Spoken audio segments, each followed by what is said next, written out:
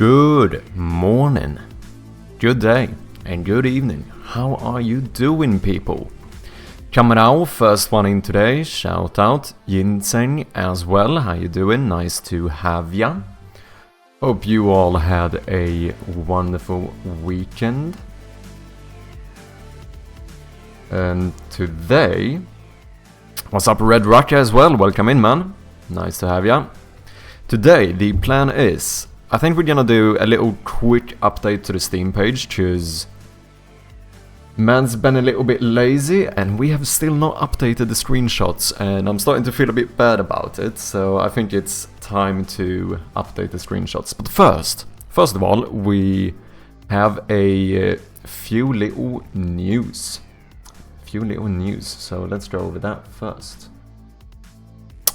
First and foremost, I have now officially opened up applications in case anyone is interested in playtesting the game, as well as if anyone is interested in localizing the game. So !playtest or !localize will get you the link. There's also a panel below the stream.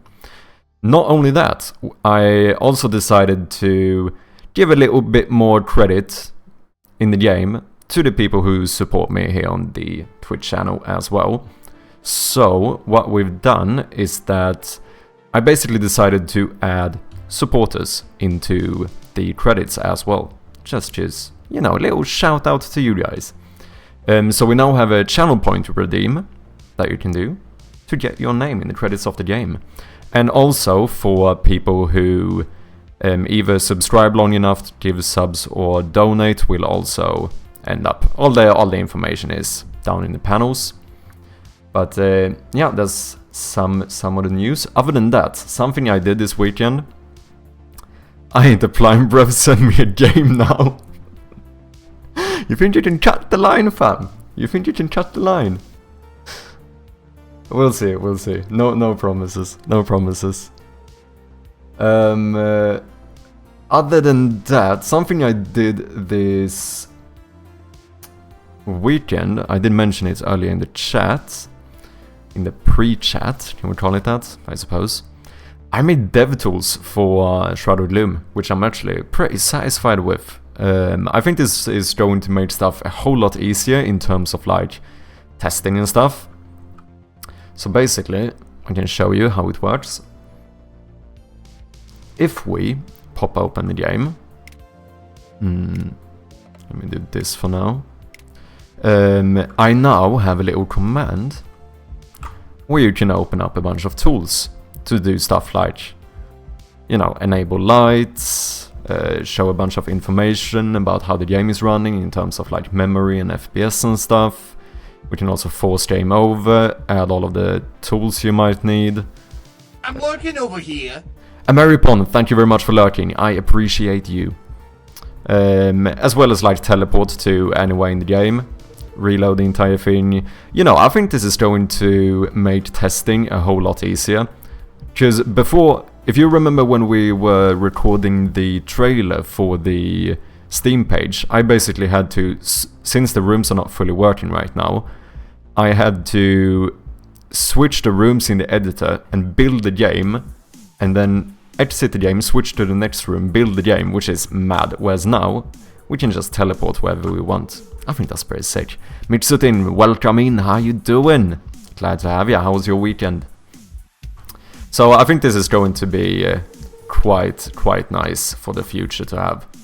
And I also did it in a pretty cool way, where basically we used conditional compilation, which we have used a little bit before. We did it for when we made the browser build of the Game Jam version. Basically how this works is that if we check my little dev tools here, which also I feel like I need to hype this up a little bit, I am progressing. The dev tools in the game is actually not a singleton. This little piece of code is actually running with events. Holy shit, we are growing as a developer, aren't we? Pretty dope. So, what was I gonna show here? Yeah, what we're doing is basically this entire class is wrapped up in a conditional compilation, conditional compilation statement. I don't fucking know. You get what I mean. So basically, this is only going to exist if you are either in the Unity editor or have made a development build, which I think is pretty neat. Because that means that as soon as I decide to do like a production build or like a playtesting build or something, I just uncheck the development build box and this code will not even exist in the game. There's no way to get to this code. But during like testing and stuff, it's going to be a lot easier to mess around. The only thing I found a little bit annoying, I don't know if anyone has an answer to this, but when you do a development build, as it is called in Unity, you do get a little watermark in the lower right corner that says development build, which I tried to figure out if there was a way to get rid of that one, but it did not seem to be the case. If anyone knows how to get rid of that, it could be nice. Because it's a little bit annoying now when I might build the game in dev mode just to take screenshots, but then I'm gonna have to edit out the development build thingy for each image. That's a little bit, you know. So if I could get rid of it, because I did add something similar for like, you know, this alpha demo, I can just like disable that text if I wanted like to take a screenshot or something. So something similar for the development build thing could have been nice to have, but we'll see. We'll see if we can figure that out. Holy shit, I'm getting spammed here. Pretty good, had a few beers with friends and played through the OG Silent Hill 2. Sounds nice, man. Sounds like you had a good weekend. How about you? I had a good weekend as well. I did... what have I done? We did a little bit with the help of the community on Discord. We got a few more languages for the Steam page. We now also support Finnish, which is pretty sick. So you can now see the page in Finnish as well. And then yeah, a lot of the time actually went to the dev tools, setting all of that up. I spent probably most of the day yesterday just working on these dev tools. But like I said, I do think it's going to be something good in the long run. Other than that, we'll see in in about 1-2 hours we are gonna get the next update on the wish lists. If anyone is interested, we are currently sitting at 57 wish lists on the game on Steam. That's pretty dope. So obviously we got a little bit less on Saturday, but it makes sense because I never actually finished the the short form teaser, so I haven't really marketed the game, so I think that's kind of fair. I did have one streamer play the game yesterday, so we'll see, maybe it's a little bit more. We'll see. If anyone hasn't so far, please feel free to go and wishlist the game on Steam. So you got help with the Finnish text? We got indeed. If anyone wants to like double check it or proofread it, that is also completely fine. Let me see here. This is the link for the Finnish Steam page. If anyone wants to check it, make sure it looks good and stuff. And yeah, like I said as well, if anyone is interested in potentially localizing the game, helping me translate the game, I have done a like Google form application thingy for that as well. So !localize if anyone is interested in that. I have there's options both whether you would like to do it for like a monetary payment or whether you would like to just support the project by doing it. You pick the option yourself. So yeah, what are we gonna start with? I would like to continue with localization, because I mean I did say this before as well. It is funny. I actually really enjoy working on localization. It's actually, as you know, as a bit of a language nerd, it's actually incredibly fun. So I kind of do want to continue working on localization, but I think we should update the screenshots on the Steam page first. I feel like that's more important. I really should get that short form thing out as well, but I think we're gonna leave it for today. Hindi translation when? I would not mind getting Hindi translation in here as well.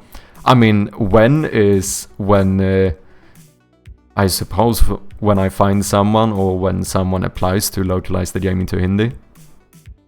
Because I think as soon as we have this like fully set up with the keys and everything, I think adding more languages would actually not really be difficult. Like, because it's not really that much more code. I mean, we might have to test stuff and so on, but like, since we have this localization table, you would just fill this out in another language. So, yeah, I think, preferably, I would like to do as many languages as possible. Your girlfriend, though? No, my girlfriend does not speak Hindi. She is, you know, she is Punjabi, so that is the language her family speaks. She also doesn't speak Punjabi fluently, but she speaks it a bit. But yeah, she does not speak Hindi. You fucking racist. Do you think every Indian speaks Hindi? You fucking cancelled, Raka. I'm joking.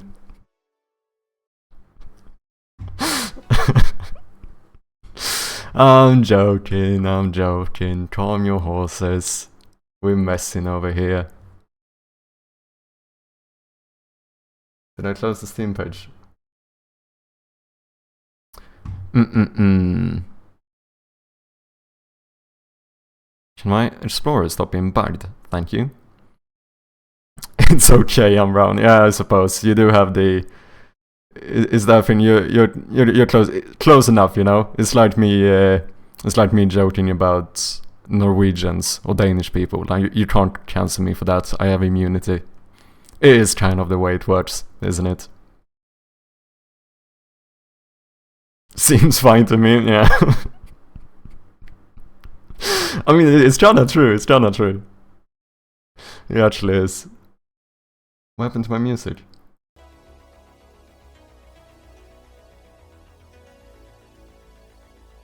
And also, let me just take a moment to say thank you so much to everyone who wishlisted the game. Oh, the Steam page. Oh yeah, no, I knew that was what you were referring to. I knew that. What are you on about? Yeah, I knew that. Yeah, this seems pretty fine. Yeah. I know I'll cancel you for sure, so don't try it. Oh, come on. Hypocrisy, that's all I'm hearing.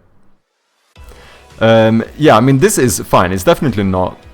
It's not horrible, but this is not the current UI for the inventory, so I would like to switch this out. This also doesn't have the highlight system, so we show no feedback. Because if we did this in the current version, you know, the number we are hovering would actually light up if we teleport to this room. Which I think just looks a little bit more polished. Just a tiny bit more polished. And yeah, for screenshots now as well, we can disable flickering on the flashlight to make sure we have a good light when we take the screenshots. I think these dev tools are gonna make my life a lot easier long term. I don't know why I didn't do this earlier, to be honest. I've been doing so much manually in the editor, whereas now I can just do whatever I want here. This is the only room. The light is a little bit lower here, because I realize it's kind of hard with this highlight system since we changed the color. Basically, in runtime, we changed the color to a dark gray and then switch it back to white when you hover it. The thing that's a little bit annoying about that is the fact that the game doesn't look like the game does in the editor. Do you know what I mean? I don't know if there's an easy way to fix that. I suppose it is to change the color of every single sprite I have in the game, but it's a little bit of work. Because if you look here, this is like actual full-on white, whereas when we play the game, it turns grey, and then it turns white on hover. But it's a little bit annoying trying to design the rooms when they arguably look different in the editor. So I think this is something we might have to work on.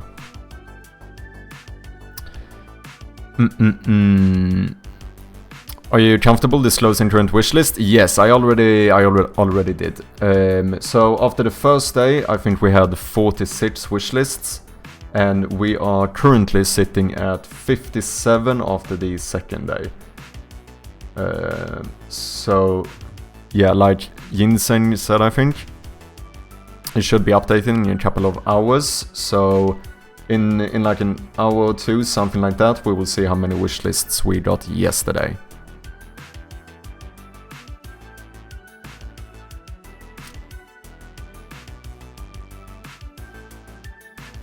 A wishlist's public knowledge? Not by default, no. Like, Steam doesn't actually, you know, release the data of wishlists anywhere. But yes, there are those, like, third-party websites you can look that, like, show wishlists of different games. But it's also important to note that those are rather, like, estimations, you know. It's not like... because they don't have the data, whereas obviously Steam has the exact data, but Steam's just a bit annoying because they only update it once a day. Because so far it seems like Gameanalytic is quite far for me. It, like, after the first day, Gameanalytic, it showed almost twice the amount of wishlists. I do expect that, I think you were the one who said it, Insane.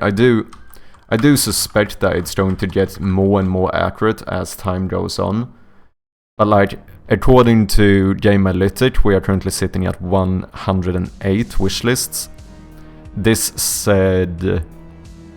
what did it say? This said 96 after the first day, whereas the actual number was 46. But they do... Try Steam top seller rank to estimate revenue and sales.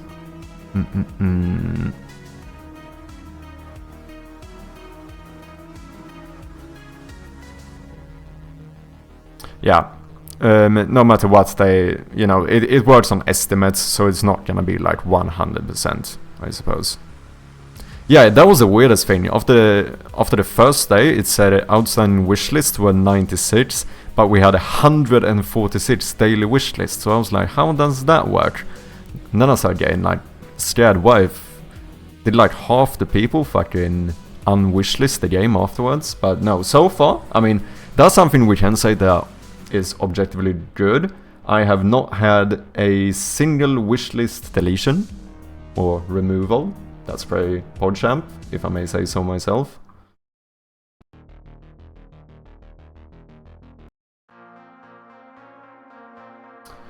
But yeah, we'll see as time goes on what happens. I mean, obviously I do think I'm gonna have to market the game, try and be... You know, I'm gonna have to try and push the game quite a bit, since in the end, you know, we don't have like a publisher or anything. I don't have someone doing that for me. I'm gonna be the person who has to try and market this shit. Might end up being a lot of work. We'll see. Okay, let me catch up here. I think I missed some stuff. Yeah, we can get an idea with Gameanalytic and stuff, exactly. I saw a game whose dev disclosed they have over 90,000 wishlists, but the follower count is only 3,000. Ooh, that's interesting. Which, based on info shared around, the 3k would equal to around 30,000-40,000 wishlists, yeah? Yeah, I have... let's see, I have the opposite. I think we are currently having more wishlists than we have followers. Right? No, sorry. I have more followers than I have wishlists. Sorry. Because we have 57 wishlists, but I think last I checked we had like 8 followers. Where do I see that again? Can I see it here?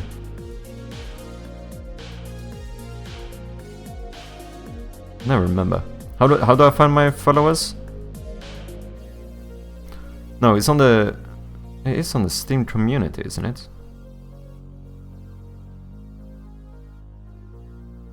I don't know. I think last I checked we had 8 followers. So I'm guessing that metric isn't as accurate as much anymore. It's an outlier. Yeah, it could also be like that as well, right? The followers to wishlist ratio. That's also an estimate. I suppose that wishlist being 10 times more than the followers is like a generalization, like it tends to be that way. Like on average, every 10th person also follows the game. But with anything like this, I suppose there's always gonna be, you know, it's not always going to be 100%. It was me, I unwishlisted 46 times.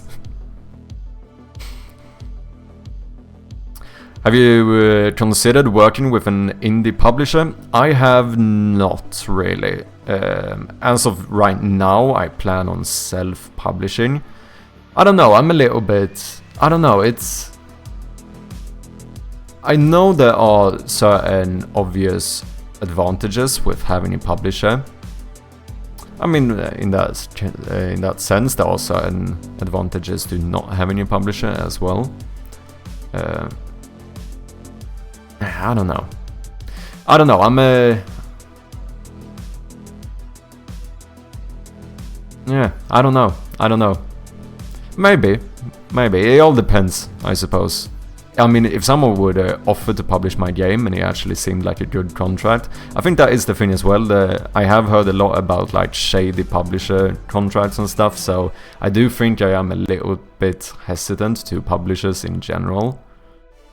But I have no experience or, you know, myself whatsoever, so I also don't really know what I'm talking about. This is not me being logical, this is me talking more out from like an emotional standpoint, I suppose.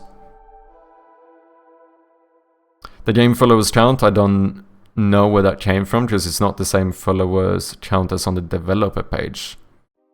But the one you're talking about was here. Oh yeah, we should see it here, right? Yeah, 8 followers. So, on average, this would equate to about 80 wishlists. But I think this makes sense as well, since,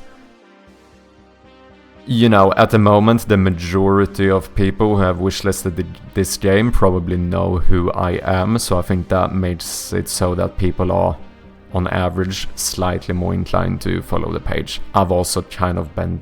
Oh no, wait, this is not following my developer though, right? That's different. Because I have kind of been pushing my dev page as well. Wait, let me see. How many followers do we have here? Oh, I actually have more here. My developer page. Let's throw in a few extra followers. Let's go. We have 10 followers. If anyone wants to follow it, feel free to do so. Get little notifications when the game is actually coming out on Steam and stuff. Not that you wouldn't get that from just wishlisting the game, but this would give you notifications and stuff on future game as well. I think most people don't follow devs or publishers on Steam that much. No, I agree. I think most people... I don't think... I mean, before I became a developer myself, I don't think I've ever... I'm not even sure I've followed a game nor a publisher, to be honest. I do now. I know I follow Coldrad as a developer on Steam. And I follow his game, but I think that's... You know, yeah, before I was a developer as well, I don't think I did. No harm in seeing what you get offered, not obligated to take any offer. That is very true, very true. Absolutely.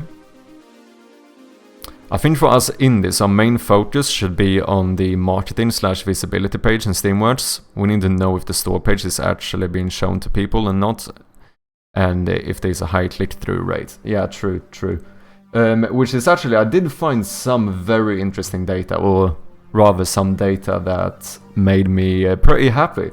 I saw that it's not a lot, but we've actually gotten quite a few visits to the page through more games like this.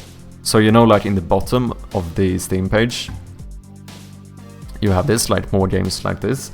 I've actually had... Let me see if I can find this again. Yeah, I've had... Oh no, never mind. No, I haven't had a single click. I've only had impressions.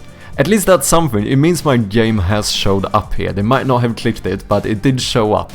Someone has seen my game browsing down here.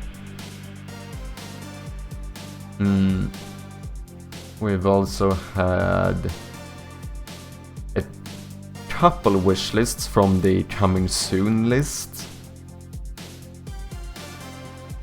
as well as a couple visits from the tag page, which I assume is if you click in on one of these tags.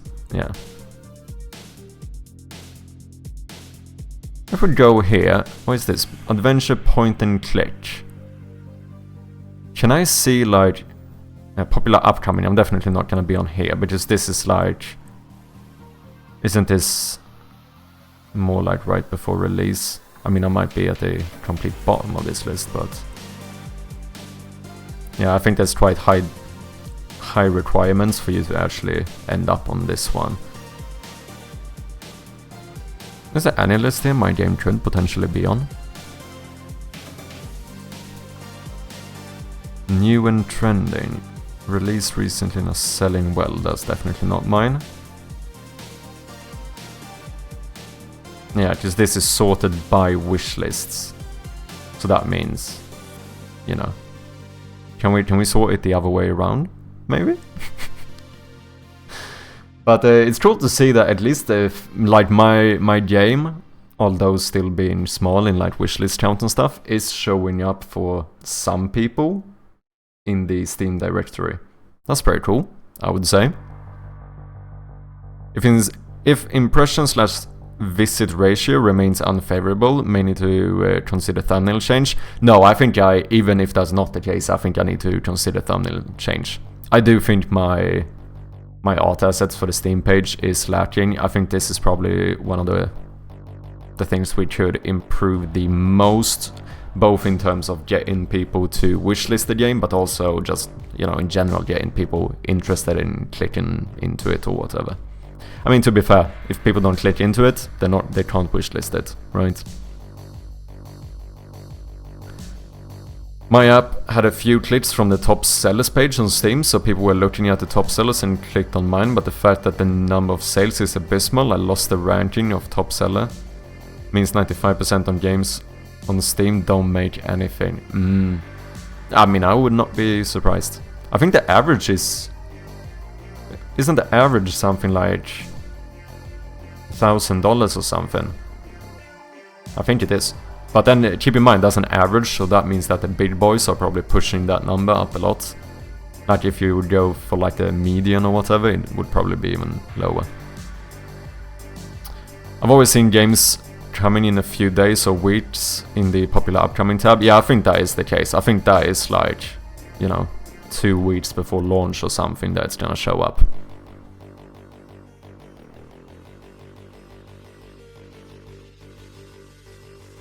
Or at least it's gonna be rated up high.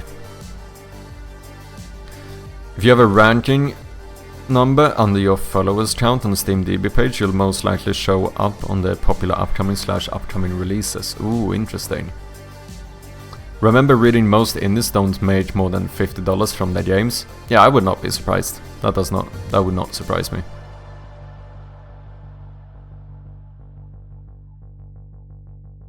That would not surprise me. I do think this is one of those, like, you know, it's a field with a lot of passion, but it's also a field with a lot of competition, you know? So I'm not too surprised. But I think that's why trying to actually make sure the Steam page is as good as possible is very important. Even in terms of like this, I think we need to add like GIFs and stuff here, you know. I think that's something we're gonna need to do.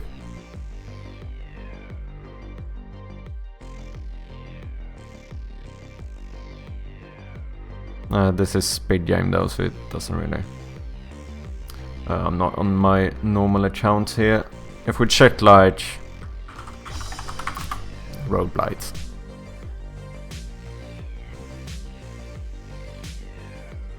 this kind of stuff, you know.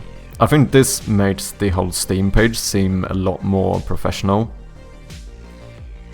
Maybe I should make like a events or announcement for like the fact that we're looking for playtesters and localizers to get something.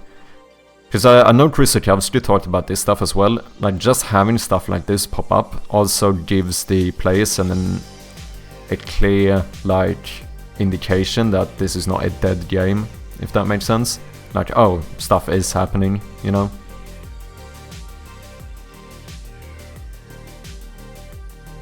Also, this is one that's interesting. I know Chris Okowski talked a lot about this game as well.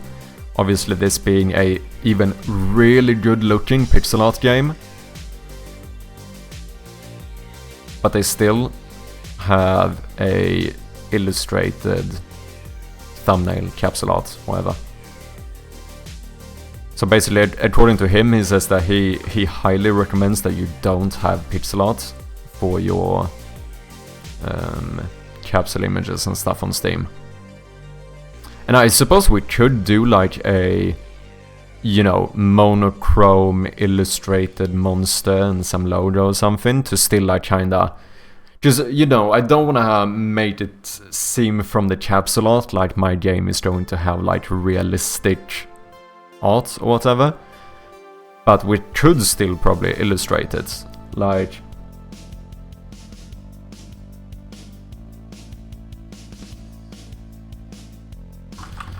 you make me a Steam capsule art image with a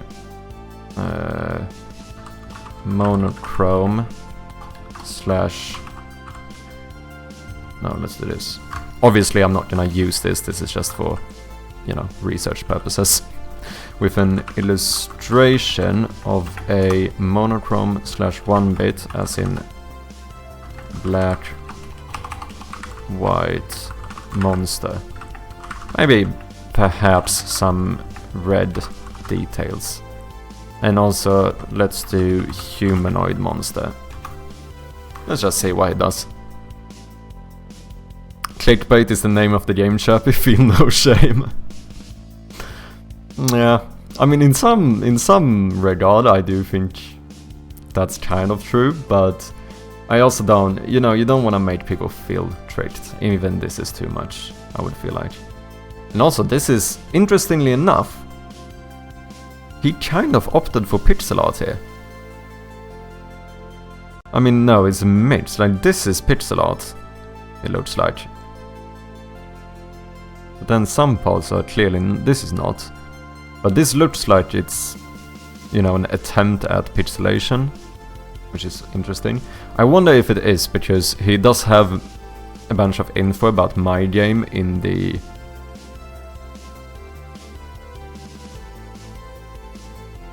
in his memories, so that might be why he's still going for like a pixel art kind of style.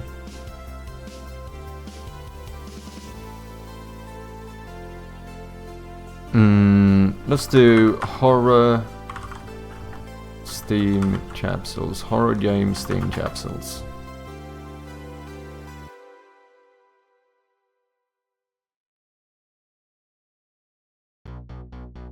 Like even something like this, but imagine like the monster being like more 1-bit art style, I feel like could work pretty well.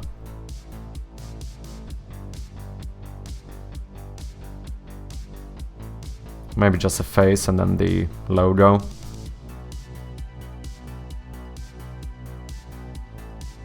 I suppose potentially we even could do that with the actual one we have.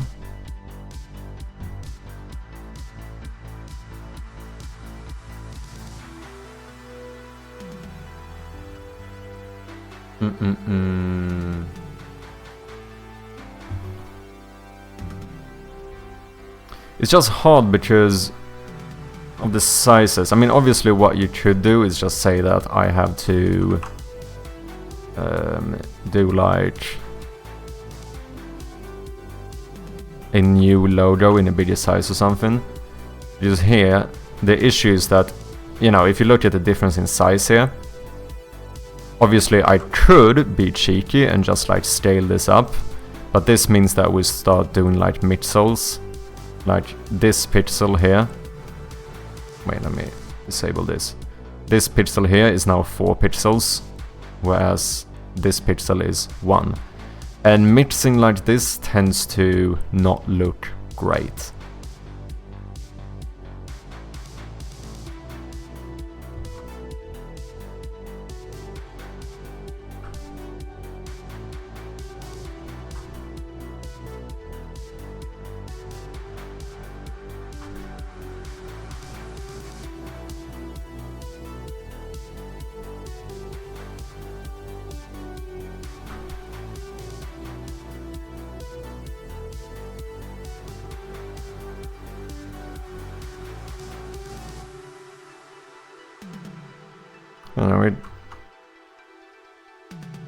Yeah, I don't know.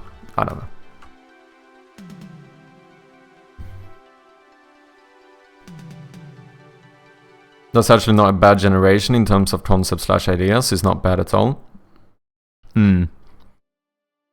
Also, you can go to steampoacher.com and enter the URL/link to any game that interests you, and it shows you all the capsule art for that game. Oh, actually.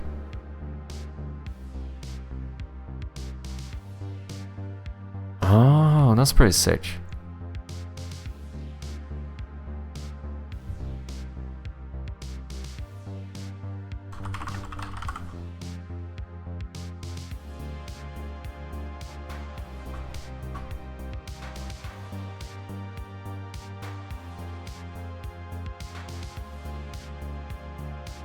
A few broken ones here. Interesting. I found it helpful in trying to figure out what kind of capsules I should make. I didn't follow it at all though, and still did my own thing. Yeah, that's basically like me looking at the Sokolsky course.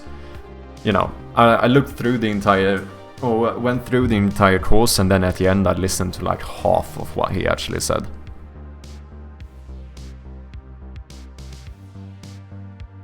All credits to Indie Dev Labs on YouTube. I think he made a website, or at least I found it because of him. Oh, interesting. I don't think I've heard of that one.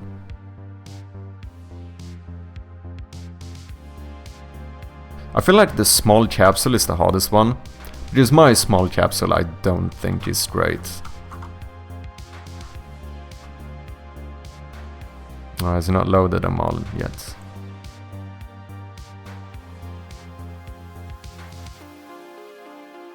Basically this one. Because I feel like the text looks a little bit too like cramped in there. I also think we got some pretty on point feedback before about this frame. I feel like I do think the shading is a little bit bad, because it kind of does look like the top part is thicker than the bottom part, even though it isn't. But the shading kind of makes this seem thicker than this. But yeah, I think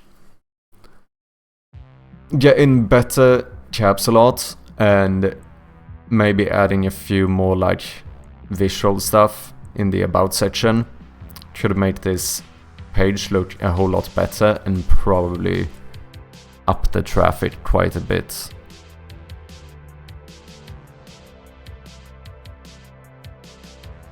It's pretty badass when a game doesn't even need to put a logo in anymore.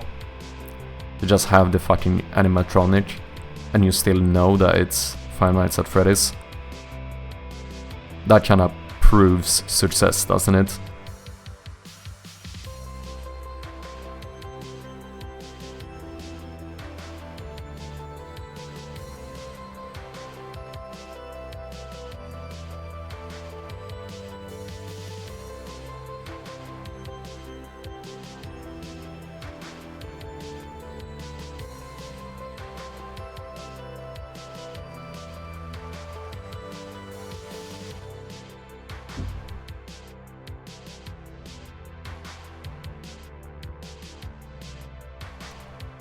Is this considered horror? Elden Ring as well, interesting. Yeah, I suppose, maybe. It's a broad genre in some regard, I suppose.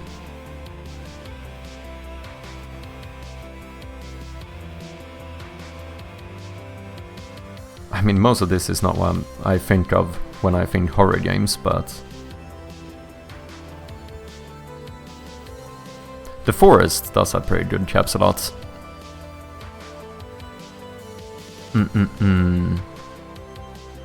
Mine wasn't great at all, but it did the job. My CTI is very low though, so I should probably do something about that, but don't know what.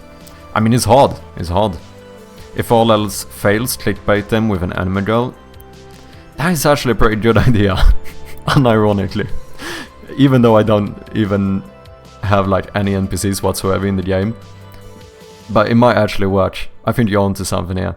What's up, Cheeto? Welcome in. Nice to have you, man. How's it going here today? It's going good. We're in the morning part of the stream here, which basically means that I'm just chatting shit while trying to finish my half-cold coffee. But overall, we're doing good. We're doing good. Currently seeing if I can get more inspiration on Steam capsule art here.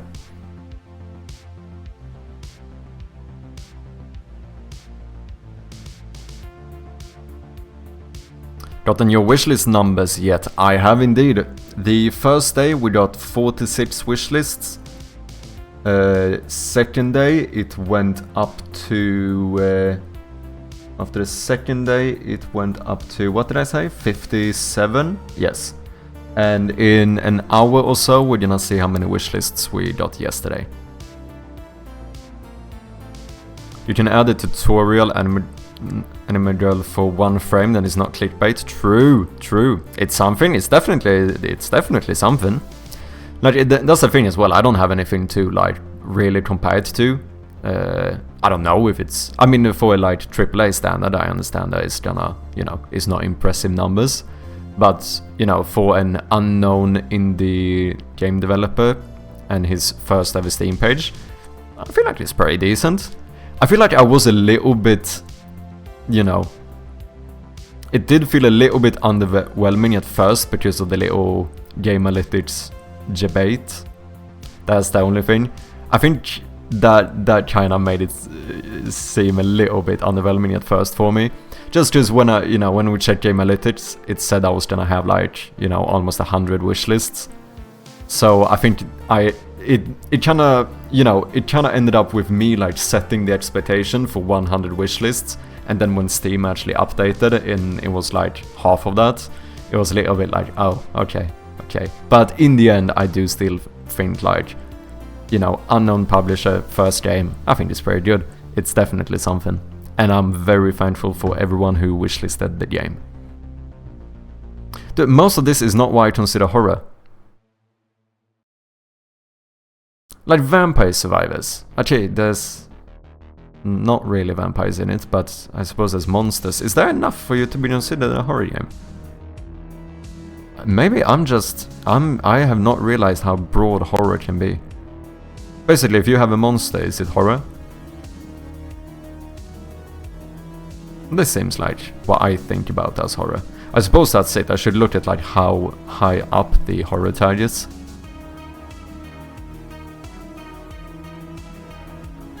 And this is the thing that I think is pretty good. Like when you look at this capsule, it's very clear that what type of game this is, or at least that it's a horror game is very clear. It does have that like horror feel to it.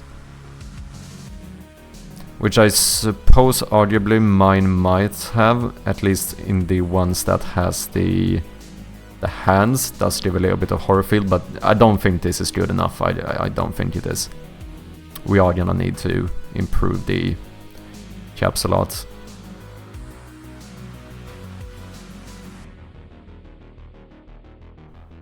This is a creepy one as well. But I think maybe doing something like this, like having some illustration of like a maybe 1-bit monster. And then having the logo next to it. It's just annoying because I don't know what to do with the logo. Like either what we would do would be to illustrate this logo into non-pixel art, if that makes sense. And then use that for the Steam capsules. Because preferably I wouldn't like to have like a different title in the game compared to what we do on the Steam capsule art. Like, you would like to be consistent with the logo, right? I wonder, how does Dead Cells menu?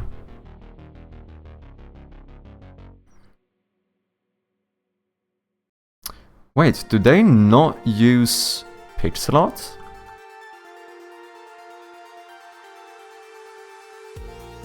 But to be fair, this is a pretty big... I know. Can I get a higher quality of this?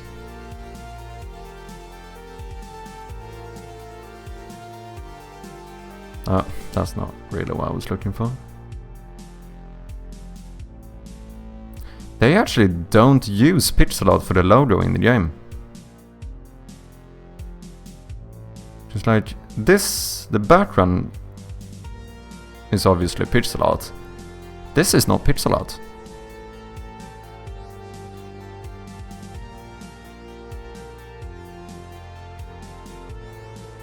Now that I think of it, Hilfoot's game. Dead Cells doesn't use pixel art, it's 3D. No, Dead Cells has pixel art.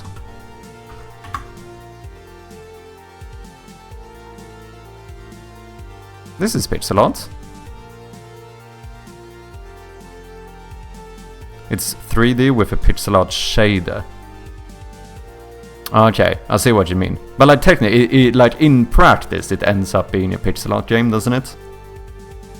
Which is when you look at it, you go, oh yeah, this is pixel art. Even though it might not actually be drawn as pixel art. But I see what you mean. I do see what you mean.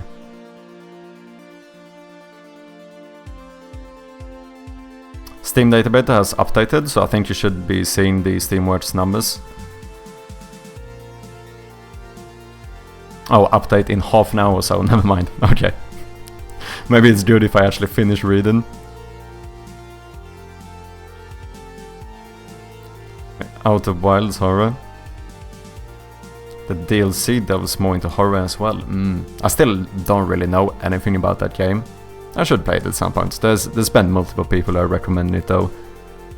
And it seems like not knowing anything is the way to go into it, so I think I'm gonna keep it that way. What's up, Joao? How you doing? Welcome in. Congrats for 1k. Thank you very much, man. I appreciate you. Absolutely look up nothing. To be fair, that's how I always do it. Do we know any other big... what should you call it? Any other big pixel art games?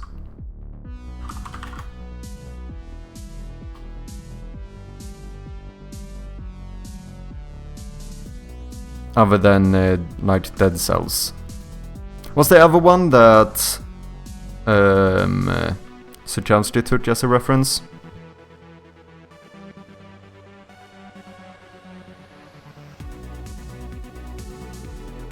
Does anyone remember?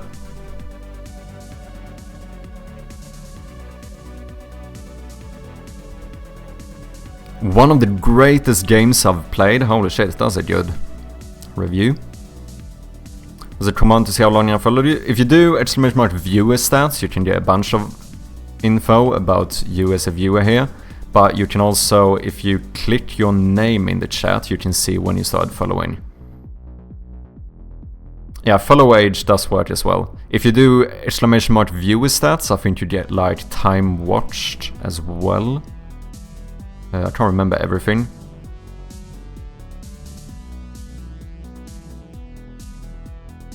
But there's a little bit of extra info in there. And if you wanna make it a fucking competition, top hours will give you the people who have been watching the most. I mean, we start by Celeste. Good one, good one. Do they use... Because I know they don't use pixel art text in that game. That's something I know, which I don't either. Yeah, they might not actually use a pixel art logo either. Celeste menu. Wait, do they not have the loader in the menu?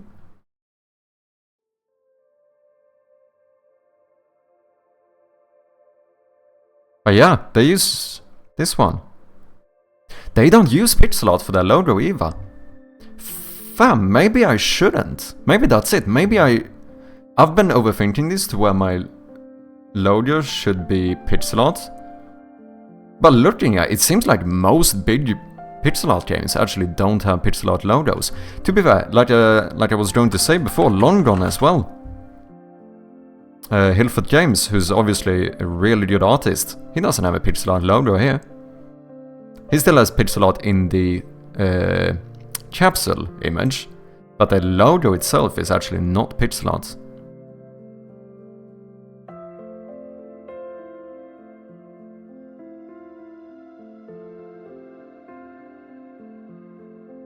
I'm an OG, been here since ONS. No, you haven't. This is fake news. This is propaganda. Red Rocket is trying to spread false information. I still appreciate you very much, and you kinda, I would consider you new OG, because like you've been here since the beginning of when I started streaming again, you know.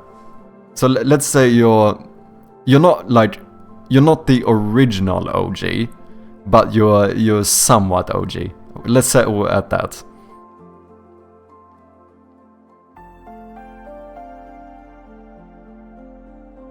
Damn, Red Raka is on there as well. Animal Well. GG Raka. Mr. Grey too.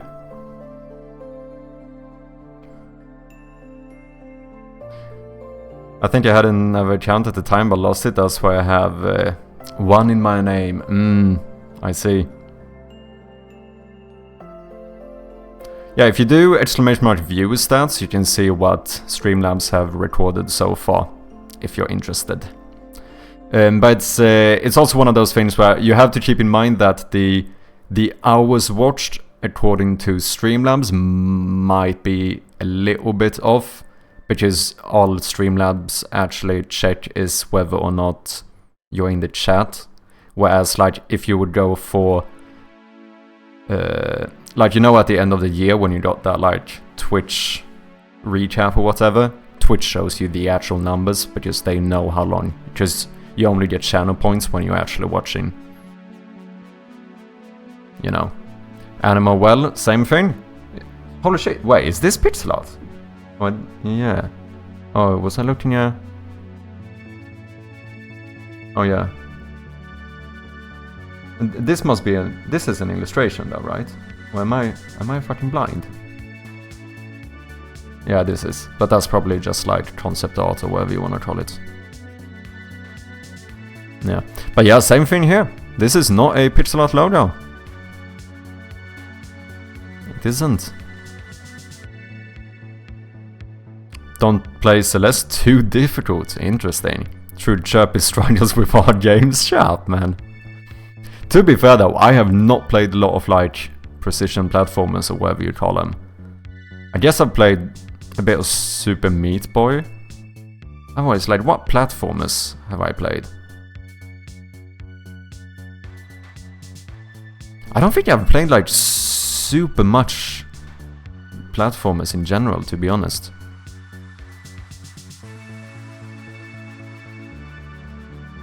I mean, I suppose Lisa is technically a platformer, but I still need to play through that game.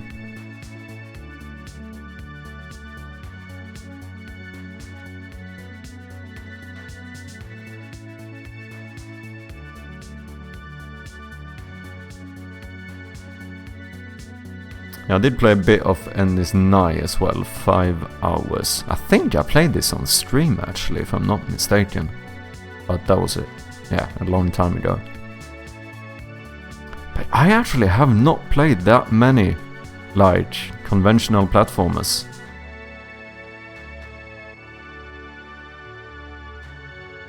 I actually haven't. Yeah, Super Meat Boy is pretty sick. And also, welcome in Netjet, how you doing? Hope you had a good weekend. For when a live Dolph with your friends, now you have more viewers, which you definitely do Dolph with your friends again at some point. It is pretty fun. I wouldn't mind doing a bit of viewer games every now and then. It's a little bit fun, a little bit of community building. If we have enough people who seem interested, I would definitely be up for it.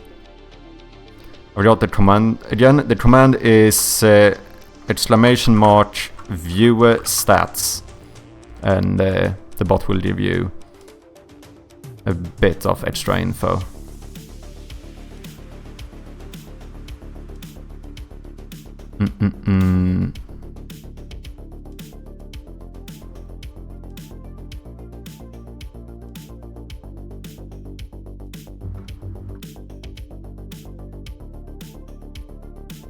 Celeste is a damn masterpiece. Maybe we should give it a go at some point. I have so many games I actually need to try out. Can we sort this on pixel graphics? Let me have a look. Maybe this is it. Maybe Undertale does have a pixel art logo. Yeah, I would say so. But I might look at this. I'd say 5 out of the 6 games that showed up here does not have pixel art logos.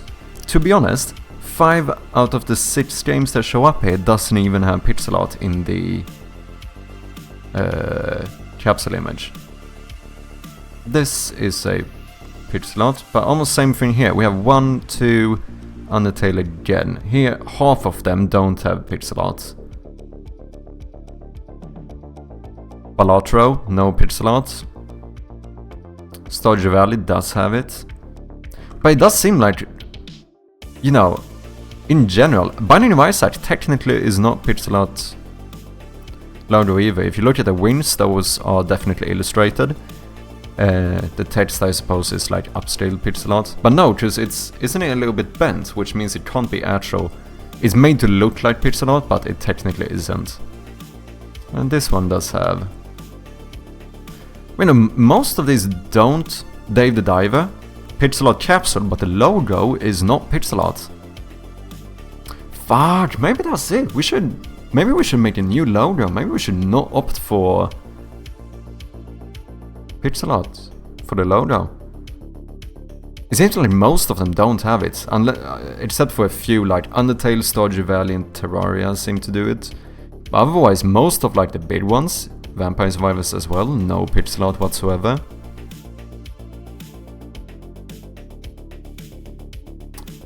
UFO 50, no pixel art. Dead Cells, Animal Well.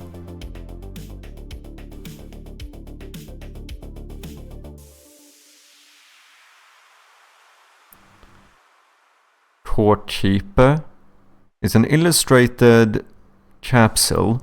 I don't know about the logo. A little bit too hard to tell. That is not pixel art. It is not. Little Inferno. Yeah. Oh, but this is not pixel art game, is it?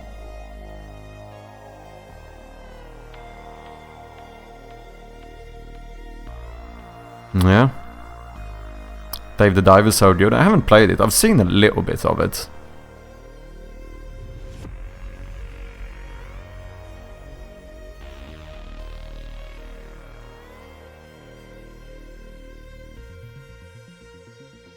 One whole 9-hour shift. Let's fucking go.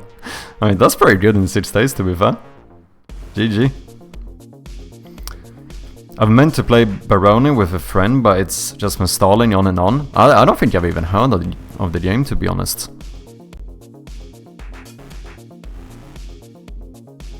Oh, is it a little bit like classic Doom or whatever, kind of inspired? Or classic Elder Scrolls, maybe.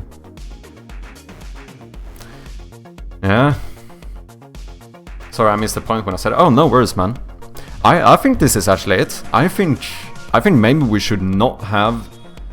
Because the main problem for me when I've been thinking about having like an illustrated capsule image is the fact that it would be weird to have the capsule illustrated, but then have like the pixel art, low resolution, upscale pixel art logo. But the thing is that it seems like the most common thing is to not have a pixel art logo. And then just, you know, have everything illustrated here, and then just add the full resolution logo into the game. UFO 50 menu. Okay, interesting here. Okay, so they opted for the hybrid.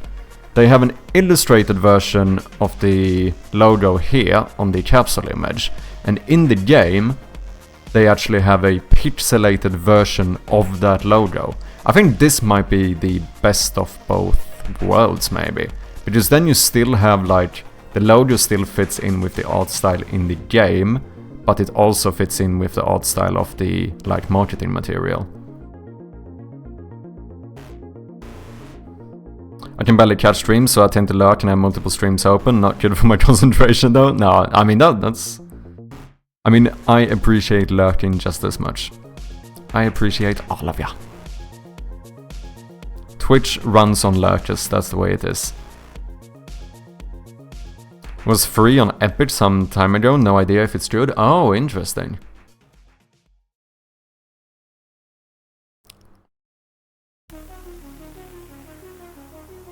Search out of line is not pixels, but it's graphics I think you could make. To be fair, I think we're not gonna change the art style of the game now. What did you say? Out of line. Well, we can check it. Oh, interesting. To be fair, this is pretty sick graphics. The background almost looks like hand-painted. Dude, I don't think I can make this. I think you underestimate how good this art is.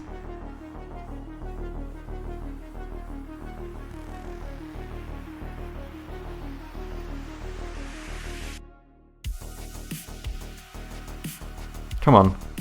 There you go. Yeah, this looks... I know, yeah, I mean, it could be digitally painted as well. But it looks like hand-drawn, whether digitally or not. That's actually pretty sick.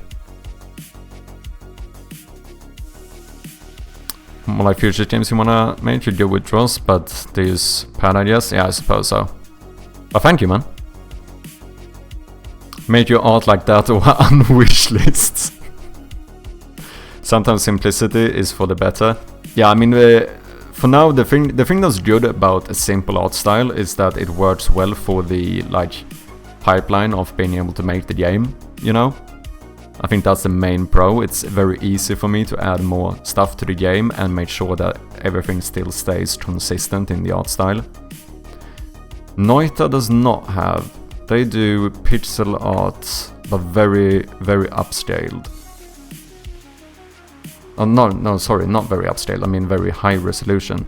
To be honest, maybe this game is kind of high resolution actually. It kind of is, isn't it? Yeah.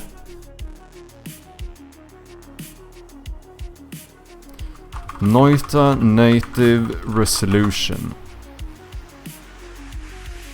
Where did I go to images?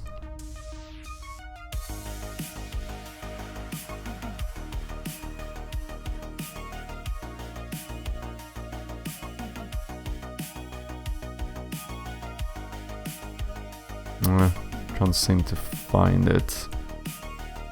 Be about to see you soon, Yinseng.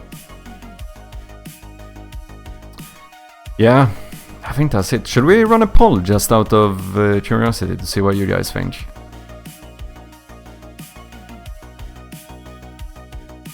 Let's do it. Let's see what. Let's go for full democracy here.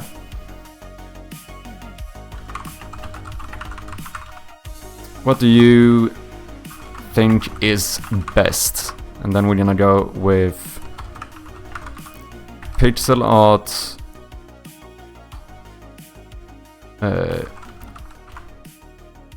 capsule,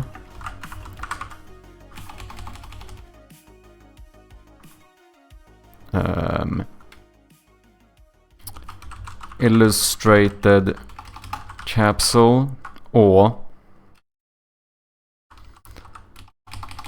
or the hybrid. And to be clear, when I say the hybrid, because I can't enter anything longer, I mean like UFO did. Like here the logo in caps lock is illustrated, but in the game the logo is actually like pixelated or made.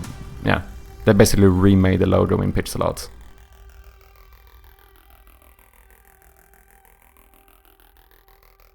So illustrated capsule would also mean illustrated logo in the game, just to be clear. If anyone wants to chime in with your opinion. I know I don't think I explained this the best way. Just to reiterate, pixel art capsule means that we would do it something like Terraria. Everything is pixel art. The logo, the background of the capsule, everything in the game is pixel art. Illustrated would be something like Dead Cells, where it's a fully illustrated capsule art, and in game you would have the illustrated logo.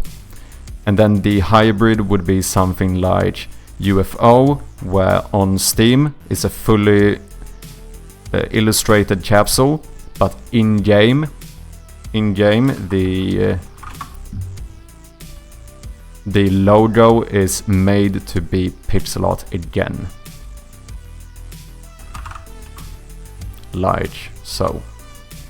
That's what I mean by the hybrid.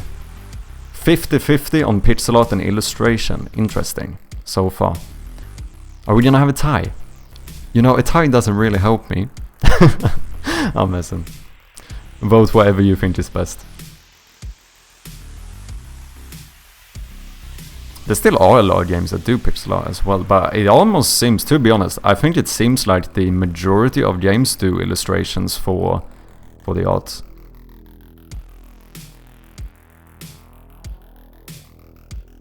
Because the thing is that you're not really pretending like the game is not pixel art. Because let's be honest, Celeste, they have the tag pixel art graphics, and as soon as you put your mouse on this one, you immediately know that it is pixel art, right? Like, it's not really... It's still very clear that it's a pixel art game as soon... Like, the second after this has grabbed your attention. Okay, 75% voted illustrated capsule. Fuck, you guys just want me to spend money, don't ya? I have to hire someone. So I don't think I can do it. No, but I think it is. I actually do think it's probably the best decision. I mean, Chris Sukamsky said it as well, didn't he? Can I see? What if I search for the Shroud? That's not my game. Shroud of Gloom. How does my... Oh, interesting. It only shows my screenshots here. How do I get my game in that bigger menu? I guess if we go... Can I find my game by adding all of the genres I have? Am I gonna find it? Top level, we go adventure. Genres, puzzle. I want to see if we can find my game here. Point and click. Oh, we have ads coming. I think the illustrated capsule grabs your attention better. After that, they can figure out if they can. Yeah, no, I think that's it. I do think that's it. Good luck, thank you, man.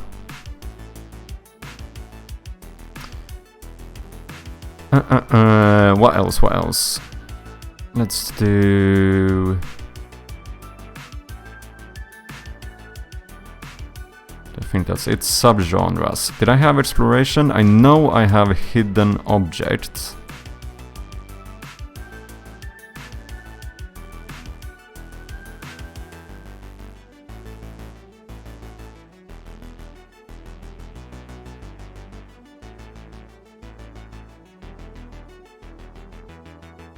.2D.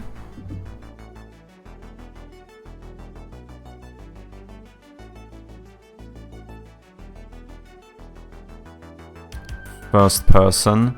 1? Is it my game? No? Why did you say Wanda?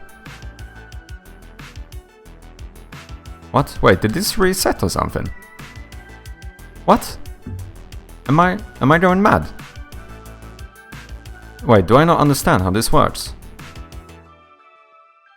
Hide, ignored. I'm so confused. Am I actually going mad? Oh wait, was I switching? No. Now I'm doing adventure and... yeah? Can I not keep adding here? You know what the easiest thing probably to do is? It's just to search for something. No, but the search menu is different though. Because here... it always shows the screenshots, right? Valheim, they definitely have a trailer. Yeah, that's just screenshots. I want to see it in this like browse menu or whatever. Search for a tag or option. Okay, let's do horror. Actually, can I add all of these? Because I have all of them. And then we're gonna do point and click. 17, is that the amount of games? In that case, we should be able to find ours here, right? Yeah, there we go. Okay, let me see. Oh, that's not great. That is not good.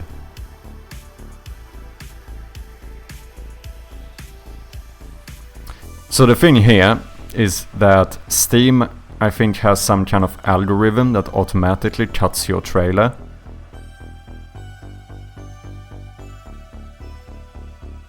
And this is not great. I have too much black in my trailer. So like half of what is shown here is fade outs. To be honest, half is fade outs in the normal one as well.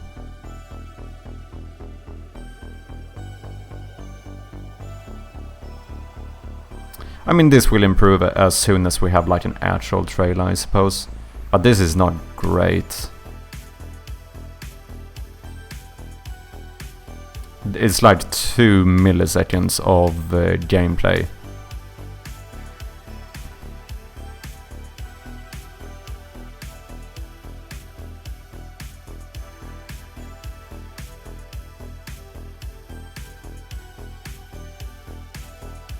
Yeah, I think maybe that's it. Maybe we should opt for illustrated art on Steam. And maybe using the illustrated logo in the game as well then, for consistency. To be honest, I think your current picture is perfectly usable. Yeah, no, I don't think it's horrible. I don't think it's like... you know, I just think that it could probably be better.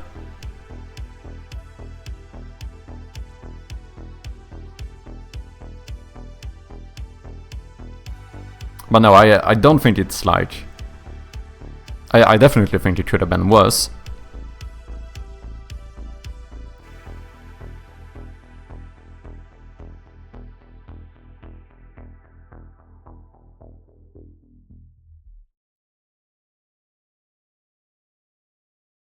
The thing I do like about having the little like outline or whatever though is the fact that it does kind of grab your attention a bit, doesn't it?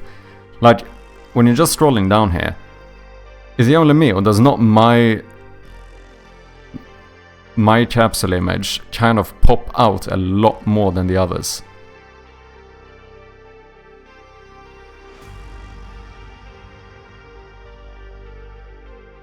Yeah, we'll see. I'm gonna give it some time and then we'll see. I'm gonna think about it. See if I can actually afford hiring a actual artist to make something, or whether I should try and make a better pixel version myself. I don't know, we'll see. But should we do a little quick update on some of this stuff though? Even here I think it would look better to have this one be highlighted, the light switch.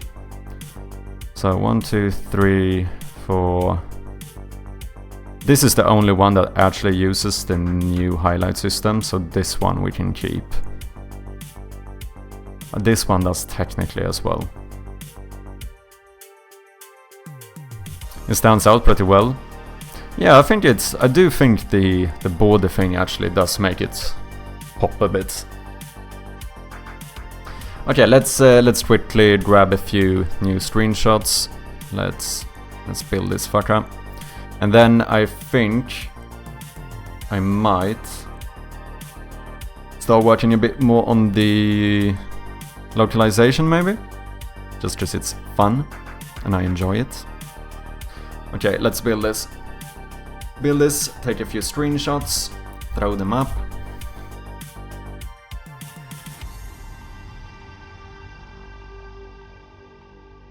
I did do a dev build, right? I think so. No, yeah, I didn't change that. So the only annoying thing with doing dev builds seems to be the fact that... Wait, am I not in... No, we do have borderless. If I move my camera a little bit... It does say development build down here. And I don't know how to get rid of it. I actually don't. You change something in the game, or is it the same as the other one? There's going to be a lot of changes. There already has been a few changes. So mainly... One of the more like noticeable things that we've done for this version is the fact that we have this highlight system now. So you can see how like wherever object I'm like hovering gets like highlighted to stand out a little bit more, so we have more like visual feedback. But then a lot of what I've changed after the game jam is like code stuff that you don't really notice. Because obviously I ended up, as they say, done a bunch of like refactoring for the code to make the code better, because the stressed jam code was a little bit spaghetti, if that makes sense. But no, the game is, for the full game, it's going to change a lot.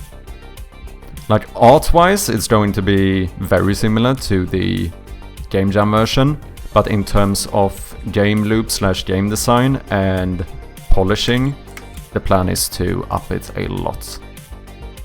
So we also have this, something else we did is diegetic UI for the inventory.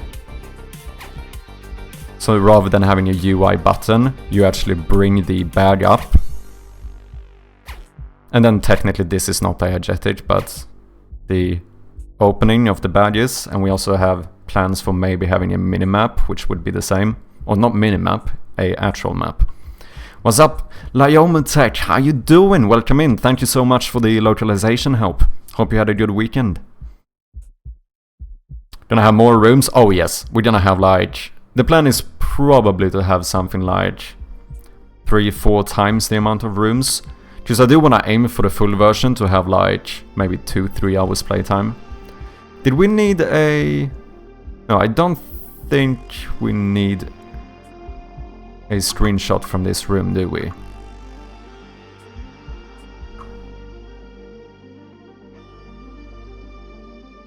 I suppose if we should show the inventory, we could do it in this room. So let me do something. Let me open up this little menu I made and I'm very happy about. And then we are going to hide the version number, so we don't have to edit that one out. Or maybe should we show the fact that this is from the alpha demo, to be like more upfront about the fact that the screenshots are not from the full games? Maybe we should keep this in.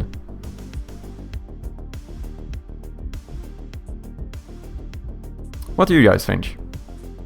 Remove it for the screenshots or keep it in for like basically trying to communicate that this is not full game screenshots, if that makes sense.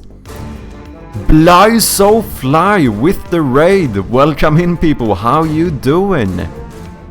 Bly raid, Camo Juice, welcome in as well. Do I follow you? I don't follow you, fam. I'm sorry. I'm gonna throw you a little follow. And also, let me do a little shout out here. What have you been working on, man? Both DMI, we be raiding. Welcome in as well. Hope you guys doing good. If you don't know me, I'm Mad Sherpy, and I'm currently developing a point-and-click horror game called Shroud of Gloom, which you can wishlist right now on Steam. If you guys want to, I can show you the teaser. Here you go.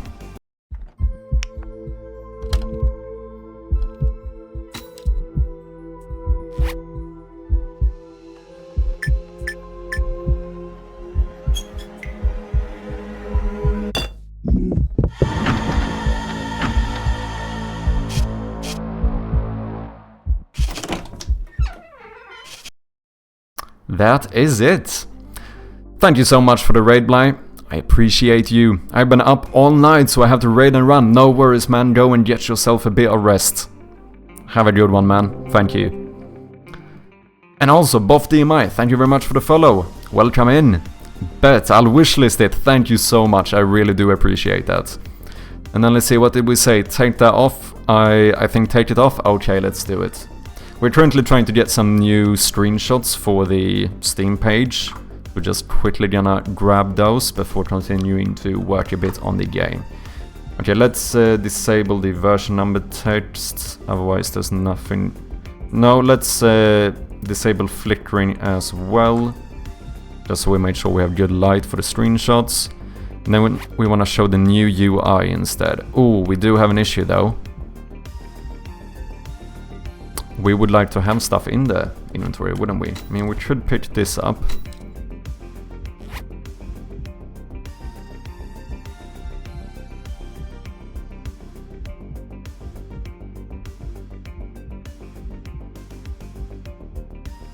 A little bit annoying that you can't really see the fact that there's a bag down here, but I think this might be how we have to do it.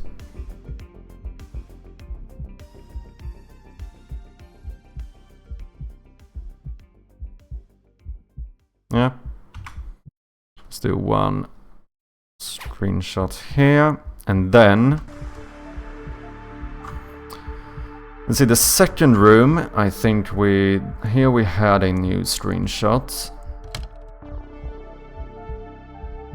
Don't think we need anything from here. Let's go here.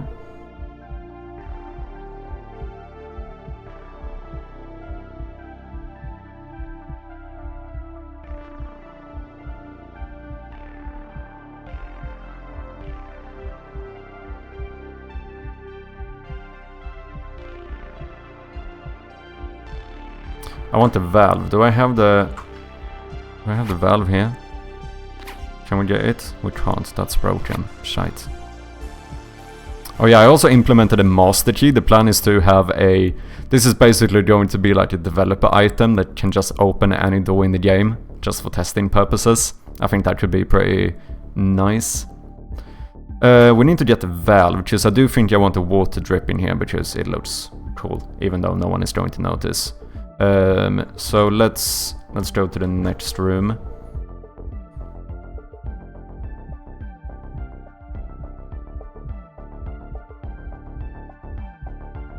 Wait, I do think I want some numbers to be entered.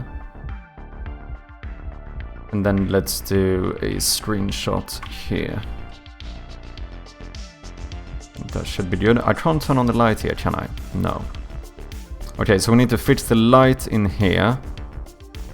Which means I also need to make sure that these two look fine. We need to make sure that... Because right now the radio is automatically highlighted, which it should not be. By the way, the art style is sick. Thank you so much, man.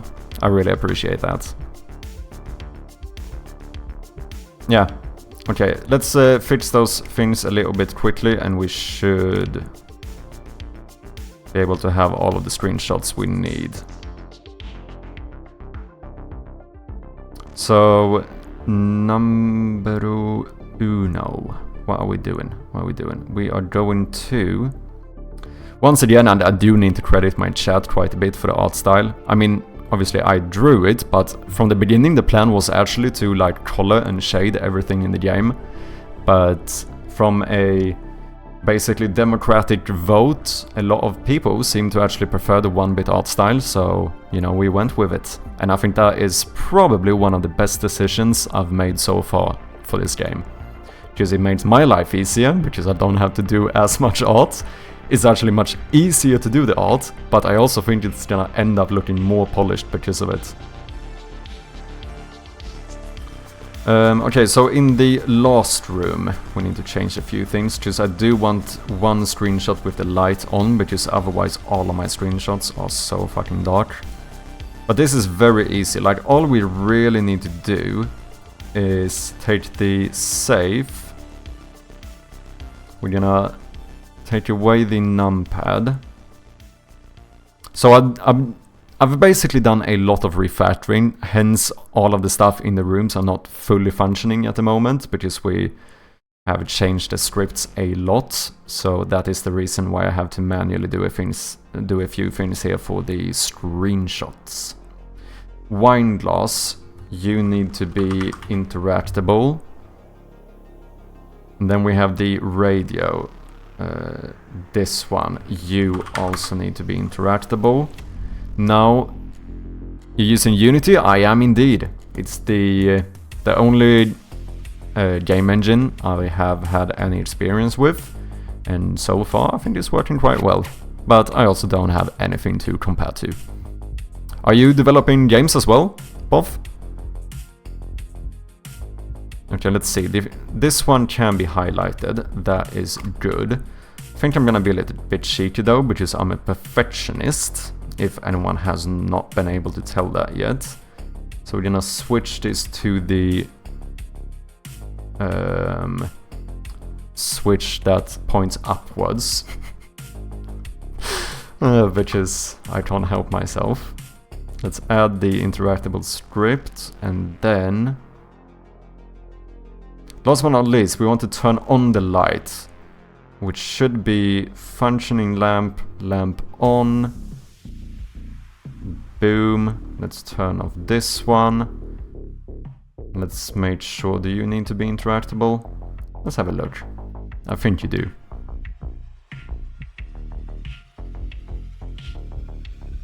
Alright, it's a lot darker now, since in the first version all of the sprites were actually white. With the highlight system we've made the sprites automatically turn dark grey or light grey, and then we turn it white on hover. But it does make the entire room look a lot more dark if you compare it to Shroud of Gloom. If you compare it to this, because here we didn't have the highlight system. It's gonna probably look even more dark when we add interactable here. I suppose what we could do, maybe,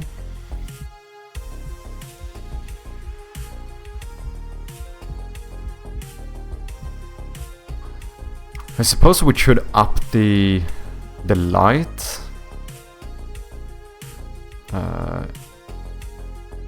Not the actual intensity of the lamp. Or maybe up the radius a little bit as well.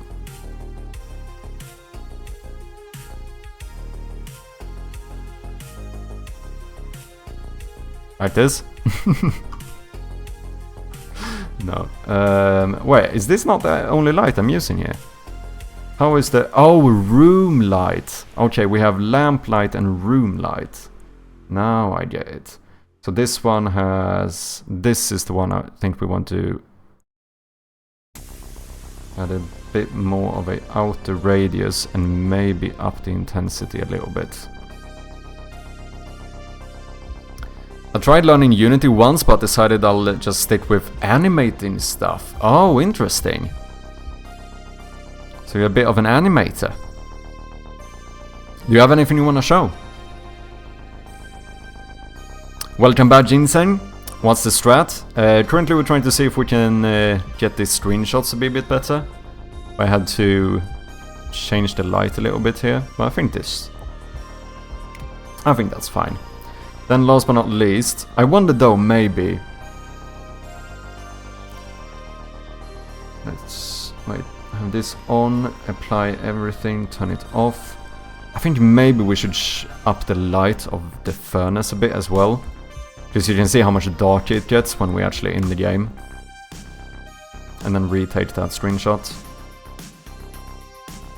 But this is the thing, I need to make something where it's easier to tell how this is going to look in the game. So I mean, what we could do actually, just as a test, is to turn this on.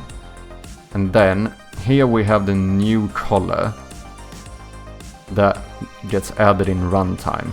So if we go here and we paste this color on all of these sprites, we should be able to see how it actually looks. Hot coal key. Oh wait, this key is actually turned red. Okay, so I think we need to... Wait. Oh no, this is the light, never mind. Door key, there you go. It is red though, but then we can just do this. Maybe something like so.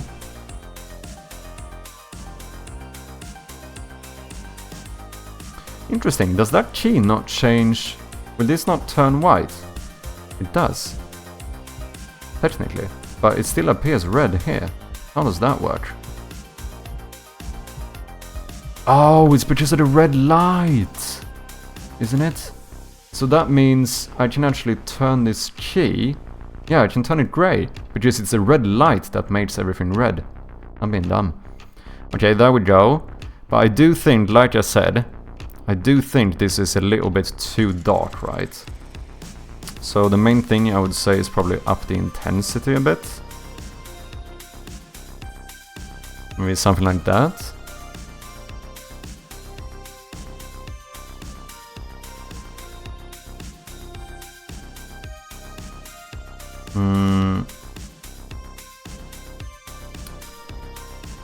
Yeah, I'm learning Blender right now. Dope.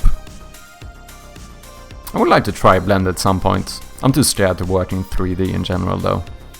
Don't have anything good enough to show yet. No, it doesn't have to be perfect or anything, but otherwise just let me know when you do and gladly take a look at it.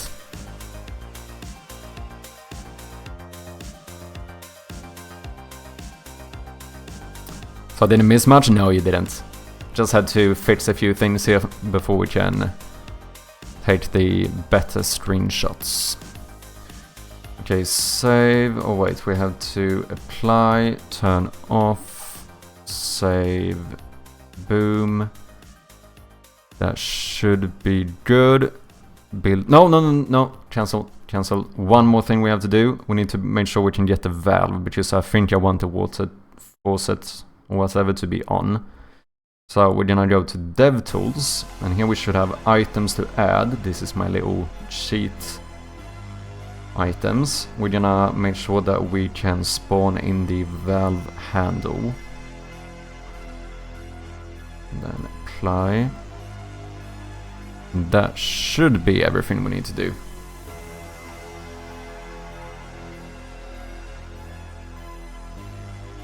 I'm gonna try doing some Unity again in the future. Yeah?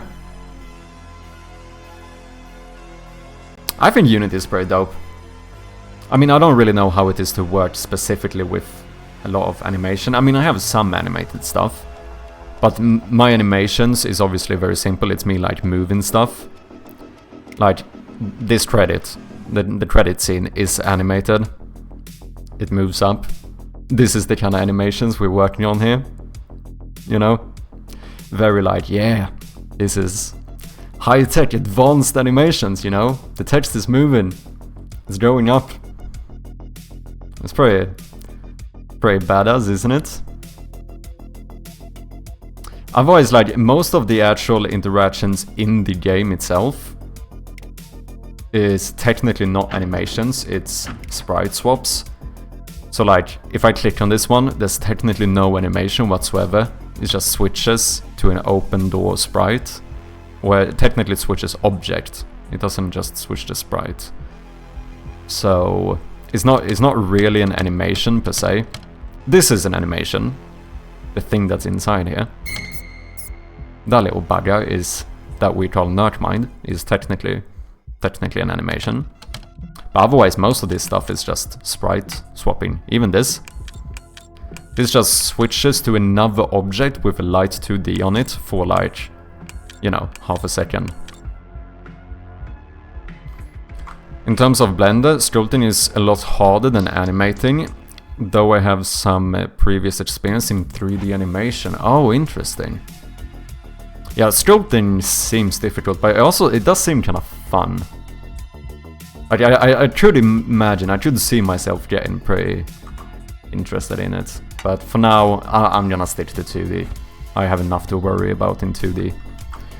Okay, room 2. Yeah, this looks better. Come on. And then we're gonna cheat, give us a bit of tools here. We should be able to put you here. I think I want this to be highlighted. Make sure you take your time with the valve, don't want to get that wrong again. Sharp, man. No, it's super easy, you can just click this button and you get the valve. Just for you.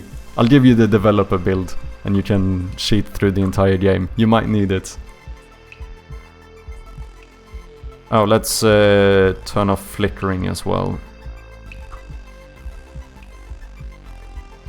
Damn, this is... the highlighting here is a bit bugged, but no one's gonna see that. But yeah, I think this is good, and I think I want to screenshot when the drop is falling. That was way too late. Too early. Too late. Too late.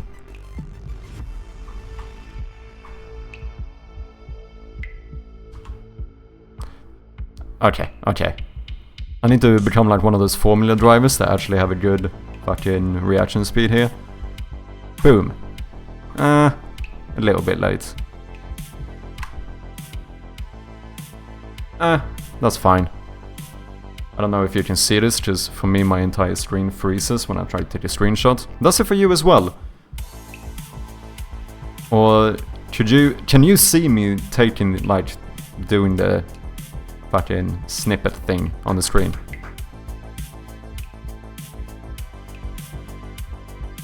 Blender's super intuitive, really good program. Yeah, I have heard a lot of good stuff about Blender in general. Sculpting is more of learning a lot of different things and combining them. And animating is getting good at one thing. Yeah, I see what you mean. Yeah, that probably... yeah, because the animations often end up being like rigging, right? And then like moving stuff, making sure it looks good. Which I suppose that is a little bit more centered around specifically the, you know, animation art or whatever. Whereas sculpting is, I feel like just learning the commands and everything, or like the tools for sculpting, seems like it could be a pretty big learning curve. Does this look fine? Nothing is like weirdly highlighted? No. So let's highlight the light switch. Screenshot.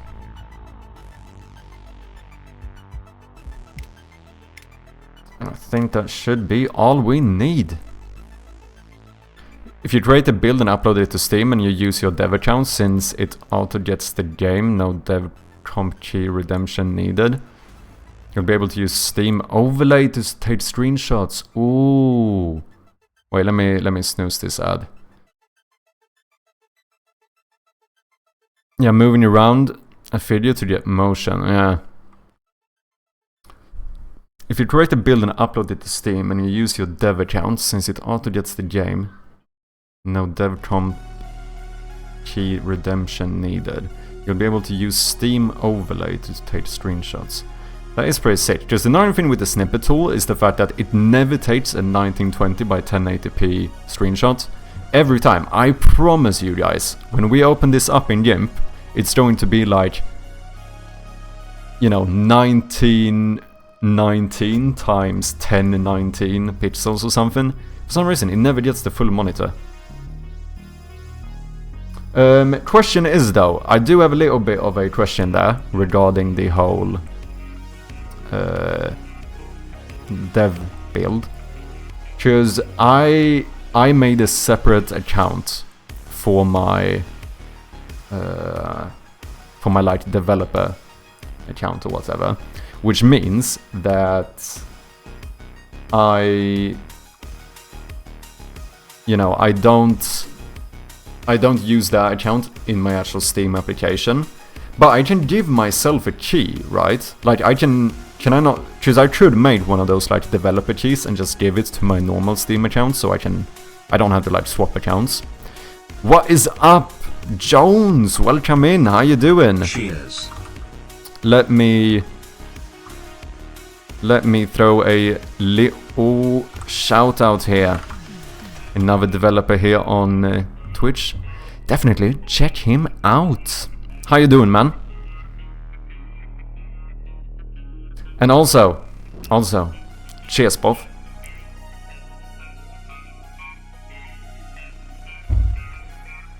I have a developer account and my personal account. I use the developer comp key to get the developer branch onto my personal account. Okay.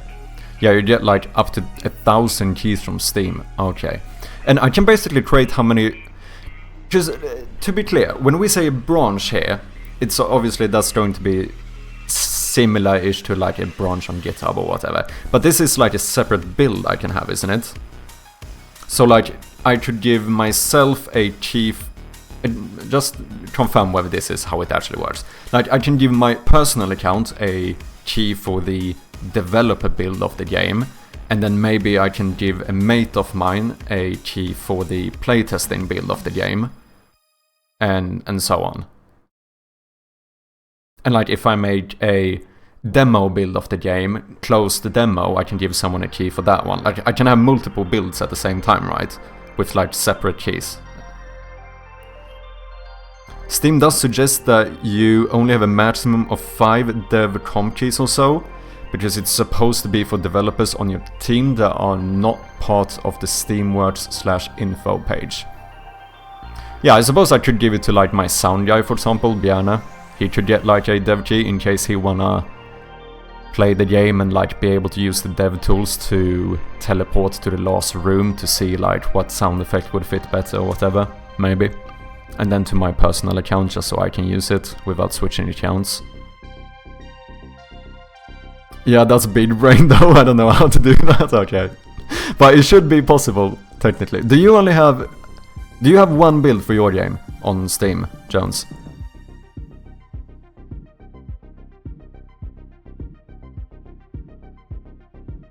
Was it this account?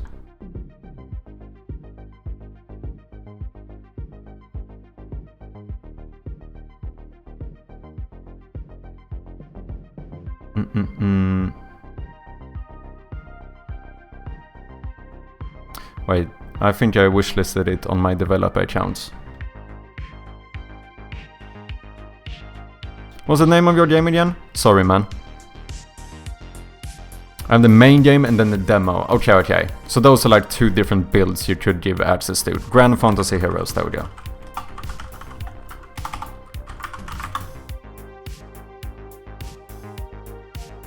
Here we go, let me wishlist this on this one as well. If anyone wants to check out his game, you have a link right there.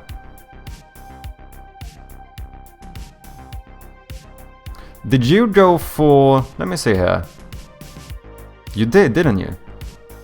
Did you do separate Steam page or demo page? Oh no, you didn't. Never mind. I always get confused when I see both of them show up in search. That makes me think that it's like... Because you know Roadblight, for example? Like these are 2 different Steam pages. Like the Roadblight demo is its own separate page. So when I saw both of them here, I thought that was the same, but you have one Steam page for both. And then on this app ID you have 2 different builds that you can give people access to. Oh, you do have the demo out as well.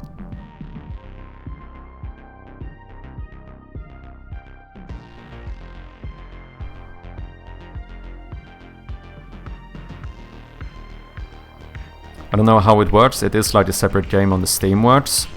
Yes, but it's not like a actual separate page. Because Roadblight has like a different page you go to that says... That would have said like Grand Fantasy Heroes demo. And like you can get reviews specifically for the demo. But I think that would mean like you... I'm quite sure you would have to pay again a Steam Direct fee. But also, if I'm allowed to give a little bit of feedback, I think you should be able to get that button where the demo is available here. Because this is almost missable. Like I almost thought that the demo wasn't out yet. I don't know, I have absolutely no idea how it actually works. But I think there should be a way to enable it to show up like this. Which I think is probably gonna get you get more people to download your demo. Just throwing that out there. Because, I mean, I don't understand, at least, why don't I still make the button red or something so it pops a little bit? Yeah, I don't know how to do that. That would definitely be better. I do think so. To be fair, I have absolutely no idea how to do it either. So, you know, you know, don't listen to me too much here. I don't know, maybe you can't do it. I mean, I think you should be able to do it though. I think it is some setting or something in Steamworks, as far as I understand. But like I said, I have no personal experience here. But it's just so much more visible. I think you would probably get more plays. But your Steam page is looking good though. This is the kind of stuff I want to do. Add more like images and stuff. Yeah, we were talking about this as well. Maybe adding like anime girls or something to get more wish lists. I think it could work.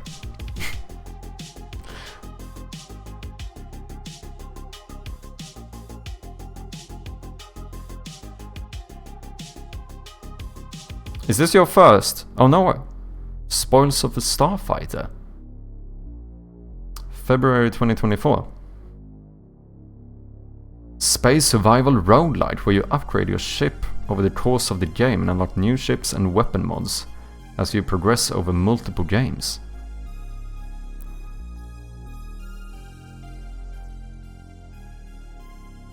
Man is actually a professional.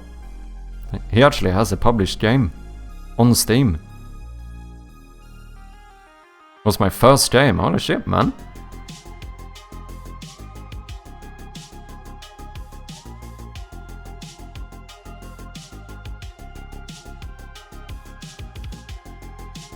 Wait, you don't have a trailer though? I don't understand this.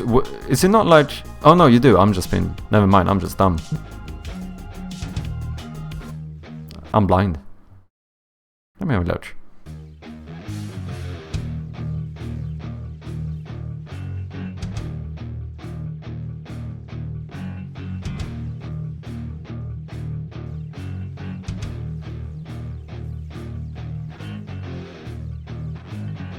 Oh, we have some ads coming soon.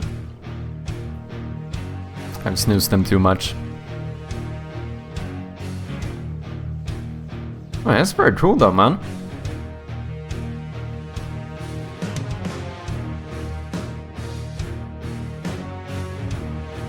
Upgrades and stuff. Actually pretty sick. I'm a redo soon. Oh, interesting. In case anyone wants to check it out, you have a link there.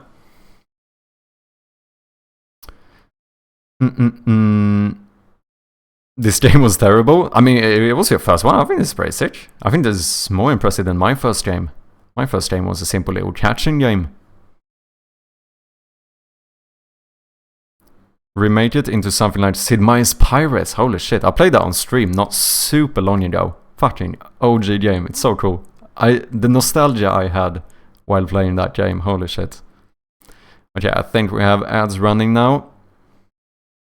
While we have the ads, let me take a quick little be right back, and I'm just gonna reheat my coffee, and I should be back once the ads are over.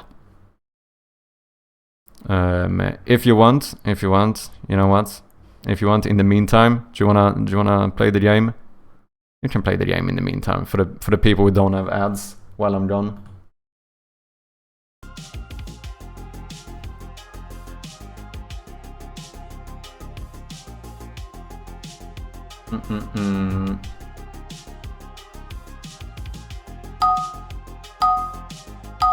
Okay, here we go. Let me quickly go read some coffee and I will be right back, Arunis. Okay? Cheers.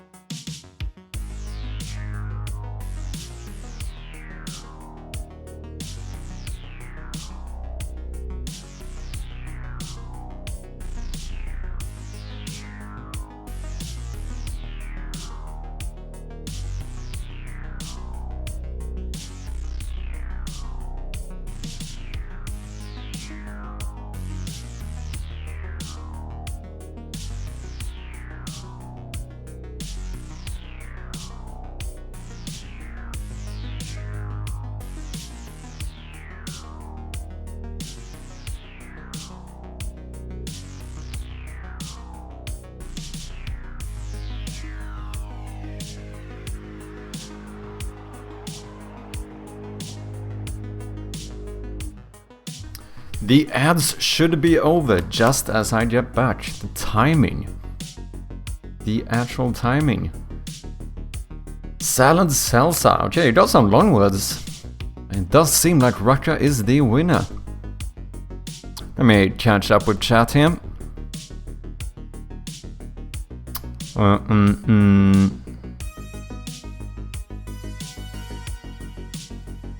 think I missed quite a bit.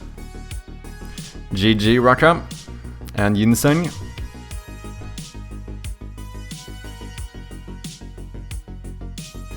Regular game demo and Steam playtests all have their own app ID. So when you use the pipe GUI to upload, you use different app IDs for each.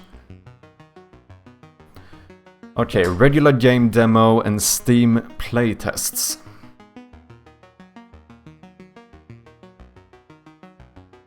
But what about the... because we were talking about some developer thing as well, right? The devcomp key...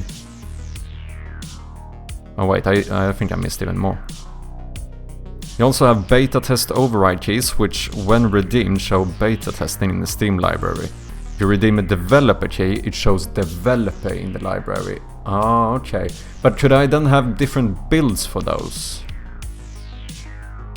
But the beta test override, review press override, and the dev comp override all give 100% access to the build, regardless of whether it's public or not.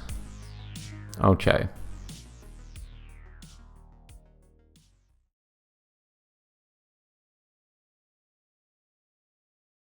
Man, this is so much to type on the phone. I'll type it out and share on the Discord instead. Yeah, cheers, man.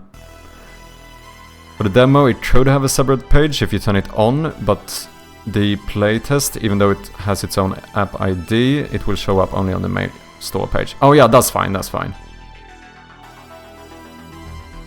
Go to your demo application. Okay, so this is for getting the demo thing below the page.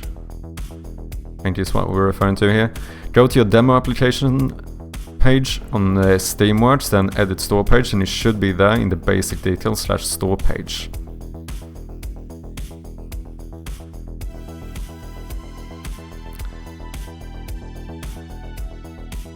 Button isn't showing for me because I had the demo turned off, but I'm 99% sure it's on the store page settings.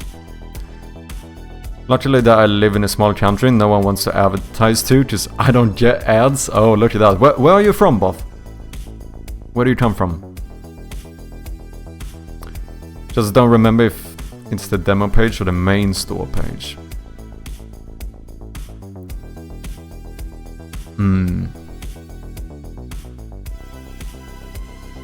What do we do with this? I ain't no Twitch veterans. Yeah, exactly. So for that game, you basically have to try and sort anagrams or figure out anagrams. So this one is iceberg. Holy shit, fam! I am so quick. Fuck all of you. I'm sorry. I couldn't. How could I resist that one, dude? 1 second, I fucking caught it. Genius, man. Absolute genius. No competition. I also don't have a delay, so, you know, I do see the word a little bit quicker than you guys, but let's not talk about that. Okay, that was a little bit cheeky though, not gonna lie. Oh, damn delay. Oh, come on, man, that was way too late. Don't even try it. Don't even try it.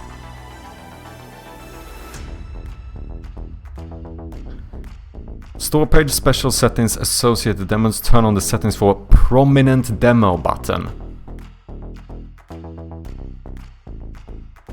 Yeah, I think that's a. I almost feel like that one should be enabled from the get-go, shouldn't it? Hungary. Oh, cool. Hey, do you wanna help me proofread my Steam page in Hungarian? Dude, I'm just straight up. You know what? If you're a viewer of mine, you just get a bit used. That's how it works here. Sorry, man.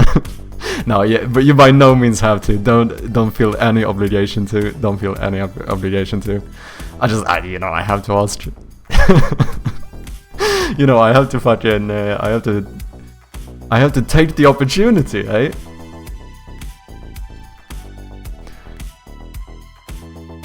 Blocks. Not even a special run or anything. Blocks.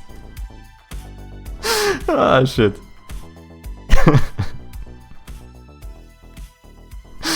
Dying too slow. Oh, wait, you're playing the game? Holy shit. I'm gone.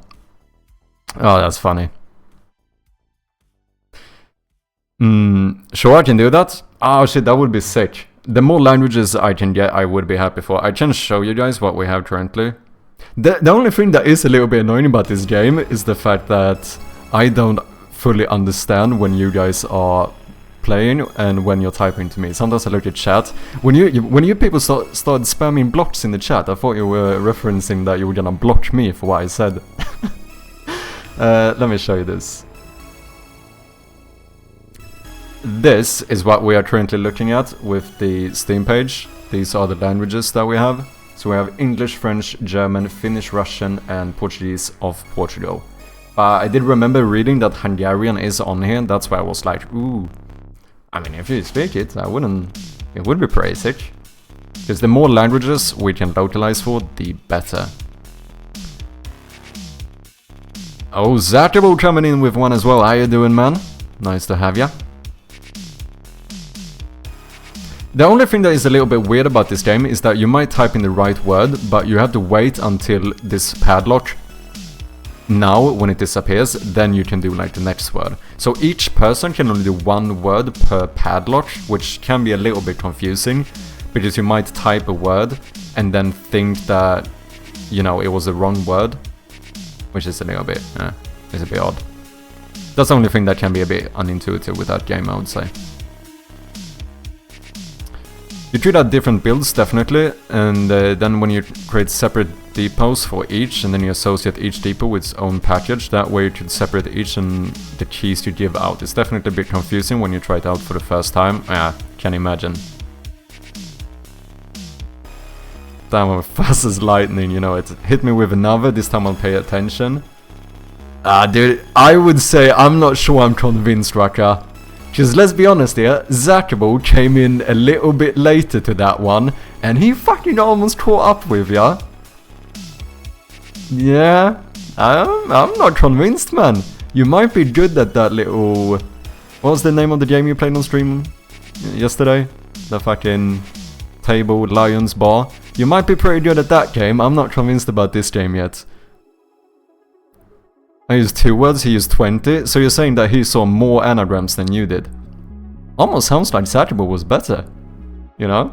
It kinda sounds like Zatchable did play better. I mean, you know, I'm not saying that specifically objectively is the case, I'm just saying that it does seem to be the case. You'll be finished delay or not. Oh, okay, that virtual one was pretty sick. Ritual as well. I was about to say that. This game is very fun though, isn't it? It's also perfect for you Zoomers when I have to go on a break or something. I can keep you entertained even though I'm not here.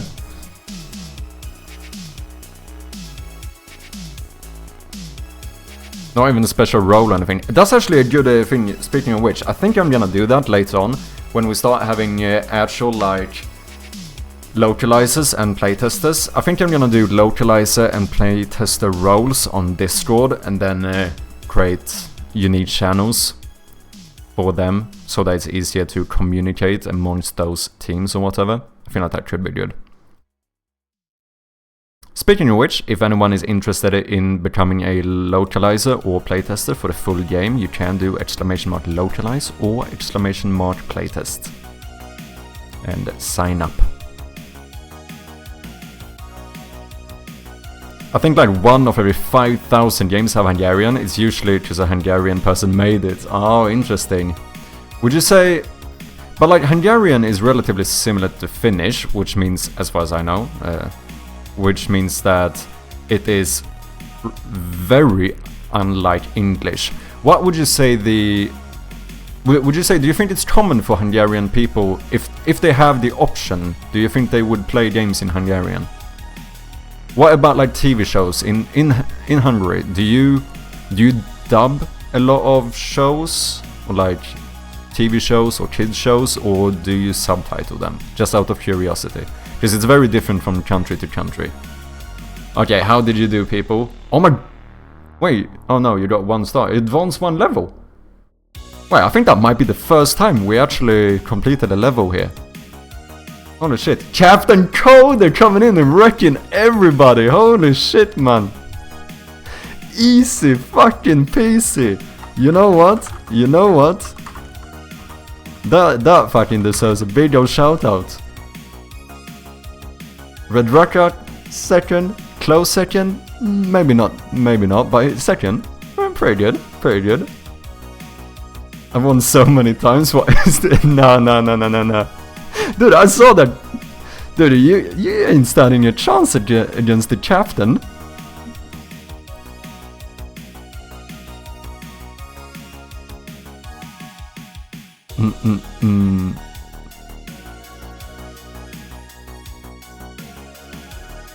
My dyslexic ass cannot do this shit. Oh wait, wait. How dyslexic are we talking? Are you sure you wanna proofread the page? I'm messing.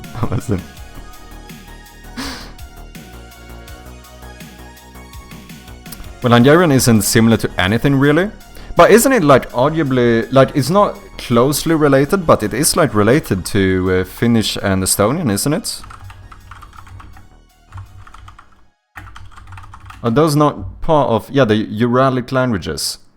Refer to Sami, Hungarian, Permich, wait, Finnish?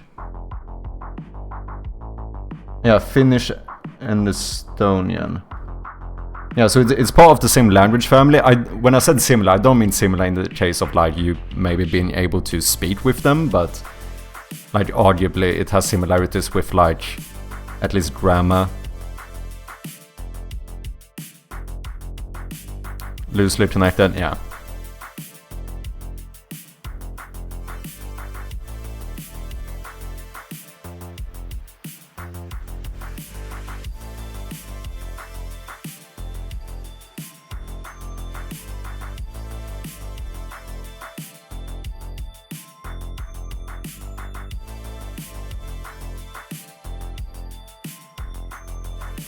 Oh, you guys are actually doing pretty good. You guys are actually doing pretty good.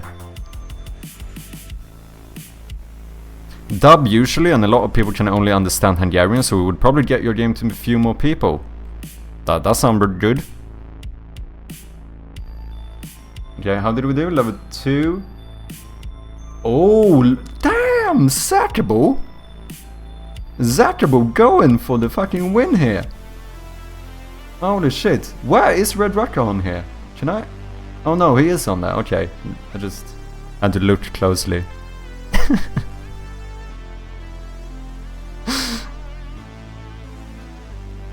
I'm messing. Also, AE!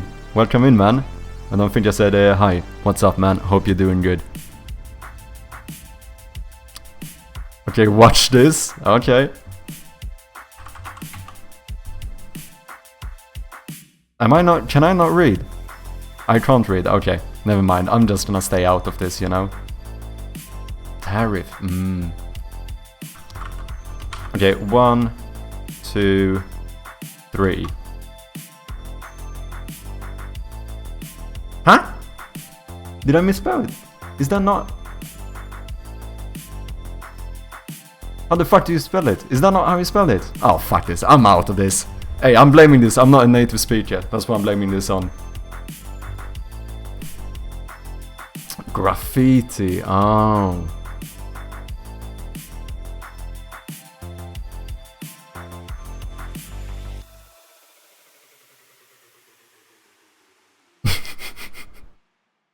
Nice one.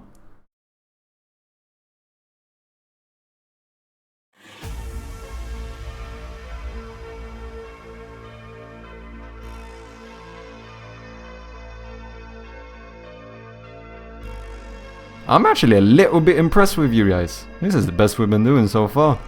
Level 4.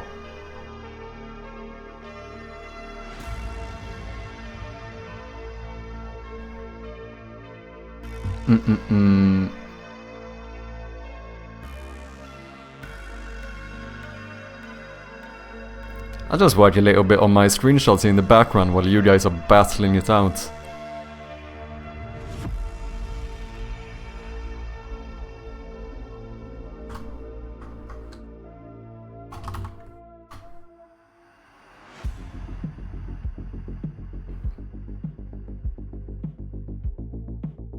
How did we do?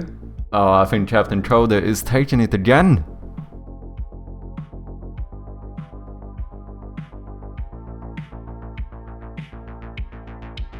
Oh yeah, should I get a... What I've usually done so far is that I get a AI translated version of the Steam page. So I could get ChatGPT to translate it to Hungarian, and then if you wanna double check it for me. Oh, never mind, Zakable. You know, Zakable, he doesn't always go for the long words, but he goes for the quantity. I think that's it. I think it's the quantity strat.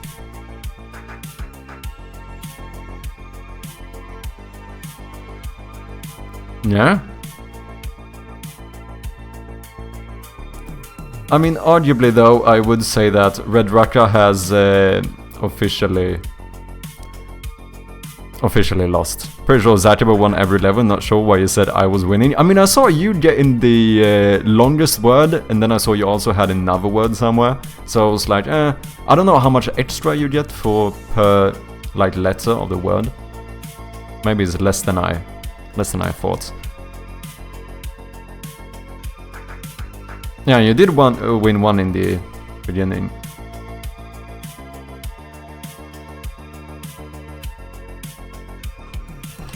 Ah, shit.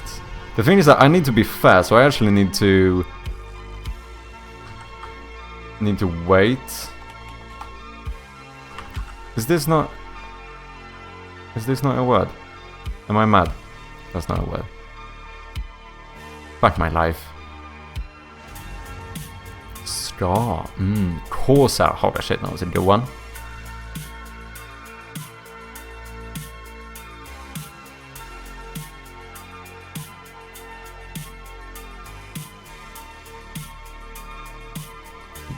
The cow, welcome in as well.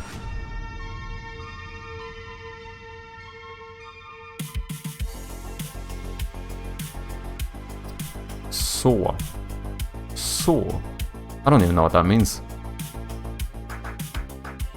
Is it something about soar? Is that something about a sound? No. So, oh, is it like... Oh, it's kind of like not flying, but like floating kind of thing? Soar above? Oh, okay. The bird's sword. There we go. Interesting. But anyhow, I'm just using this to up my vocabulary, innit?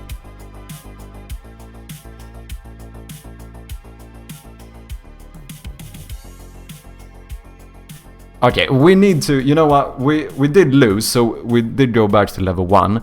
We need to fill out the whole thing, right? I feel like, you know, people, listen here. We are trying to represent the Mad Sherpy community here. And we can't represent the Mad Sherpy community with unfilled words on stream layouts, whatever you want to call it. We need to get like every word here. I want 3 stars. Is what we're supposed to have, right? Why is this like half of the words? Okay, we need to up the game. I'm gonna up it by literally making this a little bit bigger. And now, we're gonna get every single word on the next one, okay? You can't always get what you want. Yes, I can. Because if I don't get it, I just change what I want to the outcome that happened. And now I still got what I wanted, right?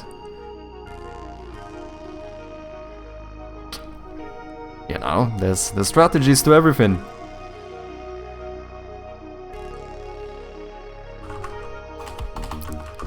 One, 2, 3.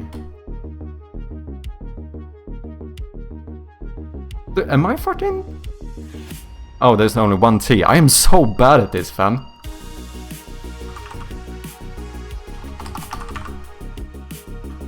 The thing is that I do try to be nicer too. I need to wait a little bit after I see a word. Oh no, Zachavo, you got it. I was just gonna say it. Oh wait, that one's not on here. Oh, that's interesting.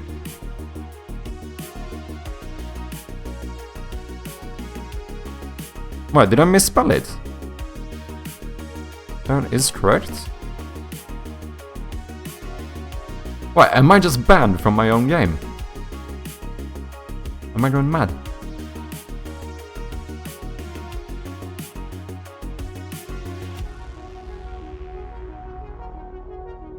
Oh, Taro. But isn't this... Should that not be one as well? Was it because of the pad thingy? Oh no, there was only one T. I'm a fucking stupid.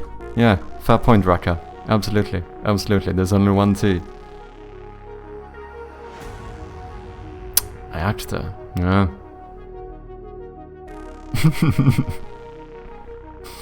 Oh wait, guys, hurry up! We have to get all of them.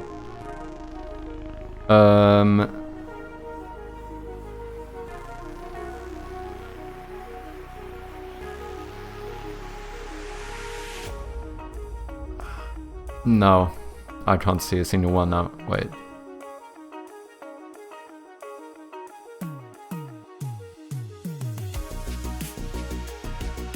Oh, coat. Good one. Last second. Last second. Nice one, dude. It was close enough. It was close enough. It was close enough.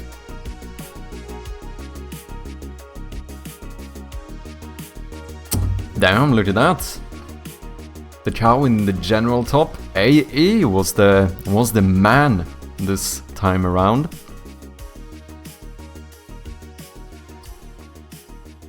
It should show you the missing one. That's actually true, you know? Yeah, you're actually right. It actually should show you the missing ones. I 100% agree. It should. It should. Okay, you fucking zoomers, can I get some work done now? You can continue playing if you want, but you're gonna have to play it minimized. I'll keep you up as long as people are playing. But let me do a bit of work at the same time, you fucking zoomers.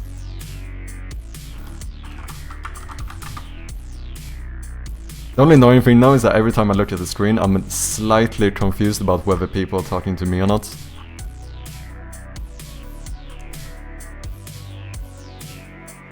Damn, you guys really fucking went in for it! Holy shit, never mind. Wait. Are we gonna get all of them?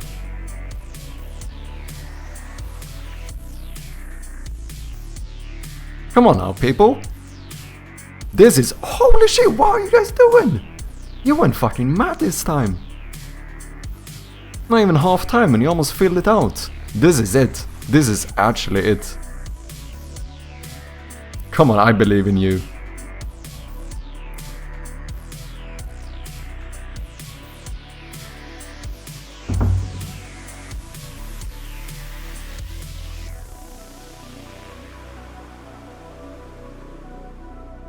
One 4-letter and one 5-letter word left. A gape? A job? What the fuck? Oh. Greek word meaning love.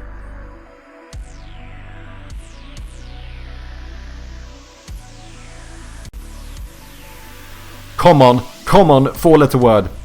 Guys, I believe in you. Come on. You have to do this. We have 1 word left. Like 3 seconds. Did we have Chape? Oh my god, that is so close. That is so close. Good fucking job, man. Holy shit, you guys went in for it this time. That was mad. AE 41 stars. Does anyone know how, like, what the stars refers to? Is it like the amount of letters you guessed in the words? I don't know. Did you get 3 stars though? Ow. GG. You know what? I'm actually a little bit impressed. You know, I'm actually a little bit impressed. You know, you guys are actually doing all right. You guys are actually doing kind of all right. Maybe you're not as bad as I thought. Maybe you're not as bad as I thought. Let's just hide this little development build here. Level 7. Oh, it's like... Huh?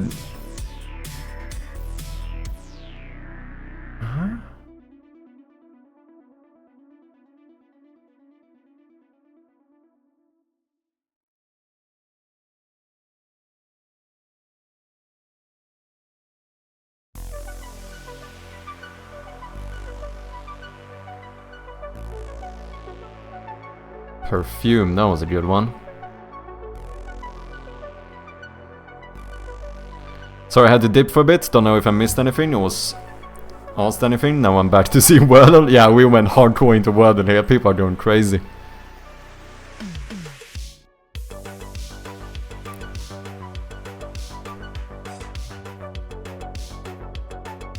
Yeah, I'm just gonna keep it. I mean, as long as you guys wanna play, I'll keep it on. I'm not gonna be the one to say you can't play.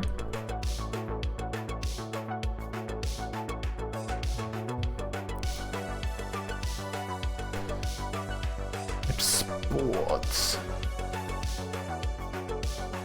T is the faint letter.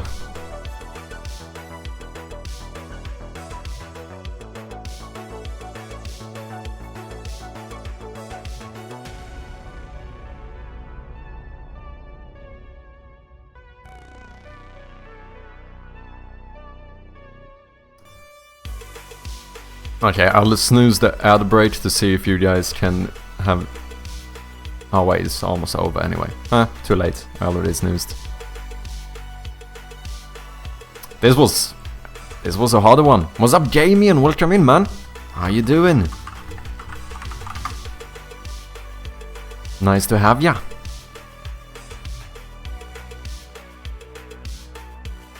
Wait, were you guys being serious about stop using T, it's the imposter? Is that an actual thing?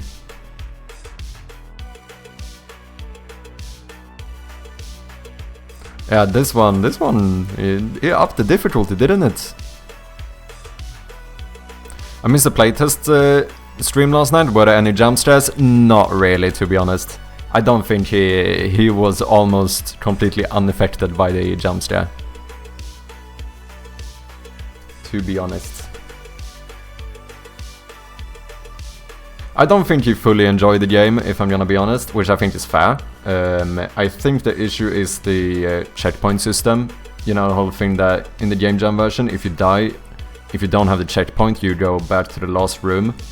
And it's not the first time that I notice that it's easy that for people to start getting a little bit frustrated with the game when you have to redo the same things again.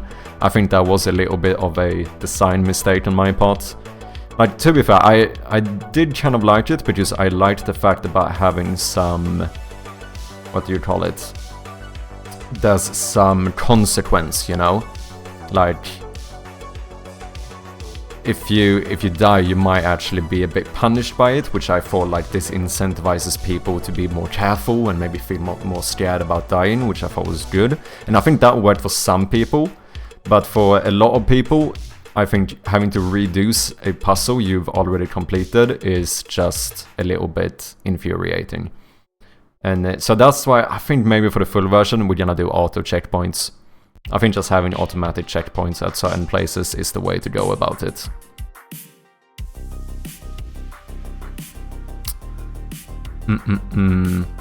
What's up, Granger devs as well? Welcome in. Do we have time to do another shoutout? We do! Check out both Granger devs and Gamian. Both are developers here on Twitch. Check him out. Apparently it was a trap letter. I have never seen that. I did not know that was a thing. I had no idea. Okay, so today is going pretty good. I mean, I have not gotten a lot done, let's be honest here. I'm currently trying to figure out a few new better screenshots for the Steam page. I've mainly been chatting shit today. I'm not even gonna lie. I've mainly been chatting shit. Done a little bit of Steam research, I suppose, on like capsule images and stuff. That reminds me of when I streamed playtest in my pinball game. They said, alright, I'll be honest, pinball isn't my jam, but I'll give it a fair shake. No, and I do think it's also very important to remember that, like, you know, people in the end, like, games are subjective, right? Like, whether, like, how, you know, one person might not enjoy your game as much as the other one. Because it's very different, like when Otter, for example, when Otter Made James played my game, he also died a lot. And he had to redo the same puzzles a lot. I think he almost spent like an hour in the game. which means that, you know, he did die and have to redo the same puzzles, but he was like thoroughly enjoying the game. At least that's how it came off throughout the playthrough. So it's very different, like, and that's just something to be expected, right? Tour, like going on a tour. No, I was gonna say detour, but there's no E. Feel free to steal my words. I'm just throwing them out there. You know, Twitch just want to take it. Still deserve it.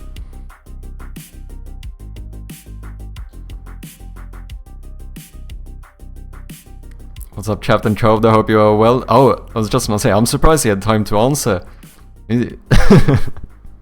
People are hardcore gamers today, holy shit.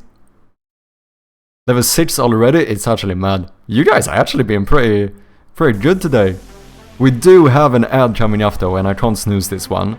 So we'll see if the subscribers, if Ginseng, Zackerbo, maybe AE, if he's still playing, can keep this up for you guys. This might be difficult. I can't snooze this one. I'm sorry. I've snoozed too much.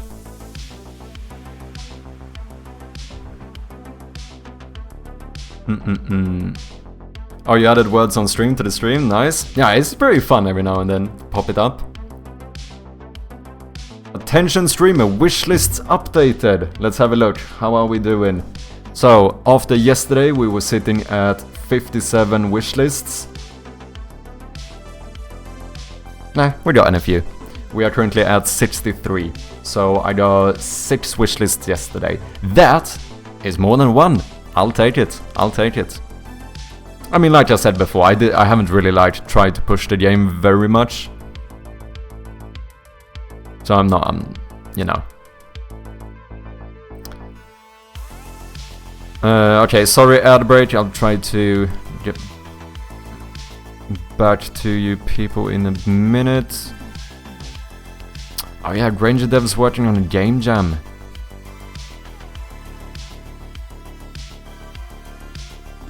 For only being out a weekend, that's amazing. Yeah, oh yeah. No, I think it's good. Like I said, we have to keep in mind that this is the first game published by me on Steam. And, you know, no actual, like, marketing efforts. I mean, okay, I did have some. Obviously, I tried to post the game everywhere I could, but, yeah.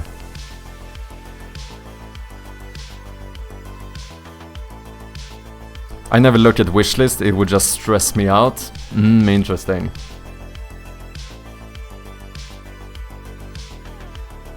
Yeah, I do think it's probably good to not, like, you know, not focus too much on it. It's probably good to have some awareness.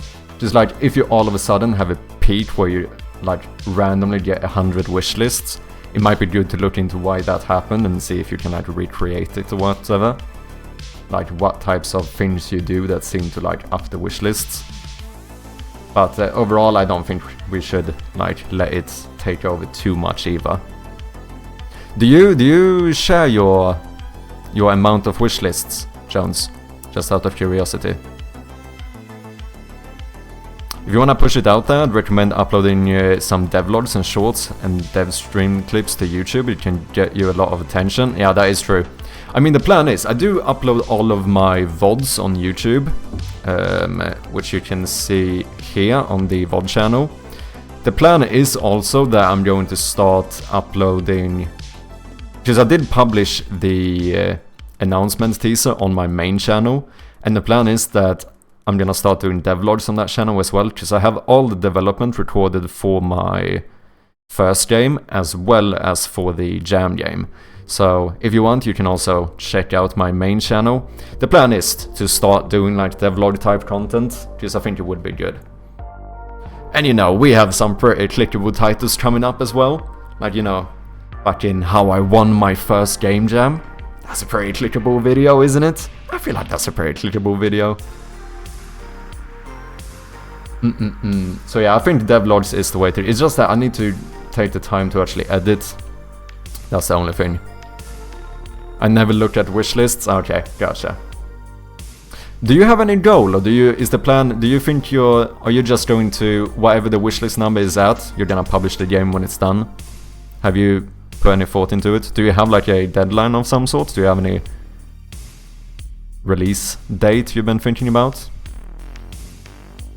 That reminds me, I need to post some news on IndieDB later. Indie database. I have no idea what that is. The goal is to finish the game, gotcha. You won a game jam? Not like I'm surprised, just you cooking. Thank you, man. Yeah, we did. This game was originally created for the GDFG game jam, and yeah, we took first place in every single category even. However, to be clear, it wasn't the biggest game jam. There was like a total of, I think 11 people joined and like 5 people submitted games or something.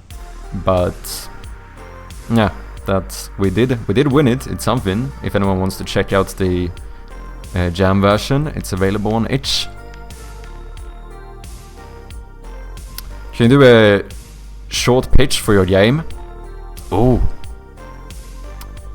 a short pitch for my game. Yeah, I suppose I should be able to. Holy shit, you kinda put me on the spot here. Apparently, I'm gonna need to start practicing my short pitch for my game in the mirror. I'm gonna do it after the stream today. I'm gonna stand and look into my eyes and pitch my game to myself. So, a short pitch for my game. So, Shroud of Gloom is a point-and-click horror game with a lot of puzzle elements. The plan is to focus on kind of atmospheric and psychological horror. Unlike the game jam version, which was very like random jump scares, it's almost a little bit more of an arcadey horror game, which made sense as a game jam version. ChatGPT, please do a short pitch for me. That is actually good, because I started, you know what I did? I actually started training ChatGPT specifically for my game. So I currently have, if we look here, I have the code and Unity help, stream and marketing and localization. I plan to keep everything that is regarding Shroud of Gloom active, so that you know, ChatGPT has something to look at. I also did do like a full description of exactly what the game is and what kind of help I'm looking for, so that I can basically try and, you know, train ChatGPT to help me out with this. So we could go here, and how would you do a short pitch for the game? Let's see what he says. I might not have like fully trained him yet, but we'll see what he says. This is the easiest anagram for me? Why? I would have done the same. I think it's a very good idea. Do you have a dev stream or video of the jam up? What do you mean? I do have it on my VOD channel. If you go to... Wait, I did link it before, didn't I? If you do go to my VOD channel, I do have playlists, and you have the Game Jam playlist. This has every single stream from start to finish during the development of the game. Apparently it's a little bit... It might not be ordered in the right way, but this is all of the VODs from the Game Jam, if that is what you mean.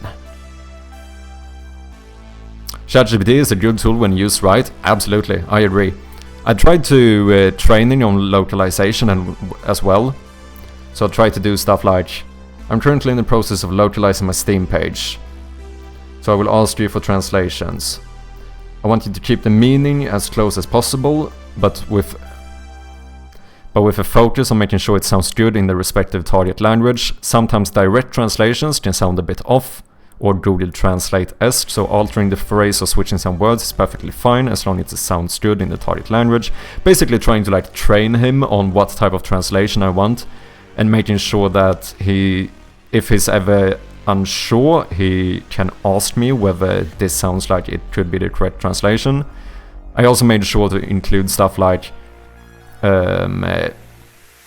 every now and then we might come across words and terms that don't really need to be translated because the general speakers of that language tend to use the English word, or because it just sounds off in the target language.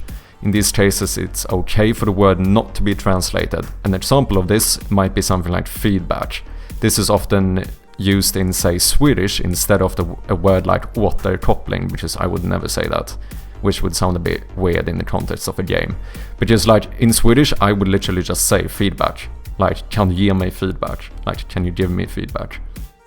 So basically, I've started doing these different chats with ChatGPT where I'm trying to like tailor and train his answers, rather than just doing random chats all of the time and then randomly clearing my memories and stuff. I think this is gonna be good.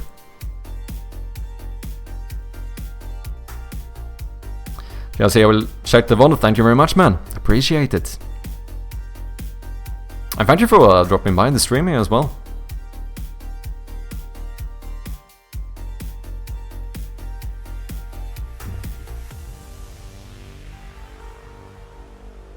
Knowing bugs came in handy. These letters clicked in my brain. What was I gonna do here? Oh yeah, Steam, the pitch. Here's a short pitch for Shroud of Gloom that's concise, engaging, and emphasizes the unique aspect of your game. Okay. Step into the flickering shadows of Shroud of Gloom, a chilling point-and-click horror game. Solve puzzles, uncover secrets, and survive the darkness, with nothing but your wits and a failing flashlight. Will you make it out alive? This is basically my Steam short description. This is almost word for word my Steam short description. Because, let's be honest here, my description is: Shroud of Gloom is a point-and-click horror game. Solve puzzles, collect items, and uncover secrets with nothing but a flickering flashlight to guide your way. Can you escape the dark and make it out alive? This is basically just my short description. on Steam. I suppose that is because that is the type of information I gave him. Yeah, I did give him all the info about the Steam page and like the tags I use and stuff to make him understand a bit of the game. ChatGPT just stole your flow line for line. Yeah, pretty much to be honest. Page sets the scene, highlights gameplay, creates a challenge. Let me know if you'd like it tweaked or adapted for specific purpose. Steam page, video, trailer, social media. I mean, if I'm gonna do this, I would rather just say this, to be honest. I think my short description sounds a bit more natural. Because, like, for example now, if someone asks me to pitch my game, I'm not gonna start with like, step into the shadows of Shroud of Gloom. Like, it's too much. I can't do this. Like, it's too much. I would rather just say that it's a point-and-click horror game. Just that is what it is, and I feel like that kind of describes the game better as well. I suppose this is for like dramatic purposes though, right? It sets the narrative a little bit more, I suppose. Did your asset pack sell good on itch? Was it worth it? I'm considering offering my vector art. I don't think I've had a single sale, to be honest. I do offer the asset packs for free to my subscribers though, so I do think I've had, like, a few of my subscribers have downloaded them. To be fair, I did also offer a free version for that asset pack, which might have been good, might have been bad. Because the thing is that I had a few downloads of the free ones, but I think no one paid for the full version. Yeah, no one has paid for it yet, but I've had 21 downloads. I think the thing here is that I don't know if this was the best way of doing it, from like a business standpoint or whatever. Because I think these trees and like the tile set is what most people are looking for, right? And then I offered like, you know, props and characters and stuff in the premium version. The thing is that I think for most people, when they go to this page, getting the trees and the tile set for free is good enough. To be fair though, the premium version is just $1, but yeah. It's looking good, thank you, man. Low-key, gotta go back to lurking. No worries, man. Thank you very much for lurking, Zakabo. I appreciate you, I really do. I've just a single upload from a game jam.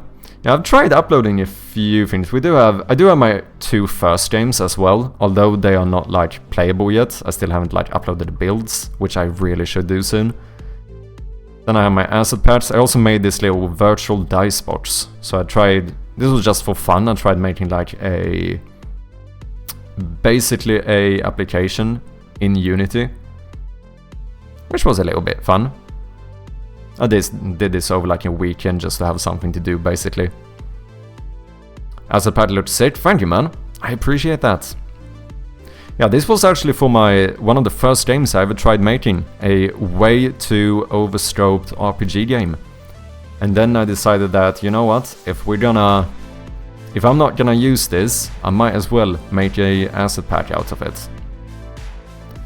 And but yeah, this one I've had people download the premium version, but that would be, you know, subscribers, since they get it for free. So no one has actually paid for it on itch yet. I do suppose the difficult thing about itch is that there's so many like asset packs out there and so many really good people making them, and for really cheap prices or even free, that I think that it's, for someone like me who's, I mean, I think this is pretty good, to be honest. I'm pretty proud of this. I don't think this is bad.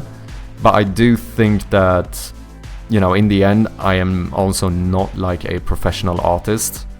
And it's, for me, I think it's pretty hard to compete. I think I think the best thing about this is just that I have something to show more appreciation for my subscribers with, by just giving them this for free.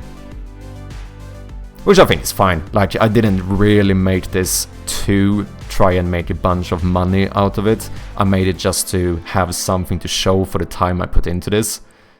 Since otherwise this is art that would have just died on my PC in a few years, you know.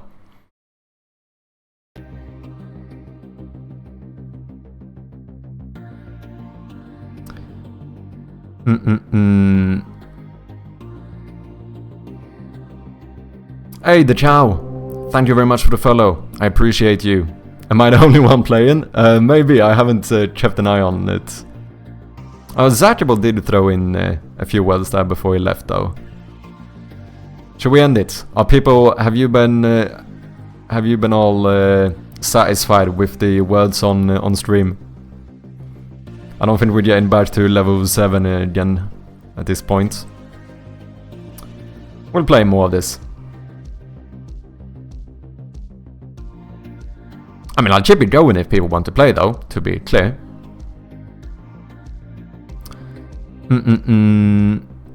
I'd buy it if I was a dev. Thank you, man. I did this like 2 years ago, never found time to finish it or do another jam. Don't know if I may post the link. Yeah, sure, go for it. Post it. Let's end it. This was the best round for me, so let's keep it that way. I see what you did there, for sure. I did a bit of pixel art. I'm not any good at it. I'd say this patch is very good. Thank you, man. Yeah, this was actually the first pixel art I ever did. It was after I did the pixel art for this game that I later went back and changed this game, technically my first game, into like a pixel art style.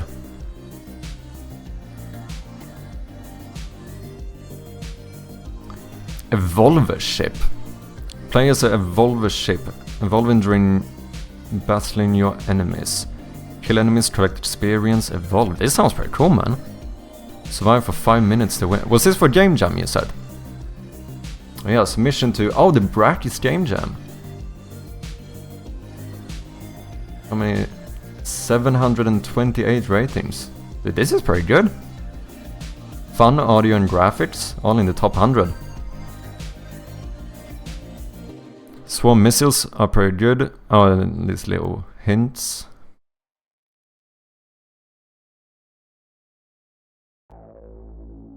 Little story and everything.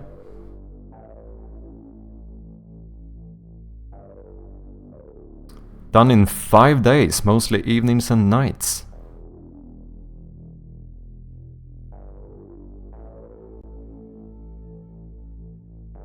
Sounds from Humble Bundle, and you did the code and art. Dude, this looks pretty sick, to be honest. Ooh, a bit of post-processing as well. So is this kind of like a survival-like-esque type of game? Like Space Invader combined with like Vampire Survivors, kind of? This upgrade system makes me think of it that way. This actually looks really good, man.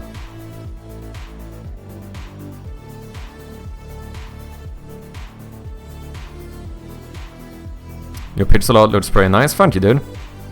For first bit of pixel art, that's incredible. Cheers, man. Yeah, I've done a little bit of like digital art and stuff before, but not a lot. But I actually think now I feel like I've gotten enough practice that I feel the most confident when it comes to pixel art. That's why like every game I've done afterwards has been pixel art. I have done more games than this, like abandoned ones as well, that used pixel art. Did it on a weekend, my kids got sick, so I had not much time. This is impressive, dude. That takes me back decades ago when I really wanted to make an RPG, and I spent weeks just making pixel art, and I didn't even have a plot story characters, I just wanted to make art. Damien, you are literally describing my experience with this game. All I had in this game was, I did have a working health bar and stamina bars. You could do attacks. I had non-animated enemies that was just like automatically going towards you through trees and everything. Like, it was very rough and way too early, and I just got too excited and spent like 2 weeks making and refining an entire pixel art like sheet just for this game. It's mad. It's actually mad. I think that I do this in general though, to be honest. I do art way too early in games. I think it's something I probably have to work a little bit on, especially when I start, like, if I start something that could potentially be a bigger project. I think I need to be better at being okay with like prototype art to test the idea out. Because for this game, for example, I think this was still good because I got a lot of practice when it comes to pixel art. But I also think it's kinda mad that I spent like 2 weeks making pixel arts for a game I abandoned 2 weeks later. You know. I don't regret it, because like I said, I don't think I would have gotten into pixel art. We probably wouldn't have Shroud of Gloom the way it is today if I didn't, you know, mess up this game. But still, you get the idea. I wanted to do a boss fight. Could finish it. I wonder if my middle-aged eyes can process all that is going on. I am a boomer myself. I like a good bullet hell with power-ups. That one is super loud in the beginning. I like Raiden jet fighters.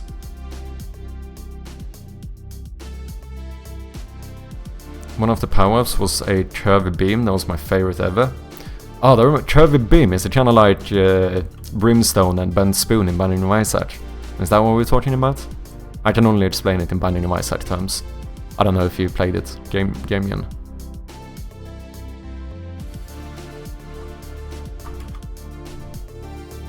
Raiden jet fighters.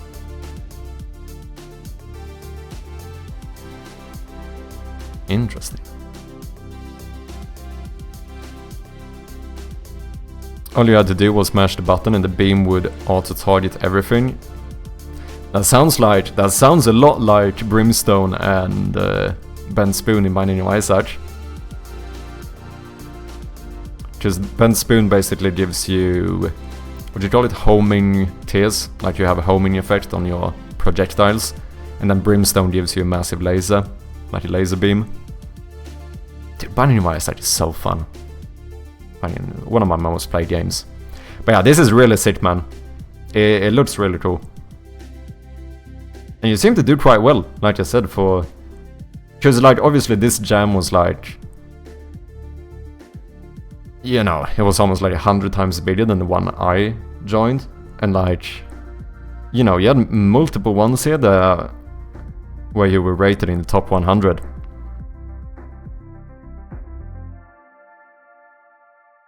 Good on ya. Good on ya.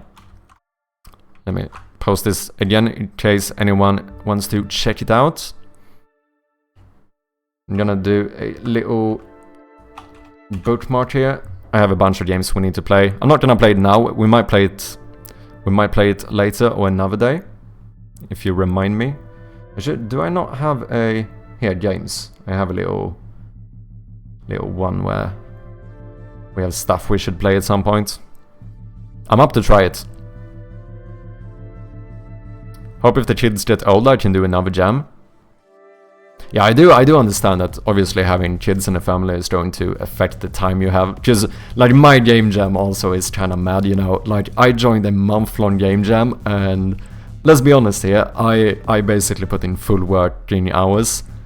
I spent 155 hours over 25 days for the game jam version of Shrouded Gloom. Like, this is... I am fully aware that the average person... with like a job or family does not have this type of time to put into a game. I think I did go a little bit crazy here. But it was fun. It was fun. And I definitely don't regret it. But I understand that not everyone is in a position to put in this type of time.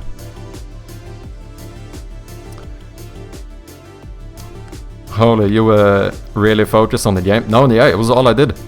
Like, I streamed like, you know, around 10 hours every stream, just developing this game. And basically, you know, every day in between, I was working on the game as well. Like, I was working on it off time. I actually think I can show you I made a spreadsheet of the time I put in during the... That's why I know it was 155 hours. Shroud of Gloom, workload. This is during the... game jam. 25 days, 155.5 hours. Okay, I had an average of 6.2 hours per day I spent developing this game. Obviously we had some days here, like I only had like half an hour, but we also have like 10-hour days, 10, 11, 10, 9.5, 9.5, 8, 8. I did put a lot of time into that game jam. But it was fun. It was fun.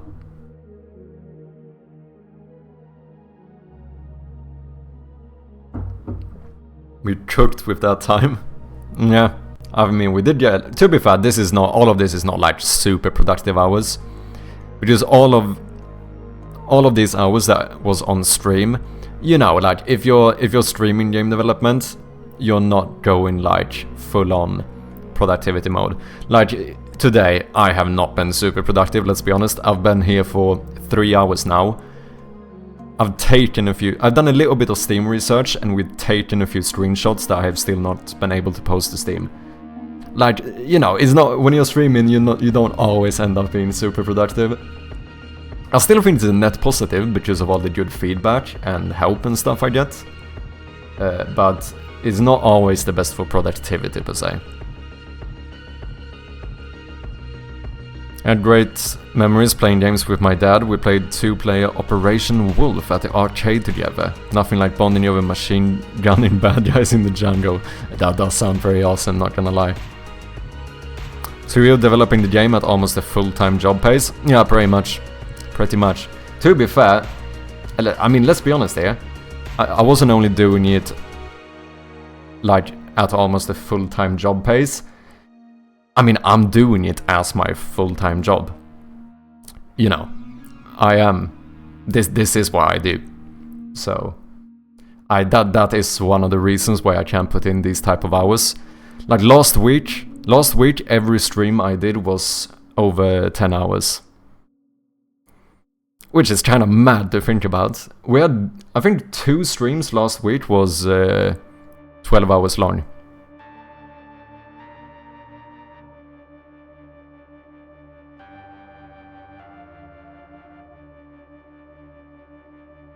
I mean, you ain't on a tight schedule right now, so I'd say just have fun with it.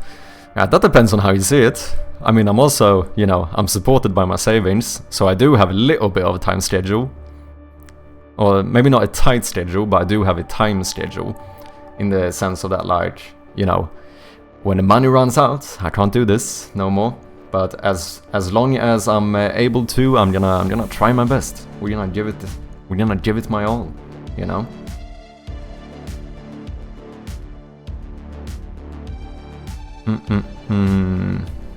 No, not Steam assets. Here, screenshots. You know, I think we're gonna make a new folder here.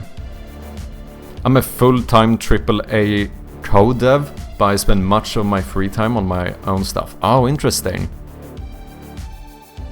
Oh, I don't think I knew that. Wait, when you say AAA code dev, what exactly do you mean by code dev in this case? Just out of curiosity. Yeah, fam, my bad. Oh, no worries. I mean, your statement is still true.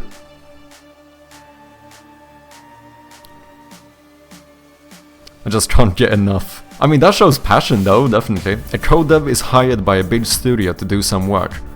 Oh, okay. So would you say that is in like a kind of freelance situation thing? Is that kind of what you're referring to? Like you're hired externally, you mean? Am I understanding this correctly? Also, we have ads coming in soon. For example, I worked on the Hearthstone upgrade to the Classic upgrade. Oh, interesting. That's pretty sick, man.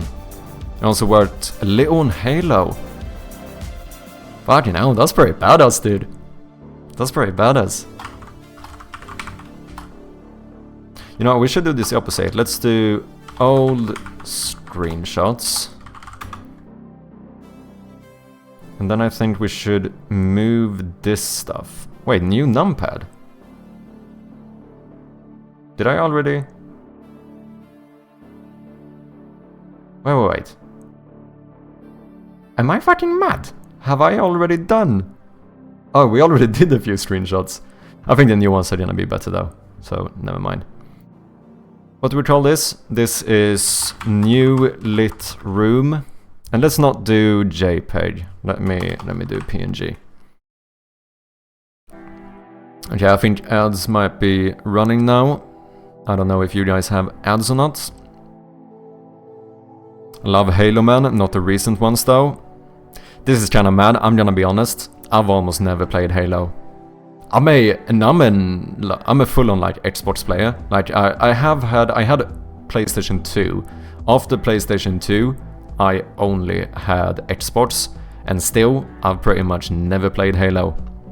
I know it's kinda mad, but that is the way it is.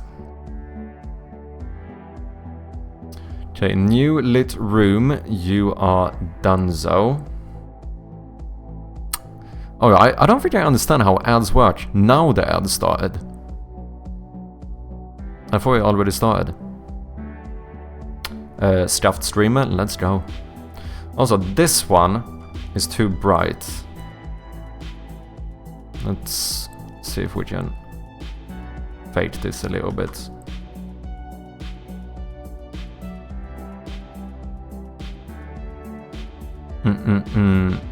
Streaming with 1k followers, how do ads work? Yeah, kinda true. It's just these messages, because, you know, they tell you like ads are about to start in 1 minute, and then when that one ends, I take it as now the ads have started, but then like 40 seconds later, it actually says ads are in progress. That's what kinda confuses me a little bit.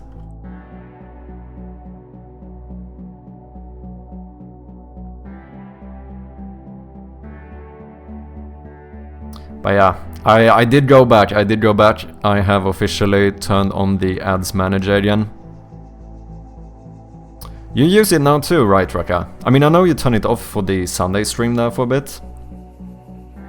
But otherwise, in general, you use the ads manager, right?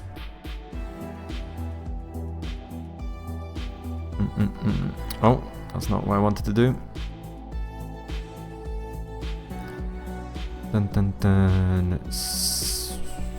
Canvas size 1920 1080. This is what I mean. Why is it that when I take screenshots, it always ends up being 1919, 1079. Like it misses, every time misses like a frame or so. Or sorry, a pixel roll or something.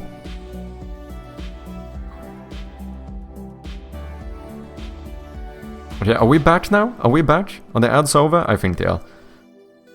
Still, don't understand how this works.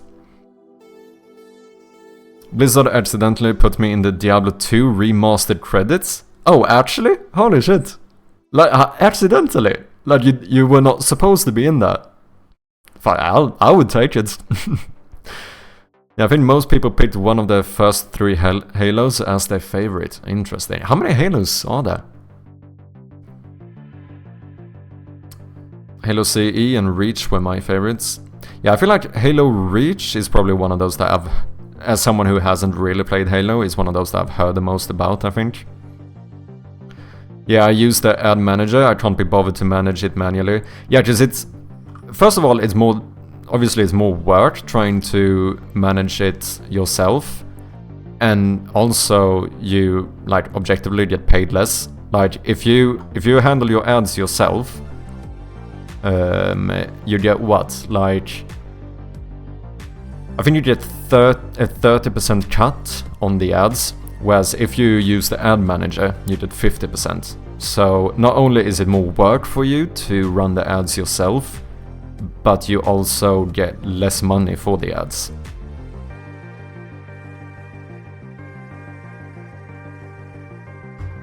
Whoops. Wait, do you automatically... Oh yeah, I think you do. No. What? That is so weird.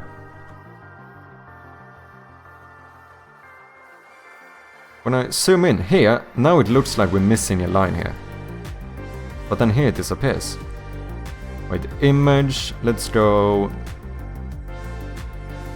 No, sorry. Layer to image size. Yeah, we are missing it. Boom.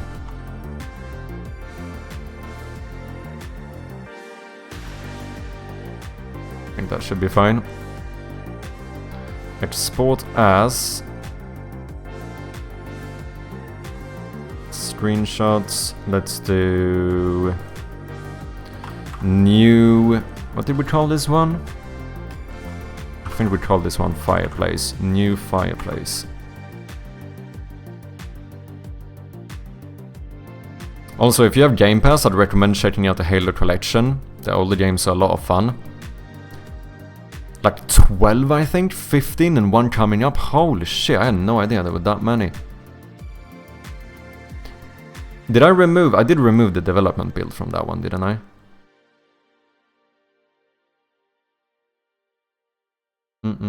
Screenshots... New Fireplace. Let me just double check. I did, okay. I should be honest though, I have not used my Xbox in ages. I actually haven't. I don't think I'm buying another console if I'm being honest.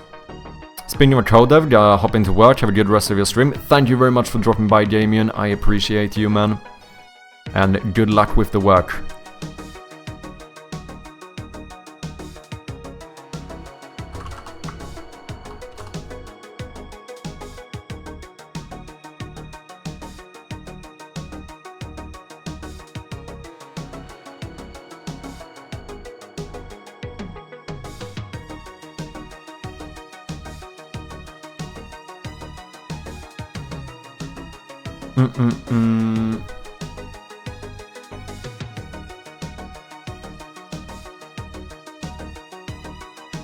Xbox One or Series X, you mean?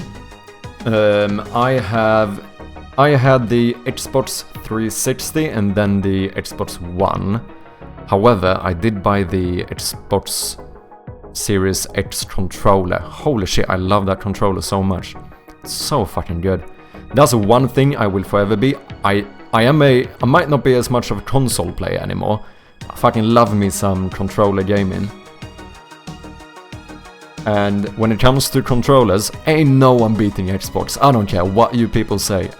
No one ain't got shit on the Xbox controller. It's 100% objectively, subjectively, universally the best controller. ain't a single controller as comfortable as an Xbox controller. I'm saying it, I'm saying it. And you know what? I don't care what you think, it's the truth. Where's this? New save, but I also had new numpad, which is a little bit confusing. Let's do new save.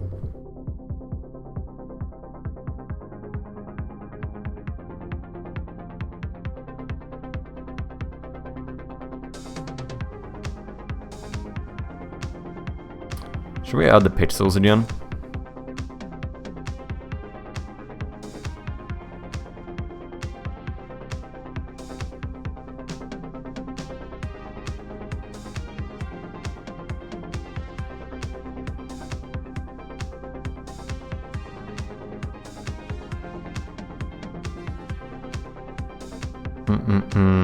Crop to content, line, boom, center, center.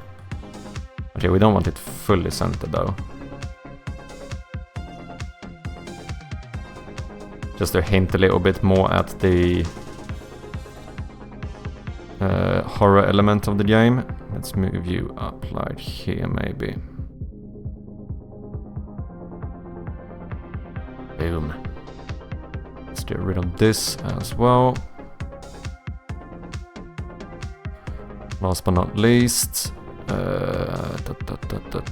canvas size 1920 1080.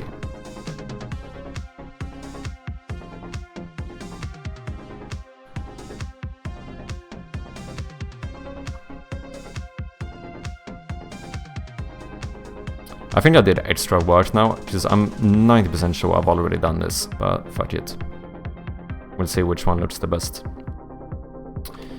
Inventory batch patch. Let's do new inventory PNG. Okay, I think that should be all of the screenshots we need. I'm currently switching to PlayStation 5 from a Series S for exclusives and GTA 6. Yeah, I think that's the thing. That's also that. Am I the only one, or is not exclusivity a little bit annoying? Because I don't want to buy a console to play a single game. I feel like for me, exclusivity kind of makes it so that I'll just brush off the game instead and be like, I guess I'll have to survive without it. Just like, obviously, I would like to play stuff like Bloodborne and shit as well, but I can't be bothered buying a PlayStation just to play that game. Okay, let's go through our screenshots here.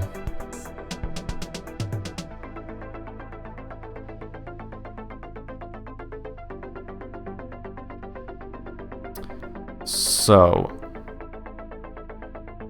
save. This is the old save. We don't have the highlight system. You're gonna go into old screenshots. This is the old inventory system. You're gonna go in here. This one is technically from the new one. I think we're gonna keep that one. New lit room. Then that one we're gonna use. So for now, let's keep it like this. Okay, we have two safe. Okay, yeah, that one absolutely sucks. I'm gonna delete you. Because that was taken from the video, I think, which ended up looking all compressed and stuff. This looks much better. That's the one we're gonna use. We have PC. This is high quality as well. That one we should be able to keep. So PC and dialogue are the only ones we have up at the moment that we're gonna keep. And then let's see here. We have backpack. Okay. And we also have inventory.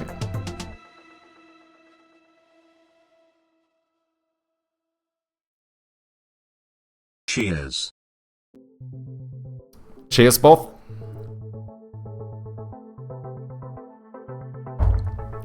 Appreciate ya. In a parallel universe, a chirpy who grew up a PlayStation kid is glazing the PlayStation controller. No! Because I did grew up as a PlayStation kid. My first consoles was... The first one I had was Nintendo 64.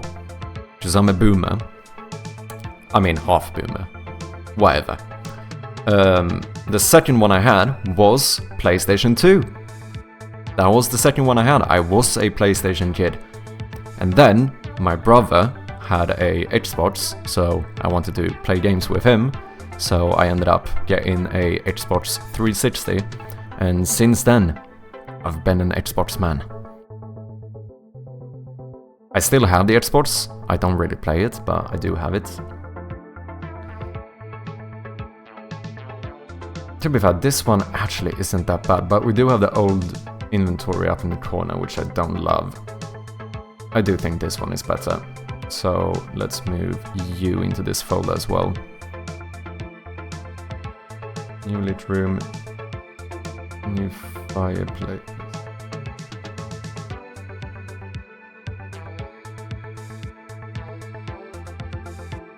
Okay, wait, I need to sort this. We have one inventory,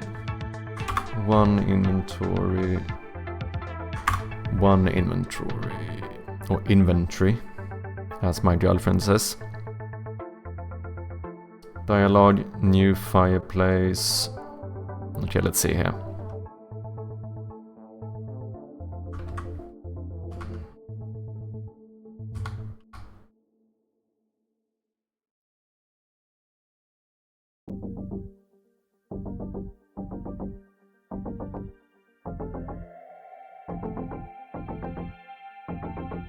You know, I actually kind of liked this one for the fact that you can see the badge as well, which is kinda... But how is the quality here? It does look a little bit... you know what, this one isn't. Wait, this is the new one I did. It's not a huge difference. Oh, I do like the eyes though. We could cheat and put this one, but then we don't have the item description, and I do think the item description is good. Brought back, my good peeps. See you soon, Yinseng. Appreciate ya. Thank you for lurking.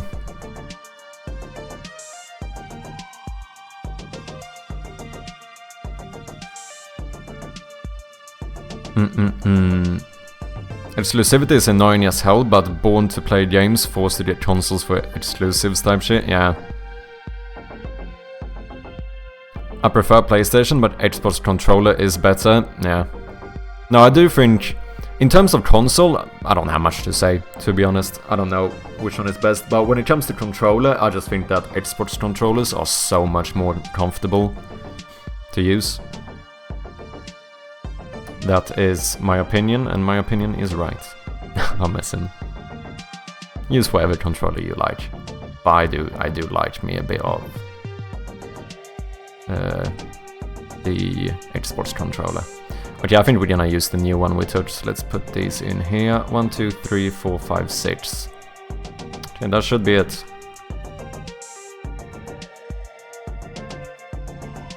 Yeah. Should we get this up on Steam then?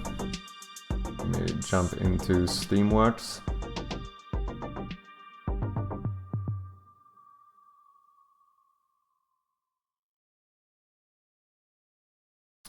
And then I think we might go ahead and do a bit of localization. I wouldn't mind doing a bit of localization.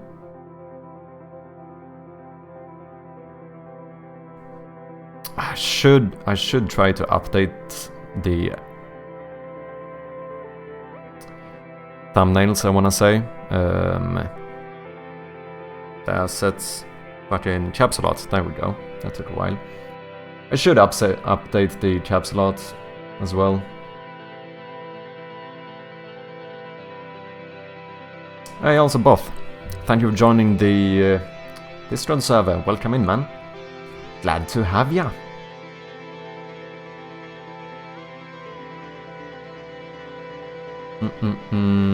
Edit store page. So unfortunately I can't show you this because, you know, there's a little bit of a non-disclosure agreement when it comes to the Steamworks backend. No, this is not the backend though. That's not what backend refers to. But the Steamworks dashboard. Well, could you argue that Steamworks is the backdoor to, or backend to Steam? No, No, just I don't think that's why backend is in like software engineering, right? Raka, help me out here. No, just backend, that would refer to like server stuff and like, isn't it? Am I sort of correct here?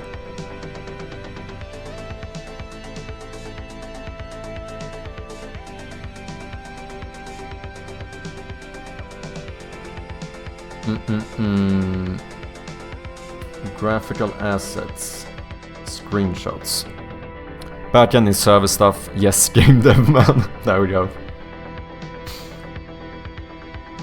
Drag images here to add localized versions of the screenshots. Oh, you can localize the screenshots as well. Ah, holy shit. So that means we could add like this image when it displays correctly for each language. Oh yeah, we were gonna do the... should we quickly, while we do this, should we get a little bit of a Hungarian translation in case Boff has the time to look that over? No rush whatsoever, by the way. This is, you know... You have no obligation to do this whatsoever, but in case you want to.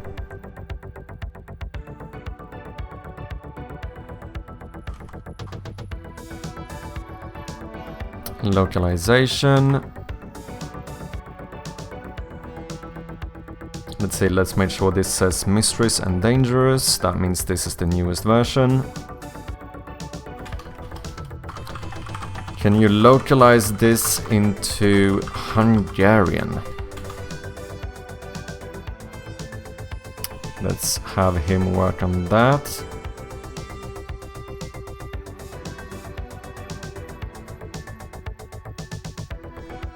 The point and click horror Yatek. Ultimate. Holy shit, I have no idea how to pronounce this.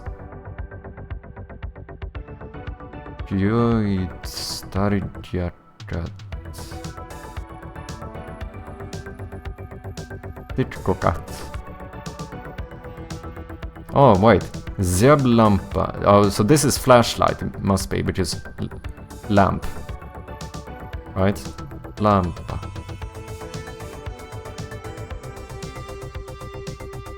Klassikus. Classic point and click.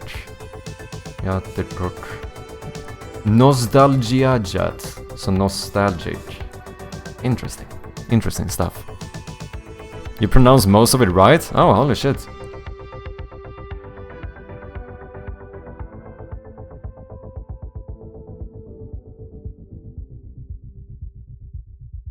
Would you say that Hungarian is one of those I don't remember what you call it, but like, would you say that Hungarian is one of those languages similarly to like Japanese or Finnish, where you tend to actually pronounce stuff very similarly to how you write it?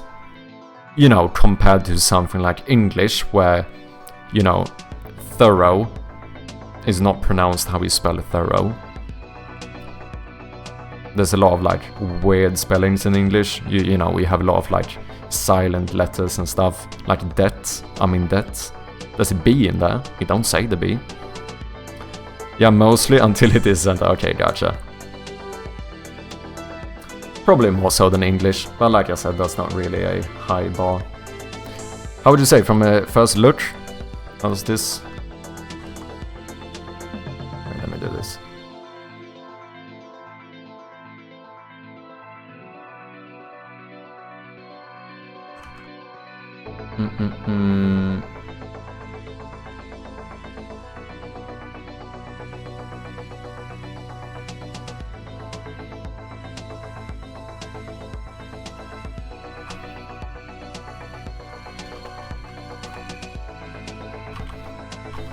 Can I do titles?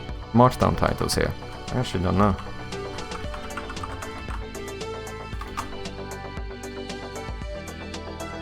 Hungarian is basically, let's establish some rules, now get rid of those rules. Okay, fair enough.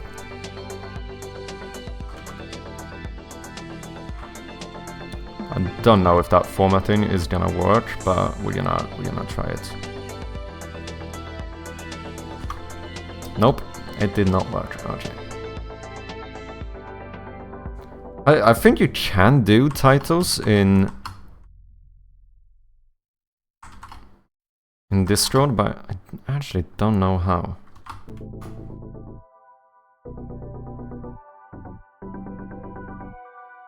Okay, the formatting got a little bit weird here, but in case you ever get time and you want to look that over, it's in the Languages Discord channel. Like I said though, no obligation whatsoever, no rush whatsoever. Let me save this in Notion as well though. Shrouded Loom, localization. Boom.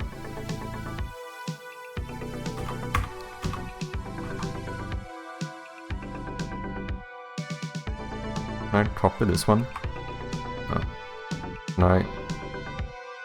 Can I duplicate it?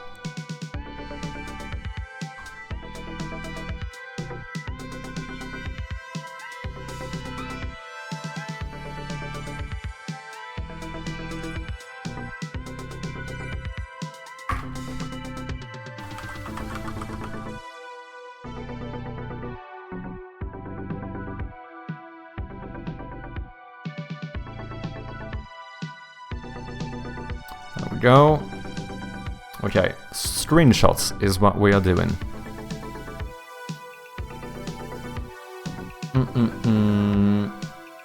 Let's see, which ones are we keeping again?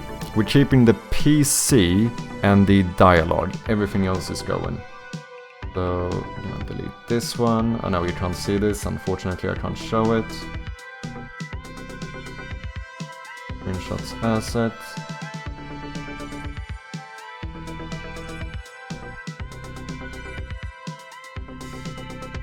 Move.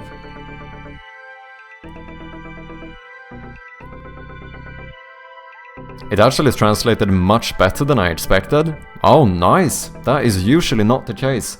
But it actually, I wouldn't be too surprised if it could have something to do with the fact that in that conversation, in my localization conversation with ChatGPT, I really tried to like be very clear about what type of translation I want, so that he doesn't try to do too like literal direct translations and stuff. So yeah, this translation maintains the original tone and ensures it sounds natural and appealing in Hungarian. So that might actually make him do a bit. I think that is a little bit of a pro tip when it comes to ChatGPT. Like actually trying to kind of train him a little bit, or like being very...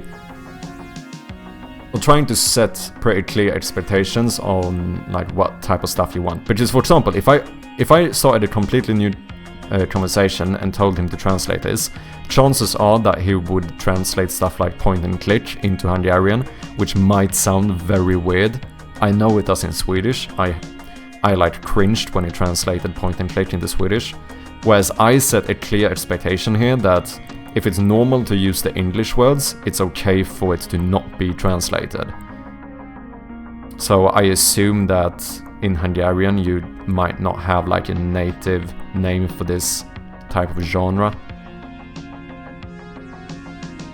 Could be it. I might be wrong, but...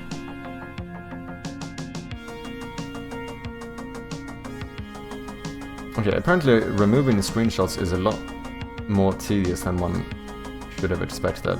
Basically, the entire Steamworks page, I kind of have to refresh it after each removal. Boom. Boom. Okay, now it actually worked. Okay, so we have the PC and we have the dialogue. So now, drop images here. Okay. You know what I should actually do? I should go here, marked in material. Can I pin to quick access? There we go. That's gonna be so much easier. Screenshots, new inventory, fireplace, new lit room, new safe. Those are the ones we want. Suitable for all ages, yes, yes, yes, yes. Upload.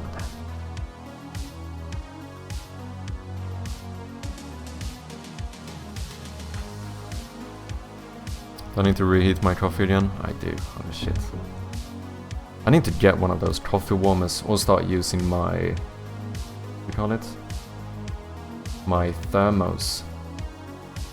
Okay, just need to make sure that these are in the correct order now. I think I'm gonna keep the order. Or should we maybe, just because this is the one that shows the most, even though it doesn't show the horror aspect and the darkness as much, maybe we should actually put this one first, rather than this one.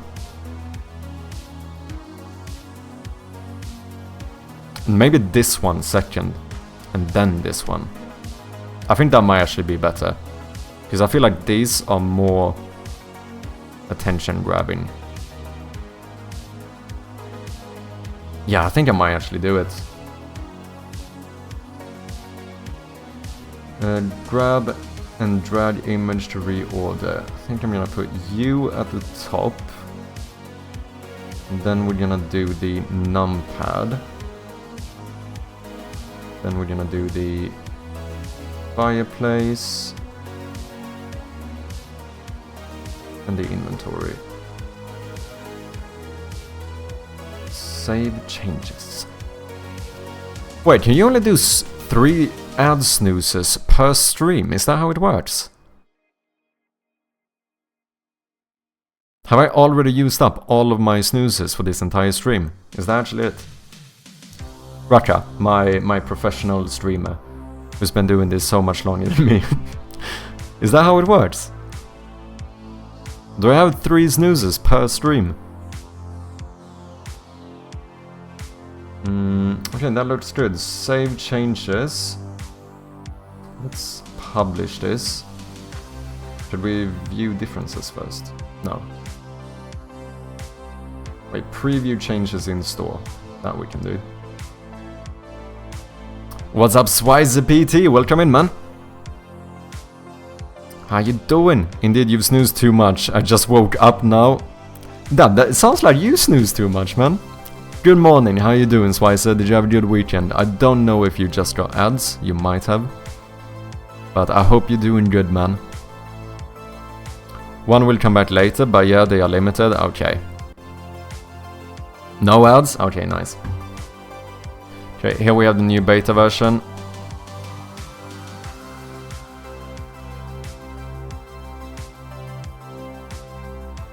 Yeah, it's not a huge difference, but I do think that is going to be better. It looks a little bit more polished with the like highlighting and stuff.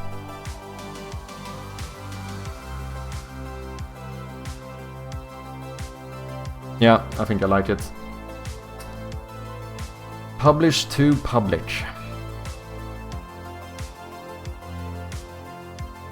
I'm doing good, just finished assembling my standing plus treadmill setup. Ooh, nice!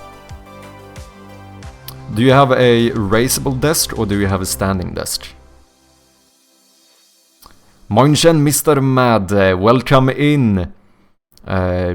Guten Tag, RZ, MJ, how you doing? You might just have gotten an ad, but I hope you're doing good. Should I get one of those ads overlays that a bunch of, mainly to be honest, software and development streamers use? You know, those like, you know, the pirate software ads in progress type of thing? Maybe. Standing desk, different height setup, and a very cheap walking treadmill. Max 6 kilometers an hour. I'm testing it out. 6 kilometers an hour. That's pretty decent.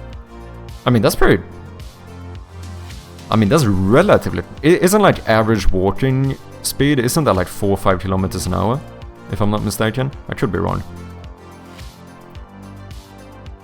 Standing desk, different height setup. Sounds nice though. Okay, update here, make sure this is updated. It is indeed, we do have the new screenshots live. Might not be a huge improvement, but I do think it's an improvement. Oh, look at that as well. Now, since we put this one first, this is the one we get as the background. And this one actually shows a bit more since it's lighter. I think that might be good. I think that might be good, actually. Yeah. Right, it's a working setup. It's pretty nice. The only thing I have at home is I have a big old cross trainer that I used this morning. But the thing is that, like, it's not like I'm gonna raise my desk and stand a fucking cross trainer in front of it, you know? So that's the only thing, like, what I normally do instead is that I just put the cross trainer in front of the TV, pop some gamedev video or something on, and then I... What is up? Camarão lendário! Como estás, meu? Bem-vindo! How you doing, people? How was your stream, Camarão? Let me throw a big old shout out to Camarão lendário, also developing games here on Twitch. Definitely check him out. Welcome in, how you doing? Stream was good, nice man. If you don't know me, I'm Mad Sharpie and I'm currently developing a point-and-click horror game that where we just launched the Steam page. What is up, Rui? Welcome in. Bem-vindo. I'm gonna assume from your name that you are Portuguese as well. If you guys want to see the trailer, the little teaser for my game, this is it.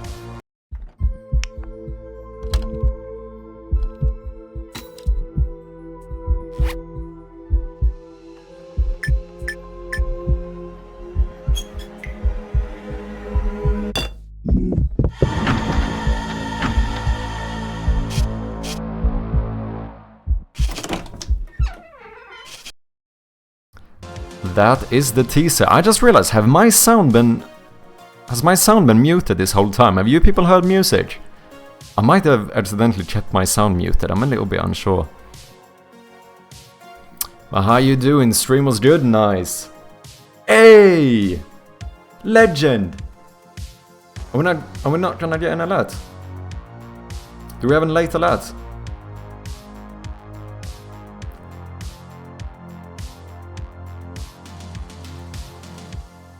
Did I not hear the sound? Swizer PT with the subscription!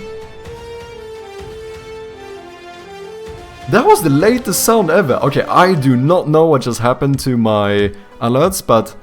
Holy shit, Swizer PT subscribed for 3 months in advance! Thank you so much! Muitíssimo obrigado, meu! Significa muito. Thank you so much. That is very much appreciated, you fucking legend. You absolute legend. Thank you, man. Thank you.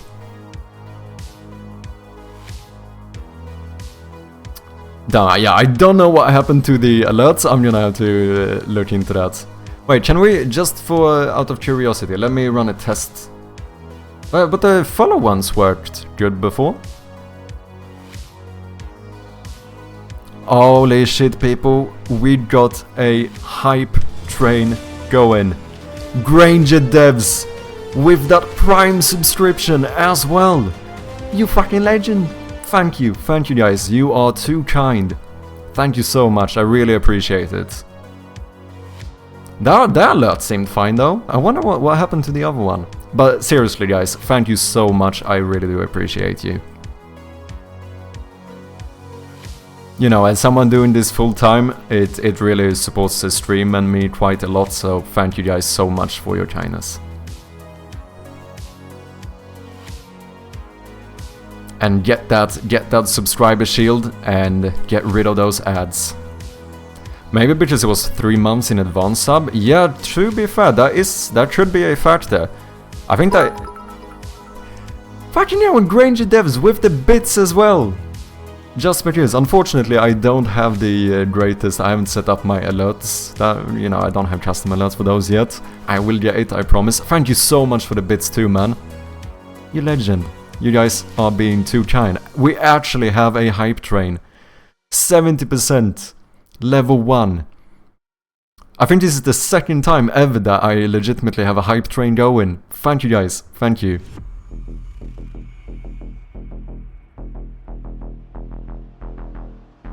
Spent some time working from home, so I want to try it out. It sounds good. And I'm glad your stream was good coming out. So working on a game for the Pirate Software Jam. Nice, dude. What are you doing? What is the game?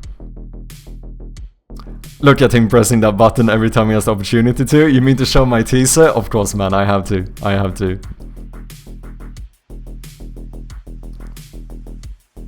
No worries, I don't have mine custom yet either. Yeah, I've set up all the other ones. To be fair, I didn't use to get that many bit donations, so that's why I kinda, you know, put those on the shelf for a little bit. But I'm gonna sort that out. I'm gonna get some custom bit donation alerts and stuff as well, because it's more fun, isn't it?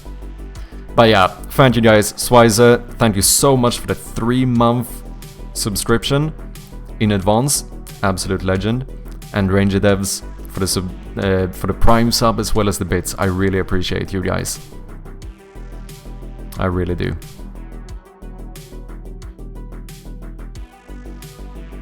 I should have a similar button for my 2D movement shooter. Yeah, for sure, man. Do you have you made some trailer or something? Press it every 5 seconds, yeah. Indeed, indeed.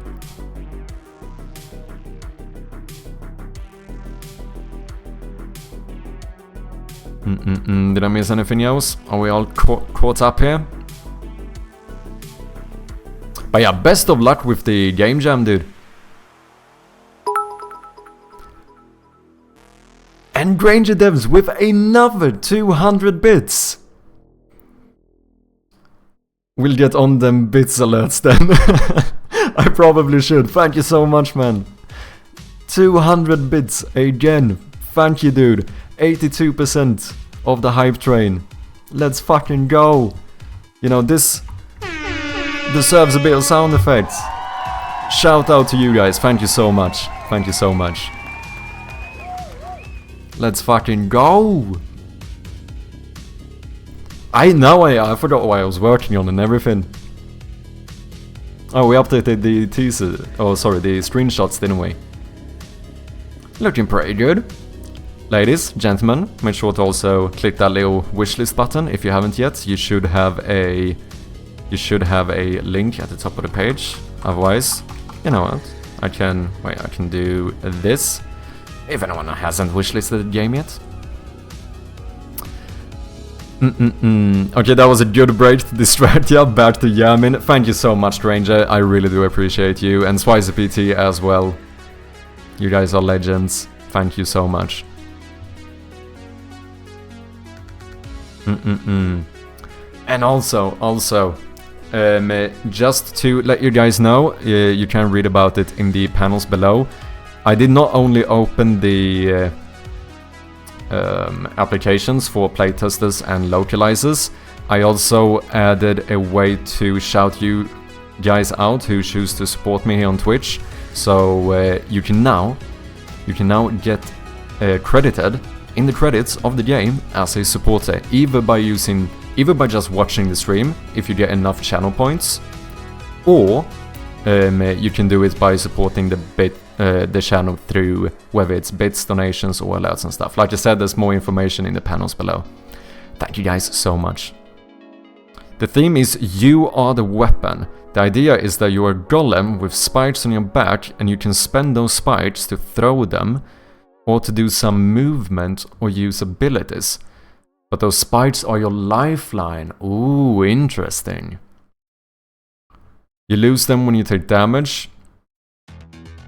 If you take damage while you have 0, you die. Interesting. It sounds cool, man. Okay, so you could, if you throw them, do you lose them? But then theoretically, you could throw all of them and not die, but if you take another hit afterwards, you would die. I think that's how it works, right? It sounds like a cool idea, man. How far have you gotten? Should I start you? Yeah.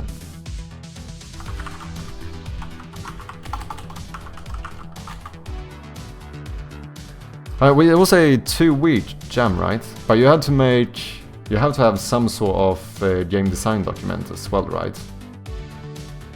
There you go. If I'm not mistaken.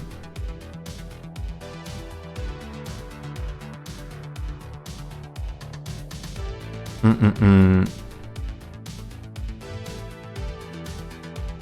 can check the VOD. I didn't do much. I only started today. Haven't worked on the document yet. Okay, gotcha. Oh, something cool I can spend my channel points on? Cool, yeah, for sure. I wanted to, obviously... And look at that! Gamedev just redeemed name in credits for 15,000 points. There we go, the first one. The first one who redeems it, indeed. Yes, I did want, obviously for supporters, I wanted to also give like credit to people who choose to like, you know, financially support the stream and stuff. But let's be honest here, just watching the stream is a lot of support as well. That's why I wanted to add it with channel points as well. So that people who can't subscribe and stuff, still, if they just support me by hanging out here and watching, they can still get their name in the credits. Okay, we are officially adding GameDevs into the credits, and we are also raising the price to 20,000, because we are being a little bit cheeky here. The price is going to go up for each person who redeems it. I don't know if that works, because I do think I have some... Let me see, actually. All rewards claimed for this stream, check it in. Okay. How do I reset that?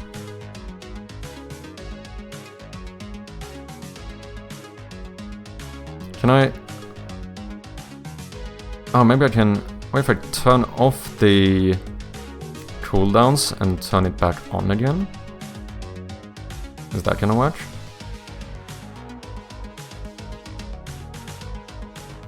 Did it work?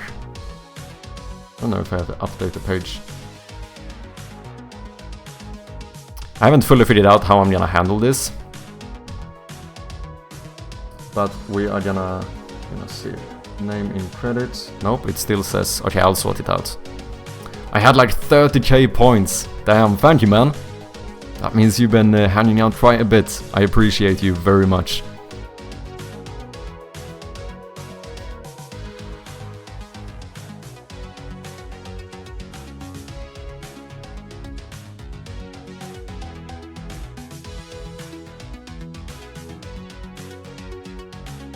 Oh, dude, you got some stuff going. I assume those are the spikes you were talking about.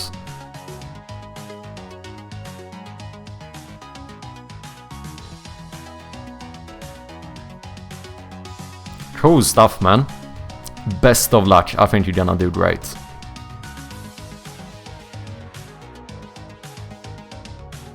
Okay, let's, you know what, let's fucking do it. Let's add GameDevs as the first one to the credits. And then I'm gonna see if I can manage to figure out how to reset that thingy-majiggy so people can redeem it again.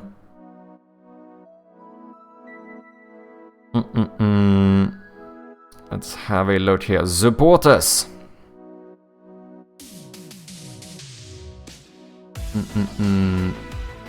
Credits.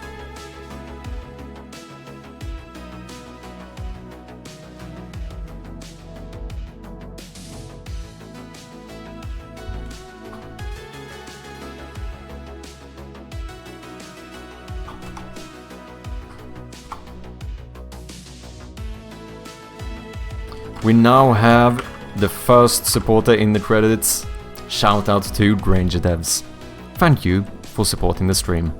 I'll go to the end. Let's check it out. What font are you using this game, by the way? It looks so good and it fits so well. Doesn't it? I think so as well. It's a Special Elite. It's a Google font.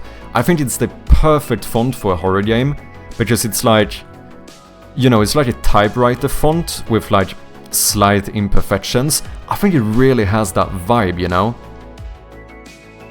I was just saying that because it looks better in the end, you don't have to go now. Oh, no worries. No, we'll check it out.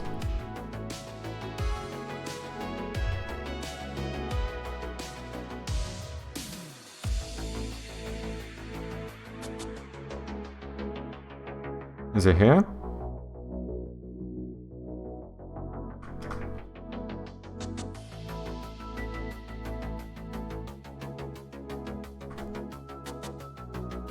Oh, is this gonna be like a boss or something?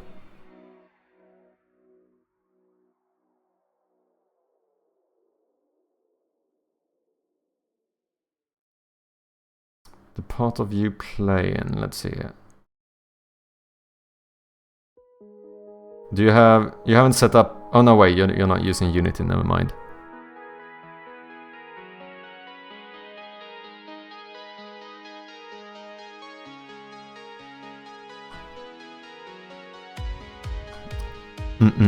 Just a random enemy, there really isn't much to see. No, I mean it's still cool to see how it's going. Because now, it's gonna be cooler to see later on what this turns into. I think it's always fun to see where stuff starts out, you know? Do you know what I mean? Kinda similar with my Shrouded Loom, like, it's kinda fun that you could go back into my jam VODs and see like exactly where the game started, when everything was just like grey boxes and stuff. It's kinda cool. Yeah, cool stuff, man. One extra little shout out here. Go and follow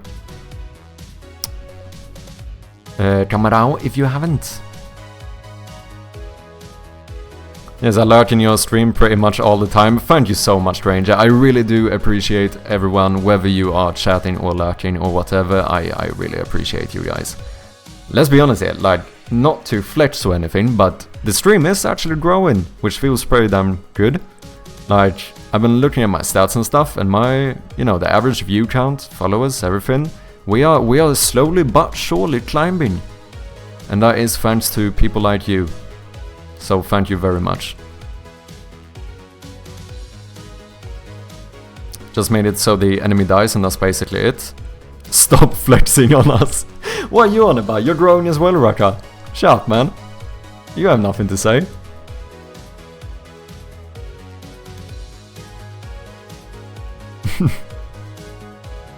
Okay, how do I reset it?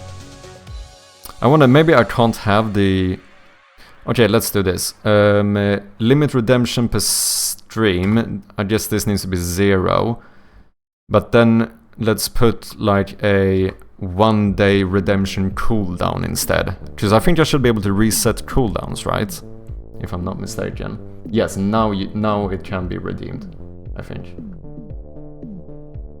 Okay, I think that's how we're gonna do it.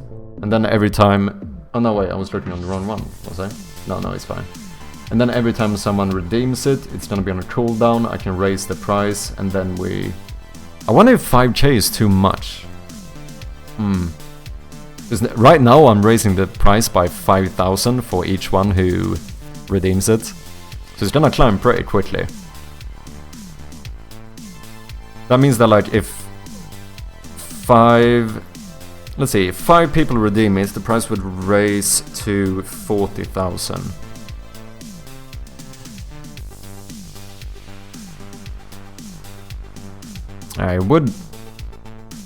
It would raise pretty quickly.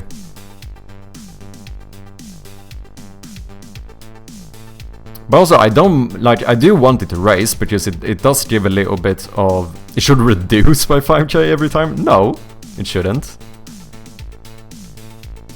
Why raise it in the first place? Because it gives incentive, and it gives... Or rather, not incentive, it gives advantage and extra appreciation to people who are here early. Because in 5 months... It's... I mean, I suppose you could argue that you would still be higher up in the list if you redeemed it earlier. But also, like always, I just do the thing I always do, which is to steal everything I do from Code Red Games. Because he had something similar. He didn't raise it by 5k though. I do think 5k might be a bit too much. I'm being punished for using your redeems. And I suppose that is a little bit true, because if you used up your points, you're further away from it.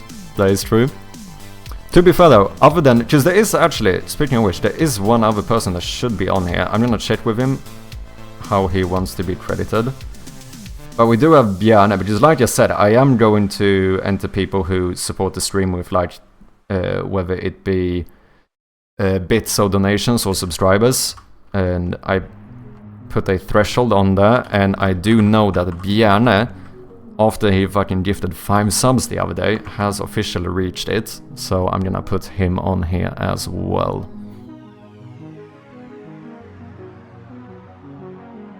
Okay, I need to start lurking more.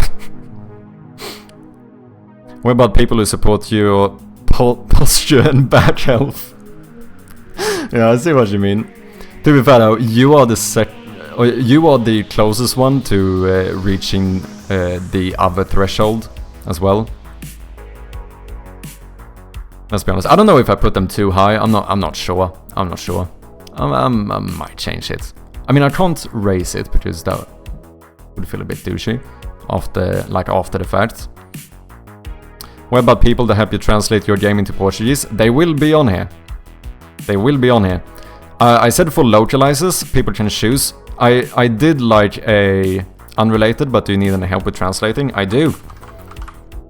I legitimately do. I started an application for people who are interested in localizing. And the way I did it is that in that application you can choose whether you're looking for payment, and in that case how much, what your rate would be, or otherwise the option is to basically apply to do it free of charge, where if that is the case, you would be credited for localization and also as a supporter. Because currently the way I've done it, I don't know, you guys can feel very free to give feedback on this, whatever you think about it. The thing I've done it now, except for the channel point one, is that anyone who supports the stream in any way, whether that is, or any combination of ways, whether that is subscription, gifted subs, bits, donations, you know, whatever. Anyone who supports the stream and reaches a total of $50. So for example, I think Bjarne has gifted 12 subs now, which, you know, that would be, since it 10 gifted or 10 months of subscription would reach that threshold, those people will be put on the top of this list. And the way I see it is that an average localizer, as far as I know, has a rate of about 10 cents per word. And my estimate, I have no idea about this, but I'm probably not gonna have super much text, but I could imagine my game maybe ending up having 500 words or something. Maybe, I don't know, this is just a pure guesstimate. In that case, paying for localization would cost me about $50, which means that it kind of makes sense that if someone chooses to localize my game for free, they have basically, you know, done something for the same value of the supporting threshold. So in that case, they get credit both as supporters and localizers. That's the way I've decided to do it. I don't know what you guys think. Like I said, you can feel very free to give me feedback on what you think about this system. But it is basically a way for me to just give extra credit to the people who partly localize the game, but also people who either support the stream in some financial way, or people who support the stream by just watching. Because I do wanna reiterate or recite the fact that I really appreciate people just watching as well. That's why I am going to keep the channel redeem thing, so that lurkers and people watching can also get their name in the credits.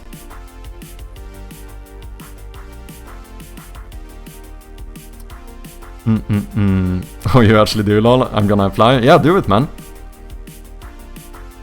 I say we do a fire sale and make it 1 point for 30 seconds. Made sense. I don't pay attention to credits. Do people normally get credited more than once? I don't know. I'm actually a bit intrigued. We can actually check how Kodra did it, because he has something similar, where he does give credit to people with like a similar system, with a, what do you call it? A Twitch redemption thing, you know? But he also has playtesters, and I bet that someone like Hellraiser, who is like the best player in Roguelite, I'm quite sure he is credited as a playtester as well, but he probably has watched the stream enough to redeem it too. So let's see if he shows up more than once, as well as localizers, to be honest. This is kind of interesting.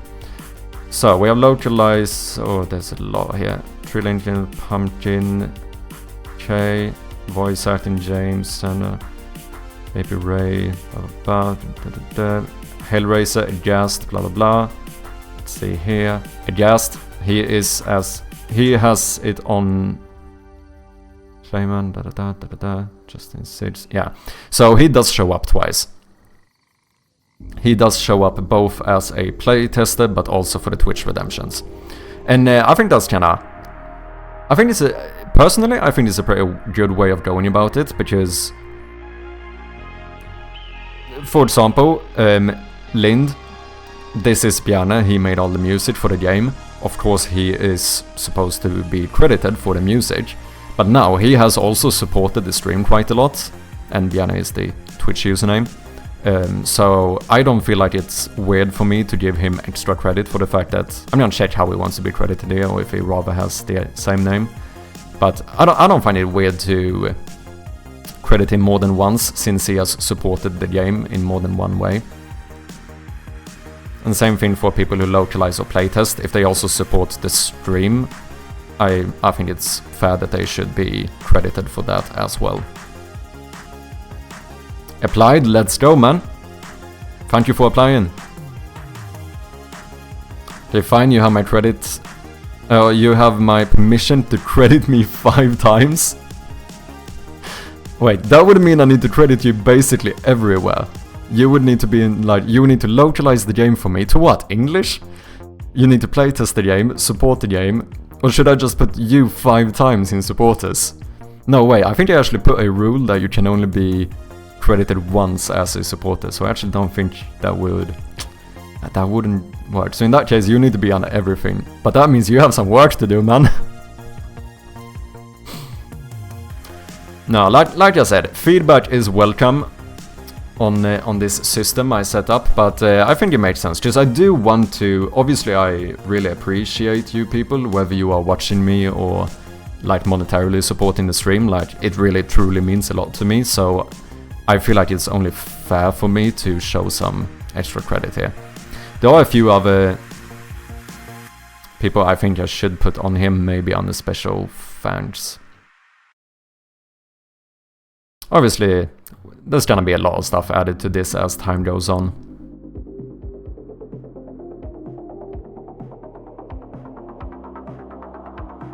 You can credit me 50 times for being top 1 funniest chatter. World record holder credit. Oh, that's what you want. The speedrun world record holder. Oh, okay, I see what you did there. Should we make a separate title just for you then? But that means that every time someone beats it, I'm gonna have to go in and manually change the...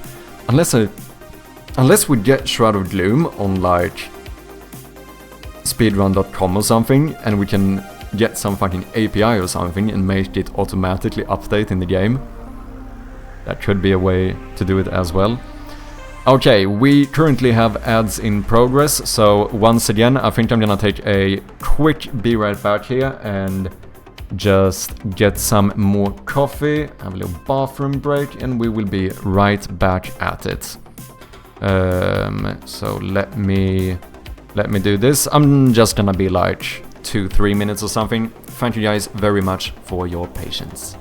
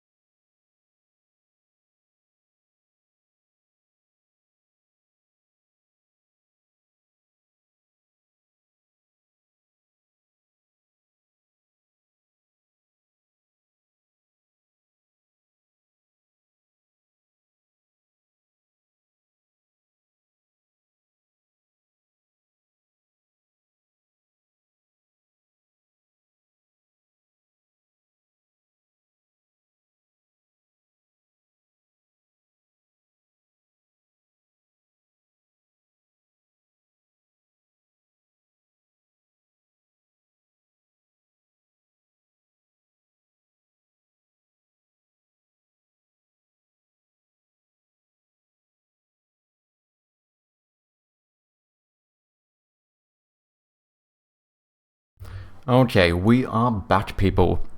Sorry, I don't know if my Be Right Back screen was a little bit buggy there. That might have been the case. In that case, sorry about that. But thank you guys very much for your patience.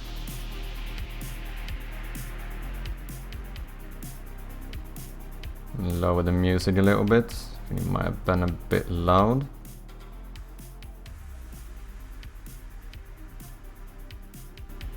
Does anyone know some good extension for YouTube? I feel like I would like more fine control of the audio. I bet there is some type of like extension or something. I could get something like where I can raise the volume by 1% or something. That would be pretty sick. I'm gonna look into it.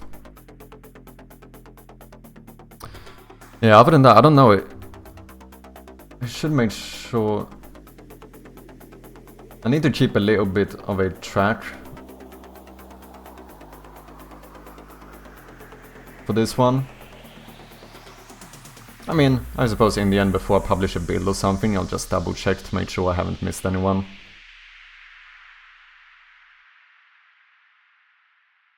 But some stuff is pretty easy. Like, for example, since now I put the threshold at like $50, that means anyone who reaches a 10-month subscription would be automatically added to the top part. And but it's also the fact that obviously I allow combinations as well. So that would be like, you know, 5 months. Hey, Naked! Naked with the next redeem. Redeemed name in credits for 20,000 points. Cheers, man. Thank you so much for your support. Man has been saving up them points. Let's add him in here immediately. Claiming it before the price increases. Fair. I don't know, maybe I did go a bit harsh. Maybe... I think, let's see here, I think Code Red Games had it increased by 1,000. That would mean, just right now... let's see... Right now, it would take 17 redeems for the price to reach 100,000 channel points.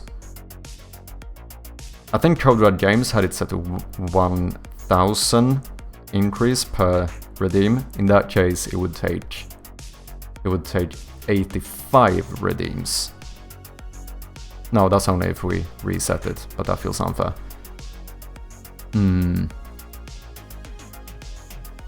Yeah, I don't know.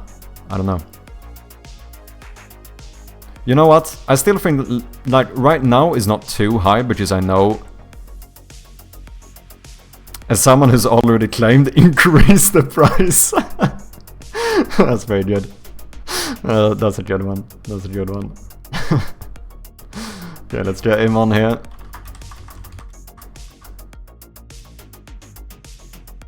Oh, wait, I can do this. This would be easier.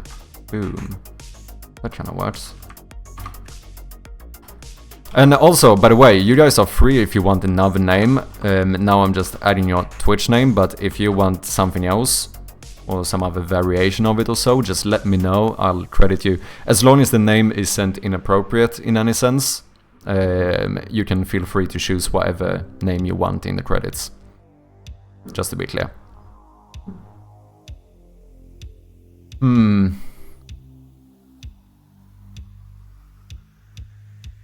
Should we lower it a little bit, maybe the increase? What did I say? Right now it would take 17, but then 2 people have already redeemed, so in that case it would take 15 more people to reach a channel point price of 100,000. Maybe we should redeem it or lower the increase a little bit. Maybe do something like in between, maybe. Did I set it too high? To be fair, I know also that like a lot of people, like, keep in mind, I do very long streams. For people who legitimately lurk a lot in my channel, you can get a lot of channel points. And unless you're like Raka and spend them all on stand-up redeems, of course. I'm messing. Also, wait, I need to say this as well. Do you guys know what I did? Again, this is the second time. I think this is the second day in a row where I accidentally fucking boil my coffee in the microwave. Like legitimately, like it was boiling. I don't think that's great. But I did do it. Yeah. What, should we halve it then? 2,500. We raise it by 2,500 each redeem. Does that feel a bit more fair? In that case, we would have... In that case, the price now would be 22,500. Because I'm not gonna lower it after Naked redeemed it, because that would be a bit douchey.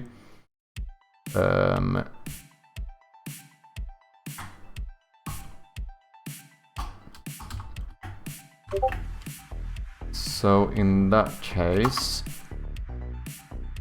we would have 77,500 left until 100,000. That divided by 2,500, it would take 31 people. It would take 31 redeems for it to reach 100,000. Maybe.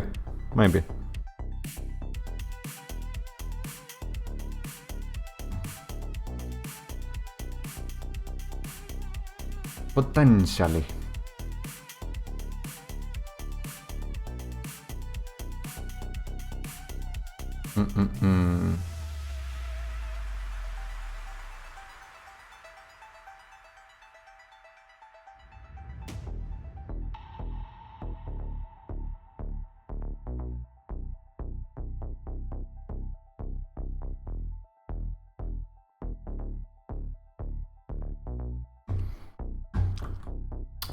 Or we do as Naked said, we just raise it even more.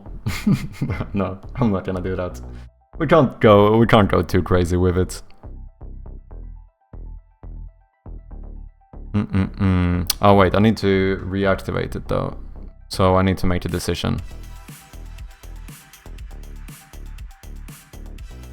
Should we poll it?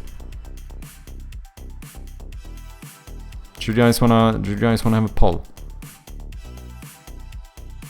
Manage poll.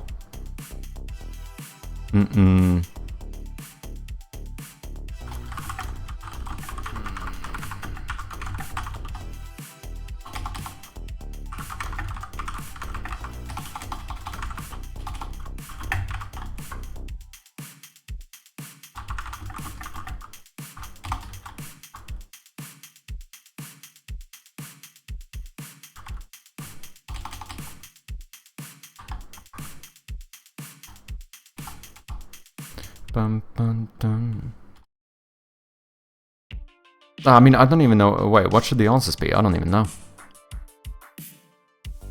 Fuck it, we might... I might just... You know, we can always change it as time goes by. As long as I never, like, overly raise it or lower it after a certain redeem, I think it's fine.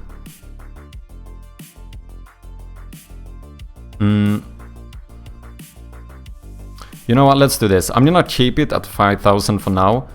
Once we reach 30,000, I'm gonna lower it. Okay? Does that sound fair?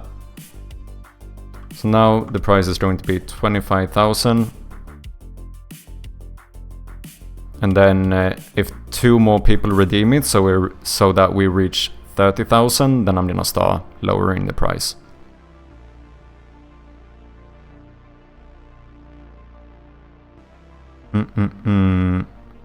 Cheers. Cheers, AE. Appreciate you. How do I set it off cooldown? Wait, I think we can do...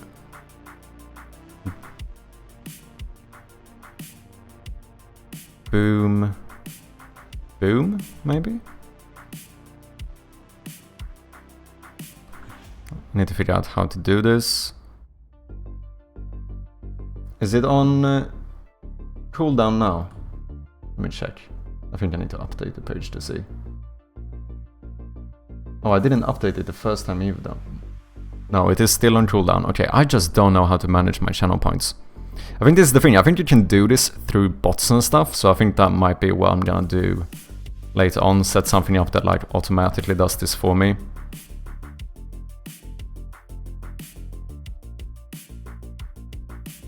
Oh, time between redemptions. As long as I keep that, I suppose it...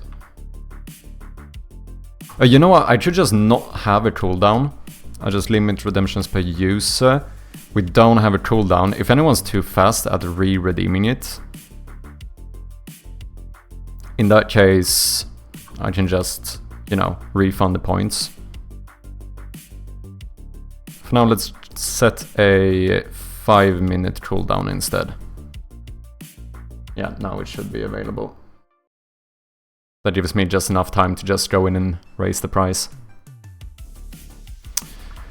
Otherwise, I do think the new credits look a lot better with the like. I also removed, I think I did this after the last stream. I removed the bold letters. I actually found that the non-bold letters did look a little bit more clean.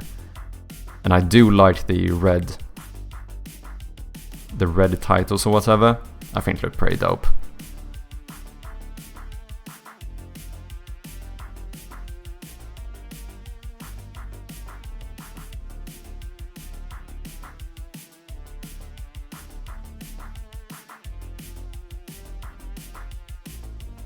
Yeah, should we do a bit more localizing? Should even localize the credits, to be honest.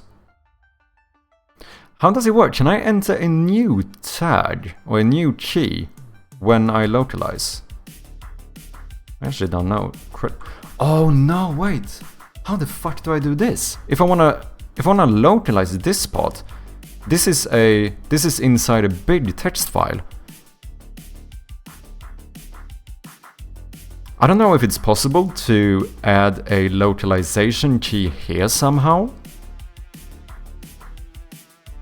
Okay, I'm gonna need to look into that. At the moment, I actually don't know how that's gonna work.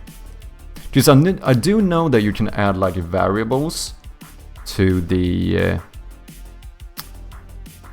what do you call it? You can add variables to... like the texts here. Like here, for example, I could set a variable that displays like some integer or something. But I don't know, can I somehow reference one of these keys in the middle of a text input?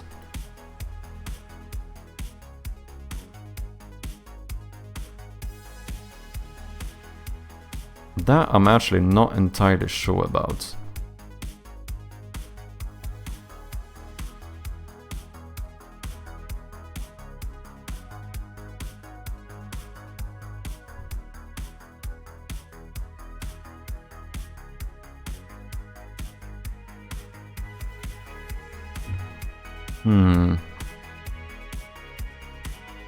Maybe we should try. So we add, let's call this credits. Let's do credits, design, and development. And in English, this would be design and development. This, yeah, I want this capitalized. Can I add an ampersand here? Is that okay? I think it is. A design, that's like desenho in Portuguese, isn't it? I think it is desenho. And development. Is it a cognate? Is it like developidade or something? Developidade. It could be. Actually wouldn't surprise me that much.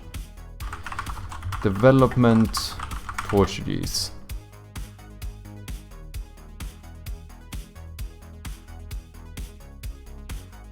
No. Oh, desenvolvimento. Oh, yeah. Yeah, desenvolver, isn't it? So, desenvolvimento. And this, I'm gonna... Let me double check the sign. I am pretty sure that it is desenho. Yeah. There are other... Oh, art, they say design as well.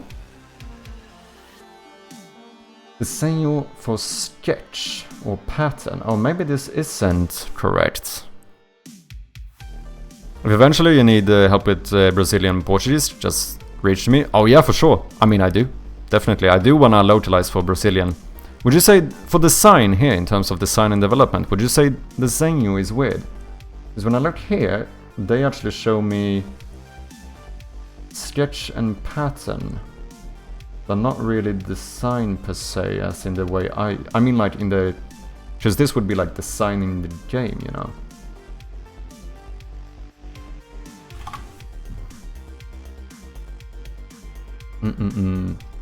He drew a rough draft of the new design. Novo... Here they actually use the English word. Novo design. The futuristic design of the car. O desenho... I mean, here it sounds like the woodwork. The design of the car. So this would be like the design of the game, right? Design stays as design in Brazilian Portuguese. Some words do have translation, but are better in the English word. Absolutely correct. I think that's something that's important to note. There's a lot of those. Like, it was when I did like the... Yeah, another one, which is both in Swedish and Portuguese. Feedback. Feedback, you just use the English term, right? Like in Brazilian Portuguese, you would go feedbacki, but that's still like the English word. And it's the same thing in Swedish. I would never use a Swedish word here. I would just be like, kan du ge mig feedback? Like, can you give me feedback? Or just use the English term. And I think that's the same in Portuguese. Okay, so in that case, design. And desenvolvimento. Some words are just not worth translating when speaking nor writing it. Design, shopping, feedback, yeah. No, I do think that's same thing in Swedish, like shopping, you can use as a word in Swedish as well. Do we think it's the same for Portuguese? Maybe.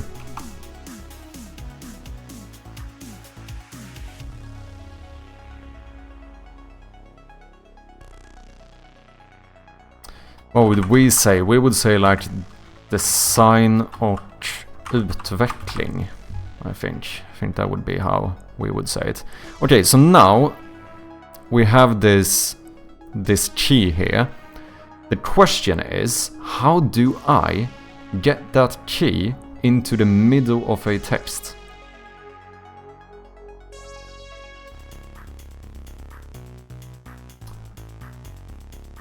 I feel like there should be a way of doing it, right?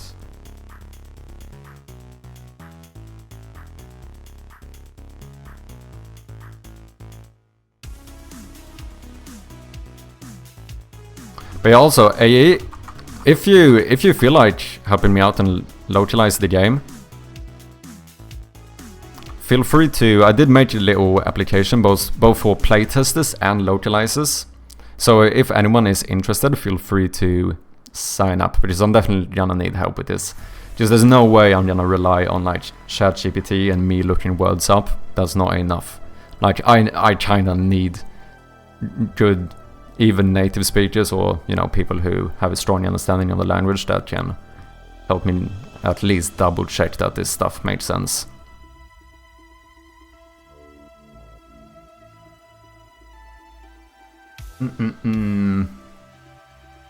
I also need to make sure that we can figure out how to best like... I think the way to do it is to export this as a Google Sheet and work in the Google Sheet instead. I think that's the way to make this easier and more like, rather than working in here, because this is weird. What is this? Edit table entry metadata. Smart. Edit debug. And no idea what this smart function is.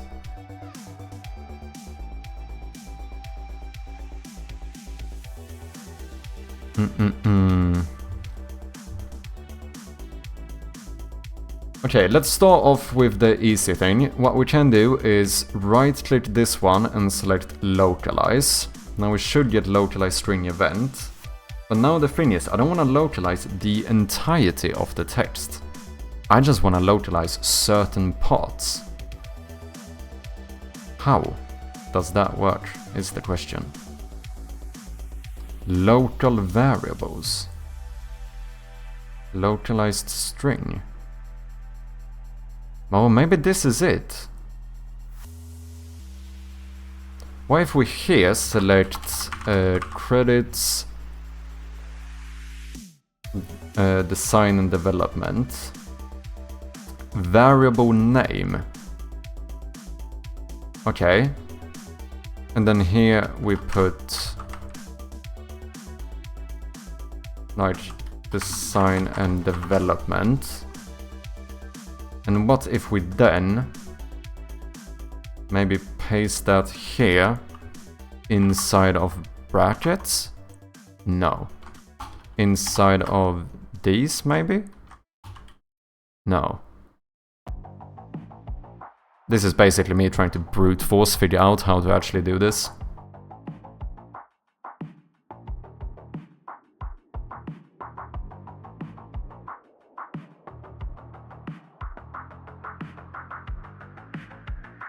I feel like I might be onto something here. Because here we have these. Entry name, enable fallback, string table. Can we brute force this? Just don't know how to enter this variable, do I? I think that is really the thing.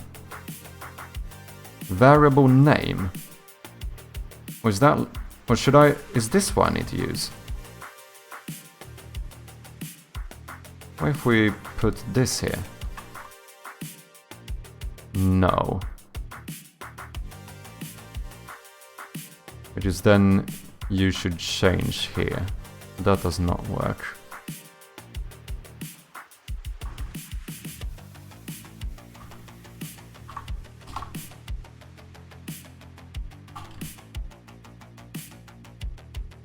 Dude, me just brute forcing this. I don't know why. I know I'm supposed to just look this up, okay?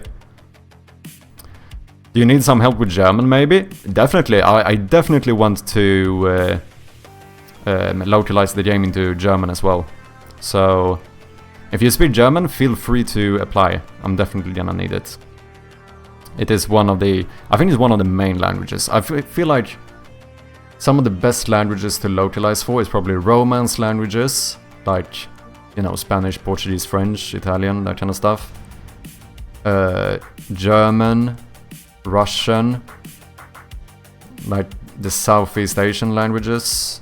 The big ones like Chinese, Japanese, Korean would probably be good. But like I said before, like, I would like to localize this game into as many languages as possible. Partly because I think it's good from like an accessibility standpoint, and also because I'm just a language nerd and it would be cool to see my game in multiple languages. So I think almost like... obviously it depends a little bit on like the localizers I can find and stuff, but in general I think the more I can get. And also, Arton Alexis, welcome in. Welcome back, how you doing? Judge now?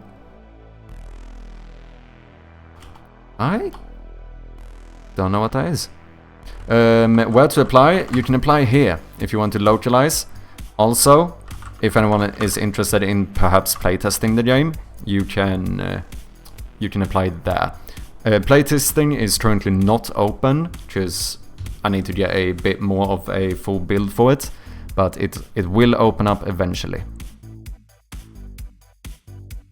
Okay, let's see here. Unity, localization. Let's just start with that. About localization. Need to look this up. Okay, sorry guys, we have an ad break coming in about 30 seconds. I'm just gonna be chilling reading this document, to be honest, so I will be right back with ya. I mean, I'm staying here. If you're a subscriber, you're gonna see this, but the ads shouldn't be that long. Localization package to figure out blah blah blah. Yes, string localization is what we want. I think, didn't we have it here? Guides, installation, quick start. Oh, I just realized I think I used the wrong quick start guide before. Okay, this we have done.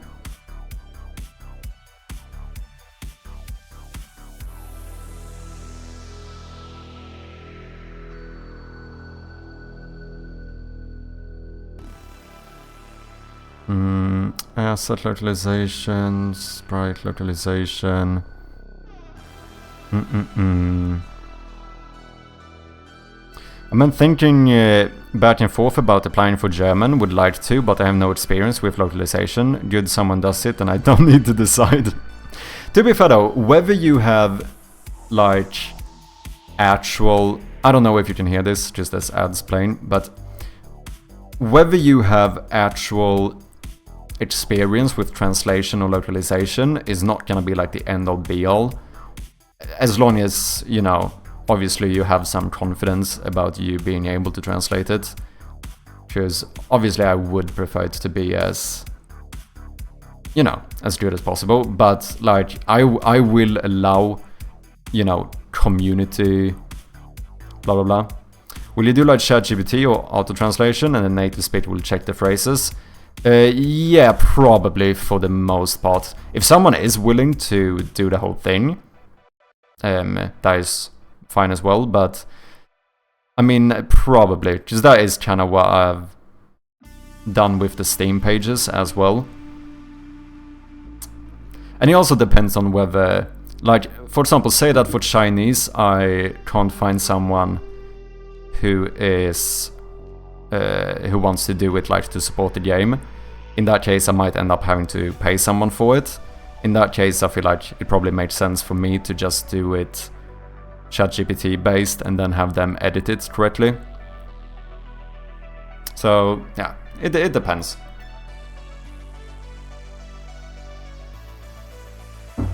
But probably.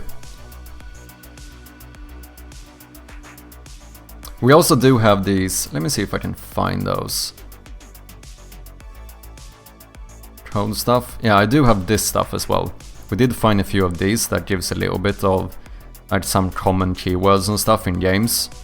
Oh, here we actually had game developer. Let me see that. Programmer. Yeah, this is game design.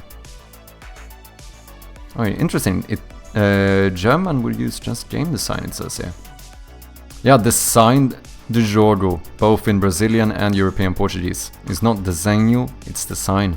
Interesting.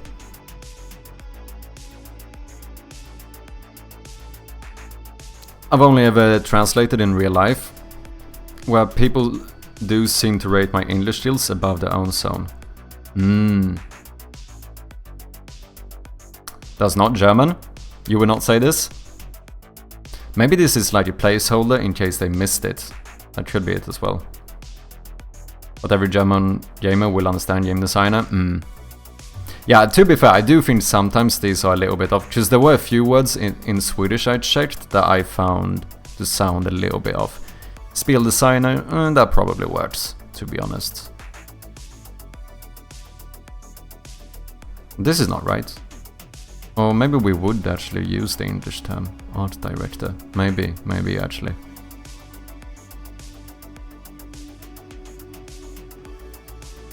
What do I want to see? Here, credits, director, production, game developer. That would be like spelutvecklare, right? Yeah.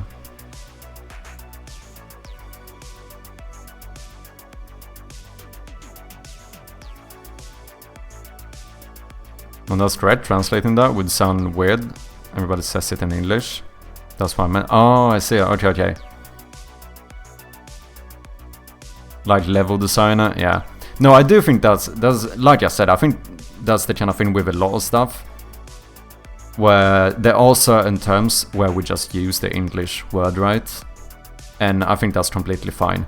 When I get my game localized, I don't need the entire game to be like fully formally in that language. Like if one uses the English word in that language, then it's fine to use the English word, you know. Like for example, feedback. Like currently, feedback I have not translated in a single language, because I'm quite sure that both Portuguese and I know that for Swedish, you tend to just use the English word feedback. We also have Denglish as a word to describe that more and more English words get used in German year by year, especially in youth slang. True. It's the same thing in Swedish as well. We have svengelska, which you know it's like Swinglish, basically. Okay, I need to figure out how to get this to work. Game object localizer, localize audio, localize strings. Localize the dynamic text. No, wait, that's not what I need. I think I want to localize a piece inside of a text file. Is that possible? Hope it is. Oh yeah, otherwise I could do a game object localizer and change all the specific ones in it, but I feel like that's more work. It's gonna be harder to do for each language, because that means that the file would need all of the names in the credits as well, which doesn't make sense, because I don't think we're gonna, you know, we're not gonna localize the names in the credits, but I think I wanna localize the titles of the credits.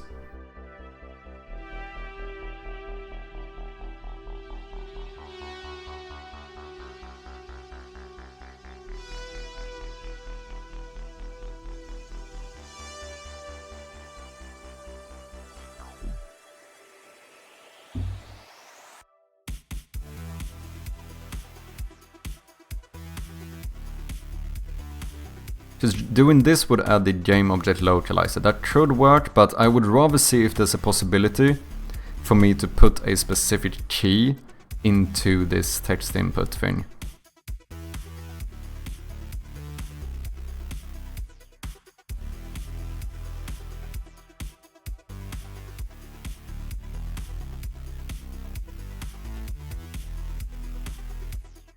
Localize dynamic text.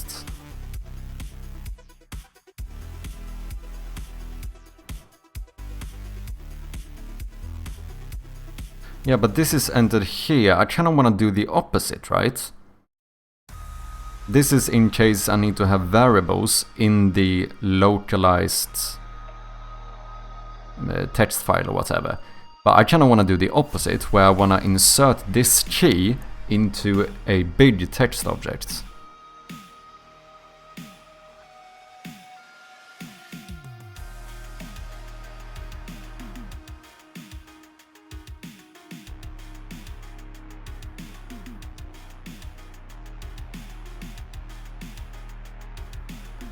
Add local variables field. Okay, let me see what this is.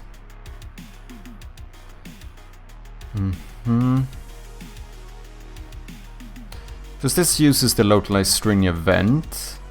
It takes dynamic text example. We have the different ones here. Object reference, text apples.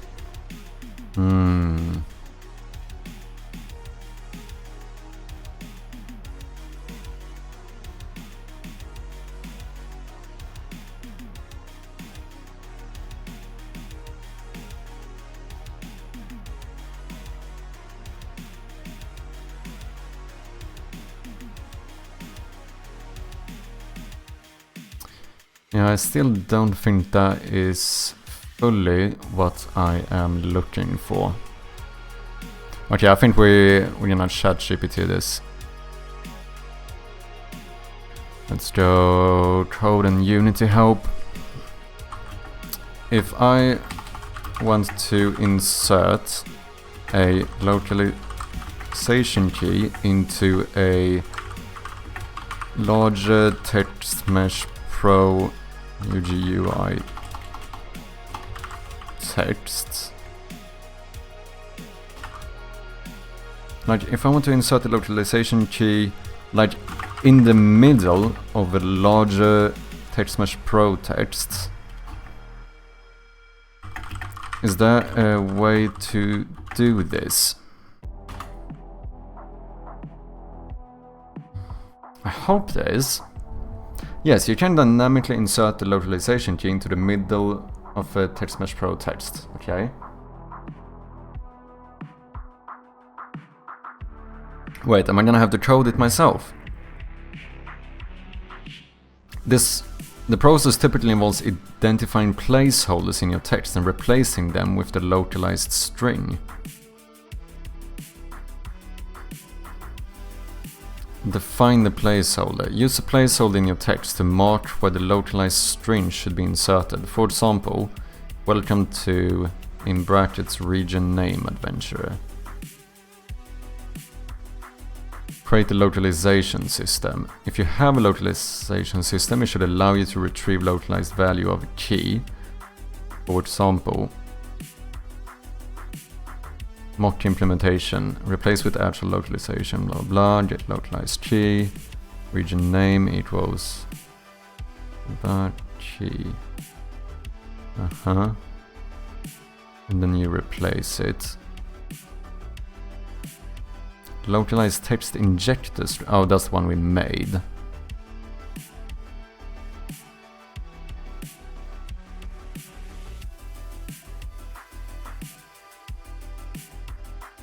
For a more advanced setup, consider using scriptable objects and dedicated localization table to manage your keys and values.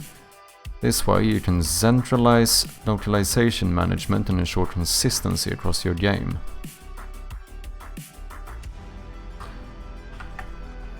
I'm using the, what is it, like Unity localization package? The Unity localization package. Remember this for the future. We need to train him a little bit as well. How would you do it in this case? Do I have to script it myself, or does this package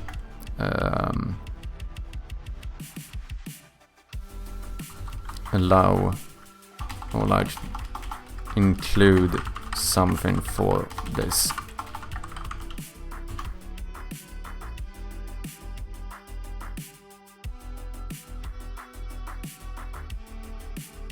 Includes built-in support for placeholders. Okay, let's go. That is what a smart strings is. This feature makes it easy to dynamically insert values like localized keys into or variables into larger text without needing to write custom scripts. Ensure that smart strings are enabled. When creating a localized string in your localization table, use placeholders for the parser you want to replace.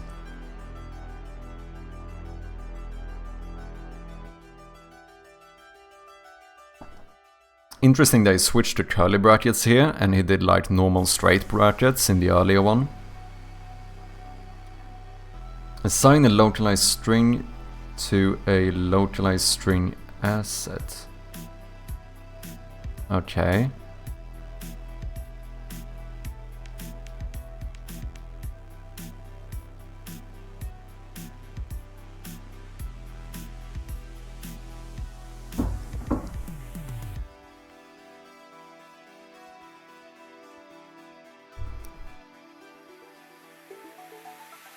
Create localization, localized string table. Add an entry with a key such as welcome message. Enter the text using region name as the placeholder. Save your table. Reference the localized string in your script. So what? But you said I didn't have to script, and now you're telling me to script. Well, I suppose maybe they give you the function to use this in script. That's kind of what I meant, maybe. I'm a little bit confused.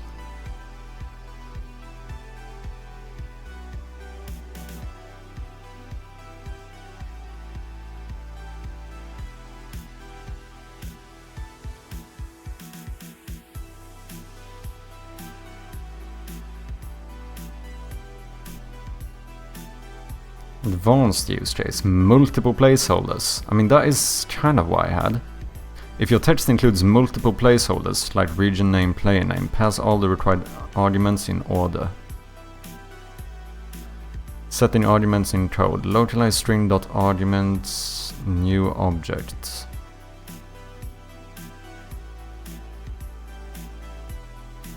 Matches region name, player name. But does this mean... Oh, I'm so confused. No, I don't have to have the welcome to the blah blah blah in here, so that's good.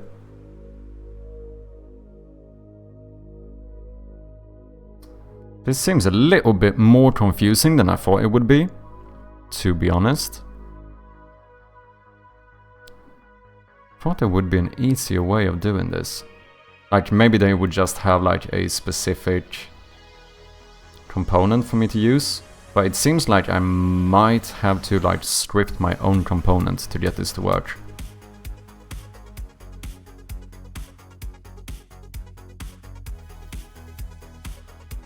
It does seem like that might be the case. Oh shit, how much stuff have I opened? Dude. I have like 5 instances of just my Steam page open.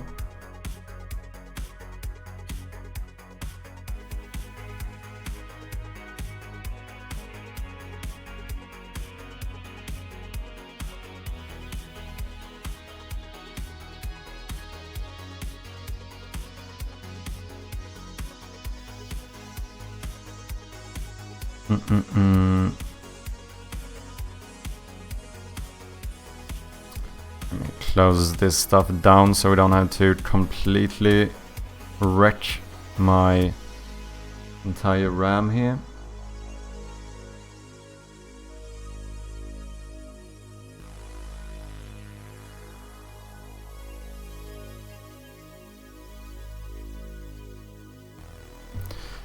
Okay, so what? I would need to put like placeholders here in the text and then make my own script that replaces those.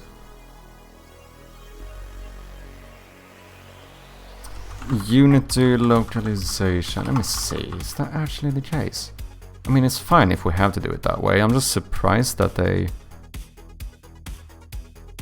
not another way to do it.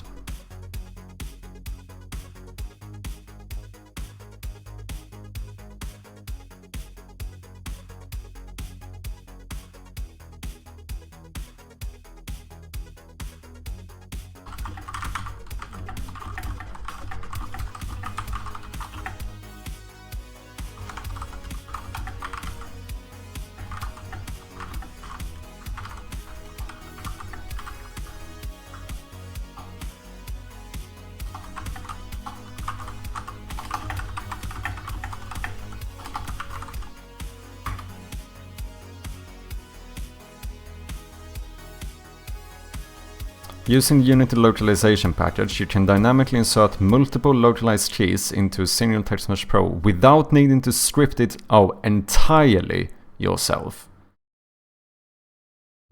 But I do need to script it, kind of. However, if you want to combine multiple independent localization keys, not just placeholders, you need to write smart... What?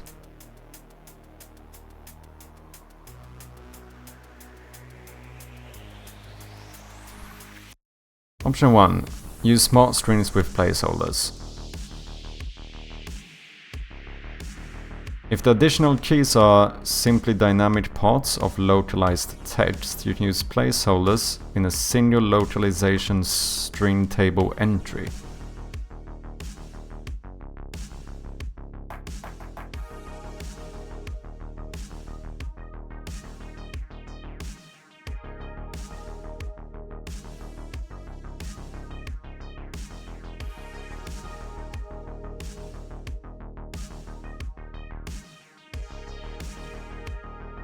This works if the dynamic text can be handled as placeholders in a localized entry. However, if you have separate localization keys and want to merge the outputs, you'll need a script.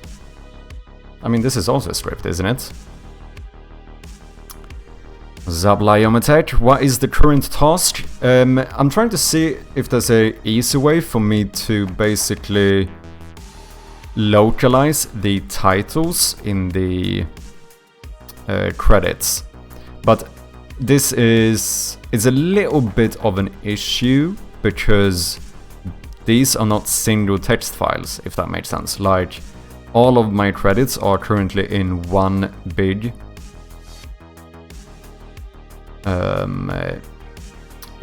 text file.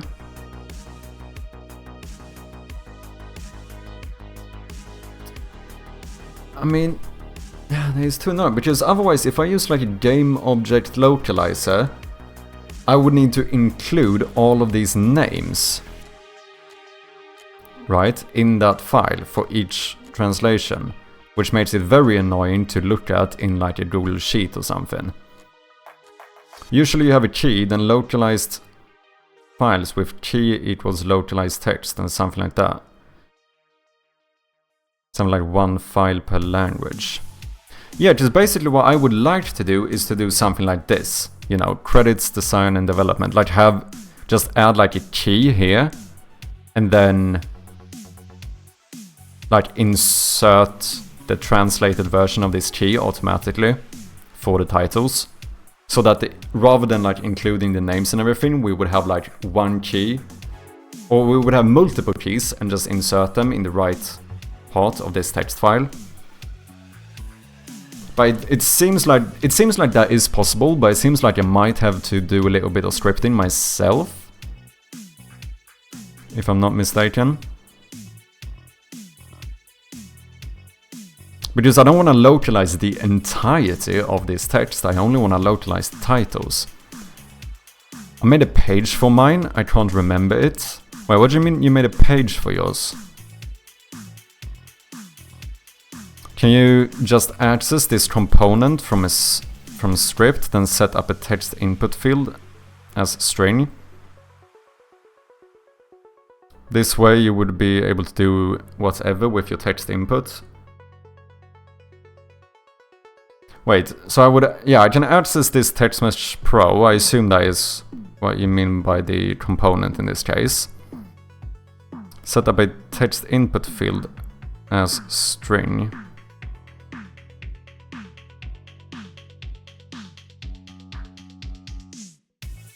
Oh, I see. So this is for actually like, yeah, just gain 5 gems from material. So this is for actually like translating the keys, right? Which is good. I think I'm gonna do perhaps some like Google Sheet or something for this that I can like send around, or maybe even put it on GitHub. And maybe not, it depends, just everyone might not be using GitHub. I could do that as well. But the issue is here that basically I want to insert multiple of these keys into one text file in Unity. But it's like localizing one thing is very easy. But the issue here is that I want to localize multiple individual titles in this one.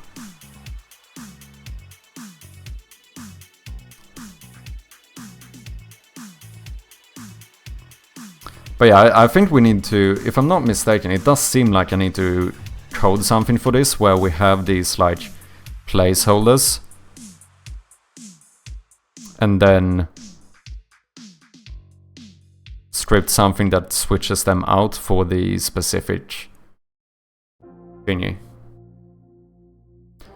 Because in the end, that's what you mean as well, Lyomer, right? The fact that I would need to script something to like switch out these placeholders. Is that what you mean? Would be so much easier to describe it with voice. Because basically what I was trying to look up is if the Unity localization package like has something built in for you to be able to do this in an easy way. But it doesn't really seem to be the case. Because when I'm like asking ChatGPT, like in this Twitch start guide, it shows me like how to do basically the vice versa part. The whole text input is a string. You can replace placeholders with localized keys. Not sure about the built-in capabilities, sorry. No worries. No, but I think I do. Because even talking to ChatGPT, it seems that I need to do this myself. Which is what you mean as well, right? That I would make a script for it that replaces these like placeholders. So what do? Do you like look through the text to find the I think every title should be a key to localized string, yes. So in that case we would do something like this, like for example here, this is the name of that key in here, credits, design and development. But maybe that's the thing, maybe I should not have this, because in that case I don't need to enter the keys myself, I can just say that this should be translated into the thingy. Do you know what I mean? What's up, Hempos? Amigo, tudo bem? Mando esta mensagem apenas para mostrar o teu português aqui a um amigo. Um abraço, estou no trabalho. Muito obrigado, Mel. Thank you so much for dropping by. Na verdade, agora o meu... Oh, fuck. Ok, cheers, let's stand up. Agora o meu português é uma merda, pá. Eu não... Eu tenho que praticar mais, mas... Tá fixe, tá fixe. Ainda consigo manter uma conversa, né? Tá tudo bem? You can translate with the TR, but you need a translation catalog. Okay. But is this not the localization table? Is this not like a translation catalog?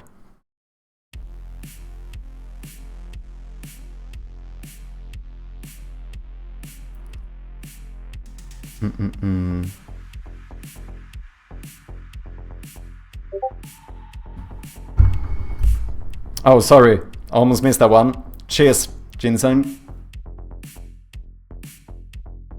There we go. Or anosa, as my Tudiash would say.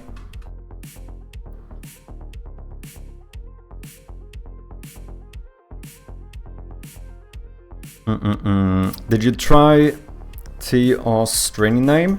No, I mean, to be fair, I haven't really tried anything yet. But it does seem like, if I'm not mistaken, I need to code this myself, right? So we're gonna do some, like, I don't know, inject key from localization table. Okay, and then I would have like a reference to this localization table.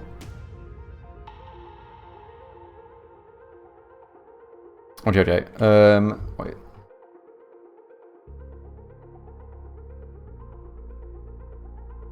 So I assume this is only going to update in runtime. That doesn't really matter, to be honest though. Localized text injector. We'll call it that.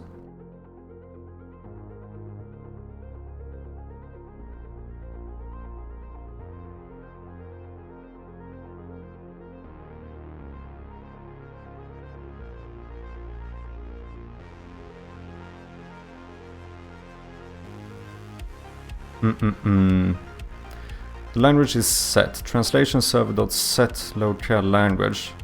Then Tia should pull the key. Okay.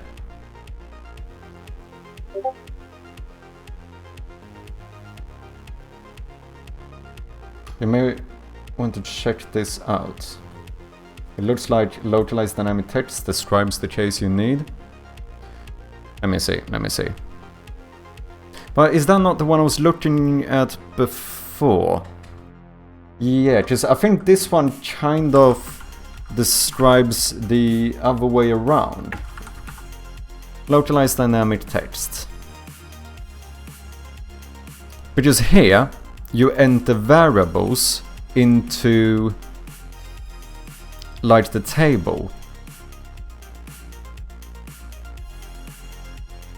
which means that I could probably do it this way, but that would mean I have to enter all of the names in here too. Sorry, wait, let me mute the Discord notifications for you guys.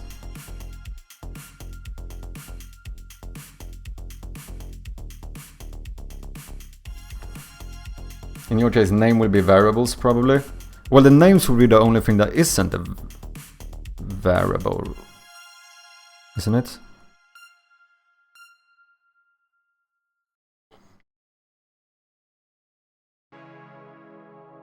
Your way is probably the Unity way, but it's effectively the same thing. Just like, the thing is that I would prefer if I could do this in a way where I didn't have to include the names in here, because that means that if I send this to someone who wants to help me localize the game, they're gonna get the file with all of the names in the credits, and it's just going to be a little bit tedious looking for like which part should be localized and which part shouldn't be. Whereas if I could only have a key that's like design and development, and somehow just change out this part with that key, this part with another key, then my localization table is going to be a lot more clean for people who want to help out and localize. If that makes sense. But from what I understand, it doesn't seem like Unity really allows this without me scripting a bit myself.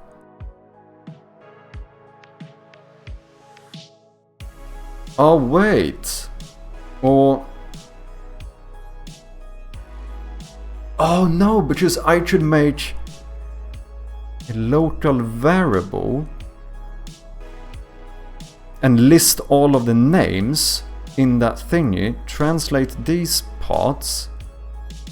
So then technically maybe I wouldn't need to have all of the titles in here. Like this variable would just be playtesters. And then I have another... this object reference is a text apple, so I can just have another text that will be inserted as a variable. Well, yeah, maybe I can use this one without... you can try that with all the names in the variables. Yeah, because that would... it still means it's a little bit... it's gonna be a little bit weird, because it would still end up being all of these titles would be, as well as this last piece, would be one key, right? So it would basically be one key for the entire credits. And then we have variables for all of these. Player name plus key text plus whatever you want.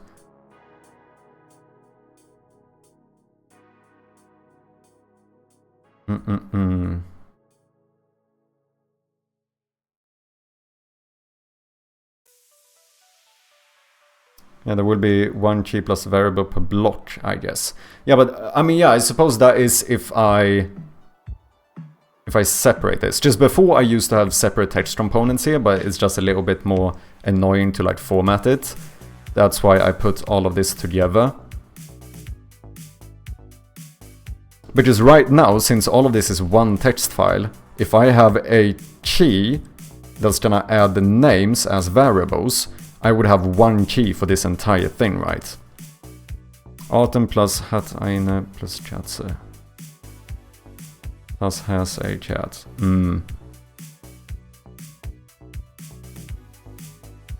So I'm thinking, I don't know if I'm thinking about this the right way, but what I'm thinking is basically, should I not make a... basically do it like this, where we put placeholders here, and instead of having... because then I can still just like edit this text normally, I don't need to edit like a separate variable text with the names, but then have a script that looks through the credits to find keys. Or maybe, but maybe that's like... maybe that's very like inoptimal, maybe. Basically find the keys and insert the localized key. Because I see what you mean, Arten. It's just that if I do it that way, that means I need to include every single name in the credits. in either through code or something like that, right? Which, you know, since I've added like the supporters thing here, like by the end of this game, we might have like 100 names in these credits. Potentially, you never know. But like since you know, more and more people could just redeem a name in credits, we're gonna keep adding names. So it feels like it's gonna be a little bit annoying or tedious having to do that through like code. So it would be nice if I could just edit this text file for the credits, but then somehow have these like keys in here. I think the main thing I was surprised about is the fact that there wasn't like a built-in way to do this with the localization package. I prefer doing most things through code personally. To be fair, I tend to as well. But this is something that I'm gonna update very often, so I don't know if that is the reason why I feel like it would be easy to just change it here. Because obviously the other thing we do is that I would go back to the way I had it before, where I separate all of these into, like each title would be its own Text Mesh Pro. And then we make like, I don't know, then we would have like a list or a vertical layout group that's like, you know, fits them all together with the right spacing and stuff.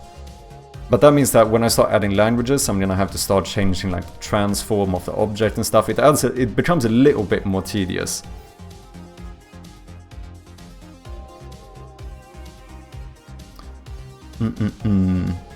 I would make a function that deals with all of that for me. The benefit of using the code approach would be also you can store names in a JSON or something and just iterate through them and build this whole screen from code.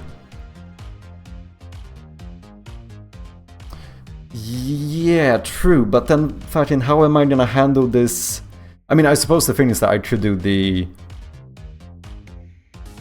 I mean, I could even do the animation through code as well. I suppose that is it. Because otherwise, like, making sure that this animation, like, resets at the right time when the last one is up is gonna be weird if I can't see the text in the editor. But I suppose the answer there, or the argument there, would be that I would make this animation through code as well. And just like code-wise in an update function, move the text upwards or something, and then like reset it down. Like always, I suppose there's many ways you could do this. I'm just unsure which way I want to do it.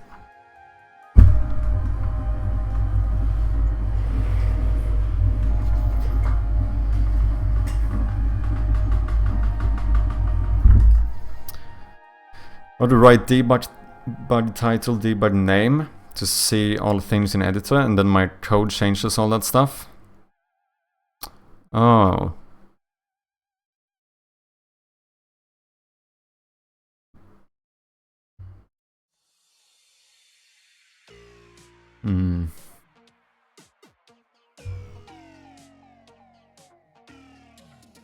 So in that case, I could basically make this update in the editor as well.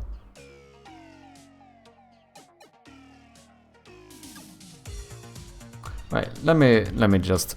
Oh, there's so many ways. Because this would work... Yeah, the only annoying thing here about the dynamics is that I would need all the titles in one. The way to do it, how I did everything else, would be to separate it, but that also feels a little bit annoying in the long run.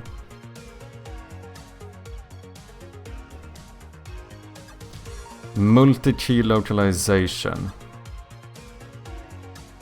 An array of localization keys. Let me just check this. Like, you could have a dictionary with the key being the job title, and then an array as a value filled with strings, which are people's names. And then just iterate through a JSON or whatever to build them. Cheers. Cheers.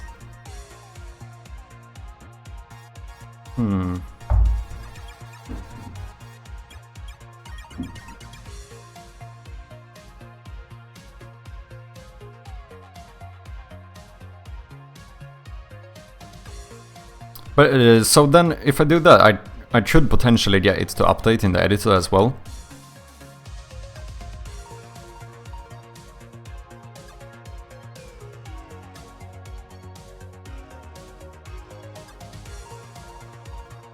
Finish storing names and title keys in JSON. So, just to be clear, JSON would mean that I have a text file, right? Like I have a separate text file somewhere that the game will like read to check the titles. Yep, okay.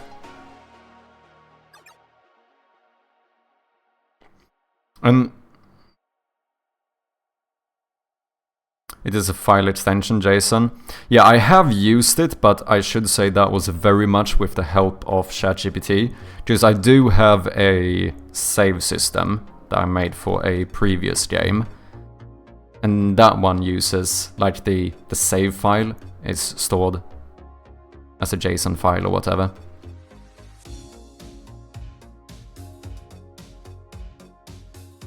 It is a file which stores data in a way that can be accessible later from code. It is common for many things.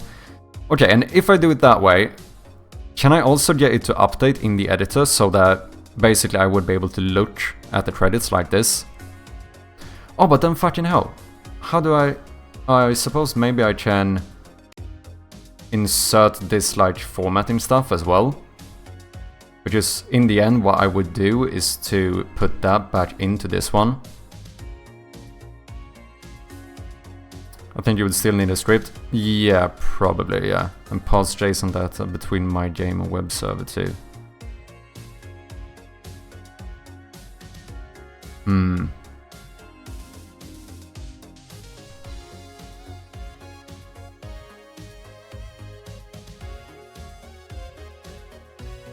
And to be fair, this I would not be able to do in the editor either, could I? This wouldn't show up. No way, because I would still have the names and the placeholders, so it would kinda work. Just what does this do? Get localized string using final text plus equals localized. Combine the keys. Okay. Update the text mesh pro. Localized keys. Array of localization keys. I just want to see how he does this.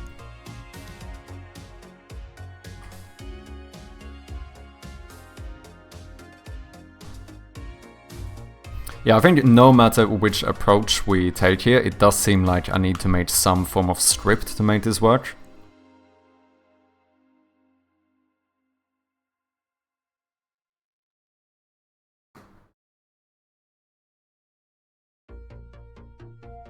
Components: 1 JSON with names, 2 localization table or something for languages, 3 script which unites everything and sets up the value for the text components, 4 depending on the situation, animation handling either in the script or in the editor. Looks someone like that for now.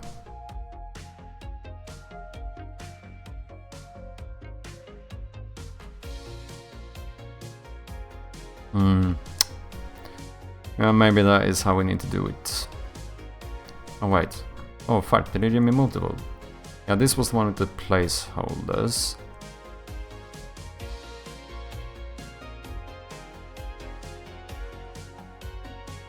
Try evaluate selector.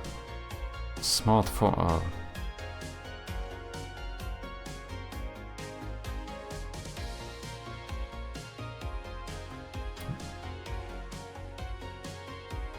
This still looks like I would need everything in one key. Just that's the thing, I do think it's the easiest thing is to have multiple keys, no matter how we do it.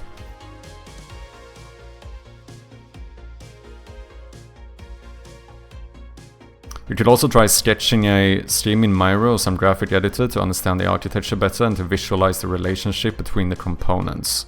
True. I think that kind of stuff is good in general, isn't it? A title in titles, new box, new header label.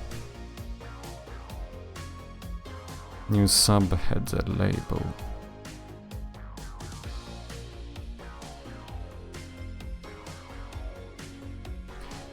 I mean, yeah. Makes sense. I feel like this should have been easier. I feel like...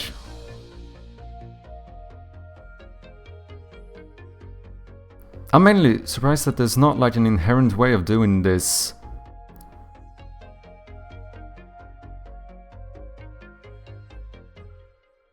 Make a mermaid diagram for you? I don't even know what that is.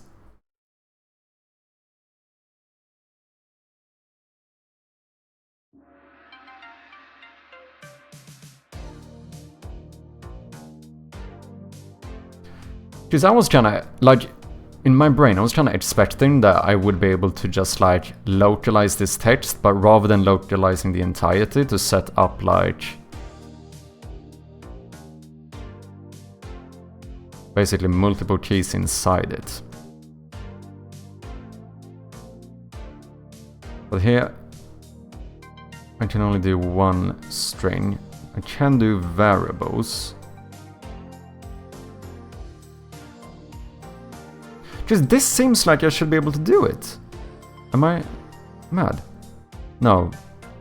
Since I can select one key here, like credits, variable name. But yeah, I suppose this is the variable for like smart thingy.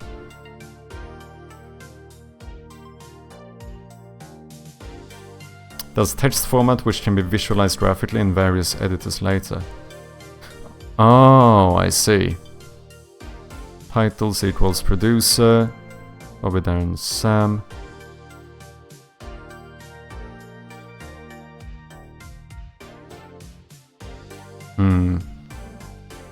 I mean, I suppose I could make it so that I can basically set up all of these names in the inspector too, if I wanted, if I don't want to have to go through the code. Or do it for a JSON file, I suppose.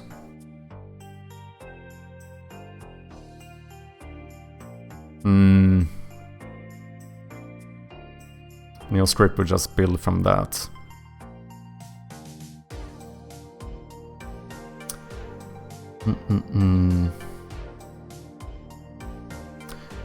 No, like what you're saying is making sense. I think I'm just being a bit stubborn right now, and I feel like there should be a way to do it the way I want to. I feel like I think I'm just having that like kid energy right now, where I'm like, this should work. There should be a way to do this.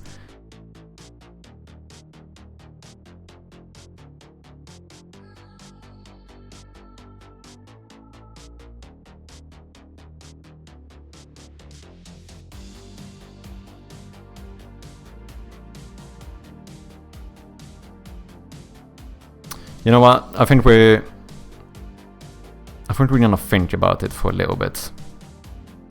Let me give me some time. I'm gonna consider seeing how I wanna handle that. We still have a lot of general localization to do here. So let's start with this stuff. Is this play button does not look localized? Let me have a look. Thank you guys very much for your patience and you guys trying to help me out here with this. I really do appreciate it. Like I said, I think I'm just being a little bit stubborn, to be honest. Okay, this does not seem to be localized at the moment, right? It's not.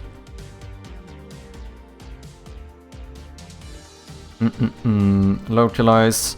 I feel like I just need to get some work done here in the... getting some progress with the localization. I must say, maybe you guys are right, maybe I should do like a JSON file. I just feel like you should be able to just... It would be... I feel like it would be easier, since I'm going to update that one quite a bit, to have some form of like...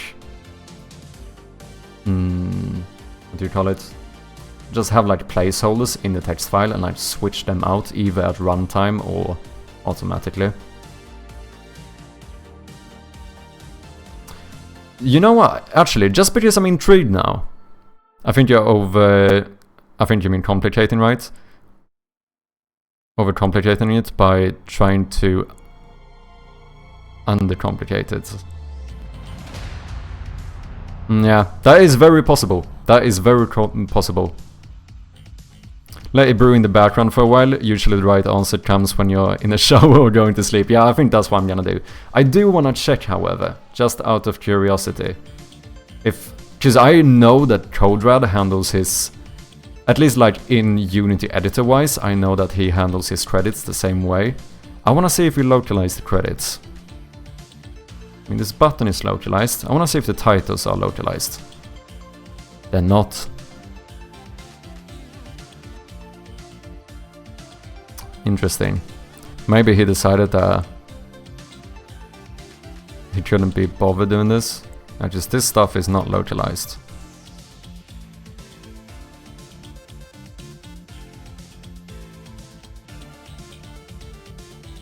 It's only the UI button that's actually localized. I wouldn't even compare. No, I was just interested in seeing how he did it. Because I know that he also, similarly to me, but basically because I took the idea from him. Just from the beginning, like I said, I had one text file or one text mesh pro for the title, one for all the names under that title, and then a new one for the next title, and then I had like a vertical layout group that ordered them. And if I went back to that, it would be very easy to localize the titles. But it is a little bit annoying when you change it, because I have to like obviously change the size of the objects and stuff to be able to get the right spaces, depending on if I add and remove names and stuff. But then I saw he just having them all in one, because I didn't know before. Basically what I saw him do that I didn't know was possible at that time is the fact that, we look at my credits, that you can like format stuff here. You see how we like changing the color, changing the size of the text. You can do all that through the text editor. I didn't know that was possible. That's the main reason why I had multiple files, so that I could like change the size and change whether the text was bold and stuff. But now, because I did this, it's easier to update this, because I don't have to change anything in-game, but it is a little bit... It seems that localizing might be a tiny bit harder because of it, or maybe even a lot harder.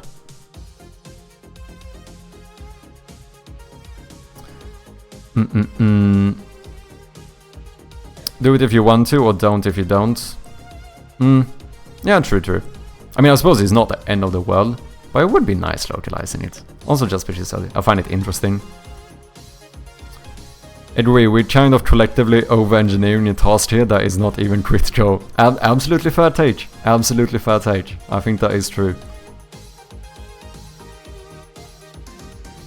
Yeah, I think we're just gonna... Let's do a bit of localizing here in the menu, and like you guys said, we're just gonna let it brew in the background for now, and I will figure out whether I'm gonna do it and how we're gonna do it. I never go around to localizing mine, even after the page I showed you. Oh, okay. But at the same time, the devil is in the details. Yeah, I think that's true. Like, in the end, like, I would prefer to get... I don't want to localize the names, that's way too much effort, because then, like...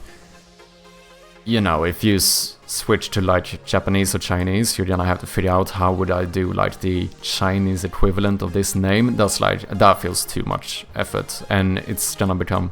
I think it's even gonna be harder to read it, even for them, because... You know... It's not how they would search for, like, the specific name or something. But the titles would be kind of nice to have localized, I would say. String reference, this would be menu... Oh, menu start. Yeah, speaking of which, exactly, I decided to change this to actually say start instead.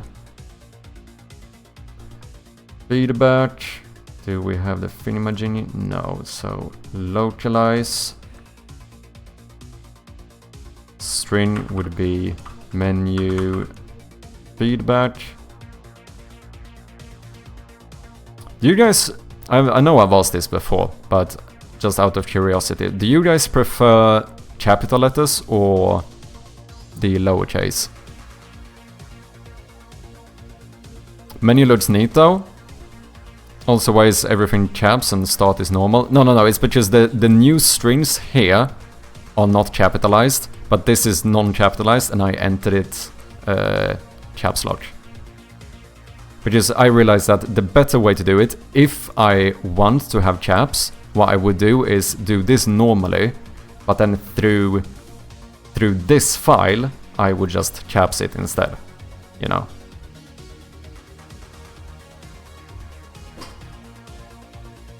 Caps sounds better. I have no preference, 1-1-1 on votes. Roll a dice or do what you prefer. Yeah, I don't know, I think I'm gonna keep it like this for now and then we'll see. This isn't super important, but I was just curious to see what you guys thought.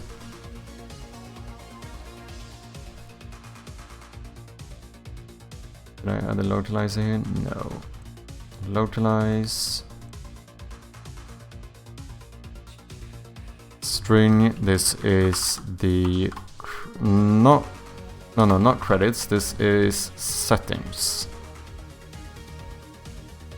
Then we have this little piece, localize. And this, my dear friends, would be credits.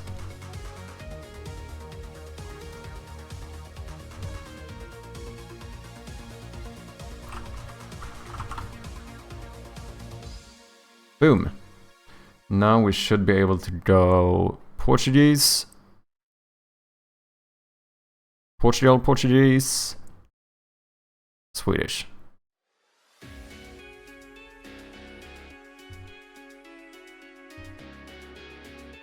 No, I think I want to change this. If the text sounds a little bit weird to have in the menu.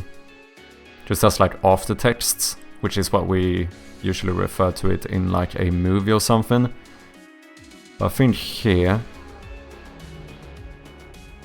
credits, I think maybe we should do medverkande, which is like, I don't know, contributors or whatever. Definitely not half and half. One or the other, that is true. Unless start is the only cabs, but it might be random still. Yeah, probably. I think what should be more important here is the highlighted button graphics. Something I actually need to work on, I don't know if this is what you're referring to, because we do have little, that was weird, animations here. But I actually, here it usually works pretty fine, but these don't feel, they feel a little bit too slow, it doesn't feel super responsive. And here, in some places, it feels, it might even get a little bit bugged. I think maybe...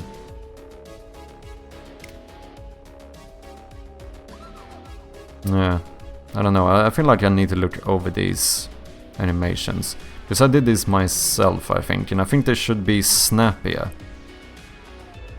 This doesn't feel snappy enough. Yeah, I don't like the animations here. Oh yeah, we need to change this as well. Because right now, if you go very quick here to English, if you look in the top right corner, it still says Portuguese, because it doesn't like update quickly enough. Because I'm doing something very weird here, and we're changing language on pointer enter, which is a little bit odd. And then all of these buttons are actually just like back buttons. Like clicking the button, all it does is take you back here, whereas like the mouse entering the raycast target is what actually switches the language. Is not how you're supposed to do it. So yeah, I know Codered said he did it by switching language on when you select the button. Oh yeah, something else I wanted to do is to make sure that the language settings, like this screen, should start the first time you play the game. So that if someone maybe has like struggle understanding English, you shouldn't be forced to go through these settings to find where to change the language. Like this should open up the first time you open the game, basically.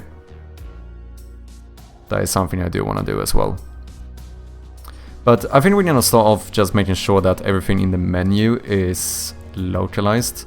So this part should be good now.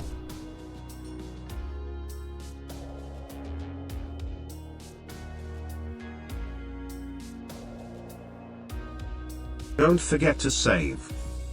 Good idea. You know what? I actually think we should probably open up this as well. Let's do a little commit here.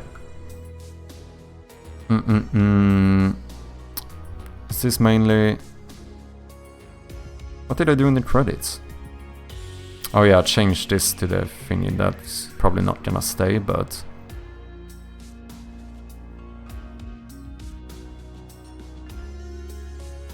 I don't even know what this is. This is mainly localization. Let's commit this as well. We don't need to push now. Is that how you people do it? Do you do... Oh, you might be in the ads. If you're not. Do you guys do multiple commits throughout the day and then push at the end? Is that how you do it? Just out of curiosity.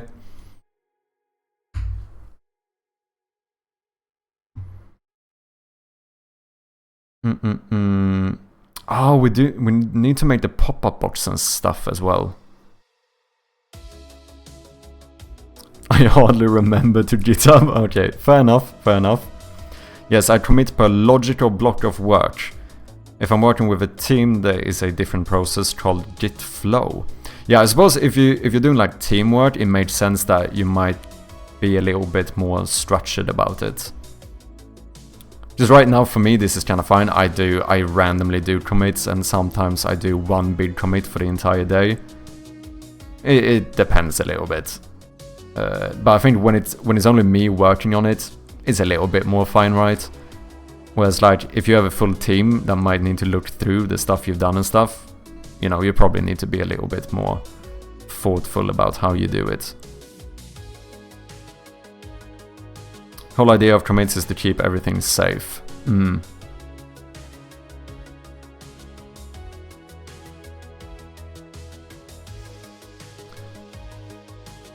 Localize string event. Localize string event. Localize string event. That's good. This is all localized. Just double check by going here and then going back here. That seems fine to me.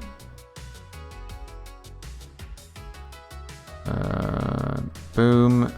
Language settings, the only thing here that should be localized is the title, and you also have a localized event thing. That's good. Whoops. So you are done. Here I don't think we are done. Yeah, this is not localized. Video settings. So, localize. And this would be menu video.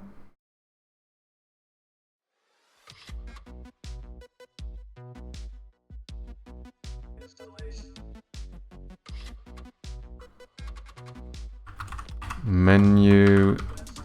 I also need to look into how to like export this into Google Doc and stuff to make it, or yeah, Google Sheet to make it easier to work with. Resolution. You know what? Let's just to make sure this works. Let's switch to something like Portuguese here.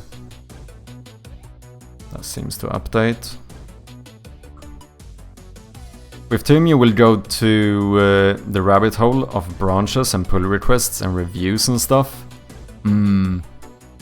Yeah, but just then like different parts of the team or different developers might work on like different branches, and then certain times you might need to merge it, and yeah. Feels like it gets a little bit more intricate that way. You don't need that for one person or a very small team. Exporting what?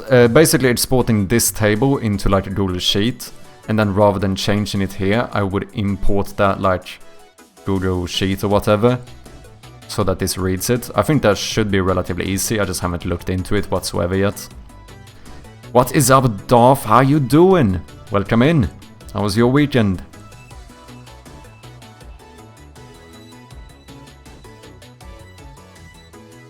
Did I localize this? Oh.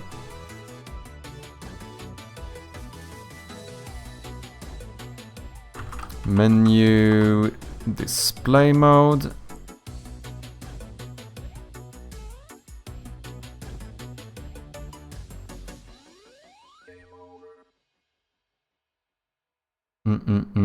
Oh, this is interesting. Wait, I need to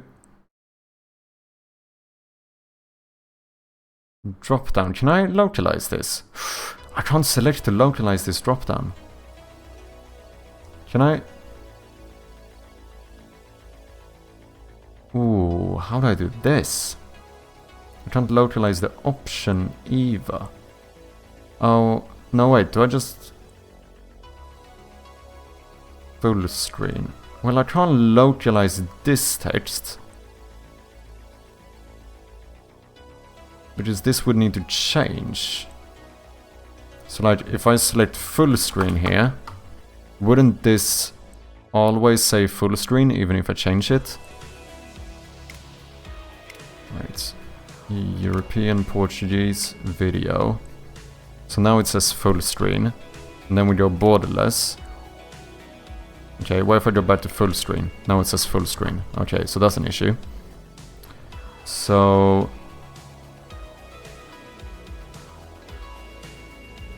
remove.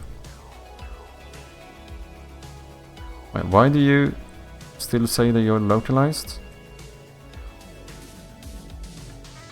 Can I unlocalize you?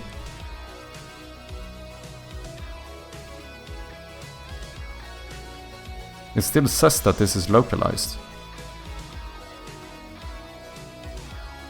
Oh, maybe I need to reset it. If I remove this, I need to like reset this one. Huh.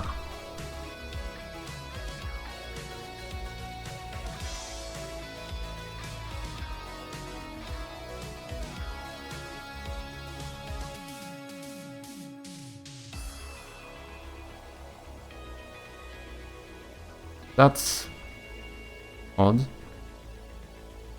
I guess that works. Control Z works as well. A CSV. Is that the file? CSV. Comma separated values. Because I think, as far as I understand it, I think this supports multiple types of files. I think it said so when I checked this thing. If I'm not misremembering.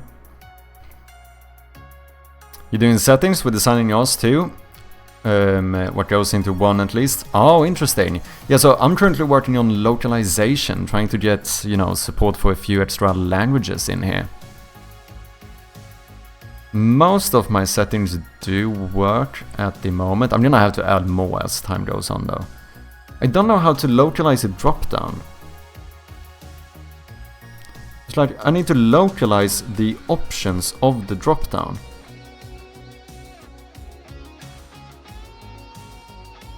I can't select to just localize one of these. I suppose I could do it through code or something maybe?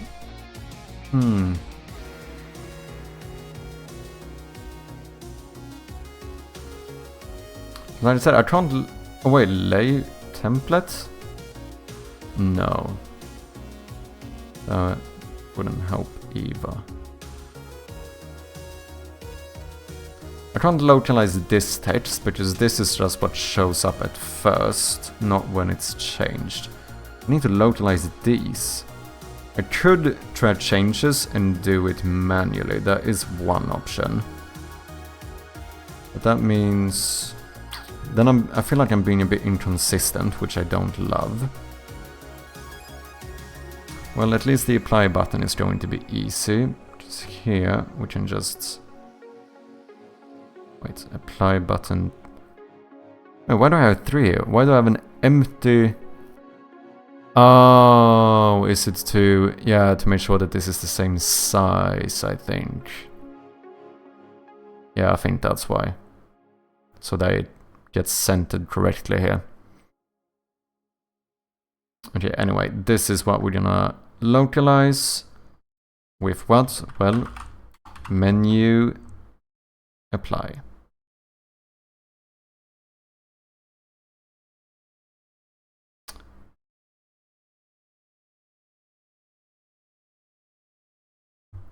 Menu, frame rate.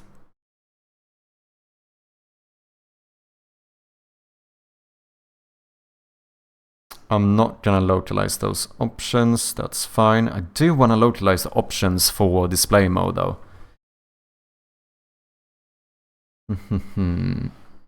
Brightness, localize.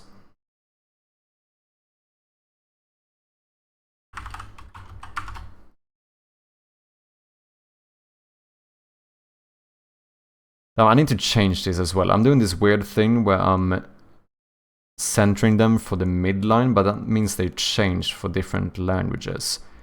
What we should do is have a cap line, I think. I think that's gonna be better. So, frame rate, apply button text,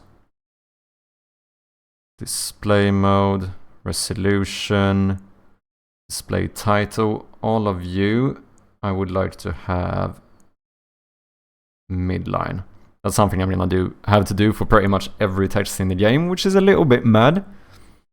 But I do think it's gonna look better. Because otherwise you can see like, now it's gonna look fine, I think. Because otherwise like these will like switch. Or they won't be centered the same way when you switch language. Because depending on if you have like letters that are lower, like a G or Y, or something that's higher, like with an apostrophe, it like moves the center point of the text, which is weird. It looked fine when I only had one language. To be fair, this one is still kind of moving.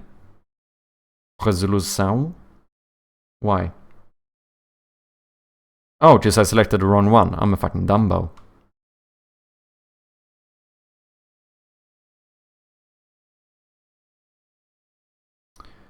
Bloom, screen shade. Oh. Bloom text, screen shade text, highlight color, back button. All of you should be cap line. That's how I want it. Because now, if we change language, everything stays centered the same, which just looks better, doesn't it? I think so.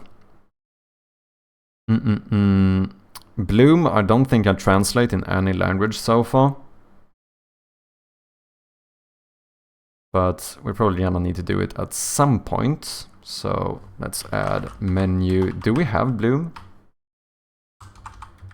So now the question is, can I add a new one from here? Doesn't seem to be the case.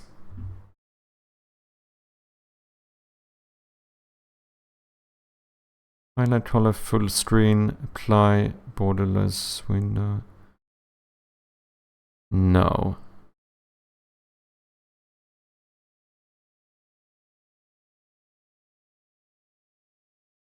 Oh, whoops. I don't know why I did that.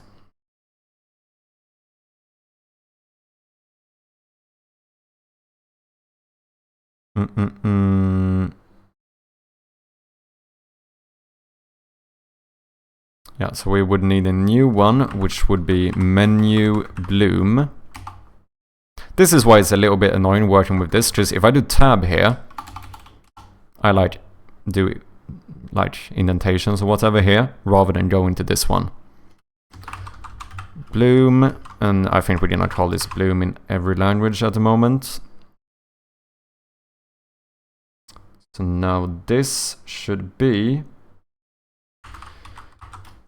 menu Bloom. Screen shade, that's an interesting one. Don't think I have it. Menu screen shade.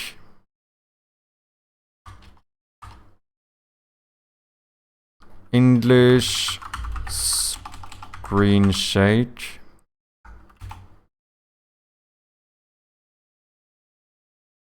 Skärmstartning. That sounds a bit odd. Skärmvibrationer. I don't even know what I would say here.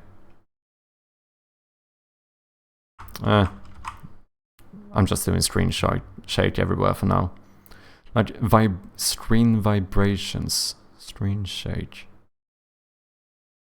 I wonder if it's on one of these, just out of curiosity. No.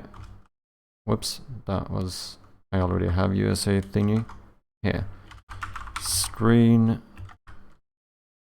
No, shake. Oh, this is controls shake. Shake. This one did not have it. What about the other one? Because this is what I think I'm gonna do. Make one of these. Because here you can just tab along. And this is easier to send to people in case they want to help me with localization. Which you can apply for if you do ! localize. Here, let's see. General, color action, no. Game. No, device. Shake device. Does not look like either of these has screen shake on them. Highlights color. This one I do think we have a key for.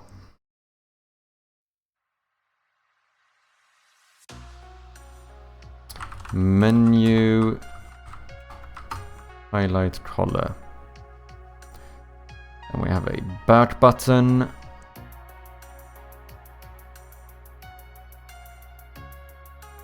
Localize. Menu back.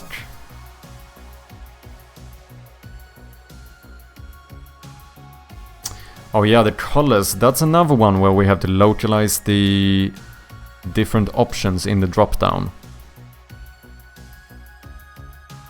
Need to figure out how to do that in an easy way. What is up, Saxidak? How you doing? Welcome in, man. How's it going? It's going pretty good. We have officially launched the Steam page for the game, so if you want to, you can go and wishlist the game now. That's pretty dope. Other than that, we are currently working on a bit of localization so that people can play the game in different languages. Damn nice indeed. Feels pretty cool actually having the game on Steam.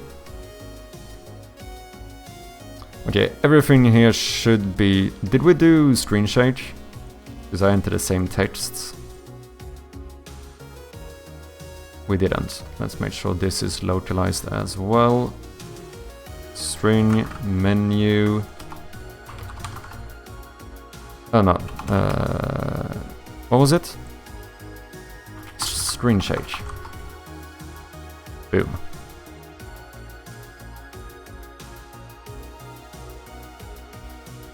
Yeah, oh, what happened here? No translation found.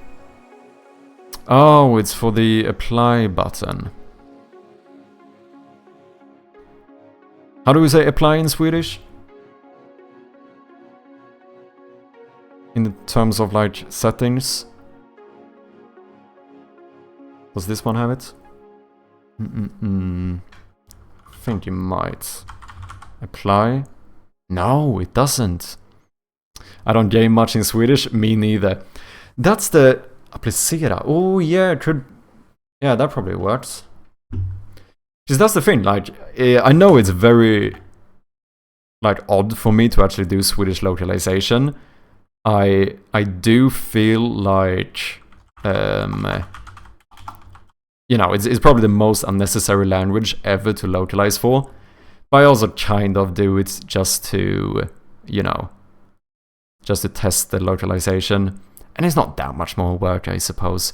I don't think anyone is going to actually play the game in Swedish though. Applicera, tillämpa, använda. To be fair, I do feel like applicera does sound the best so far.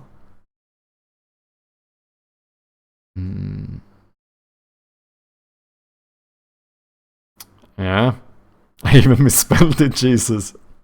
No, but to be fair, when it comes to Swedish, there's so many words I've gotten like stuck on where I go like, how the fuck would you say this in Swedish? Because the thing is, like you said, like, I never play games in Swedish, so you don't think about it really.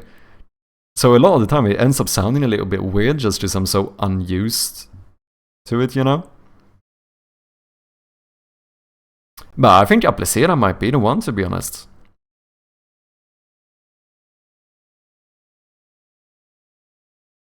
So far, it is kind of the one that sounds the best.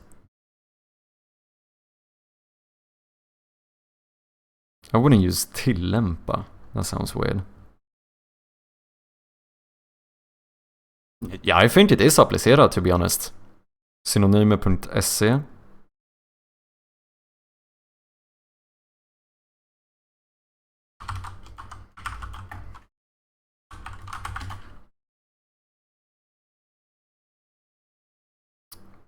Användaren på anbringa så att ansätta info. No.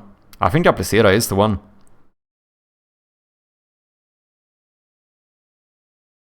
It feels weird for some reason, but otherwise just do okay.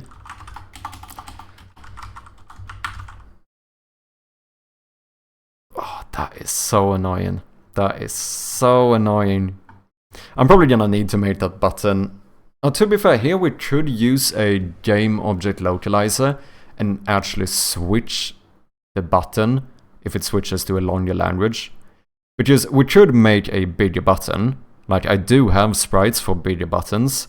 The issue is that when you then switch back to something like English, if this button is like this big, I feel like that's gonna look weird instead.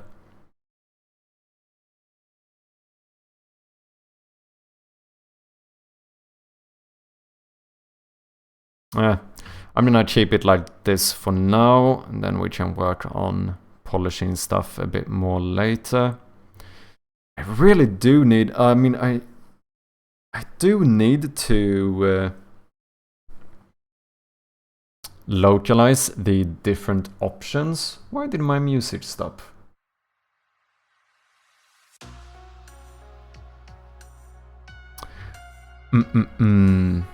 How you doing, Saxiduck? You all good?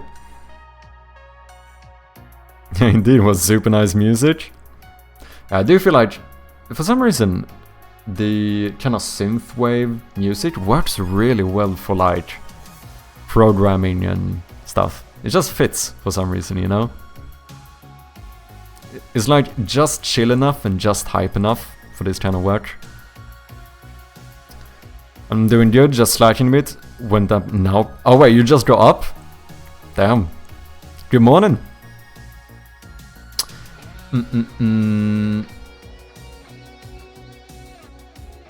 Should we ChatGPT this maybe? I'm currently using localized string. What is it called again?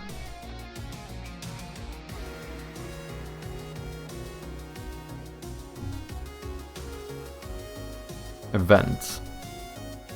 Localized string event to localize my game.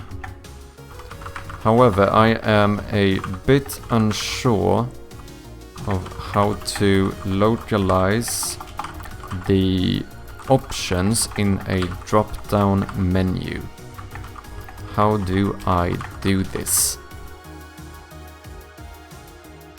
I swear, YouTube Shorts is a time thief that just grabs your time and runs. That is true.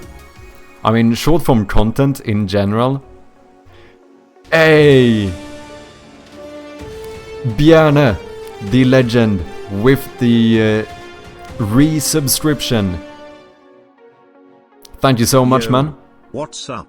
Madchi hi. Madchi hi. Thank you so much, man. I appreciate you. We are currently working on a bit of localization. Also, something I was gonna show you, just because you have the option of deciding. Let me just save this. I mentioned this earlier, but everyone might not have heard it. I added some more stuff to the credits in the game. So, firstly, let me just make sure we can check this. We now have, obviously, localizers. People who help me localize the game are going to be credited, as well as playtesters, both of which you guys can currently apply for if you do !localize or !playtest. But we also added supporters, which is either people who have watched the stream enough to get enough channel points to redeem naming credits. Why am I disconnecting from my chat? Okay, I connected again. That was weird. But it's also people who have supported the channel with either subscriptions, bits, donations, or whatever that reach a total amount of $50. And you, even though technically you are already credited for the music, you have donated, or you have gifted, I think you've gifted 12 subs now, as well as subscribed and stuff yourself. So you are well over the $50 thingy. So that means you are now eligible to be credited as a supporter as well, which I think is only fair. My question is, how do you want to be credited? Twitch username? Do you want Bjarne again?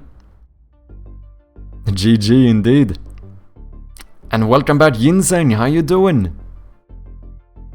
Thank you so much for the subscription, man. I do appreciate it. Just like, if you want, obviously you can get the same one here again. If you guys get to pick exactly how you want to be credited in this section. It's all up to you guys. Bjarne is fine, yeah? Okay, let's keep it. Do you with or without the numbers? Because now you did just wrote Bjarne, but do you mean with the numbers or without them? Just to be clear here. Yeah, I'm a little bit too literal about this. I shouldn't be, but welcome back, Yinseng. How you doing? With numbers is fine. Okay, good. I'm just double checking. You know, you never know. You never know. Okay, let's keep it that way. Let's go back to the menu, I suppose.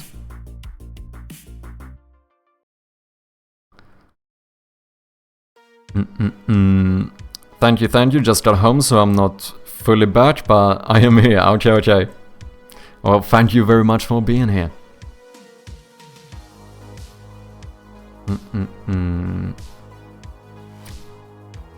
Save.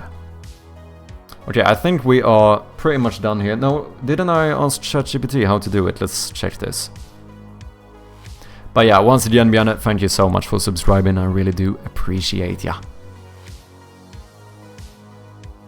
Damn, how many subscribers are we at right now? I don't think mine is updating correctly here.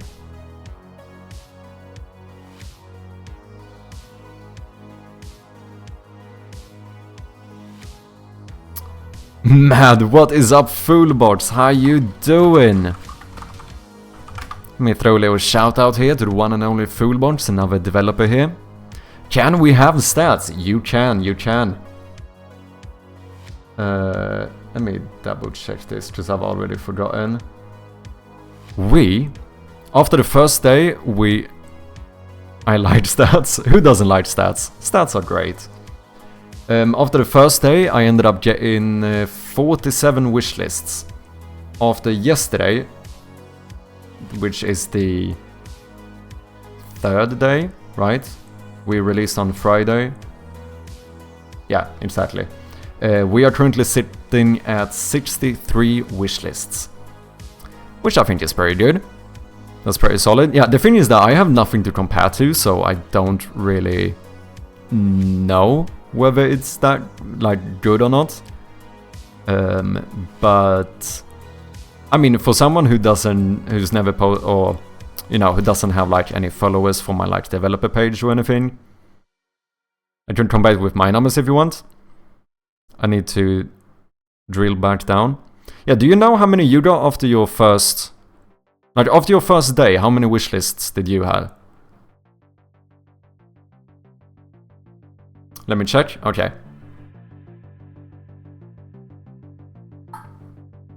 I did get a little bit debated by Gameanalytics though, because according to Gameanalytics, when they first updated, they said I had like 100 wishlists. But then, obviously, that's like an estimation, so they were a little bit off. But I think it's like a ginseng, like you said before. I think Gameanalytics and that kind of stuff is going to probably get more and more accurate as time goes by. Is there a norm of how many that have wishlisted that buy the game? I think the general is like 10% if I'm not mistaken. Is it? Wait, maybe I'm wrong here. No. Or is it more? I don't remember. How is it? Because you have something like where you... No, wait, maybe I'm mixing this up now, because 10% tend to be the people that follow. Like 10% of the people who wishlist also follow.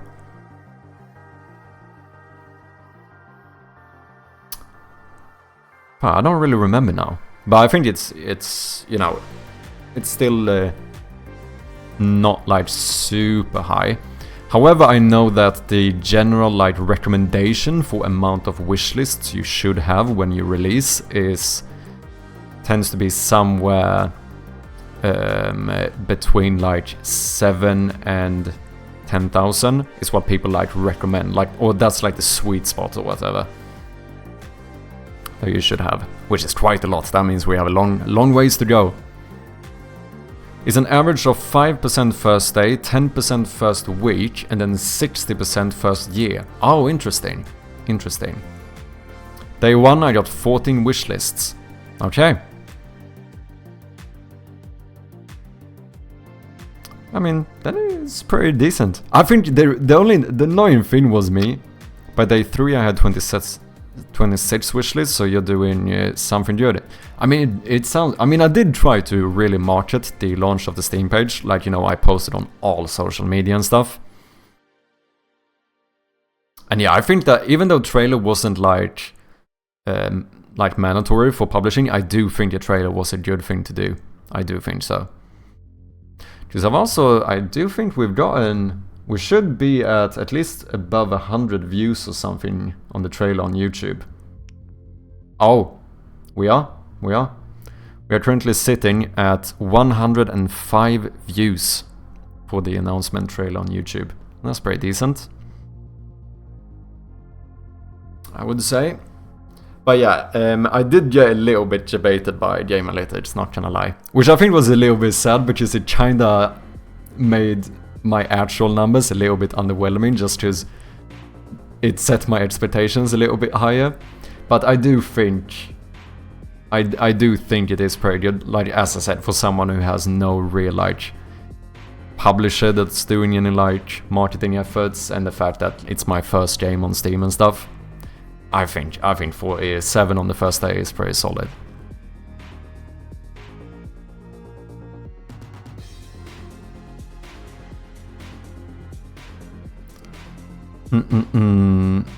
Yes, because they unfortunately pull data from what's publicly available through the Steam API and then try to calculate for their numbers. Yeah, exactly. So in the end, it's kind of an estimation. But also with more... Okay, we got some ads going. Let's say Yingsen, you are subscribers, you should still be here. But also, with more wishlist than sales equals wishlist deletions, because they bought the game. Oh yeah, that's true. That's true. Everyone who buys the game, is that going to count as like a wishlist deletion? That's interesting.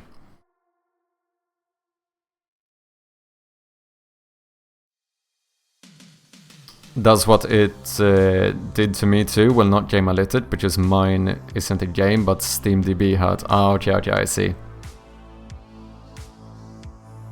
I really liked the music in the trailer. Damn, yeah, all thanks to Bjarne. He made the custom music just for the trailer. If you want to check out his other music, you can check it out on his YouTube channel.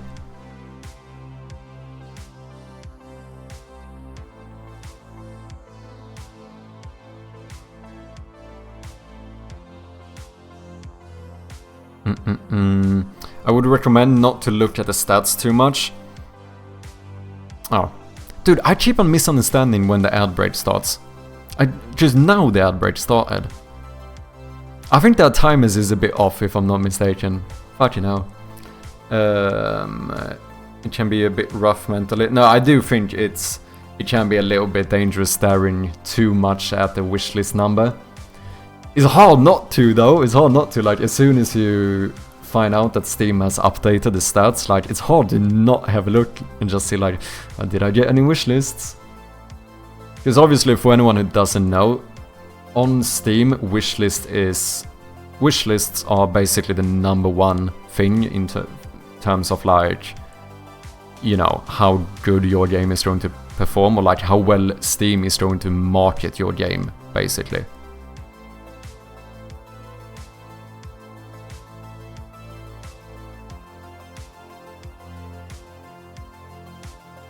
It does count, but it's counted separate, so it tells you wishlist deletions due to purchase and regular deletions. Okay, that's good. That's actually good. I weirdly often don't get ads at all. Yeah, I think there's a lot of factors depending on, like, your location and stuff, and perhaps certain extensions, not that I'm aware of, but potentially. There's multiple reasons why might be less ad demand in general. I think there's multiple factors to why people might or might not get ads.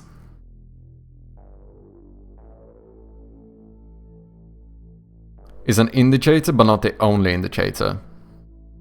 It's a good indicator if you don't do anything else outside of Steam. Oh yeah, true. Yeah, I see what you mean. Nice. Yeah, no, he does good stuff. Guys, you should all go and check out his YouTube channel, listen to his music, like and subscribe, do all of that good stuff. Show some love. Especially when Steam gives you an insane number of eyes on your Steam page.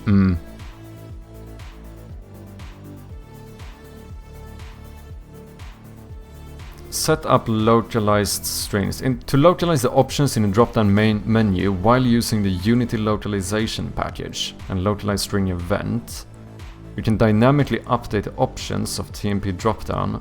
Is how to approach it. Once again, do I need to script this myself? Dynamically populate the drop-down. Wait a second, I think I already do that.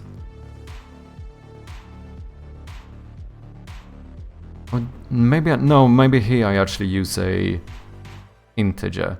Let me check. Settings, boom, video settings, resolution. No, not resolution. We don't care about that one, but this one. This one might be on value changed, nothing. Interesting. What happens if I play? I think I might actually already do this through a script. Options on value changed still doesn't say anything, but I think that's because I add the listener automatically. I think what we need to do here is check my settings, and then we go to graphic settings. Display mode and resolution. Adjust display. So this is what would in the end be called, where we take an integer of the display mode and an integer of the resolution index. And yeah, I think this one populates the thingy itself. Let me actually check this though. Settings UI. What do we do here? Load graphical settings. Remove all listeners, blah blah blah. And then attach listeners, and we should have something like on display mode change. Oh no, it's the resolution ones. This one I fill out with specified resolutions. Resolutions drop down dot clear options. And then for each custom resolution that we have, we add it to the list. But we don't do that for display mode, meaning that this one exactly takes in an integer of the... And then when you apply,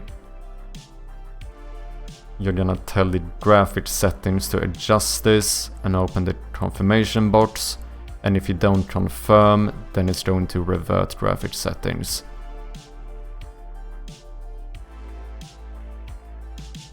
Unless you confirm them, in which case we stop that coroutine and we change the player prefs.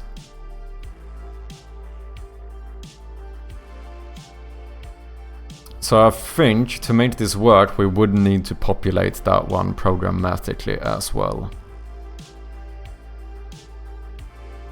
Especially when Steam gives you an insane number, read that one. Like my marketing and visibility impressions is over 750,000 for the last 2 months. That is a lot. That is a lot. It's just that those eyes didn't like what they saw very much. But yeah, the amount of impressions is good though. It still means that they are like somewhat pushing or recommending your product. It's a lot for what I put, but barely not a lot for AAAs and all that. Most definitely isn't a lot. Yeah, but like just looking at numbers, 750,000, that's like, you know, that's 1.5 million eyes. That's pretty good. That's pretty good.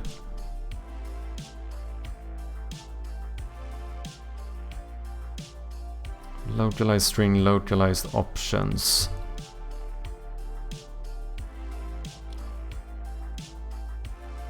Drop down options clear. For each localized option.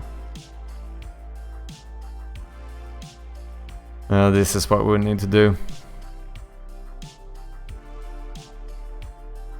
But it's still kind of nice, because then we can just array of localized strings for options. So would this be the keys I enter then? Wait, for each localized option in localized options,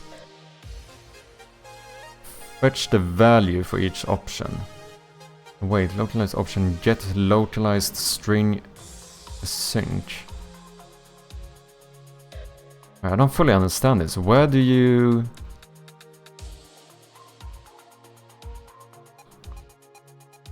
Where do you get the keys? Or is this... Would this be an array of the keys I enter? Is that how it works? Yeah, I think that might be it.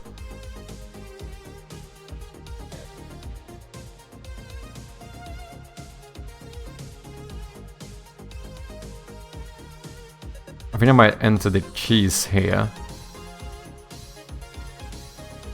Localized value.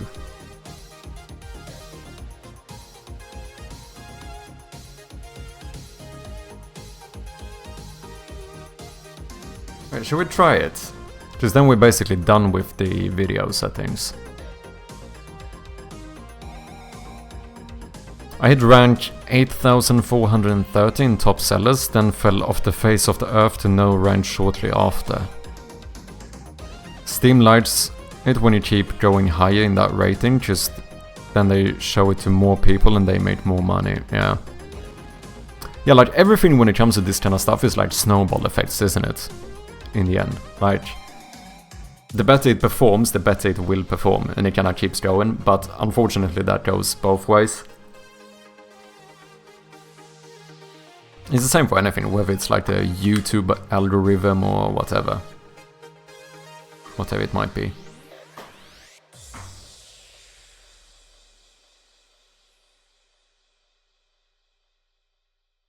Just where the hell do I... So I think the way I would do it is to go to my Because here in graphics settings, this is where I set the resolutions I have available for the game. So I think we would do something similar here with...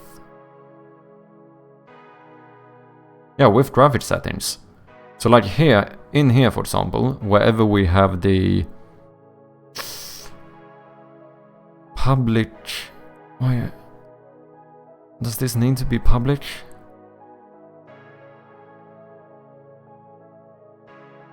I can't be bothered. I can't be bothered at the moment. Here we would serialize field private. Let's make a private, not array, sorry. String. Is that it?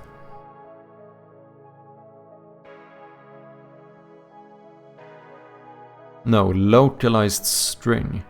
So is that a specific one from these, I suppose? Okay, so we're gonna need these namespaces. Why is my IntelliSense never working? Holy shit, so annoying.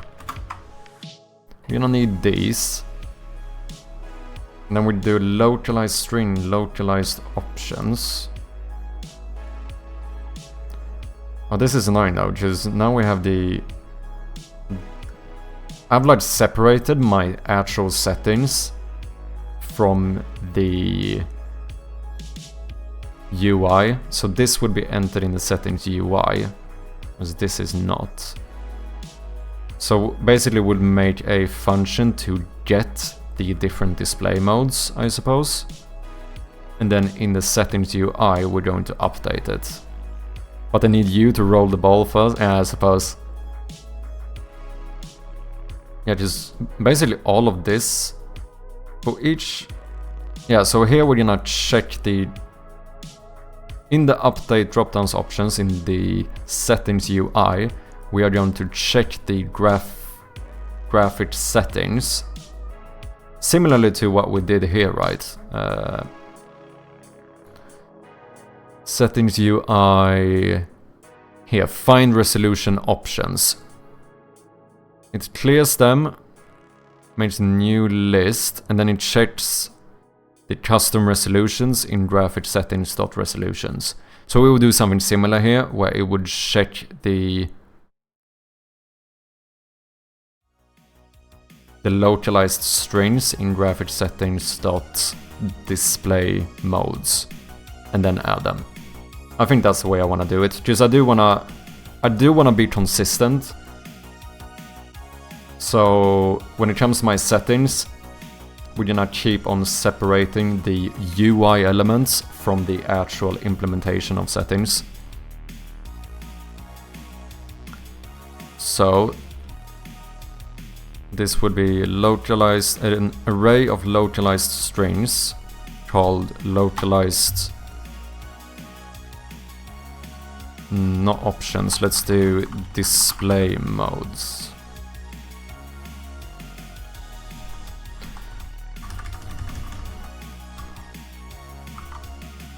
Oh wait, I don't have to do that, I can just do this. I mean, that's all I need then. Everything else is really the UI implementation of it, isn't it?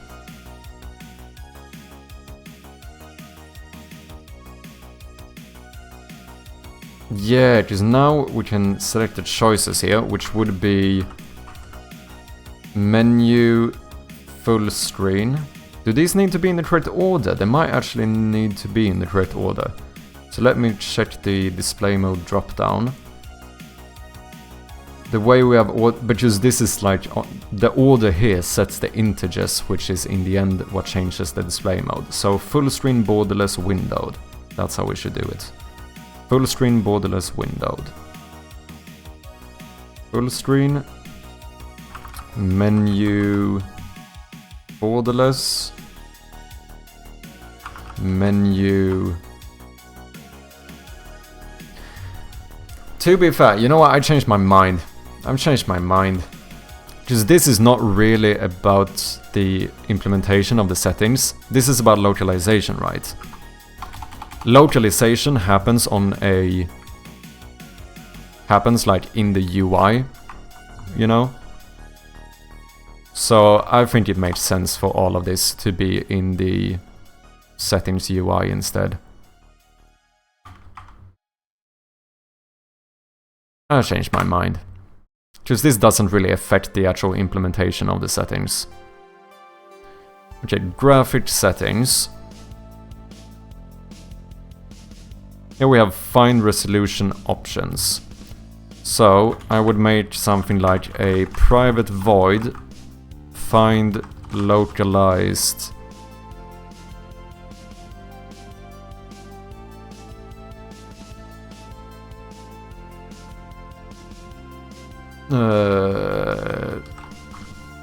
display modes, I guess.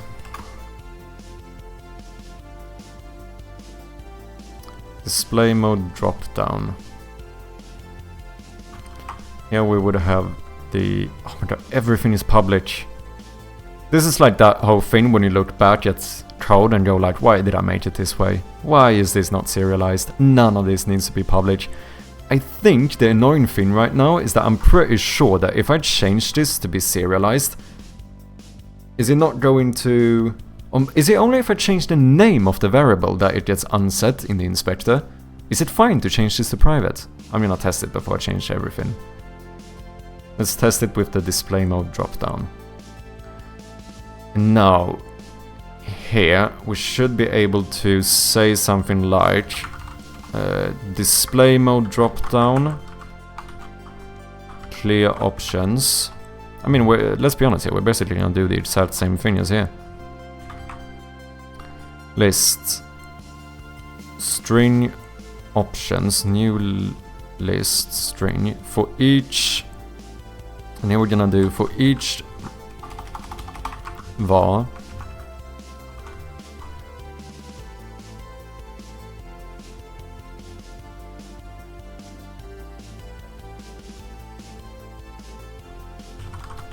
display mode in. This is going to be localized display modes.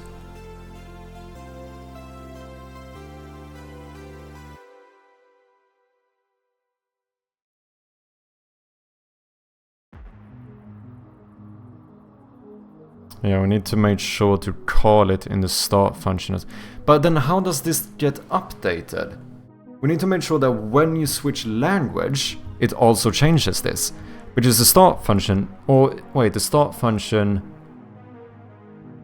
No! Ooh, I know how to fix it. What we do is that we remove this one. And let's be honest here, settings UI, can we not do this in on enable? No, we can't, because the settings UI is always active, it doesn't get disabled. Because otherwise doing it on enable would just update it every time it shows it. So what if we don't even do it here? What if we do... let's just do a separate script to localize a drop-down menu. And we just add that to any drop-down menu we need to localize. That's the way we do it. Okay, sorry, I'm moving. This is like the third time I move this code, but sometimes you need to try it before you figure out how to do it. Am I right? Am I right? Tell me I'm right. Validate me, please. Anyway. Missing an assembly reference. Oh, did I forget to remove the list? You're kinda right, trial by fire, you're right. I mean, error. Right, I need to remove this one. Boom. Yeah, I think I'm somewhat right. And also, now, let's see here. Settings... No. Settings UI is the display mode dropdown. It's actually still here. That is... good. That means... that actually means that we could change all of these to be private but serialized, and we don't have to reset everything in the inspector. That makes my life a little bit more easy. What's up, Kamerau? How you doing? Bem-vindo.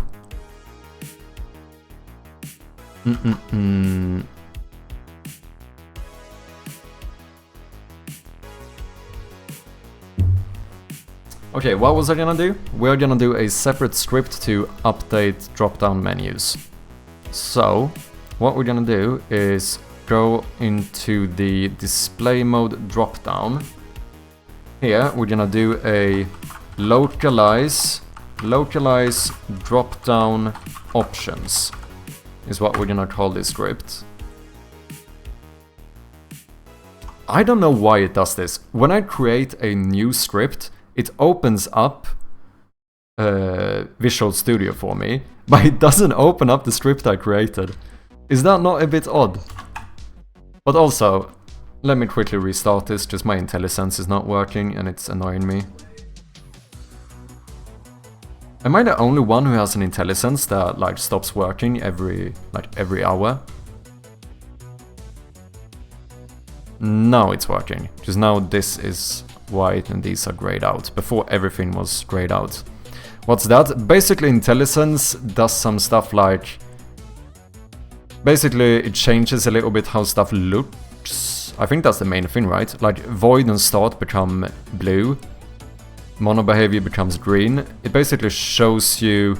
It gives you more color variation to like identify stuff. And then it also does this. All of these namespaces that are grayed out is stuff I'm currently not using. So it's much easier for me to clear out everything I'm not using. Whereas before, when it was a little bit bugged, all of this was gray, which I know is not true, because if we have mono behavior, that means we're using the Unity engine namespace. But for some reason this like stops working once an hour. For some reason. Have you thought about how much you need to earn in order for all of this to be worth it? Depends a little bit on how you view it. How much I need to earn for this to be worth it, I suppose, is if I earn just enough for my savings to not burn out as quickly, I would be pretty happy. If the question is how much I would earn for me to basically consider this like a success per se, in a more like business. It depends a lot on how you define it. So I mean, how much you need to start. Like the optimal thing would be for me to release this game, and with the money I made from stream as well as the money I made from the game, if that together basically could somehow end up paying my living for the time I spent making this game, even if that is me eating ramen noodles, that would be like the dream, basically. You know. But that's for me to be like considered like, okay, this is like exactly what I wanted to happen. But in the end, if I make, you know, enough to just survive a little bit longer doing something I enjoy, I would still be pretty satisfied with it, you know.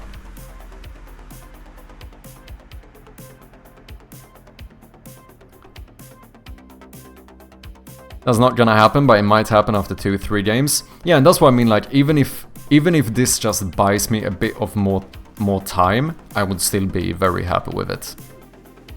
You know. It doesn't... But like, obviously the optimal, the fucking dream would be that this pays me for the time investment I put into it, but obviously the chance of that happening isn't huge. To be fair, my living costs are relatively low, but still, that's like, that would still need to be a few thousands sales or whatever, you know, which, I mean, hopefully, but you know, there's no way you can guarantee that kind of stuff.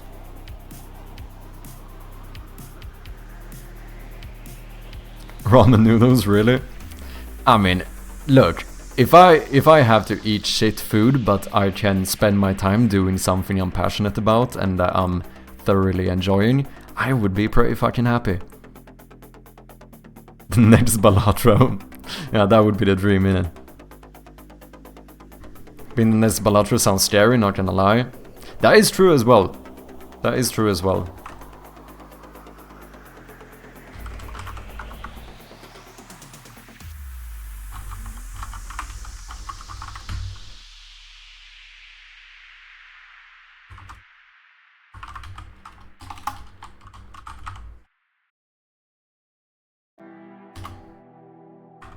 And then here, the special thing that we're gonna do to make all of this work is to use, rather than start, we're gonna use on enable.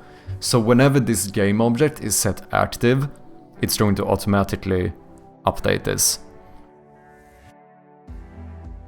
And hopefully this is gonna work. We also need a, what else do we need? We need a private TMP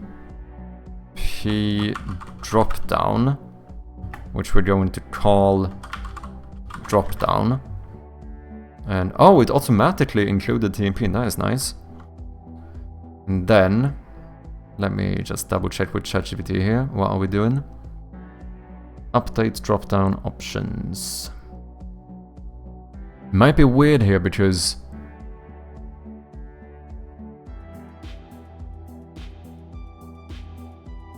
the settings UI is also making sure that this gets updated and showing the correct one selected.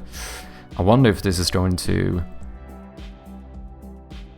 mess it up, because we're trying to change stuff with these drop-downs options in multiple places. Let's try it first and then fix it if it's bad. I don't want to see any ramen noodles flame. I agree, ramen noodles is pretty PogChamp, to be honest.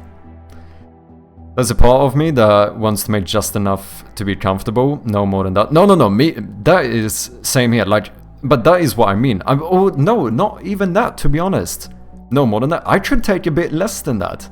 If I made just enough to survive, I don't even need to be that comfortable. If I make enough so that I can continue doing this while just slightly struggling financially, I would be fucking ecstatic. Let's be honest here. That's what I mean, like, if I make enough for me to have to live on, like, ramen noodles, but I can still do this, I would be fucking perfectly happy with that.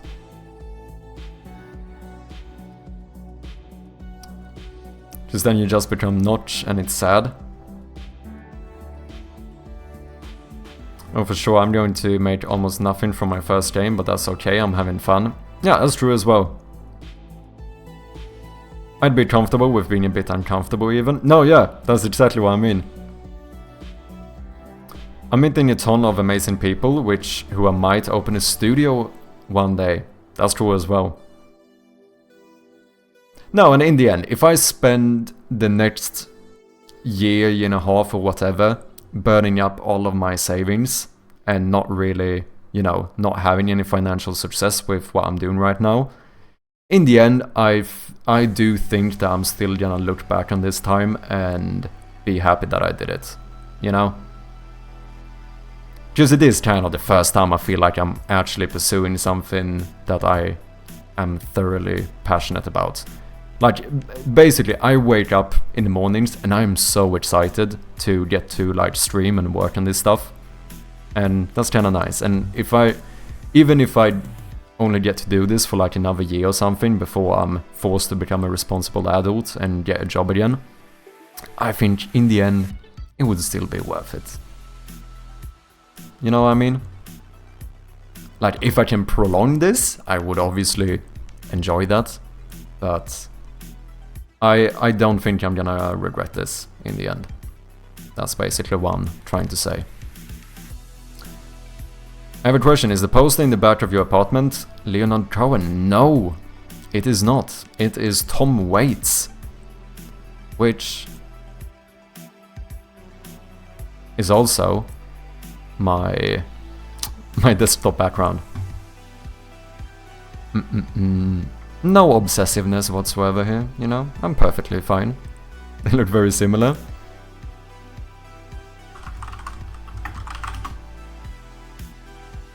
Oh yeah, dude, you know what, I kinda see what you mean. Wait, where did that image go?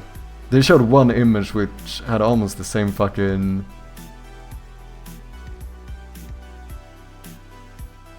Kind of expression and everything. Nah, yeah, dude, if you look quickly, this might as well have been a image of Tom Waits. You know, yeah. I agree. I see what you mean. Does Windows plus D not work in Windows 11 anymore? No idea. Huh? No, I actually don't think so. Windows D does not seem to do anything for me. I do have... Is there not this thing though? Show desktop. You can click... Oh, you can't see this in the lower right corner. Works for me. No, I can't do it. Control... Oh, sorry, not control. Windows D. Doesn't do fuck all.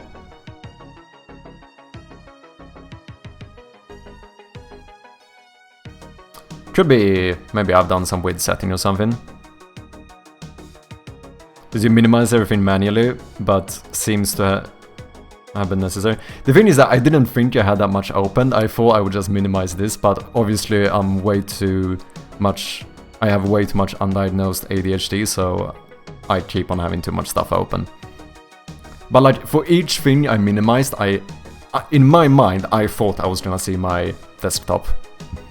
But that wasn't the case.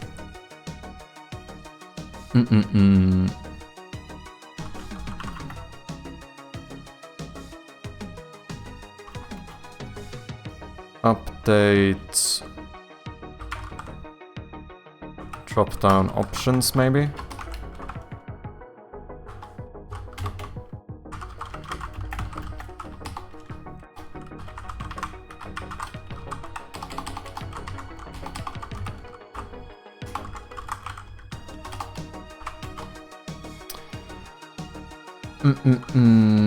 What are we doing here? Okay, so you clear the options for each option.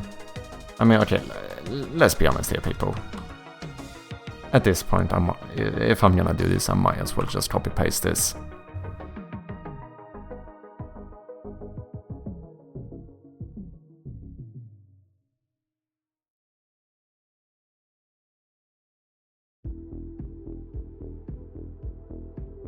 The await operator can only be used with an async method. Consider making this method with an async modifier. I mean, this says get localized string async. Wait, did I miss something here?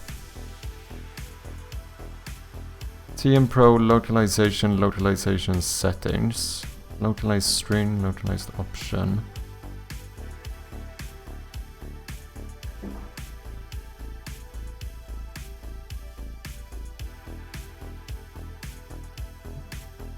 Localization.settings seems to be unused at the moment. Object does not contain a definition for... Oh wait, do I need to... Localize option. We have just like a variable here, maybe that's the issue. Whereas this is a localized string. Let me just see what would happen if I say for each localized string.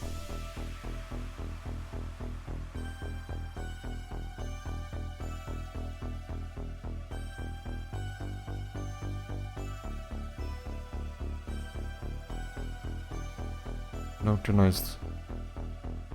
Oh wait! This is not an array.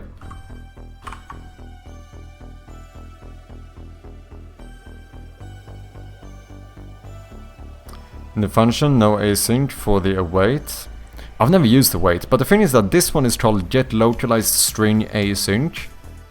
So it feels like, but maybe, because this is some, I assume this is some method for localized string, like in the namespace. But I'm not sure, like I said, I've never used await, I don't even know what it does. There is an... Wait, string localized value. Wait, localized option gets localized string async. That's the same, isn't it?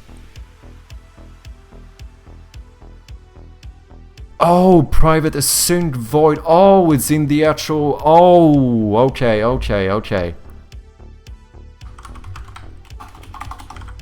I see. Wait, did I write that incorrectly? No, private async void update drop-down options.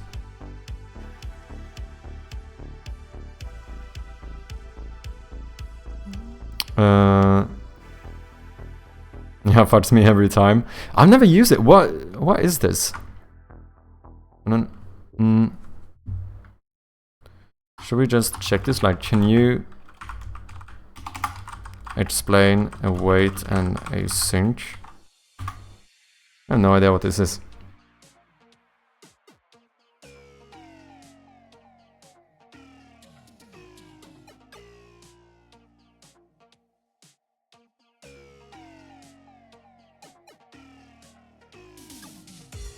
Wait, what is this? Handle language. Oh, we can...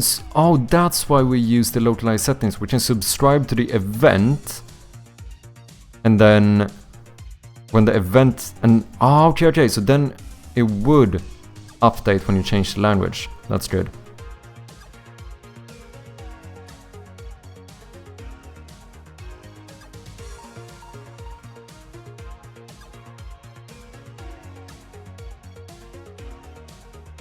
This should be fine, because that is handled through my settings UI.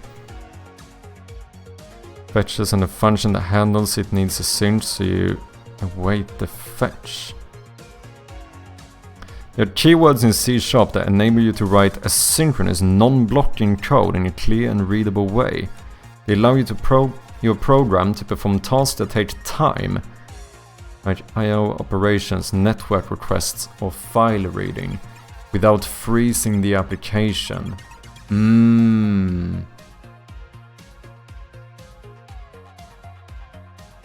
Synchronous code executes sequentially one line at a time. Time-consuming operation, like file and web, blah blah blah, will block execution until it completes. Asynchronous code allows the program to await long-running operations without blocking the rest of the application. Execution of the other code can continue while waiting for the task to complete. Okay. I'm always confused by async wait. It's so unintuitive for me to plain callback, so much clearer and fully sufficient. Also no function coloring. What do you mean function coloring?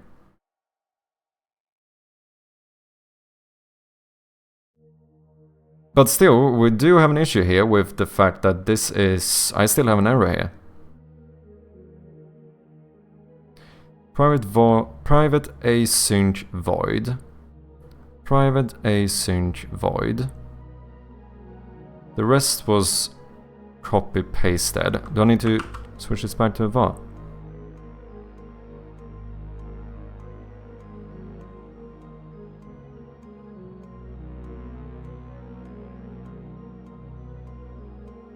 Async operation handles string does not contain a definition for getAwaiter. No accessible extension for getAwaiter, except in first argument. Are you missing a using directive or assembly reference? Don't think so. Unity engine we have. CM Pro, localization, localization settings. Okay, let's do copy.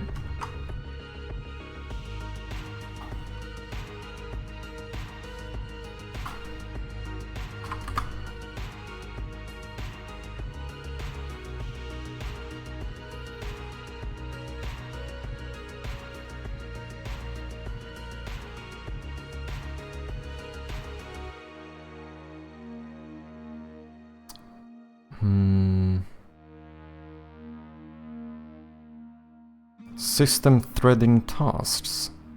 But do I need the async and await here? Function coloring is a term from blog posts that is somewhat but not universally well known.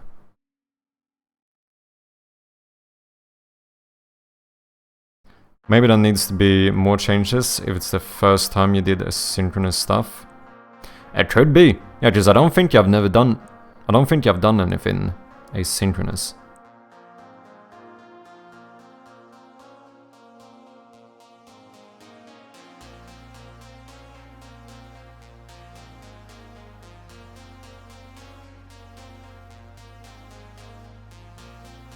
Use completed callback. If you don't want to use async wait, you can use completed callback to handle the result when the operation finishes.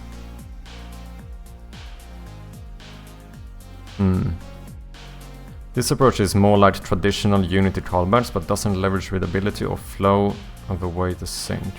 So what's like the downside of not using it then?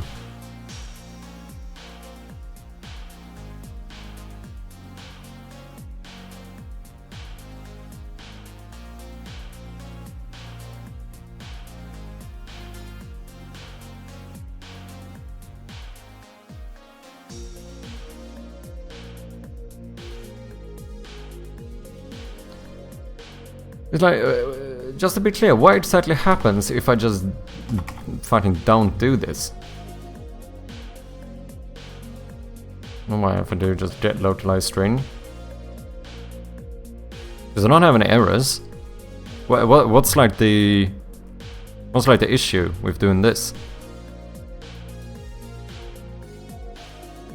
Is it that it might not update immediately? Because stuff takes time.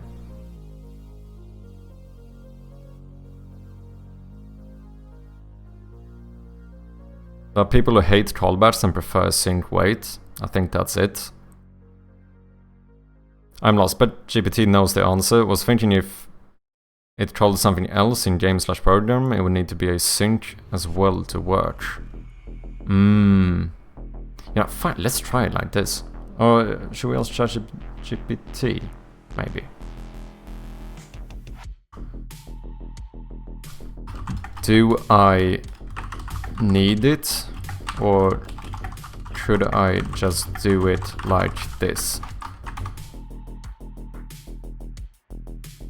Yes, you can use the get localized string method as you were in your example, and it will work synchronously if the localized strings are already available. However, there are some key considerations to keep in mind depending on how your localization setup works. Synchronous data. If the localized strings are preloaded or do not require synchronous operations. If you're not fetching from addressables or remote sources. Oh, so the issue here might be if I use a Google Sheet later on as an like external thing for my localization maybe. Because then it might have to actually read that file to update this, maybe? Immediate access. The strings are ready when you call get localized strings, so you can update the drop-down options immediately. Yeah, it feels like that kind of makes sense. So in that case, it probably would work now, since I'm using this localization table. But maybe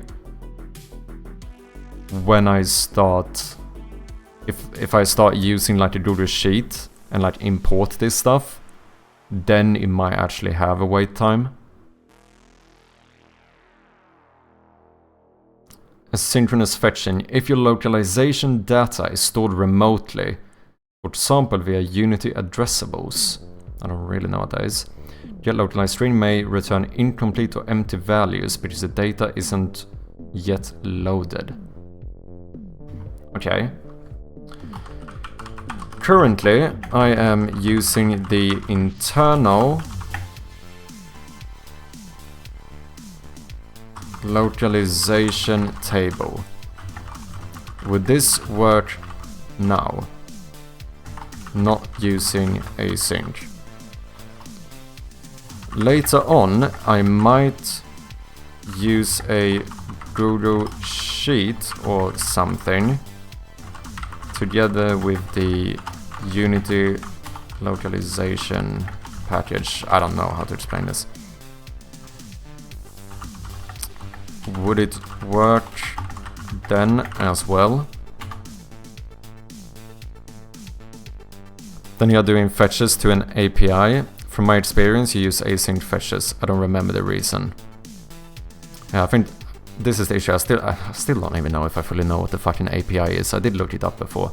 But then if I would read it from a like Google Sheet or something, that would basically be like doing fetches to an API. Is it? If you're using the internal localization table provided by the Unity localization package, then get localized string will work synchronously because the data is preloaded into memory as part of the internal system. Strings are immediately available from the localized string table, so there's no need to await anything. Yeah, when you use external sources, for example Google Sheets, if you later integrate external sources like Google Sheets using the Unity localization package, the behavior of get localized string depends on how you configure your localization setup. Okay. Using addressables. If you use addressables to fetch remote data, for example your Google Sheets data is imported and hosted remotely.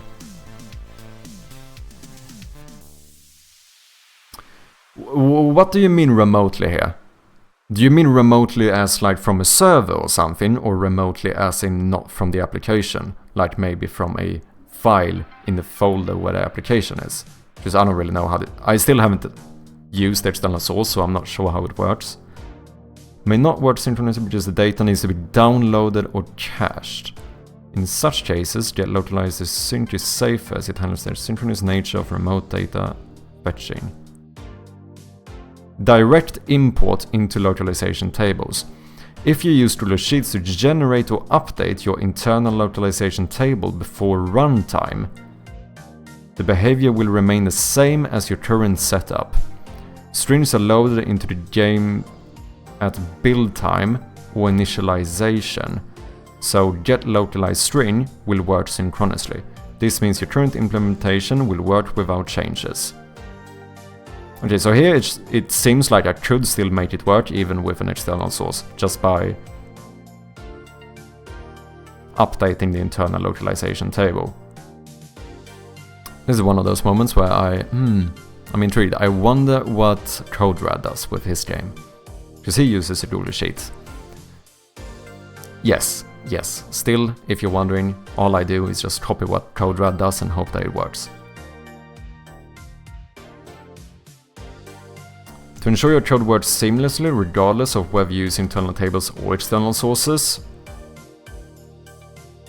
Current setup. You can safely use get localized string for now with internal tables. Prepare for asynchronous behavior.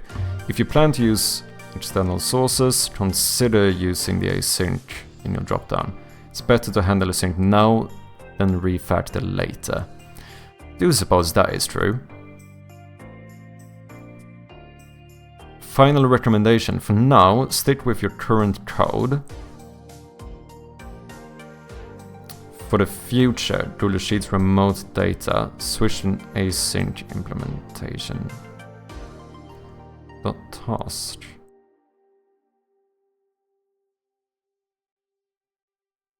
You get that information from another source. Yeah, so I suppose it sounds like it depends on how I do it, but I guess the thing is maybe it should be, maybe it's better to read it from the file. No, it isn't, because wouldn't it just take longer to switch language then? Because reading a text file into memory or whatever shouldn't take that long, right? Because this is, I'm thinking server, since you send a request and need an answer, but it's does over network, right? So you have issues with, like, you know, network speed or whatever, like the time to send the package. Whereas here, like, using your Google Sheet to generate or update the internal localization table before runtime. Wait, before runtime. Direct import into... I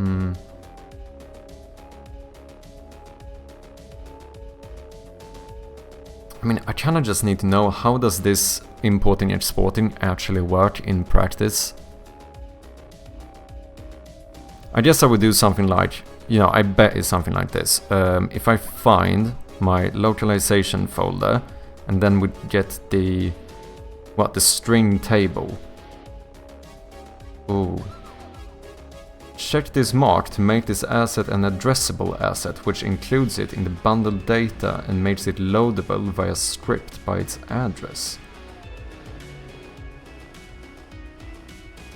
Well, you talked about addressables here, didn't you?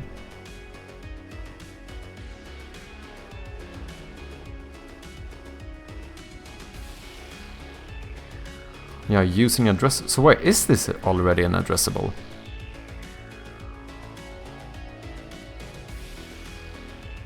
I think you can do it in real time while the app is running async. Else it's recommended to do while you start / before you run the app. Yeah, because from this it sounds like that kind of is an option. So basically I assume that what I in that case would need to do is to make sure that I like re-import or whatever the document, just so that it's like loaded into the game, because then it would probably compile when I build the game, right? And in that case it should be fine, even if I use like a Google Sheet. Yeah, it is true though, you are probably right. In the end it sounds like it's more future-proof to use async, and it probably shouldn't be that difficult. You're probably right, to be honest. Because this would work the same if I load it in normally. It's just that this would also work if I like have a remote source. Okay, let's try this new one it got me here and see if this makes any difference. Whoops.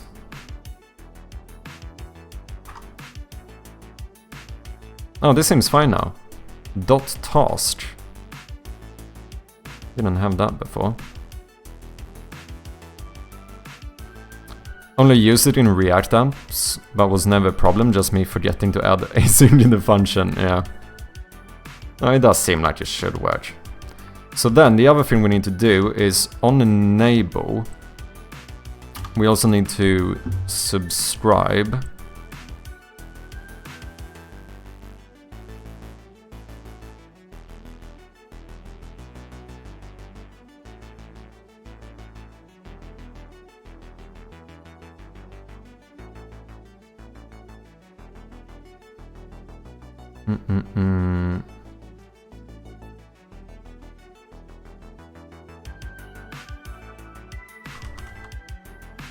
To this.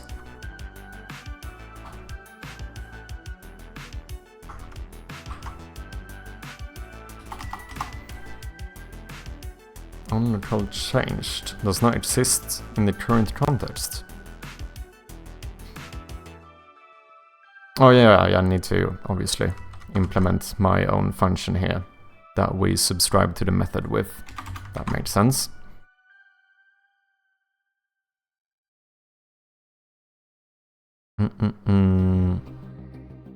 But wait, then do I even need to do this on enable? Because doesn't it technically change the locale each time I start the game? Maybe it doesn't. We'll just try it like this and see what happens.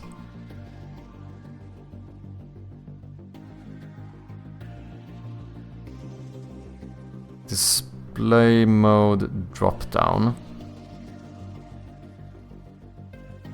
Localized options would be full screen,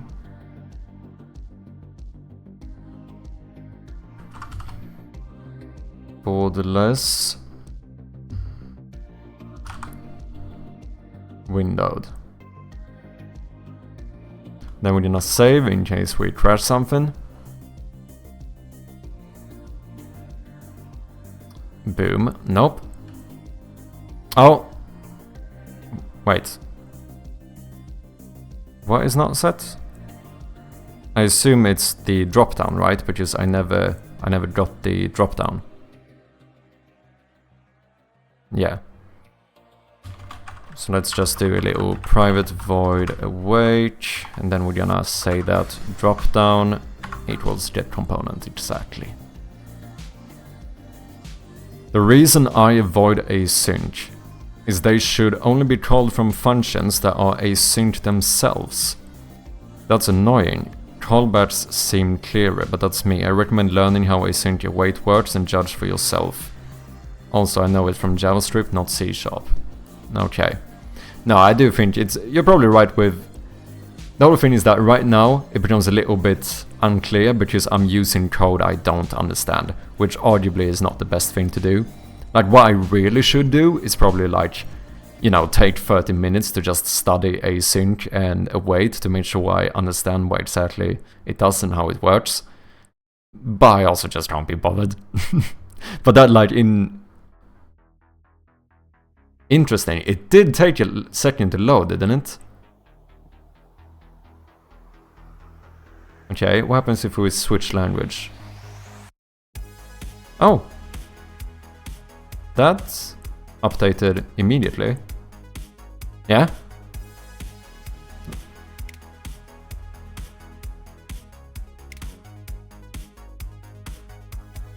Okay, let's switch to Swedish, and then we go in here.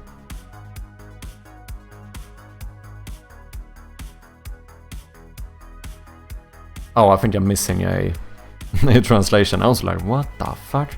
But I mean, it's just me, or does it actually seem to work? The only time it seemed to take a bit long is when I started in here. But let's be honest, that is never going to happen, because normally you would start in the menu, and then you go in here. And here it seems to work. If we go back, switch to Swedish, go in here, yeah. But we're missing a translation for borderless. That is the issue there. But yeah, that actually seems to work. Here, borderless.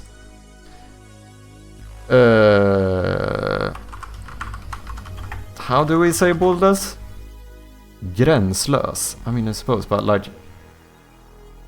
Yeah, borderless window.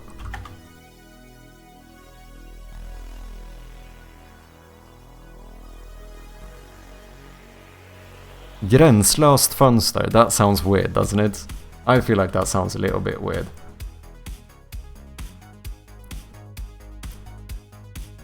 Legit never seen that. Wait, have you never seen borderless? Or do you mean the Swedish translation of it? In Swedish, yeah. No, me neither. That's the thing, because, you know, who the fuck plays games in Swedish? You know what I mean? Okay, let's go localization. How would you say borderless as in the display mode in Swedish? Just let's see what he says. Ramlös eller fönsterlös. However, the term borderless is often used in its English form within gaming context. Yeah, I think maybe that's it. Maybe we should just fucking keep it borderless. Yeah. Ramlös, direct and accurate translation, meaning frameless. Leave it as the target audience is familiar with gaming terminology in English. Fönsterlös, less common but also valid, meaning windowless. Though it could imply a full screen mode without windows. For most gaming interfaces, borderless in English is typically preferred. Oh, or you could say something like fönsterläge borderless. I think we're just keeping it borderless. I think that's fine. Would be funny if you translate it and no one would understand what it is. Yeah, exactly. Exactly. I've recently even switched my entire phone to English. PC has been for a while. Because English pops up in various places anyway in all the apps. True. No, I fully know what you mean. My computer is in English. Like, if you would check my computer, everything is set in English.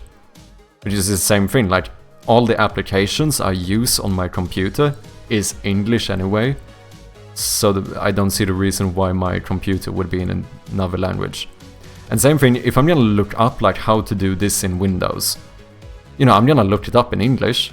So it's just easier for me to Because then if it says, oh, go to the, I don't know, display settings, just that's what we're doing here, you know, then it's also called display settings on my PC. It's just easier, in my opinion. What about you, such Dutch? Do you use, what language do you have for your computer? Also, why I have my PC in English, yeah? There we go. No, I think it makes sense.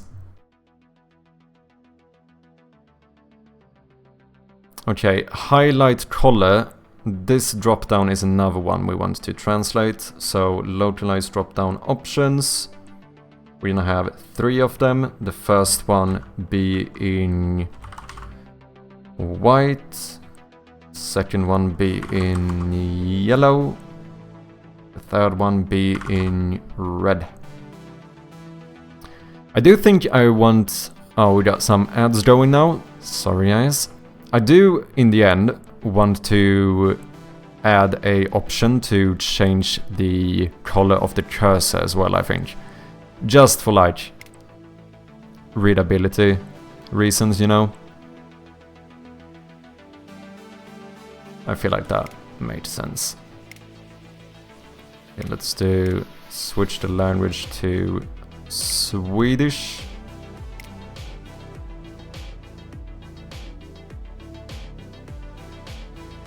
Yeah, this actually seems to work pretty well.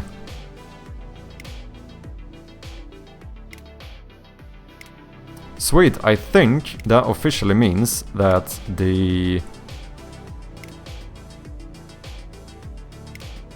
video settings is fully translated. Besides, I mean, okay, we added all the keys and stuff at least. Maybe there should be a term for screen shake in Portuguese that we should use, probably maybe in Swedish too, but once again, it just sounds so weird. Like, what would you say here in Swedish? Like, skärmskakning. Like, that sounds so odd. But it also might be that it sounds odd because I don't play games in Swedish, you know?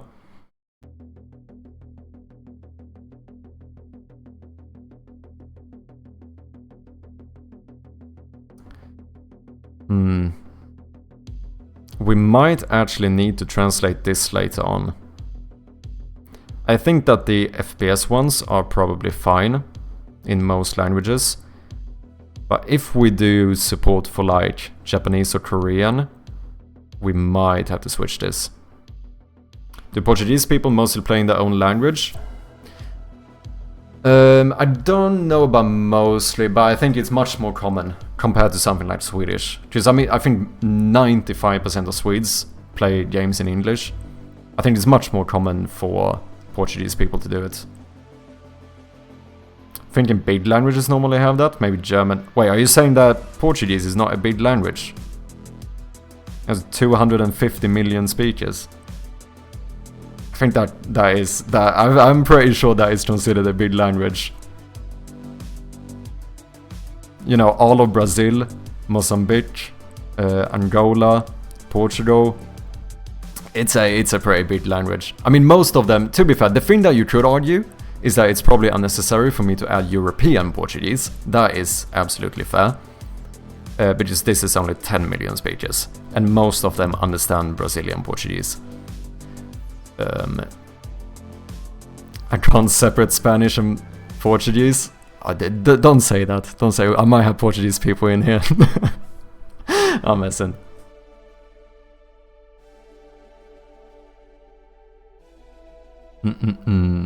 But yeah, I do think it's relatively common for them to play games in Portuguese. I do think adding Portuguese support is going to be a net positive. I think adding Swedish support is a net loss. Because I don't think barely anyone is going to play this game in Swedish. However, it is easier for me to try it, like, because I can translate some of the game into European Portuguese, but I'm still not gonna be able to translate the entire game into European Portuguese, whereas Swedish I could, you know. I mean, I might have to think a little bit about like how to say borderless in Swedish, but in general. Welcome back, Bly So Fly. I'm back from my 6-hour lurk. Thank you so much for lurking, man. I do appreciate you.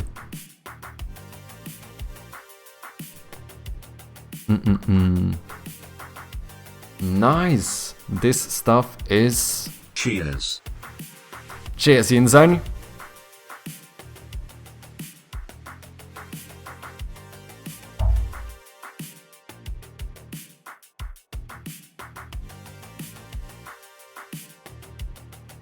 Yeah, you know, people link stuff in World of Warcraft. When you see it's not English, you know the German, you know the French, but Spain, Portuguese, I don't know. No, I think both of those. I definitely think that Spanish and Portuguese, to be fair, let's be honest here, they are way bigger languages than German, right? How many speakers does German have? Not that German is like particularly small, but... And the still judges there are... Okay, you have 90 million. Okay, that was 2012, but still. It's somewhere around almost 100 million. Like, do you wanna see... Should we look at Spanish? Spanish speakers. 500 million. Like, in the end, if I would only localize... If I had to pick one of those to localize for, I would definitely go with Spanish or Portuguese. I think German is a good language to localize for because it's still a big language and it's somewhat more common to have German people that struggle with a bit with English compared to something like Swedish, where in general most Swedes have a quite high level. But the Romance languages are fucking massive. That's the thing, because you have all of like Latin America with like Brazil and all the other ones that speak Spanish. You know, it becomes a lot of speakers.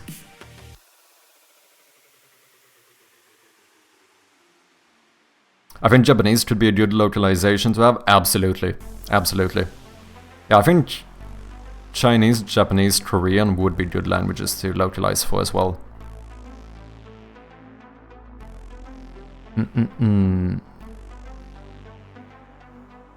Also multitasking streams, that's fine. I appreciate you just lurking as well, you know. Yeah, when you think about South America. Yeah, I mean that's really the focus, to be honest. Because yeah, absolutely, if all you look at is Spain and Portugal, yeah, I mean it wouldn't be as much. But when you take South America into consideration, you know, the languages become fucking massive.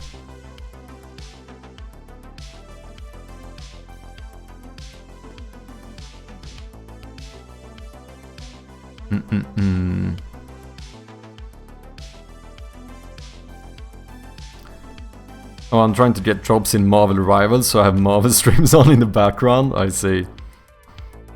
I might have forgotten about them, no worries. German are bad at English on average. There are many, unfortunately, for who localization is a perceived or real necessity. Yeah, that's what I mean. I still think that... I definitely don't disagree that I think German is a very good language to localize for. I definitely would like to localize the game for German. I think German can be a little bit of a hard language to localize for, because German tends to be very long. Like, the average sentence in German tends to become longer than that of other Germanic languages, such as Swedish or English. So I think that can sometimes make it a little bit tricky, as far as I know, because it can be harder to make sure that stuff fits, like in the UI, basically. But overall, I definitely think that it's a language that's worth localizing for. Chirpy, heads or tails? Tails.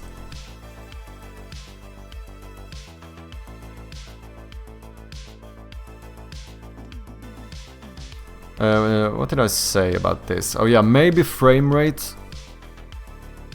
It's probably easier to add the stuff right now, to be honest, so that we have support. I mean, the numbers, everyone uses the same numbering system, right? So this we shouldn't need to localize. However, this, depending on if we do some language where they wouldn't say FPS, or where auto would be different, it might actually be good to add localization for this one as well. Oh, but that means that we also need to add that into our table. So that would be frame rate drop down. We have 30, 60, 120, 144 auto VSync. Quite a few. 1, 2, 3, 4, 5.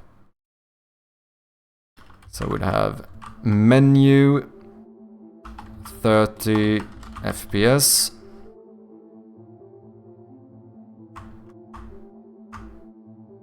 Oh wait. Oh wait, I can't have the same one, right? Then we would have 60. Would have 120. Would have 144. And then auto VSync.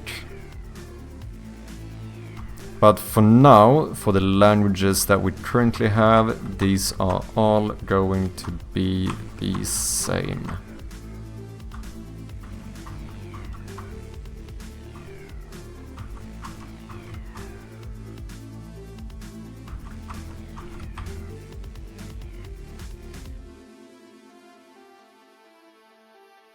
Yeah. Now, drop down. Now we can localize drop down options. And then just start picking these up.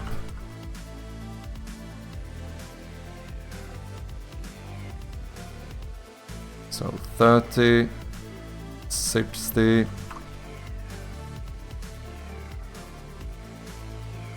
120, 144, last but not least, auto VSync. Well then, just localize to Swabian or Bavarian, they skip half of the syllables. Oh, I see. Cheat code.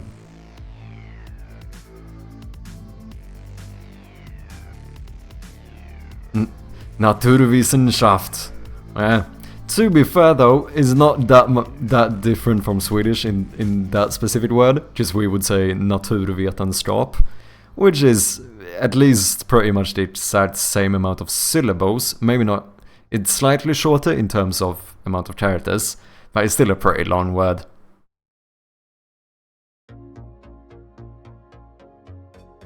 Wait, what was the heads or tails about? What decision did I just make? Okay, and if this works, we should see this one just load for a second here. Yeah, I think that should be fine.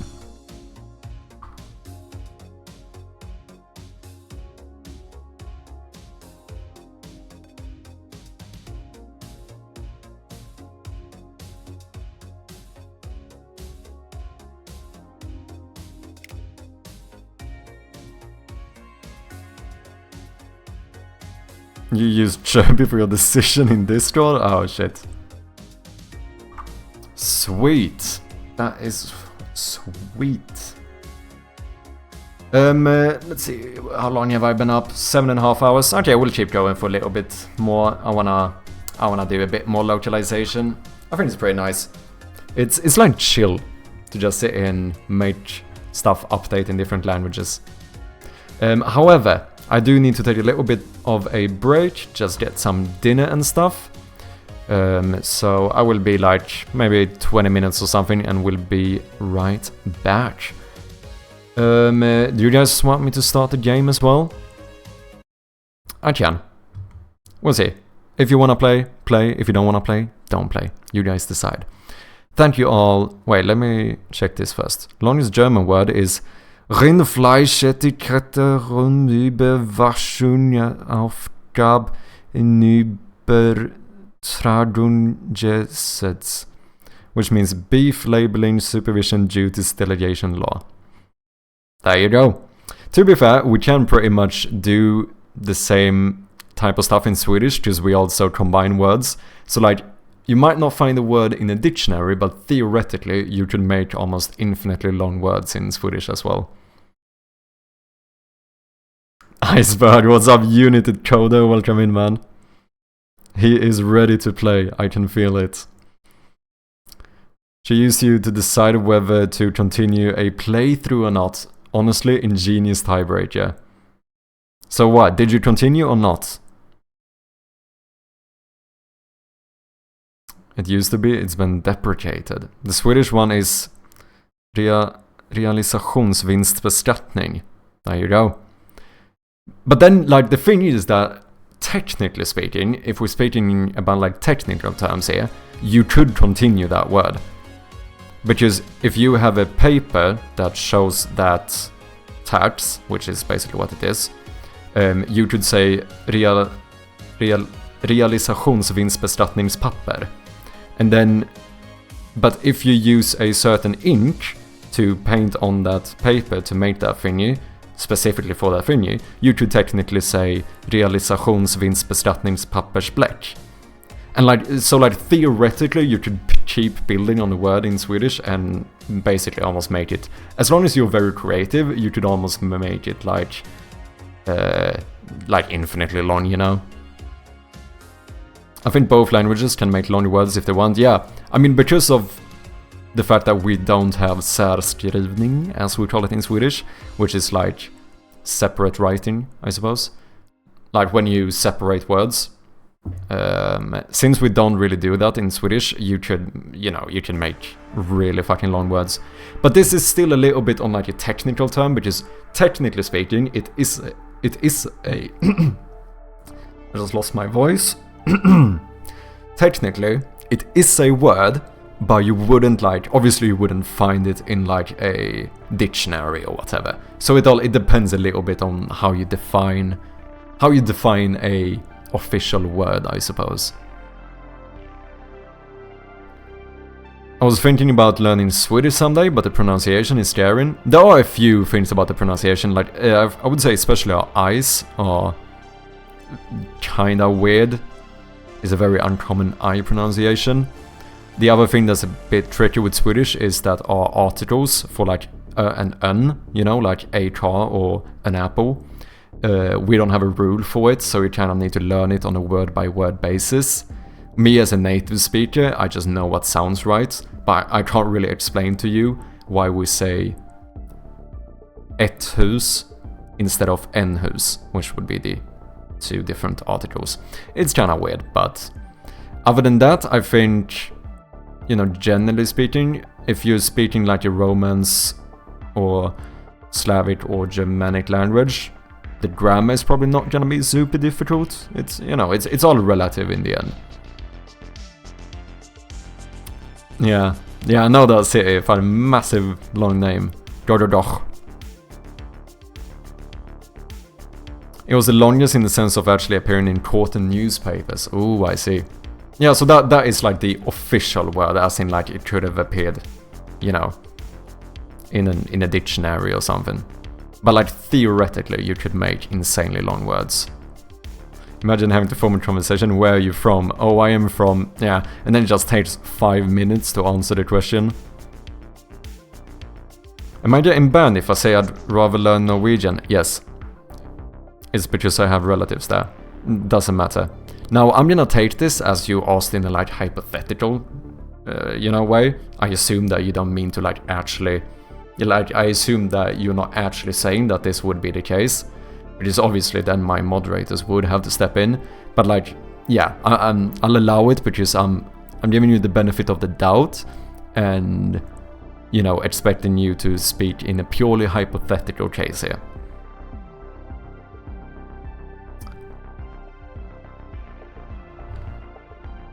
I feel like with each new language, the next ones take a little less time to learn if they're not totally different. No, absolutely. Even if they are different. Like, I think going from whether the languages are different or not, just the process of having an understanding of like what it's like to learn a language and like how to kind of approach it and stuff is always going to make it easier. Like, the step from being a monolingual to a bilingual is probably the most difficult one. Going from like a bilingual to a trilingual is going to be slightly easier, whether the languages you learned before are related or not.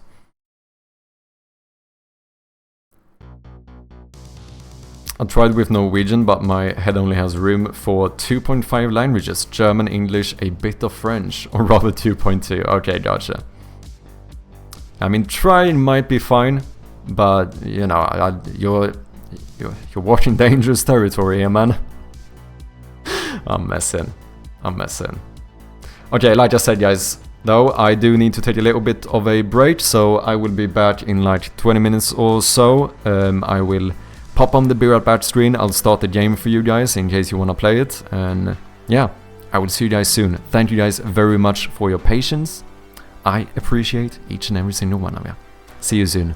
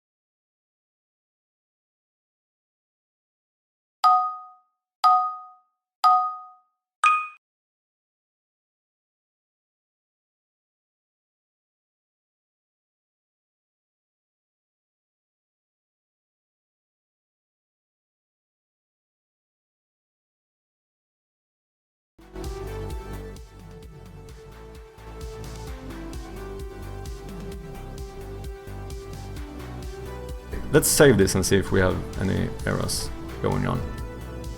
It seems good. Holy shit. Am I actually becoming a coder? No, because half the shit I did was taken from ChatGPT. Oh wait, that actually means I'm a professional coder. Is that a fucking Dark Wraith? Wait, I wanna LT. Okay, yeah, it's not an attack in any way. Okay, I'm gonna die. I died twice because I wanted to test that thing. But what did it do? He just went and casually killed someone else. Okay, Dark Wraith. So, thank you so much. If you were one of those 12,446 I was. people, thank you so much for showing the game an enormous amount of support. You are truly amazing. Nah, now wait a second. it's Hold okay. up a minute. Because it might be tempting to take that sales number and take the game's price tag, do a quick calculation and think, holy moly, Mark, that is a lot of money. Wait, that's exactly what I did. That is describing the exact thing I did. I literally brought up a calculator. Oh, shit. And yeah, it is a lot of money. Oh. But it's also not the full story. Oh. So, let me Those are mine. And peace.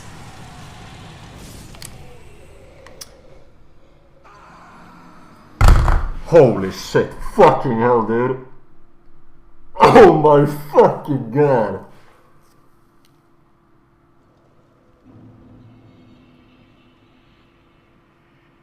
Actually didn't mean to do that. Fucking hell, dude.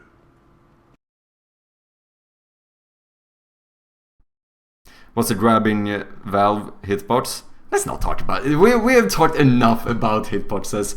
Let's continue with the video. We have talked enough about hitboxes for today. Let's continue this little reaction to the video here.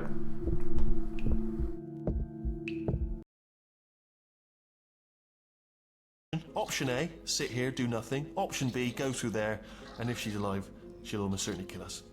So, if you've got any reservations whatsoever about this plan, now would be a tremendous time to voice them. Right now. You know, your voice is kind of smooth. In case you thought to yourself, I've missed the window of time to voice my reservations. Still open. this is a pretty nice view. We might just sit here and chill for a bit. So yeah, do you come here often? No? Okay, not one for small talk.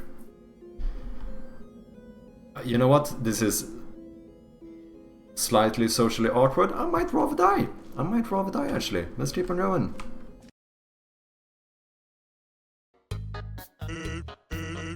Quick, behind that conveniently shaped lamp.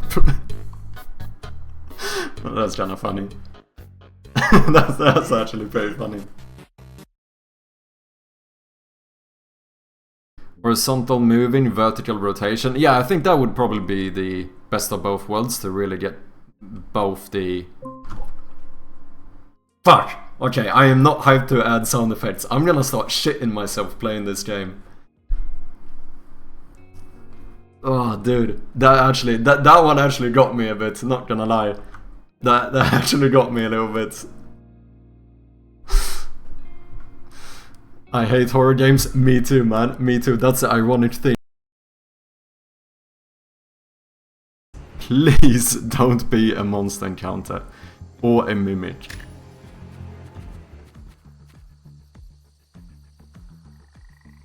Shit. And I can't pay them off. I can't pay them off. Okay, I have 60% chance to run. The two enemies, this is... If I don't manage to run here, I'm fucked. I'm definitely dying. Fighting two at once and I don't have... I can't even get hit once. Please. Please let me run.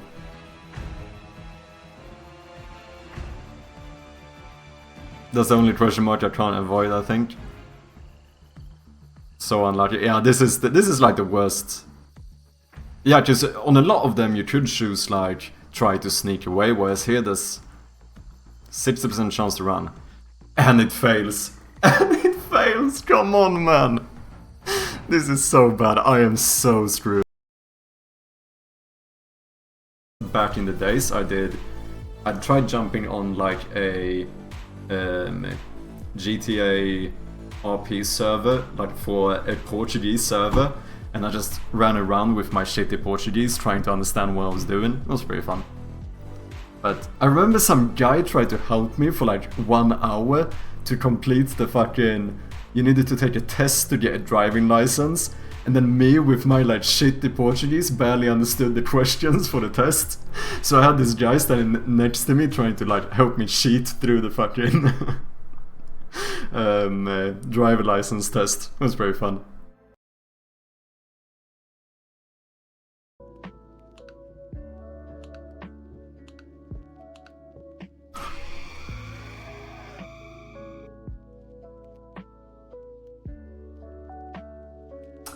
I forgot I made him active.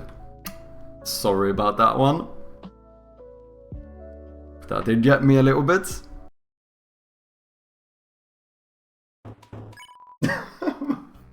Oh my fucking god! Dude, how long have I been here? I'm actually dying. What am I doing with my life?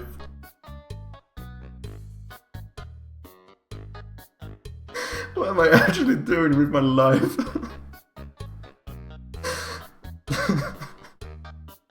I've spent all of my fake game currency for the past like hour gambling on pixelated fucking snails. What the fuck am I doing?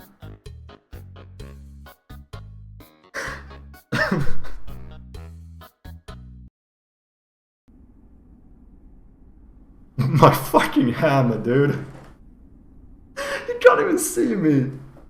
But one day, tiny flames will dance across the It's covering darkness. half the screen. Oh, that's so funny. Look at this shit. Like embers linked by lords past. Let's see what is behind the fog gate.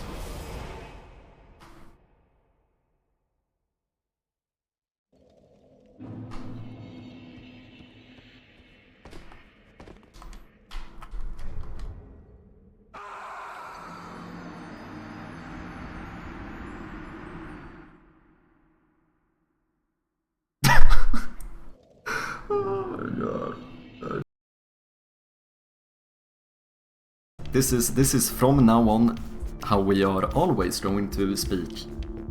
With that perfect Swedish accent. Yeah, it's very horrible. It's very horrible. I'm surprised though, we only lost like 2 viewers doing that.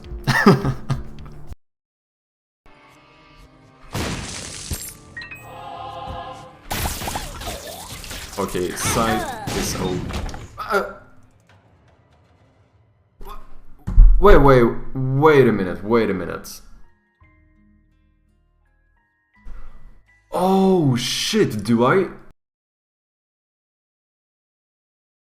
Control KC to comment out everything at once. Before, I would comment out every single line by line, because I didn't know how else to do it. And it hurts me to think about. This is the kind of stuff I have nightmares about. I do, I truly do. This is what keeps me up at night. You must be so confused. I am, mainly about the key bindings actually. Why is A not the button to continue? B is. That's the main thing I'm confused about, to be honest. I understood the whole thing about falling into the mountain. It's the key bindings that confuse me. So if you mind explaining that to me, yeah? If I worked on that game for like 2 years, like those 6 seconds that I waste looking for the right scene would, you know, it would ramp up pretty quickly, and all of a sudden you realize that you wasted a shit ton of time. Just like this is my argument for shoehorns. This is why you should always use a shoehorn. Because yeah, it might only take you like, you know, it might only take you like 15 seconds to put on your shoes normally. But if you can do it with a shoehorn, you can do it in like 5 seconds. Probably even less. And over your lifetime, imagine all the time you saved using your shoehorn. A little bit of a tangent, but I had some big menu on the outside and I started looking and all I saw was cachorro, which I only knew that word as dog, and I was like, this is so confusing. There's no way they're eating dogs down in Portugal. So I ended up having to I started asking one of the guys outside, being like, hey, and so I started speaking to him in Portuguese, and I was like, what does this mean? I am a bit confused. What do they mean? Cachorro? They don't serve fucking dogs here. And then obviously it was fucking hot dogs. They just used a similar expression to English, which I for some reason had tunnel vision and didn't think about. And oh dude, I felt so fucking embarrassed when I walked away from that.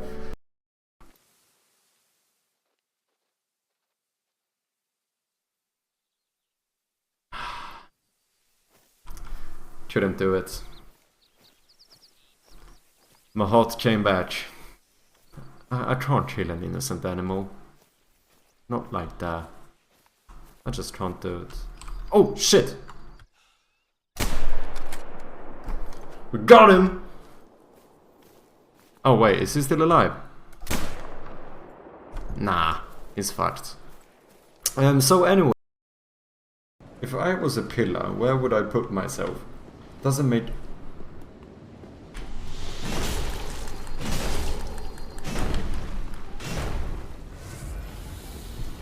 I have no Estus.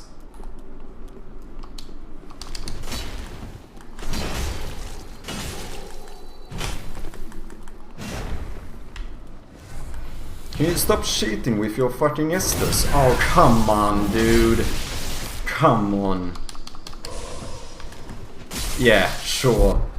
Sure thing. Sure thing. Fuck you. Fuck you.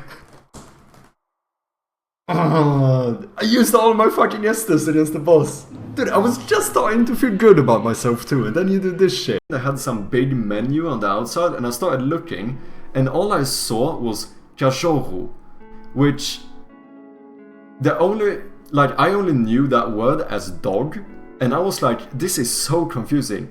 There's no way they're eating dogs down in Portugal. So I ended up having to I started asking one of the guys outside, being like, hey, and so I started speaking to him in Portuguese, and I was like, what does this mean? I am a bit confused. What do they mean? Cachorro? They don't serve fucking dogs here. And then obviously it was fucking hot dogs. Like they just used like a similar expression to English, which I for some reason had tunnel vision and didn't think about. And oh dude, I felt so fucking embarrassed when I walked away from that. We detect where the braille letters are and then just push these out a little bit and now you can read on the screen. Am I not a fucking genius? We are gonna revolutionize the digital space. I think this is a great idea. I think it would work. Isn't that already a thing? Is it actually? Oh fuck. Was I too late to the party? Oh shite. Well, to be fair though, I'm pretty sure that means it's officially, objectively a good idea. Because someone else did it. Wait, that's not always the case. Everything someone else has not done is not a good idea. Never mind, never mind. There's a lot of things people have done that was not good ideas. I take that back.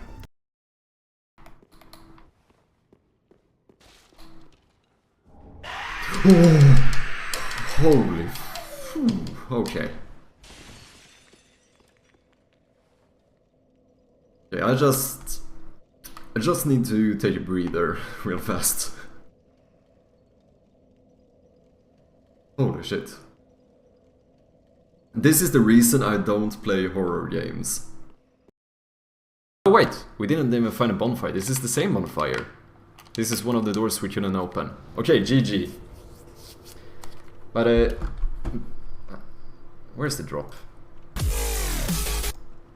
Bonfire!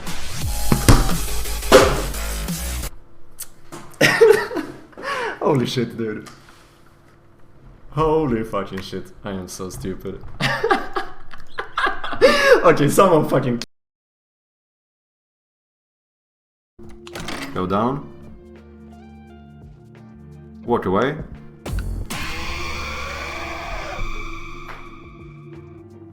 That was a misclick. Fuck. I did not mean to do that. Go naked. That's what we need to do. We need the strength of a nude person to do this role.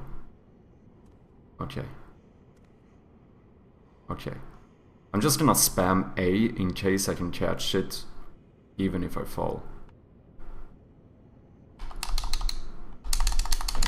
Oh! Yeah, that's right. It just took like 78 tries, but I fucking did it. You guys didn't believe in me, but I did it. I did it. I'm not gonna use that. Oh. Oh. What a waste of time. Ah shit, I knew this was gonna happen. Control KC to comment out everything at once. Before, I would comment out every single line, line by line, because I didn't know how else to do it. And it hurts me to think about. This is the kind of stuff I have nightmares about. I truly do. This is what keeps me up at night. My fucking hammer, dude. You can't even see me. But one day, tiny flames will dance across the It's covering darkness. half the screen. Oh, that's so funny. Look at this shit. Like embers linked by lords past. Hello, friend. So, do you want to hang out tomorrow? Okay. Favorite composition over inheritance is what people say, isn't it? Right now, we go full on deep in inheritance. We are swimming in inheritance. This is like, if you thought like that Alabama had a lot of incest, look at my scripts. This is, people are inheriting from each other left and right. This is chaos. That's what this is. Did you notice the dragon? No. I did not notice any dragon. Unless you mean the weird statue in the middle, but I don't think that was a dragon. I didn't really pay attention. No, dragon these nuts.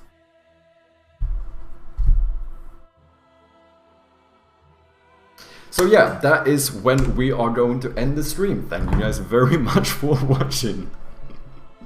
So, thank you so much. If you were one of those 12,446 I was. people, thank you so much for showing the game an enormous amount of support. You are truly amazing. Nah, no, wait a second. nah, it's Hold up a okay. minute. Because it might be tempting to take that sales number and take the game's price tag, do a quick calculation, and think, holy moly, Mark, that is a lot of money. Wait, that's exactly what I did. That is describing the exact thing I did. I literally brought up a calculator. Oh, shit. And yeah, it is a lot of money. Oh. But it's also not the full story. Oh. So, let me I don't understand what that means. Just for me, in my head, when she says the lords have left their thrones and must be delivered to the... Oh, now I get it. I'm supposed to deliver the lords to the thrones. That's what I've been doing the whole game. That makes sense. I thought she was telling me to become like a furniture mover and deliver the thrones to the lords. Now I get it. That makes sense. That makes sense. Just this is what I've been doing for ages.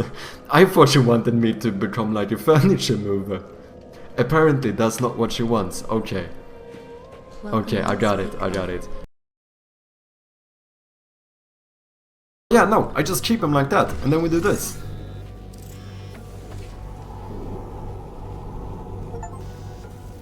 Break the rules in test chamber 7. That was an achievement. GG! Okay, it did work. It was a little bit tricky. I think that one was about to say, I love you. They are sentient, of course. We just have a lot of them.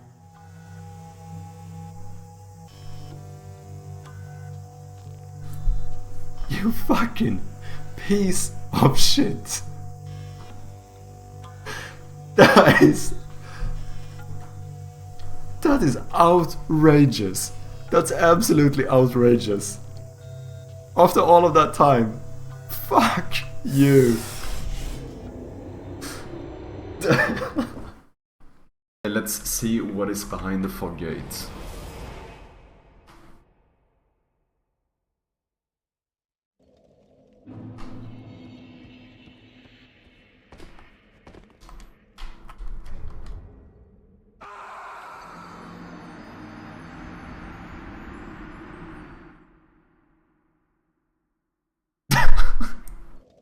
Oh my god. Just give me something small, like brimstone. Yeah? Yeah? Ladies and gentlemen, we are back. Thank you guys very much for your patience. How you doing? I keep seeing many words, but they're mostly German. In 2 games I used all letters, but it wasn't in the list. Ah, that sucks, dude. Alright, time for bed. Have a good evening. Thank you very much for dropping by, MJ. I really do appreciate it. And I'll see you next time. Have a good night.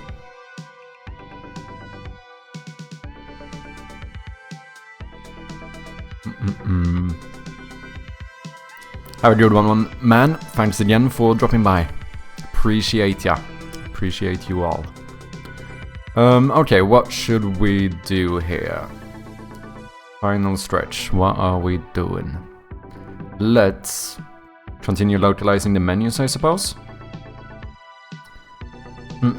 So as far as I know, we should be pretty much done here. Actually, if we look at our localization table, are we missing anything at the moment, or have we entered something? I know some of these I just put in the English one, even though Like, I think bloom is probably one of those words where you might actually use the English word in like most languages. I'm not entirely sure, but I feel like I wouldn't be surprised if that was the case. However, screen shake, I'm not sure maybe if screen shake should be translated to something, but I know that in Swedish, saying something, a literal translation like skärmstartning or something, would sound really odd. But, I don't know, otherwise we are fine, because it's better to at least have some placeholder for the meantime.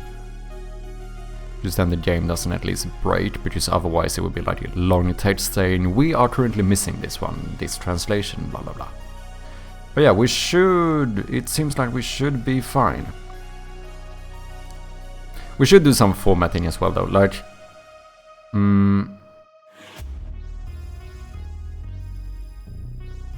I don't like the space in here, it's very uneven and odd. That is something we should fix too. But let's, you know what, I think we should focus on one task at hand at a time. So let's localize this stuff. Let's do all the settings menus. Just in, if we localize all of this, we should pretty much be done with localization in the menu. And then what we could do is look a little bit at the current implementation of how we like switching language, because I think that one is a little bit scuffed. And also, what else? We should code something so that the language selection menu pops up when you start the game for the first time, because I think that would be good. I know some games even have something where, like, when you start the game on Steam, it will pop up like a small little box at first where you can pick like language and stuff.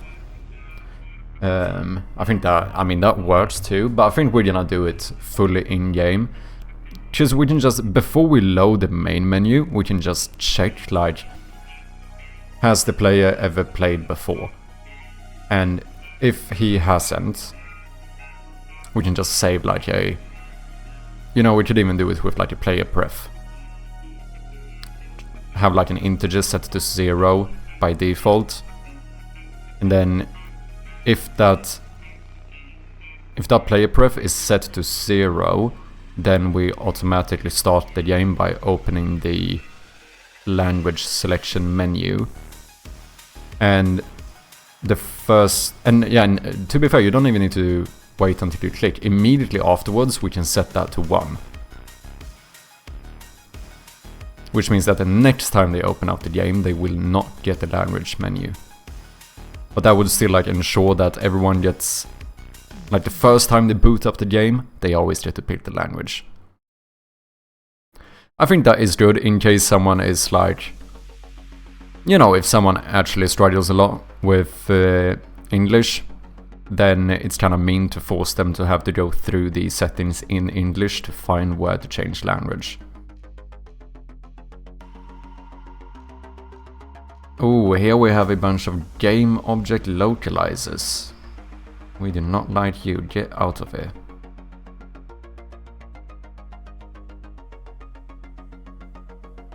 Instead, what we want is a... No, I don't need to add it manually. Just do this, localize. So then we get a localized string event. And here we're gonna do audio.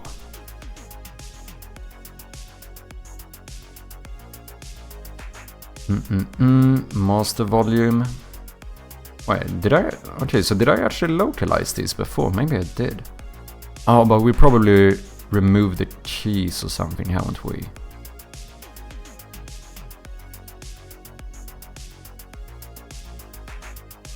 Localize. Do I even have these? I don't.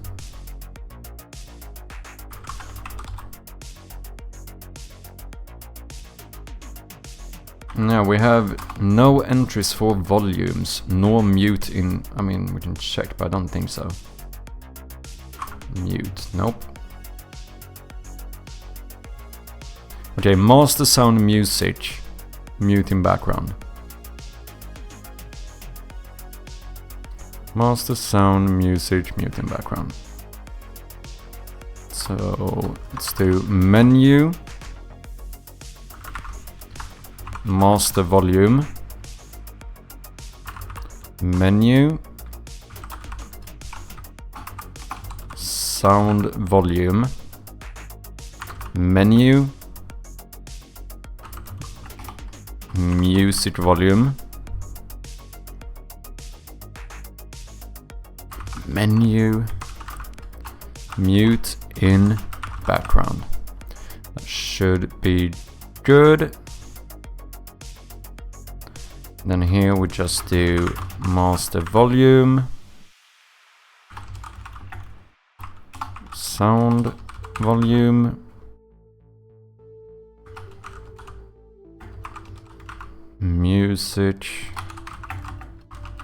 mute in background.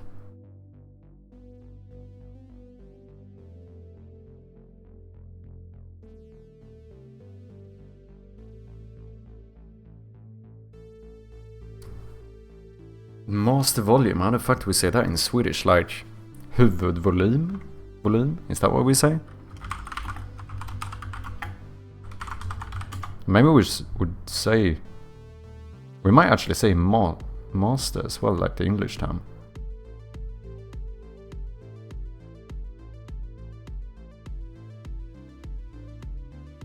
Let's check the... We do have those. Bum, bum, bum. Where do I have this? Code stuff, translations. Was this the one?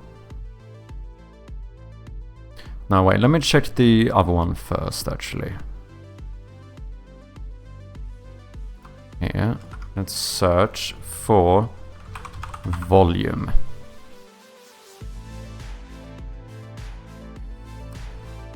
Background music. Here, music volume. I mean, volume da musica.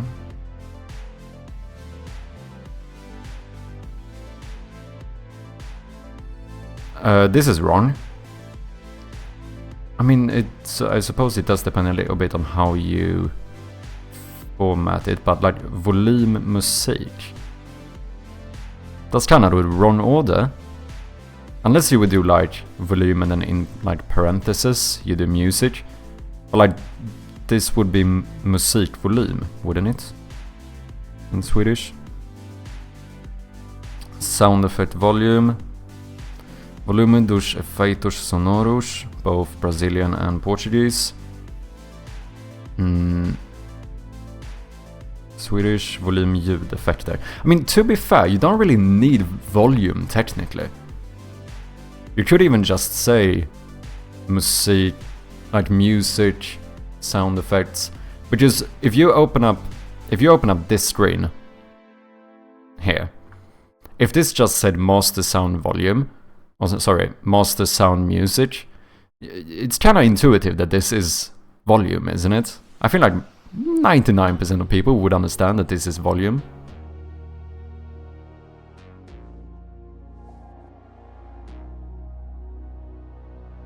We'll see. Volume. Do you have master volume? That is my question. Because that's one I'm the most confused about. What we would say. Which is ironic since it's my own language, but... I mean, I suppose you could just call it volume as well, but no, that feels weird.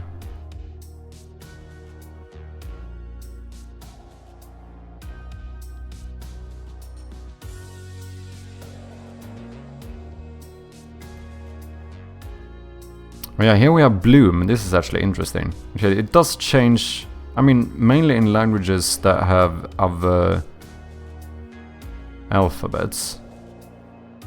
Otherwise... Oh. For Dutch they put glöd, which I suppose is a cognate with the Swedish glöd or the English glow. Interesting. Otherwise, it does actually seem like most languages refer to bloom as bloom. It does not seem like they have master volume on here though. Suppose not every every game has master volume. They might do a... Just technically you could be fine with just sound volume and music volume, right?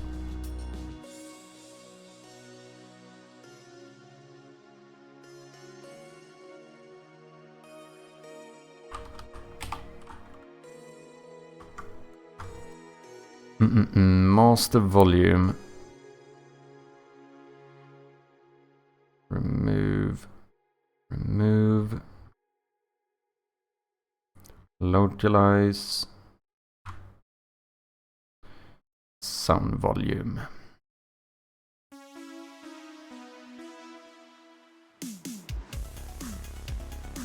Localize.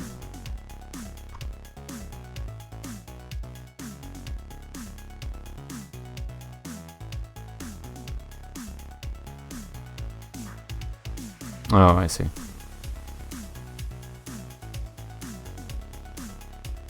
Localize and then boom. Oh no, this is not volume, this is mute.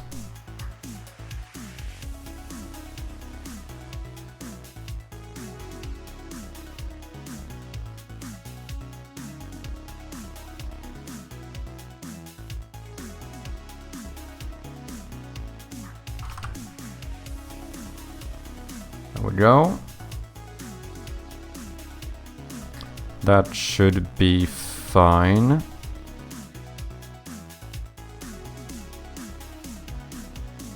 Yeah, that's how I want to say this.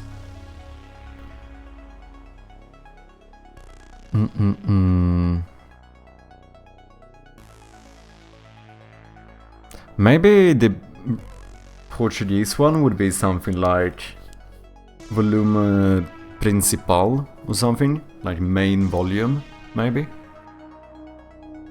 If we have any Portuguese or Brazilians, feel free to confirm or deny, but I feel like that sounds pretty good, to me at least. Volume principal.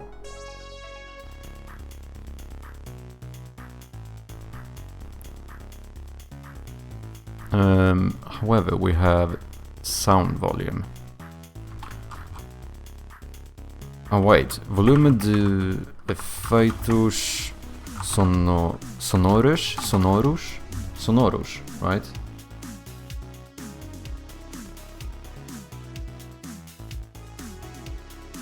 That is gonna be fucking long.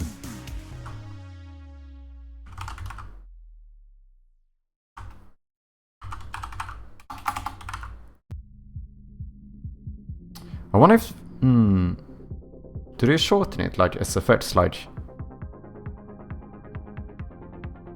Yes? No, I don't know.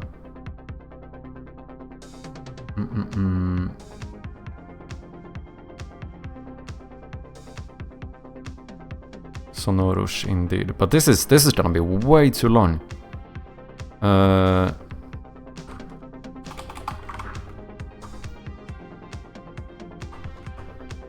Let me do this, and this was Portuguese.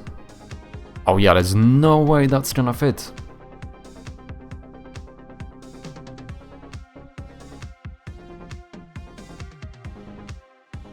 I mean, I suppose effects might be fine, just saying like effects volume. Because once again, it's kind of understood that it's sound effects. Because otherwise it wouldn't really be a volume. Maybe just volume de efeitos could be good. That might be good enough. Or we do the thing where we don't say volume. And we just say sound effects.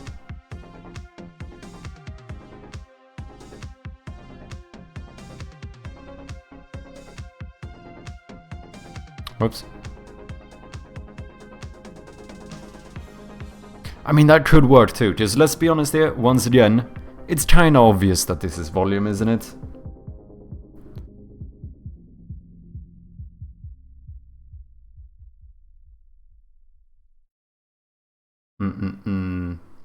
So like, if it says sound effects here, I think that's fine. We'll see.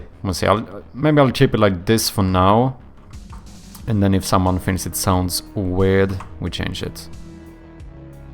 Even in Swedish, I think it's the same thing. Just saying ljudeffekter feels like it would be fine.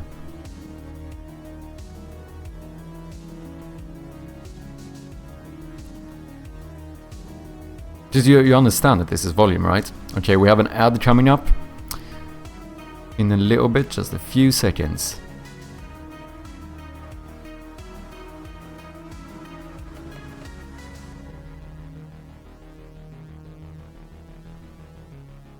Because otherwise, what would you say in Swedish? Like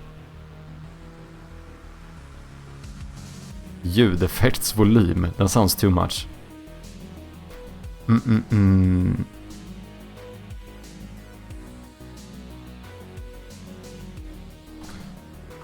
Maybe we just go musica here.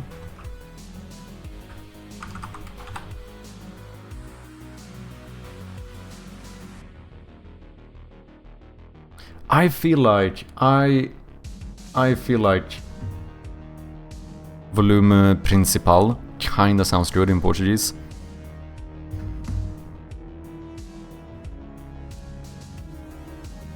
We check with ChatGPT maybe. Let's see, localization. How would you say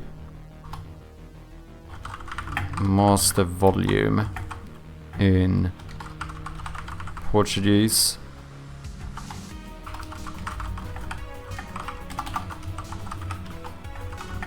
and Swedish? Yeah, volume principal. There you go. I had a feeling. What's up, Swizer? Welcome in. Apparently I was right. I was a bit unsure about how you would say like master volume. My guess was volume principal, and it seems like that was actually right.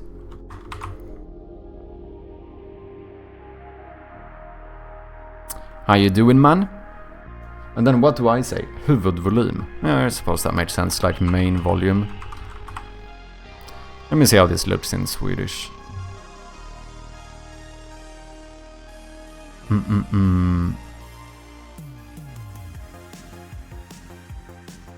Okay, we have very long build time here all of a sudden.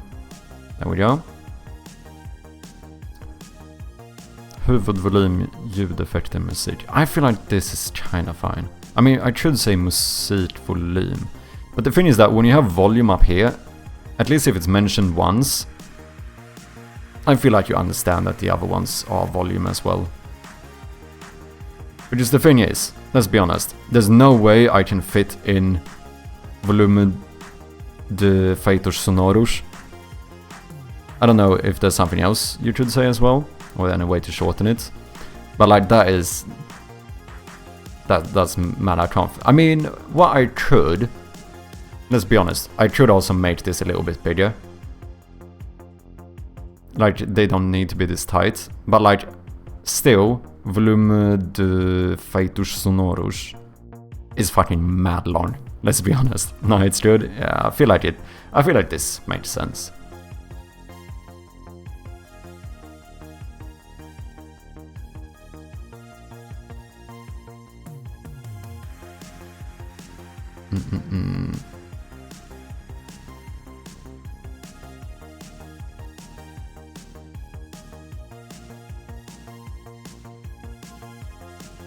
Yep.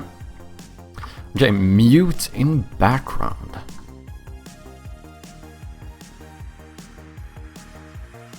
Tyst i bakgrunden, maybe?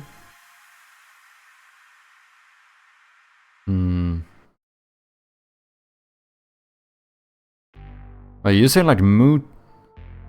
Wait, moodush? Moodush, is it? Or moodu, maybe, in singular it would be. Because isn't it... Oh no, wait, that's like... Oh no, maybe, no. Yeah, I think it might be. I'm thinking about the Shuchi i Pontapesh song. What is it? Gritush Murush? Is that the... Shuch Gritush. Yeah, gritos mudos. Is this not like muted streams? Or muted raws, something like that? But wait, but it can't be mudar but as a verb, because that is to like change or move, right?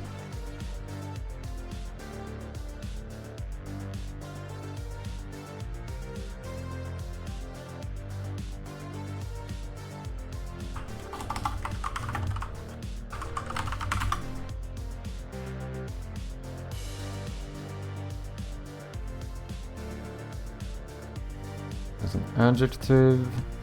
What's a verb for muting? I mean, I suppose you could actually say muted in background as well, to be fair.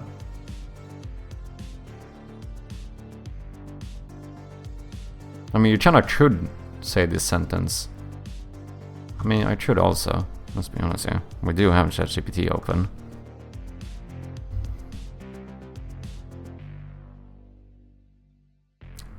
Otherwise, wait, let me try. What would it be like?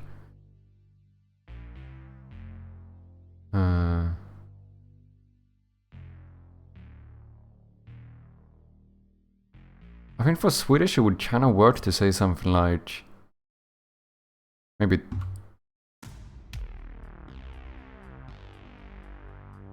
Tysta i bakgrunden? No, that sounds weird. It sounds weird.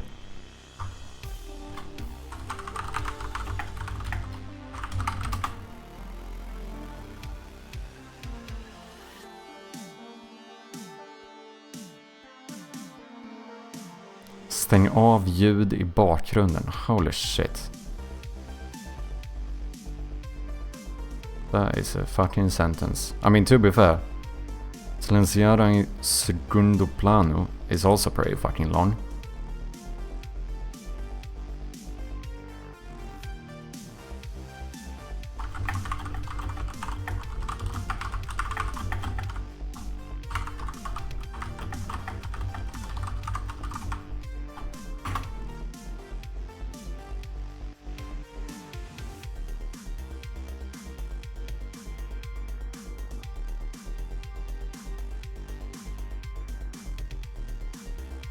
I mean, almost gave me the same one.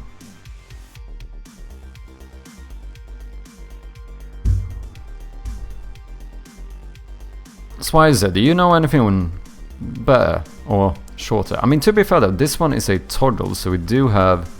Oh wait, I think this one is fine. Segundo plano. Segundo plano? I haven't had this. Like on the second plane. Is that what you say?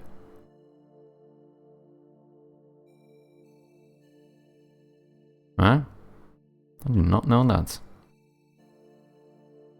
Fond... Oh wait, that's Spanish. Stop being racist, people. Fundo. Oh yeah, like no fundo.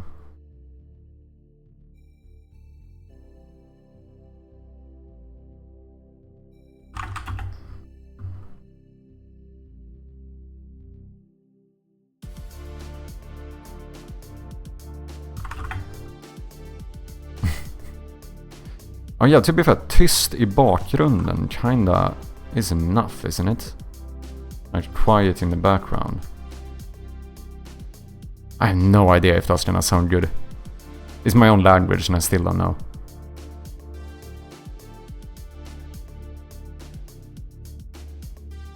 So wait, can I not say something like... Can I not just say like mudo no fundo? Like muted in the background. But I'm not sure fundo is the term you would use when it comes to like... Let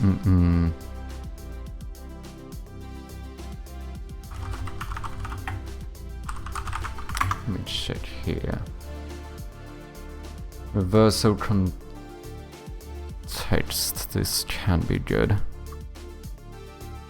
Alter to shade the background of fundo. Background settings. Fundo. This is not really... It's not in the, like, IT sense, if you know what I mean.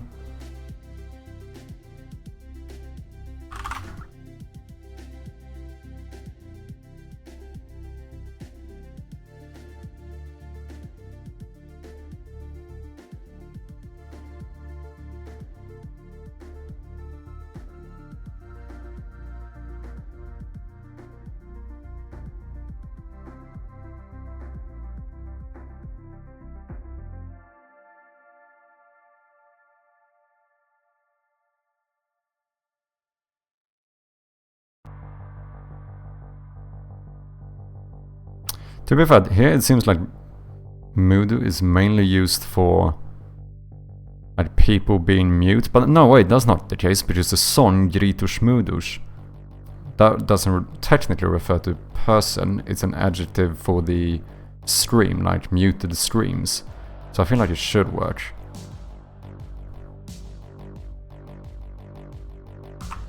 I feel like that should work.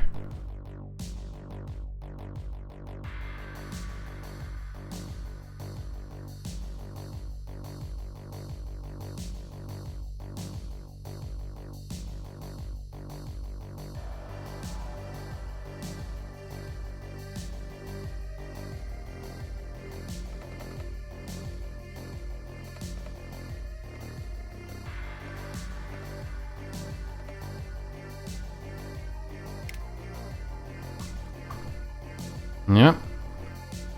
Let's keep it like that for now at least.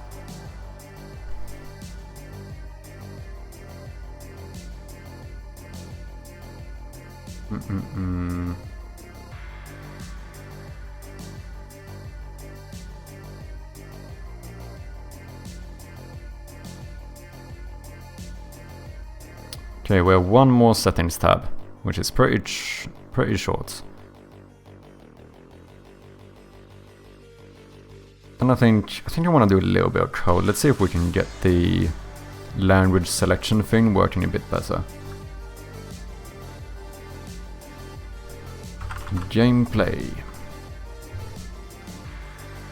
Oh, these ones I have not done. Oh, I don't even know how to translate this. I'm not even sure that I should call it tutorial toasts in English, to be honest. An auto-skip intro, I'm not entirely sure we're gonna have later on. You know what, I think I'm gonna skip those for now. Just because I'm not sure. We're probably gonna keep having the toasts, I imagine, because it's a good way of teaching the game without being like too intrusive.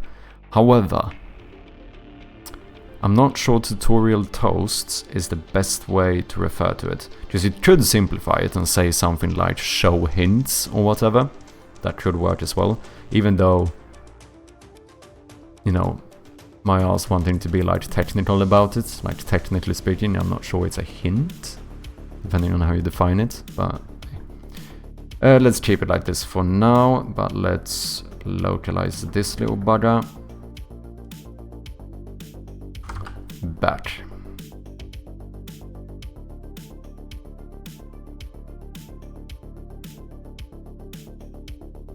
Ooh, no.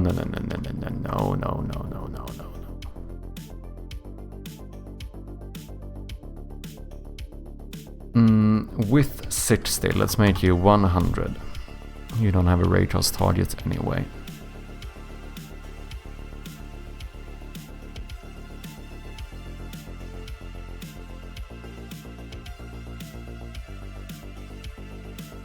Oh, you know what? Something else we actually should do is make sure that these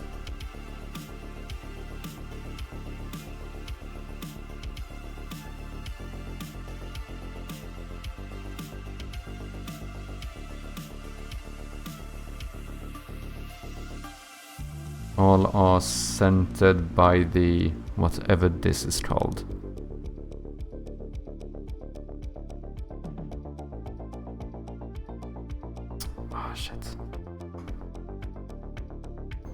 Not me changing stuff while in play mode.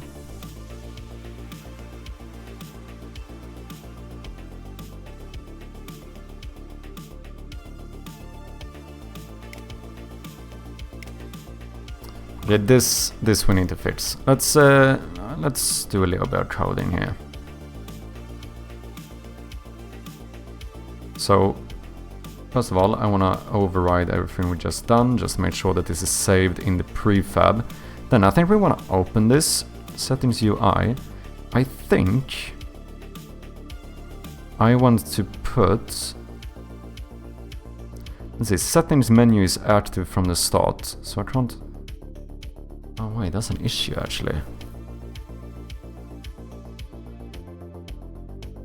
Wait, there's only one single time that you're gonna open this, the language settings. I think that might be fine. I think what we're gonna do here is, let's go into the settings UI. And then the first thing I wanna do is general void start. Here we want to do some type of check.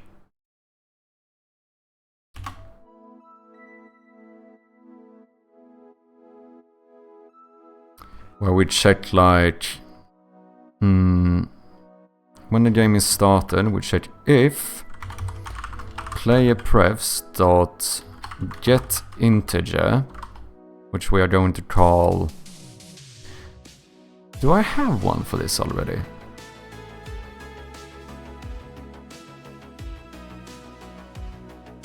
You know what? I should make like a player pref manager and set up all the consts, yeah, that we use instead of this, because I do know that's a good thing to do, and have them all in one place so I can check what type of preferences I currently have.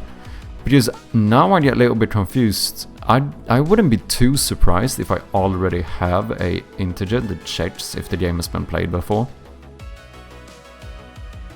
It actually wouldn't surprise me.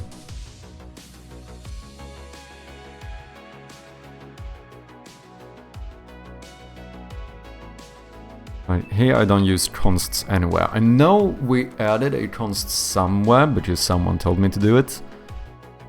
I can't remember where that is though.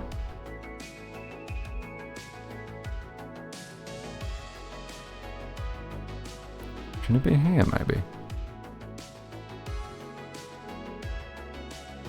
No, because a const you would declare in the beginning like this, wouldn't you? Pretty sure.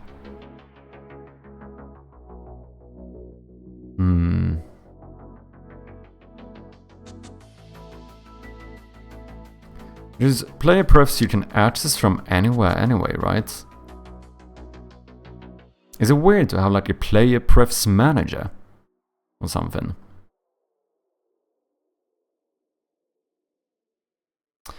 I feel like that should...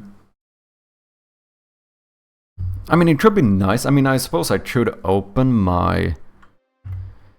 all my player prefs or whatever, the... what you call it on Windows? The register or whatever. And check all the player prefs I have saved.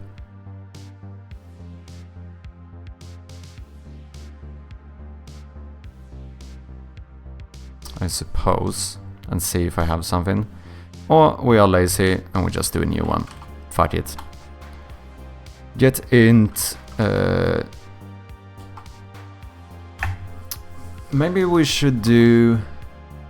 Maybe we actually should do first. What would you call it? Like.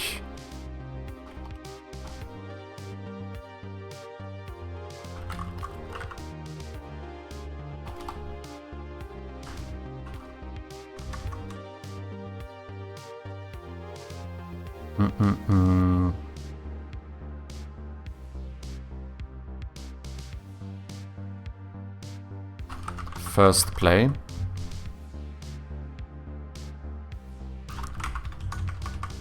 First time playing. If first time playing Oh no, wait. That means you should be auto set to 1. Like, because 1 would, you know, it makes more sense for 1 to be like true and 0 to be like false. Because basically, since you can't do bools in player prefs, that's how you do it, right? You just use an integer instead. So, first time playing should be default to 1. And if this is set to 1, that means that it's the first time someone plays the game. And if that is the case, then we are going to say playerprefs.setInt first time playing into 0, because now it is no longer the first time they play in. Or maybe we should wait until they select the language actually. That might actually be good. In case, what if they open the game, they get the language menu, and then for some reason they just close out of the game. Now this is going to be set to 0, and the next time they start it's going to default. This is a very like specific scenario, to be honest, but you know, might as well take it into account. So in that case, what we would do here is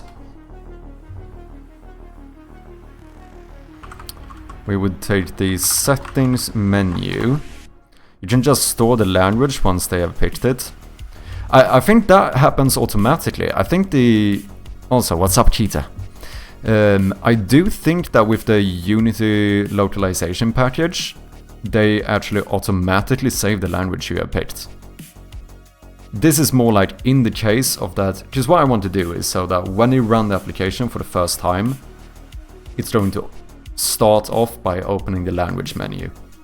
But in the extreme example of someone not picking a language and closing the game, I don't want this to be set to 0 if they didn't pick a language, because that would mean that the next time they start the game it's going to default to English.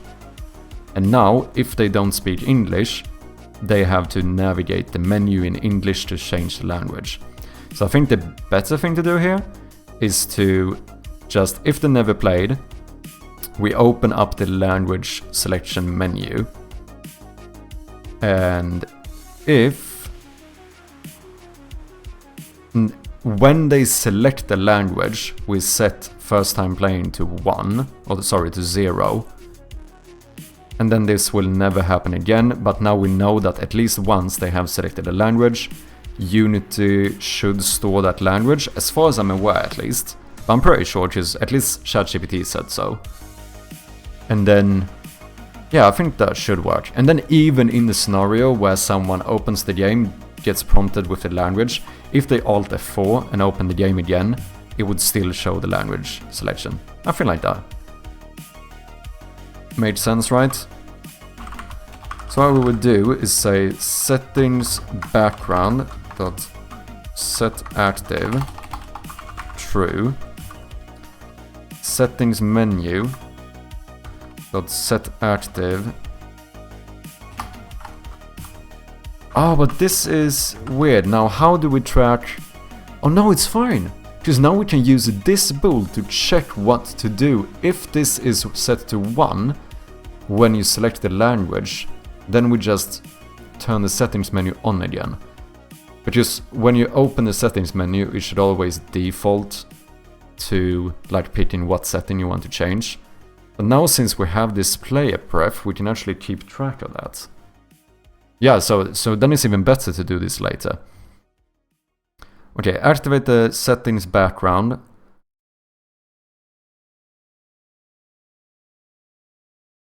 Disable the settings menu and then enable the language menu. And that should be all we have to do. However, we then have to do a little bit of a weird...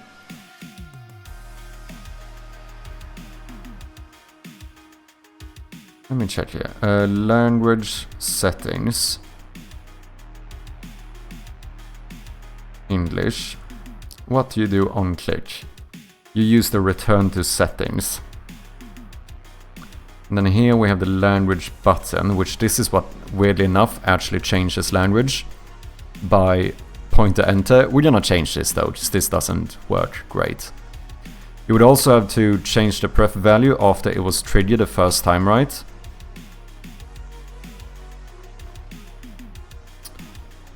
No. Not unless they... If you mean changing it so that it no longer thinks it's the first time playing. That I think we should only do when they select the language. Which is then, when they select what language they want to play in, we set this to 0. And now this is never going to be called again. But yeah, after they select language, we should change this value. I don't know if that's what you meant. I think it should be done when the select menu is shown, to cover cases when... No, that's what I mean. Because here's the issue. This is when the menu is shown. If I set this now to 0 and they Alt F4 the game, this has been saved as 0. That's why I think we should not change this now. Instead we change it when they pick the language, because that means that if they Alt F4 during the menu, language menu, next time they start, it is still going to have this saved as 1.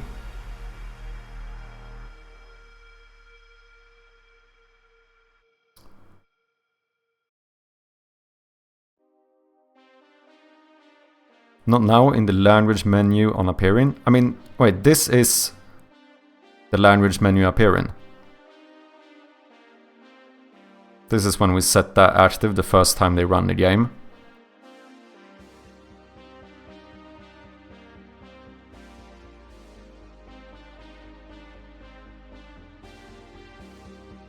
But then it does the opposite. If you mean that I should change this to 0, in that case this is never showed again, whether they select the language or not. Because I think we have the same thought process. In this case of that, like, exactly to cover when they don't change the language. So we don't want to change this unless they pick a language. Because what if they don't want to select the language?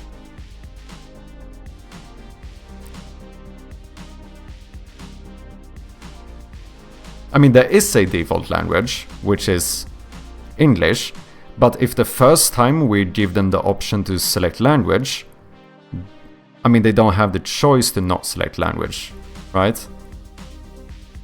The first time they play, the first thing they do is select the language.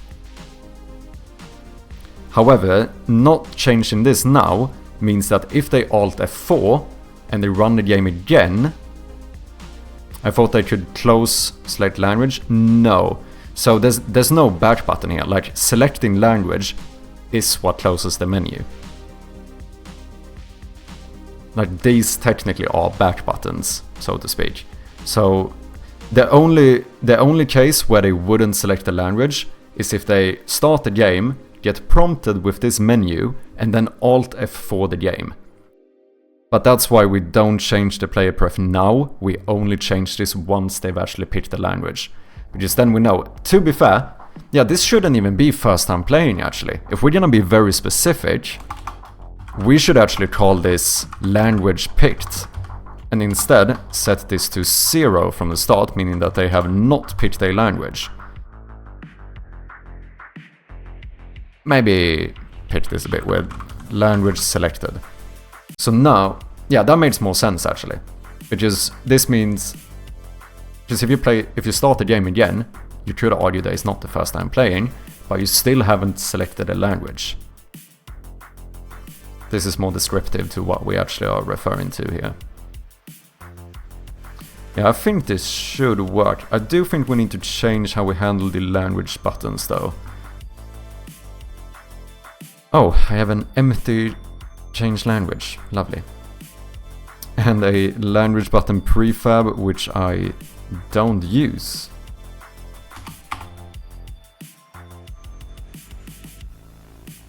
To be fair though,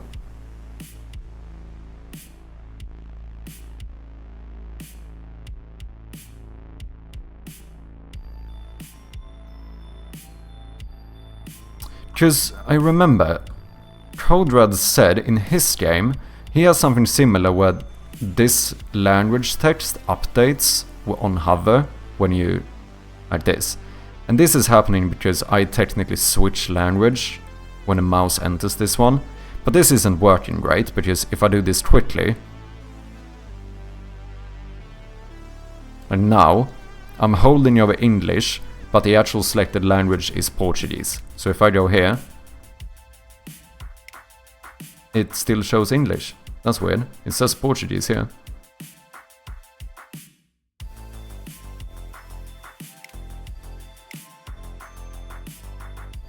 But yeah, basically this is acting a bit weird. So I think either we change language on click and make hover only update this text instead of actually switching language, or we do what Codra did, which is he's switching language depending on if a button is selected. How about just updating title and not the whole game's language on hover and actual language change on click? Yeah, that's what I thought I could do. Like, make pointer enter only change the language of the title and switch language on click.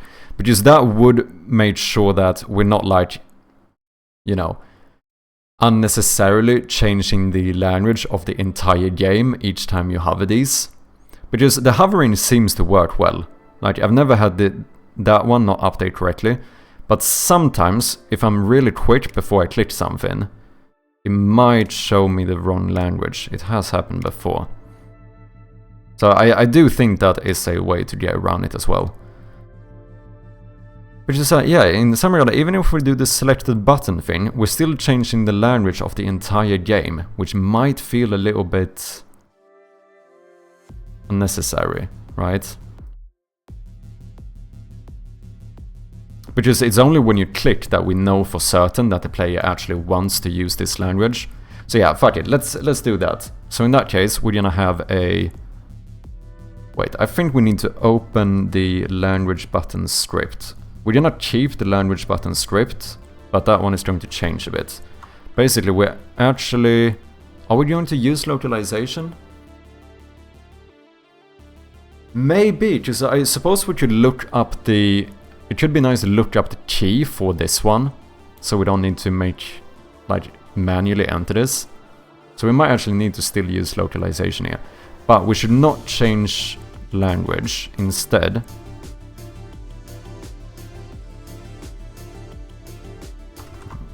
we should change language here on the change language one. This should be a public void change language, where we're going to have a locale called locale.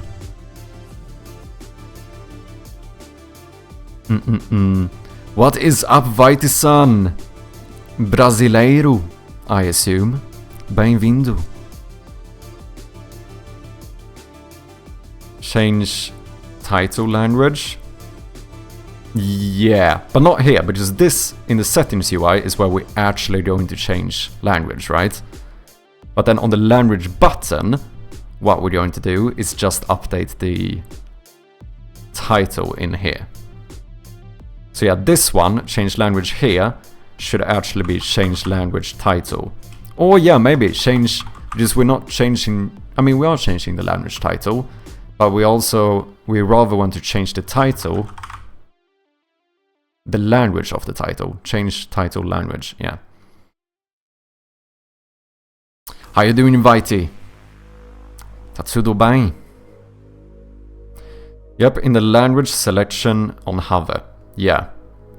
So, because now... Oh. Now, when the pointer enters... Okay, so what we need here as well is a reference. Serialize field private. We're gonna do a text mesh pro UGUI, because we are going to need some reference to the language title. So rather than switching the entire language here, wait, we should still have a... We should actually still have a locale here though. Yeah, so we can keep this one, because we need to know which language this button is referring to. But why should we not do that in the actual function instead? I mean, it doesn't really matter in the end. Now we let's keep it here.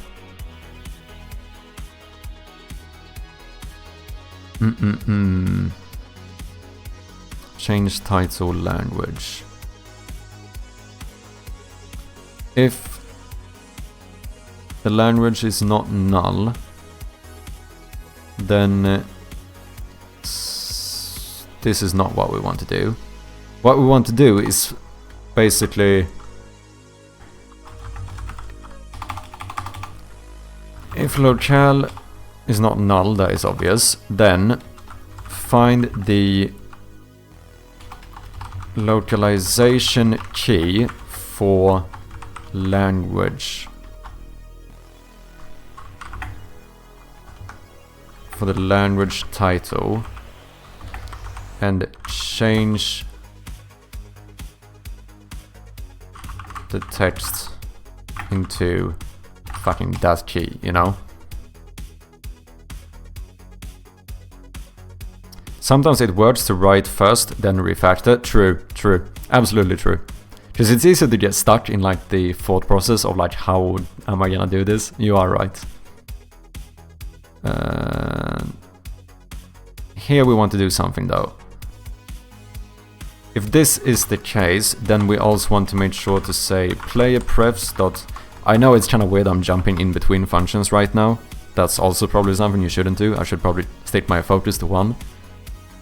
Language selected should now be set to 1, because this means that you have clicked a button.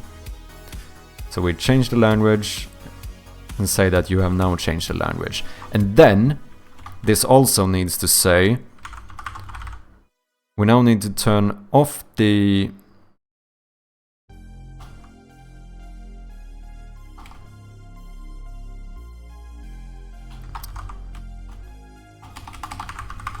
settings background should be turned off. This might be slightly confusing, but the settings menu should actually be turned on, because that should be the default when the settings background is turned active. Last but not least, we need to make sure that the language menu is turned off. Something else that I think is a good practice is to make sure to save the player prefs. I've never had an issue with player prefs not saving, to be honest, but I do think it's a good habit to write player pref save, as far as I know. Like I said, never had an issue myself, but I've seen...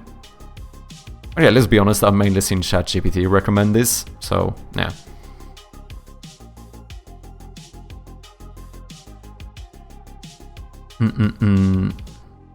Wait, what does doc say?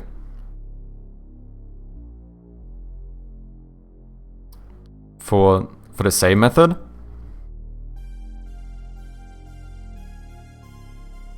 Oh, you mean like the Unity documentation? No idea.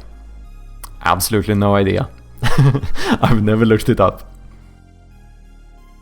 Does it say it's needed to be called? No clue. Player prefs Unity. Let's have a look. Let's have a look. I do think it's... I'm bad at when it comes to actually checking the documentation. Saves all modified preferences. Unity saves preferences automatically during on-application quit. On the universal Windows platform, Unity writes saves preferences during application suspend. Since writing play prefs can cause hiccup, it is recommended to not call this function during gameplay. Whoops. So in other words, the documentation says that you should do the complete opposite to what I'm doing. I should not save my player prefs. They should only be saved automatically. So why the fuck do you have this function? Holy shit, man. Oh yeah, that is kinda mad. Apparently, you should... Oh, do you know how many times I save player prefs now just cause ChatGPT told me once to use the player pref save. Oh, shite. Okay, never mind. Never mind. Good call to check the documents, not gonna lie. Good call. Trust docs, although sometimes docs could also be incorrect. Maybe there is some known bug. Yeah. Yeah, and like I said, to be fair, I've never had an issue with player prefs not saving. There's never been an issue before. Also, cheers. Thank you.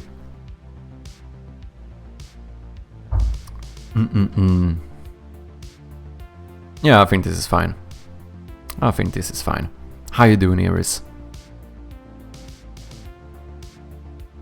Find localization key for language. Okay, so this is pretty much done now. It's good to refer to docs because ChatGPT can hallucinate and invent stuff. Yeah, that is true. Not always the most reliable little bots, is he? Sometimes he can trick you a little bit.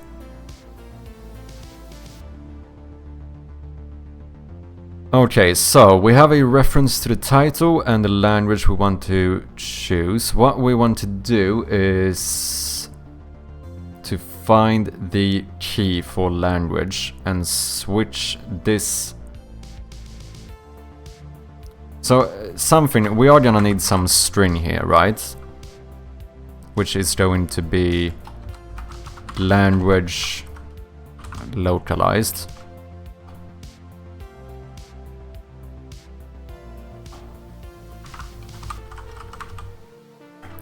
Which is going to be equal to something.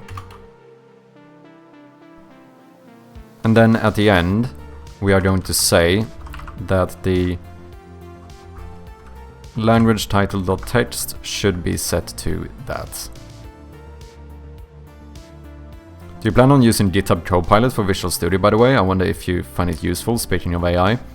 I've heard good things about Copilot. I've never tried it. Would you recommend it? Do you have to pay for GitHub Copilot as well? I mean, technically, I think you can use ChatGPT for free.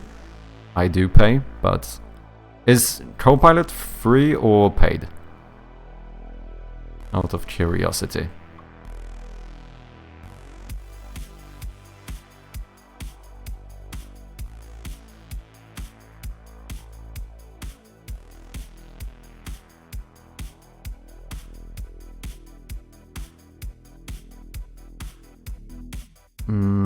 I mean, here I am getting the key, right?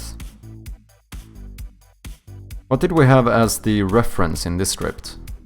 Wait, I can just check my script. That was what? Localized drop-down menu. Here we have a localized string.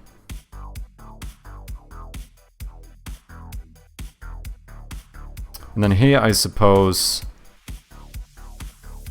localize open get localized string. Wait, how does it know?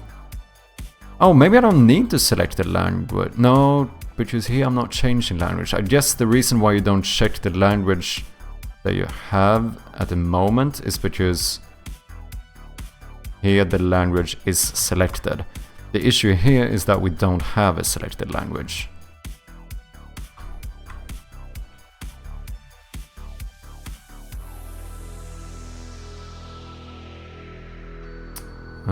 Let's see here.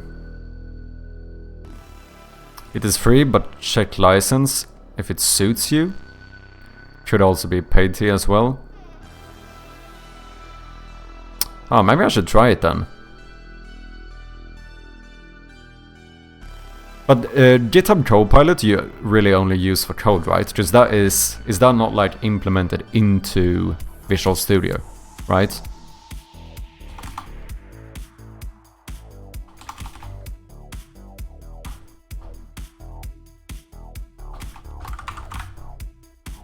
It also has chat, but it is inside Visual Studio, yeah. Man, I genuinely hate TextMesh Pro, TextMesh Pro's input field and Unity. So done with this. Oh, what's up? But to be fair, I mean, no, I should say I don't have much to compare to. But compared to the old Unity text, Text Mesh Pro is way better, isn't it? But I've also never used some text component in another engine, so I don't know if there's way better variants than me, perhaps.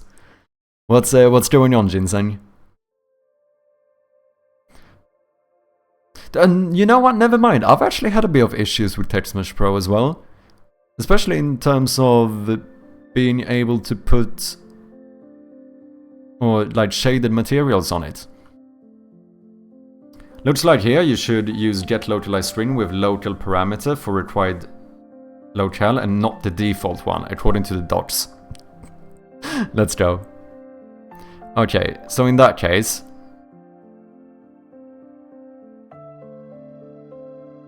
I mean, we basically want to do something similar to this. Let me just copy this for now. Let's just put this here. So I guess I should use a wait again, which means that we need to make this into a sync, right? Oh, it is. I love it, but I absolutely hate. I can't get it to work. Okay.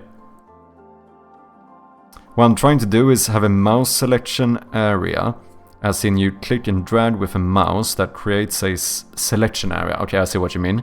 When you let go, it turns that selection area into a Text Mesh Pro input field. Oh, I see. For the language, for the node stuff in your application. Yeah, I think that would be good. I have no idea how to do it. But could you not make the Text Mesh Pro element just, if it's hard to change the size of that input field, could you not have a parent object that you scale and then that you actually select the size with, and then the input field is scaled to fit inside that one? Well, that might make weird scaling though. Maybe that doesn't. No, because the text size wouldn't change. I feel like that could work. I have no idea though. I'm just throwing out ideas here. But the selection area is turned into a background of the input field. And the caret/text size ends up being 1,000,000,000 times larger than oh, I see. Yeah, I'm not sure. Can you link those docs, Lyomo, if you still have them up? Otherwise, it's fine. I tried that before, but what you said about scaling was the issue. For some reason, it messes up the scaling. Okay. Yeah, I don't know. Sorry, I just wanted to vent. No, for sure. Feel free to vent. That's no issue. Vent however much you want.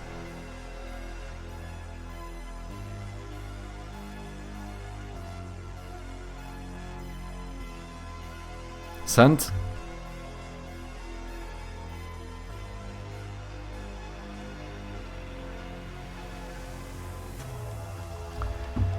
Class locale. A locale represents a language, yeah. Okay, so we should be able to create locale. No. Should have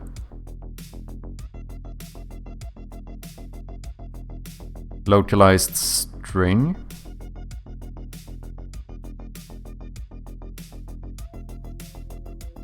Initializes and returns an empty instance of localized string. Now we want get localized. Wait, did I mess this up?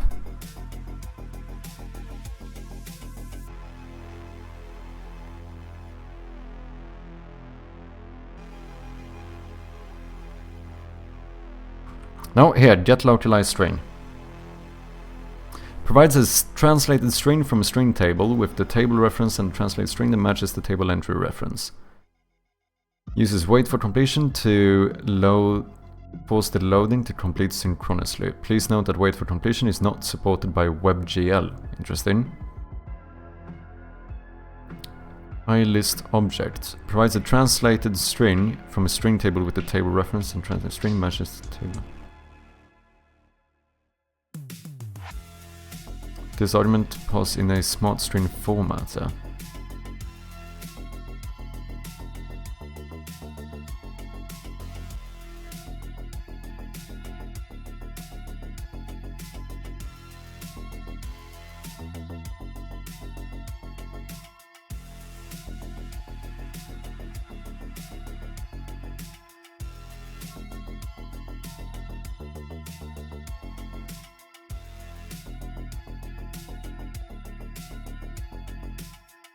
I just realized we do need to subscribe to this event, I think. Because the first time you open the game, it should be defaulted to... the title should be defaulted to English. Oh wait, that already happens, just English is the default language. Oh, but wait, now we technically... Can we override the localization, the first... well, that might actually work. Let's see if it works. I definitely don't want to spend $60 on a better UI asset. No, I feel that. I feel that.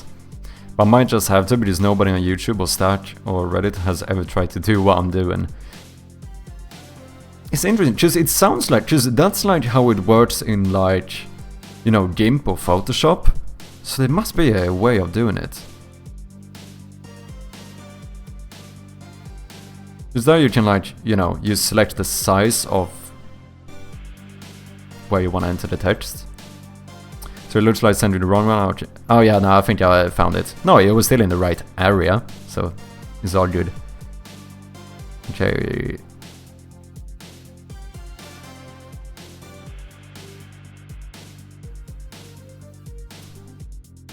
For us to translate string from string with the table reference.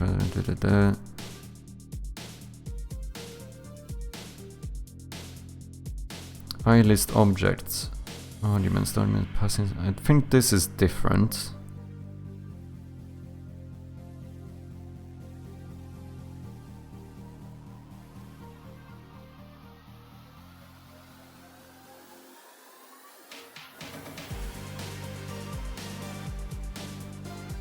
Let's see here. Get localized string. Localized string for the selected locale or locale override if it is not null. And that would be the parameter then.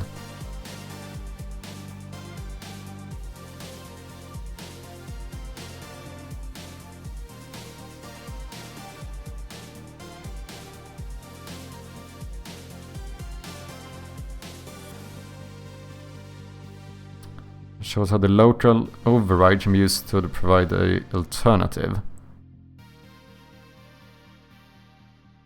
Localized string. My table, my entry. Wait. Now there's a new local identifier local override. System.Spanish. Override to always use Spanish. Oh, so it's this what I'm supposed to do then. And then set the localized string to use the local override instead of the selected locale. MyString.local override equals localization settings available locales get locale override. Okay. I think this should work. This will override everything.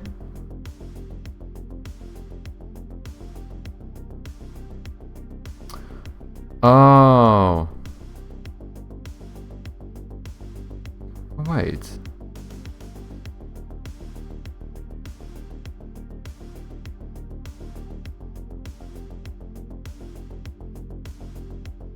Set the localized string to use local override instead of the selected locale. No. Is this not the same?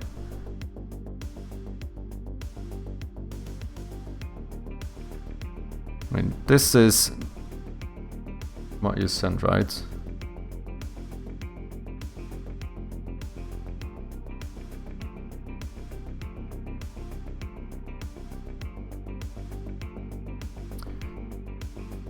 String the localized string for the selected locale or local override if it is not null. Oh, wait, would I set this in the inspector? Since it's public. So would I just select the... No, wait. No, just this would do is string. No, I need to have it as a parameter, don't I?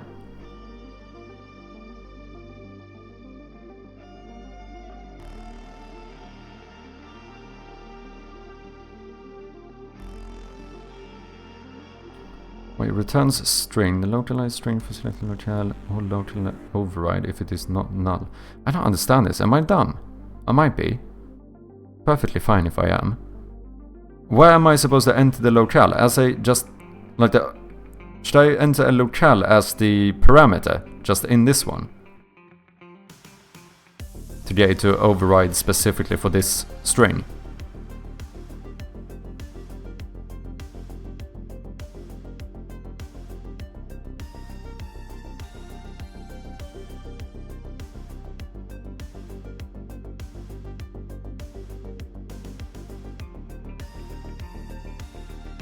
Is that it?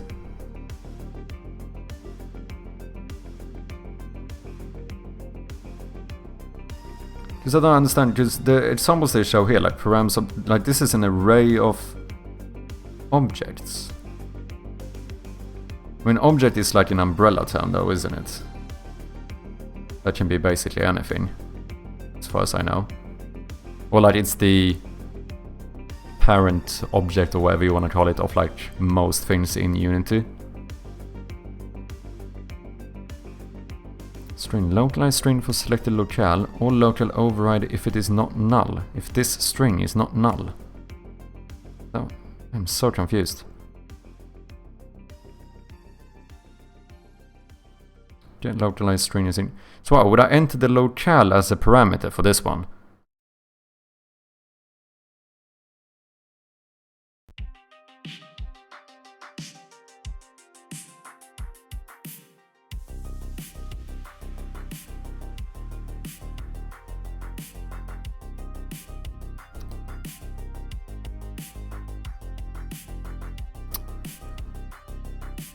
You cannot send link here, so send in this. You can send links in the chat too. It's at the moment I actually have the links are fine in the chat. As long as people don't abuse it, I'm gonna keep it that way. If I start having more issues with bots or something, I might turn it on again. But for the time being, it is link protection is actually off, so you can send links.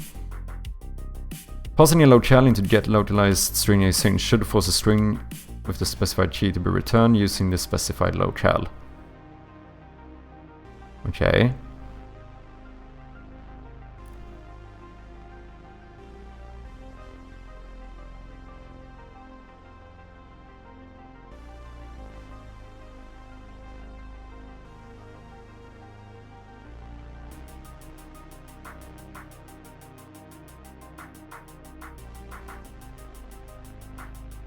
You're passing the locale in as a string argument. It should be. Return string equals localization set in string database base get localized string sample table sample key new object.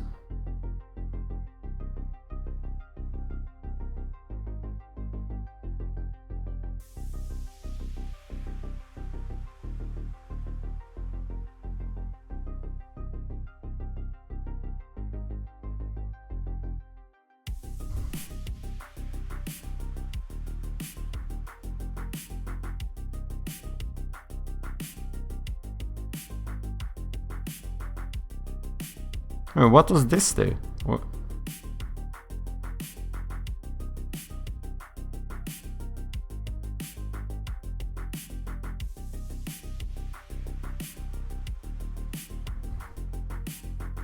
This part is kind of confusing me.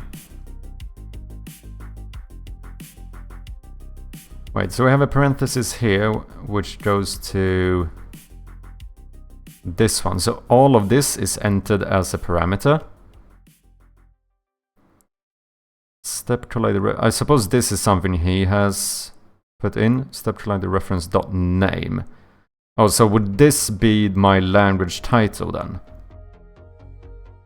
Duration to... Oh, is this just his own function of something he's using? And then this is the locale he wants to override with.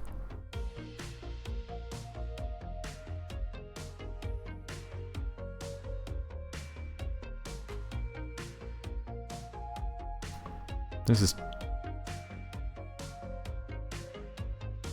kind of confusing me.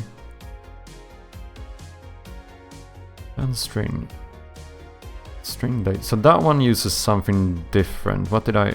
Because here I just did localized option, which was my own thingy. Like the localized... In this case it would be localized string. Okay, we got some ads playing.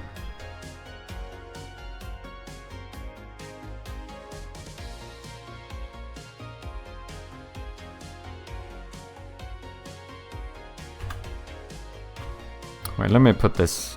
I can copy this, right? Let me put this in here just so I can...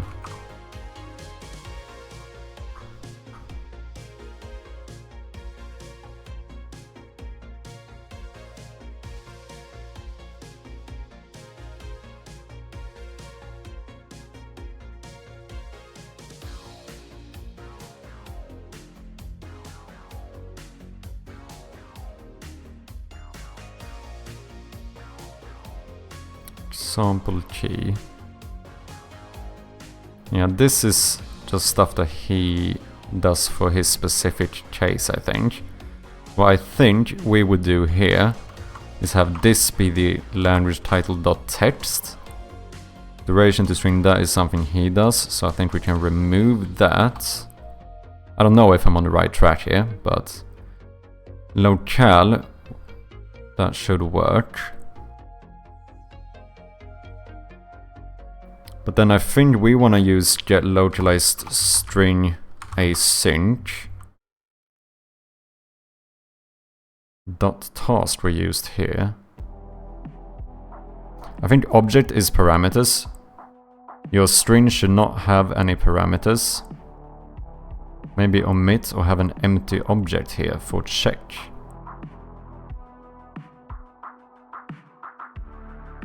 You mean for like here? I don't understand what this object thing really does here.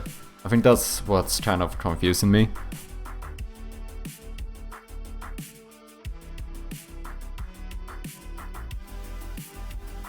But I thought you would be able to do basically this same thing, just have a locale here and get the specified string with that locale.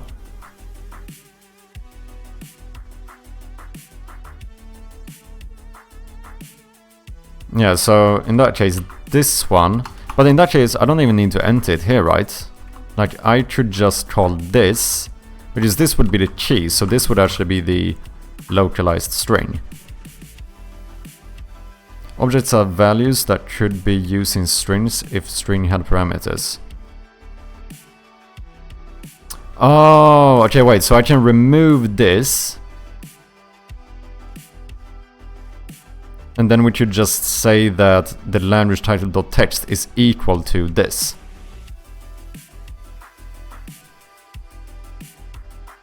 Because yeah, what he's doing here is that he's returning a string. So he gets a string from this, and he had like extra parameters, which I probably don't need.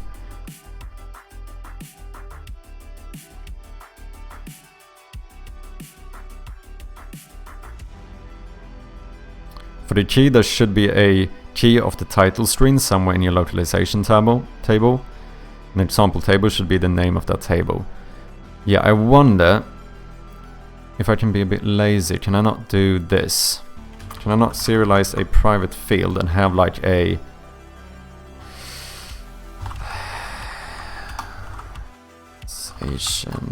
localization table? Maybe?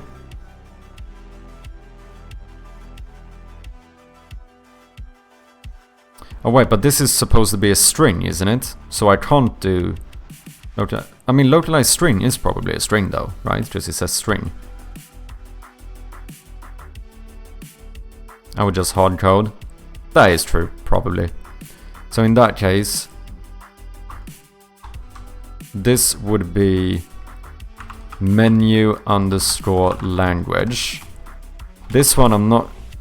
The only annoying thing is that if I change name, because I think right now my table is actually called string table. To be fair, let's be honest here, I'm probably only gonna have one table. I don't know why I would have more than one.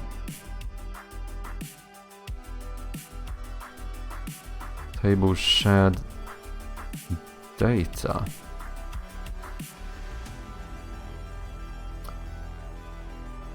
Oh wait, the string table, is this...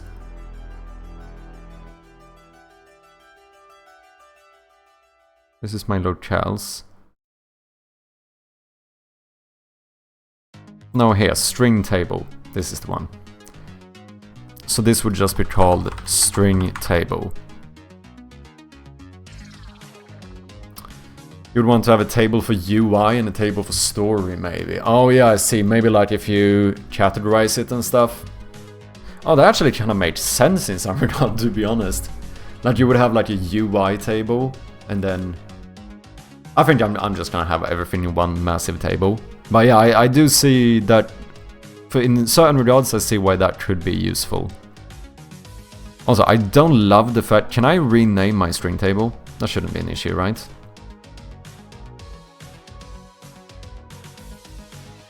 Yeah, rename. Can I just change this to string underscore table? Or is that gonna mess everything up? Oh wait, this might not work now. Yeah, because we have a bunch of null.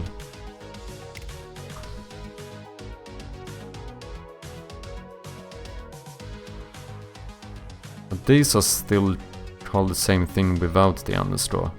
You know what, maybe fine, let's keep it the way it is, just for safety measure. Who cares? String table, people are not gonna see this anyway, except for you guys, so don't tell anyone. And then what we're gonna do here instead is say that language text.text is equal to localization settings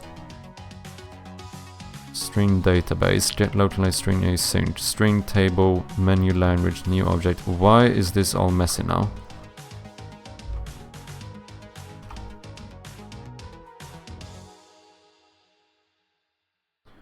Language title dot text. He had returned string, so this should give me a string. So this should be fine, because dot text is a string. What is going on here? Cannot run a Unity resource management dot async operation on the handle string to string. Okay. Just out of curiosity, what happens if we do this?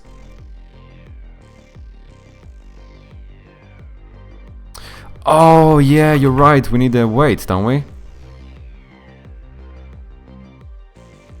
Wait, let me check this one. Await localized option, get localized string async. That one also said dot task.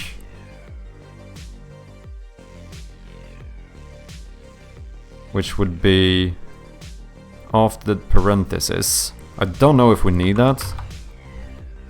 But it seems like we might need that, because now it looks fine. And then we would just put this afterwards. Okay. Local... No? I think that's fine.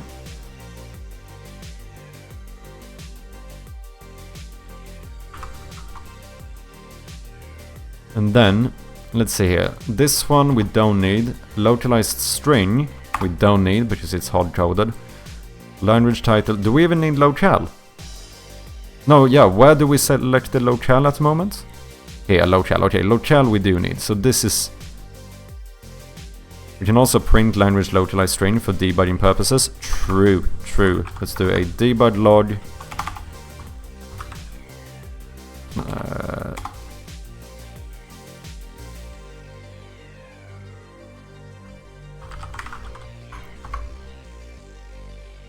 Just to double check. Also, we will need to figure out how to create specific locale, which corresponds to hovered buttons.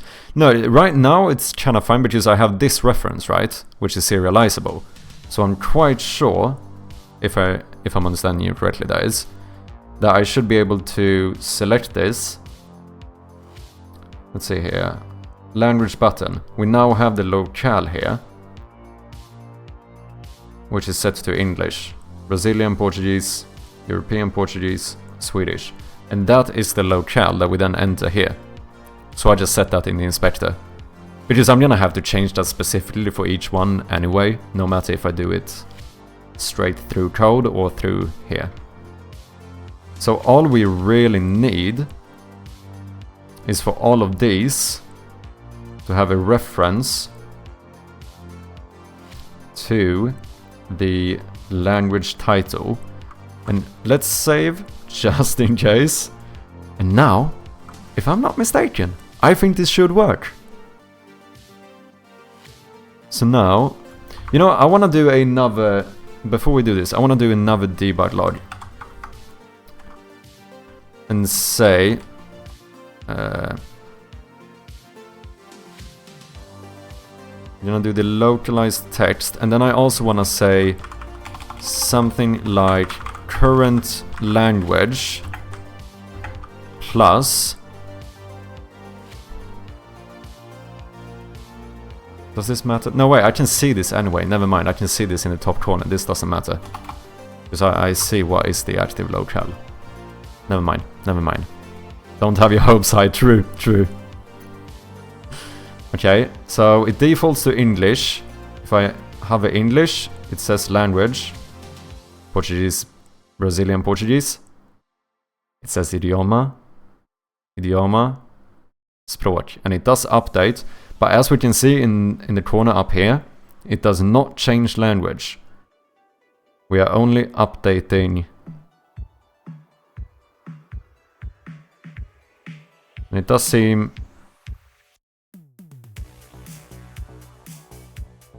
Okay, if I go really fast, it might mess up a little bit, but that's kind of fine, I suppose.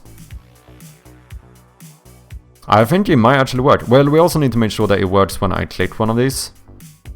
So if we click English, this should be set to English. We click Brazilian Portuguese. Okay, I messed something up there, I think. Oh no, I haven't changed the function. These are still back buttons. So all of these should be language settings. No. Settings UI.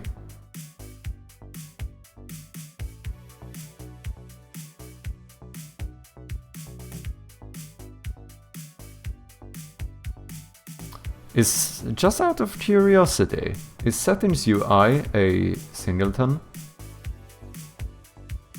Is not. Just me being curious. Let's see, we take all of these. Rather than return to settings, you should change language.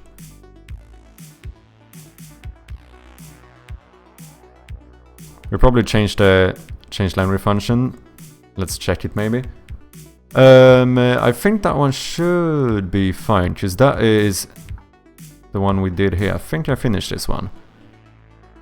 Takes in a locale. You know, we could...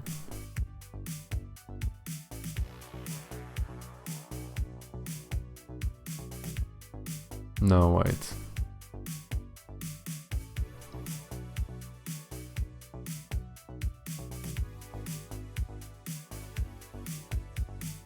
I mean, to be fair, I almost should put this on the button as well and make it called that one.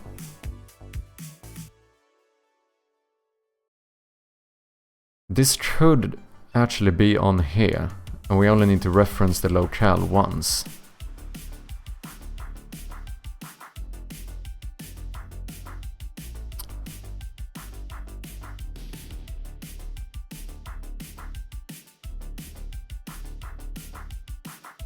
Because otherwise I'm gonna need to set the locale here each time as well. This is me being a perfectionist and see if we can make this like optimal.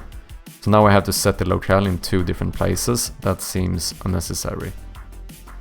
Whereas, either if I could take this as a parameter by telling this one to tell the UI to change the language. No, you know what? I think we are just gonna move this. Because if we put it here as a public one. No, because we don't have access to all of these.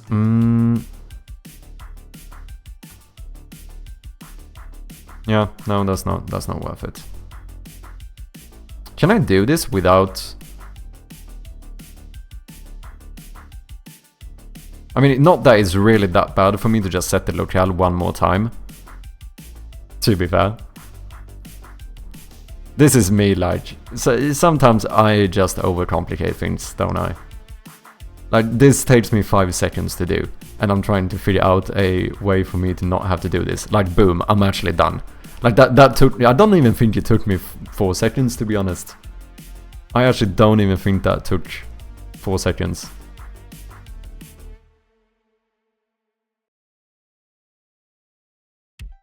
Yeah, so if I go really quickly, it won't register everything properly. And I think that is because of how raycasts are handled. I think that might be the reason why maybe doing this on selected button might be better. But to be fair, I think this is fine. And then, now, if we go here, boom, it says Brazilian Portuguese. Click this one, European Portuguese, Swedish. It seems to work. You know what, is there a way to clear all, like every single player pref? You know what, let's be adults. Let's check the player prefs documentation. Unity. I bet there is like player prefs dot clear, parenthesis. Removes all keys and values from preferences. Use with caution. Wait, all keys? Removes the given key. But they would be... No, but that should be fine. Because that would basically be the... Because then the next time you start the application, it would create all of these player prefs, right? Where do you want to clear prefs? Debugging purposes. Because now I've selected a language, so I have set the string of language selected to true, which means that I can't test if this is going to open up the first time someone plays the game. And this might be something I want to test in the future. So what I'm thinking is that since I made my dev tools, these, I might as well have like a dev tool button to just wipe all of your player preferences for like testing purposes. The fact is that they say use with caution, which kind of scares me, but removing all keys and values, that would be like going into my registry and deleting all the player prefs. Which is fine, because the next time you run it, they would be created automatically again. We'll just reset all the preferences, exactly for debugging, I think. Yeah, okay, so delete all should be fine. Yeah, it's just like, this one makes it, am I gonna break my entire game, you know? So in that case, let's go into DevTools. Let's make a new one here. Let's do public Don't forget void. to save. That is a good idea. That is a good idea. Delete all player prefs. Where we do what? Player prefs dot delete all. Let's go in here. Let's save this. Yeah, let me finish this one and then we do a commit as well.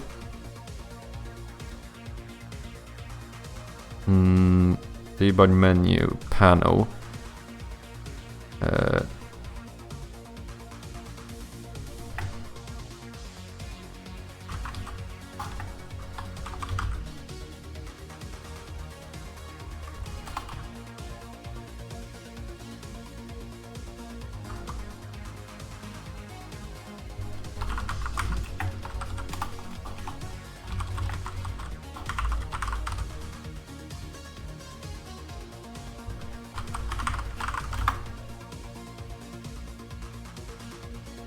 Now this button should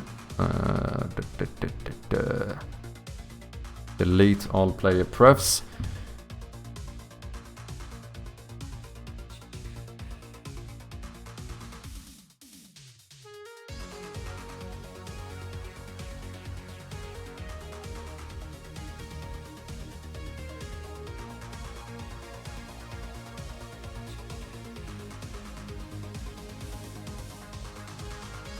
Let's override all of this, save.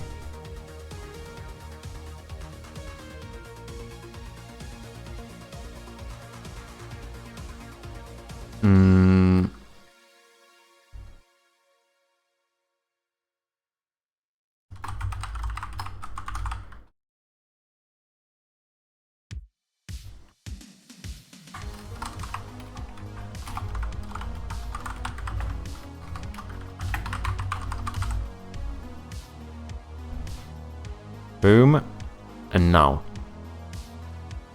we should be able to run this.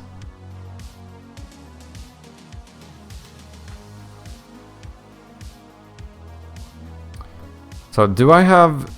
I actually don't know how this works. Do I have the same player prefs in the Unity editor as I do in the game when I run it?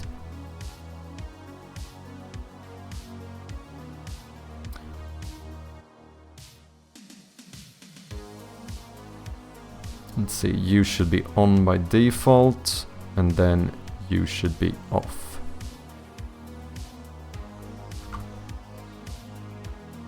Because now if I run a game, we will not see it. However, if we open up the dev tools, delete all our preferences, and then start over, it should check and see that we have not selected a language before, and should prompt us immediately with the language selection menu.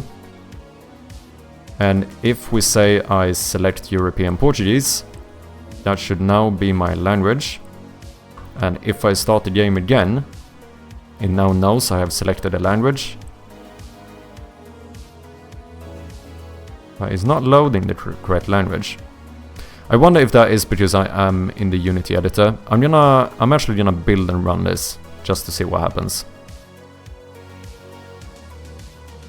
Because I feel like that, because when I read the documentation on the localization package, it did seem like it's supposed to automatically save it.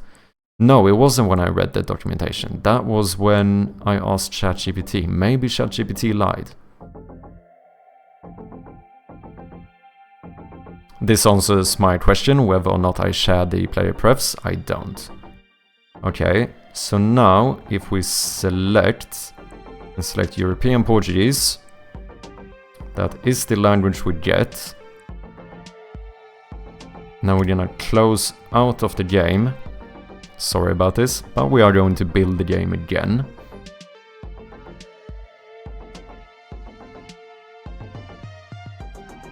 And hopefully it should start up in European Portuguese now.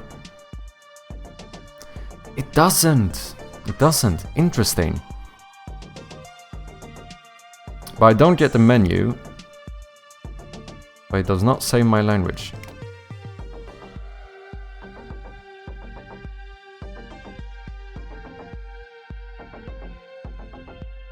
So do I need to save that myself? Did ChatGPT lie to me? I think ChatGPT lied. The little bugger.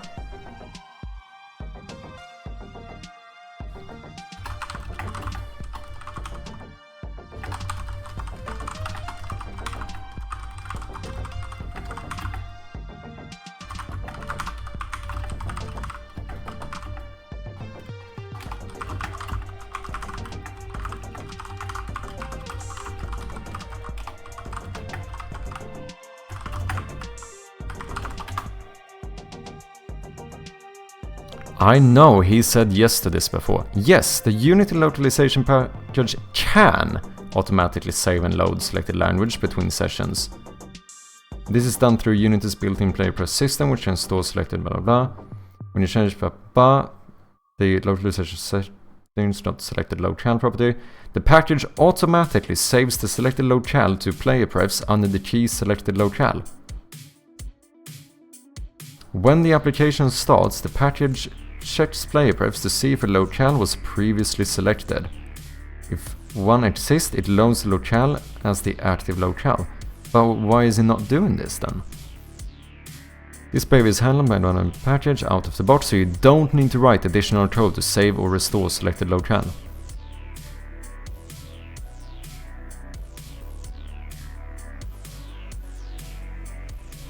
If you change selected locale, okay, settings UI, localization settings, selected locale. We do change that one.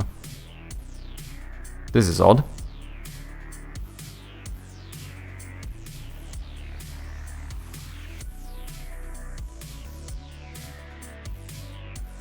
I think it could be that it takes default locale and you don't save the language specifically anywhere.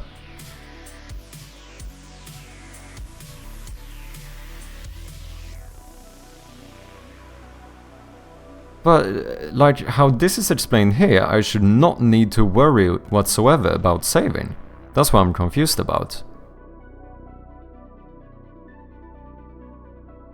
It sounds like the Unity localization package should handle this themselves.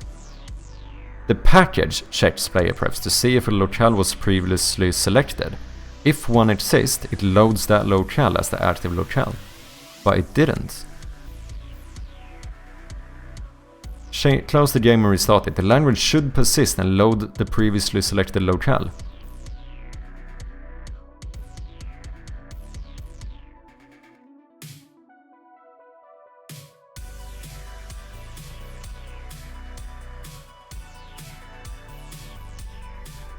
That is very odd.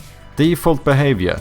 Unity localization package automatically saves and loads the selected language using player prefs.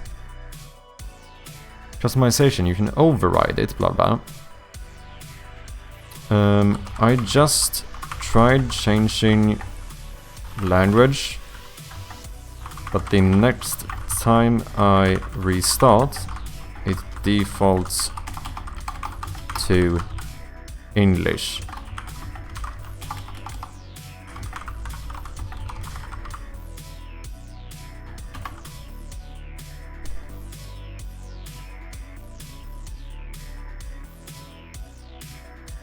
While the package has built-in support for saving and loading using player prefs, this behavior needs to be explicitly enabled or implemented in some setups.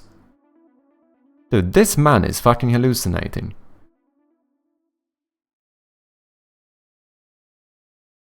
Ensure player prefs locale is persisted is enabled. By default, it saves selected locale preview using the key select. However, in some cases, if you're manually setting locales, this behavior may not occur.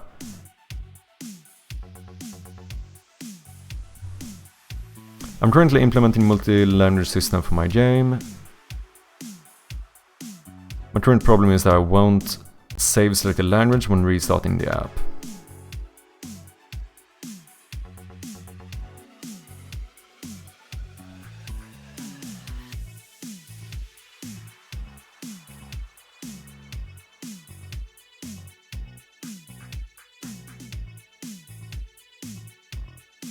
But this is like fully handling it yourself, right?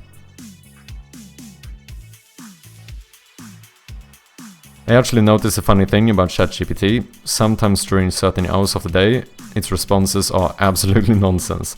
But check out the answer. Okay. Wait, when does the... No, this is still the question.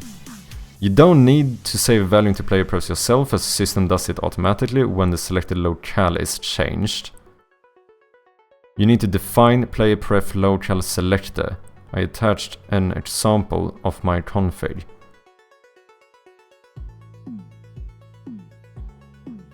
So auto returns the current locale's ID. Okay, so there might be... Where is this? Locale selectors, locale generator, add... Okay.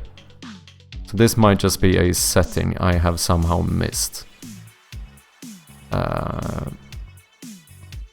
Localization scene controls. No?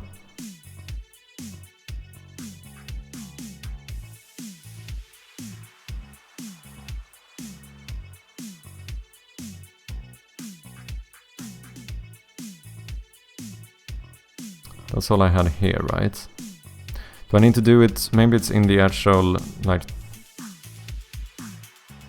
Yeah, localization settings. Yeah, I think this is it.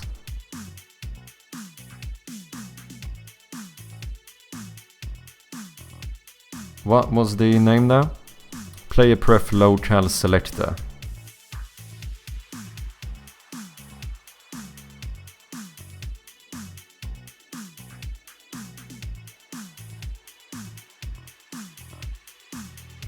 And local selectors. Oh, I'm dumb. Local selector, player pref. I don't have that one. Do I need to add it myself? Ah, player pref local selector. Okay.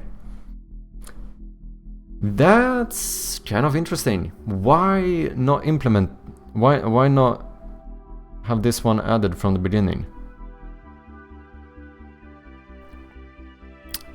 I'm actually gonna head out for now, chap. Thank you for the fun stream and the good info. But before I go, thank you very much for hanging out today, Ginseng. Always very much appreciated. Ginseng is forcing you to stand up for 10 minutes. And thank you for the stand-up redeem.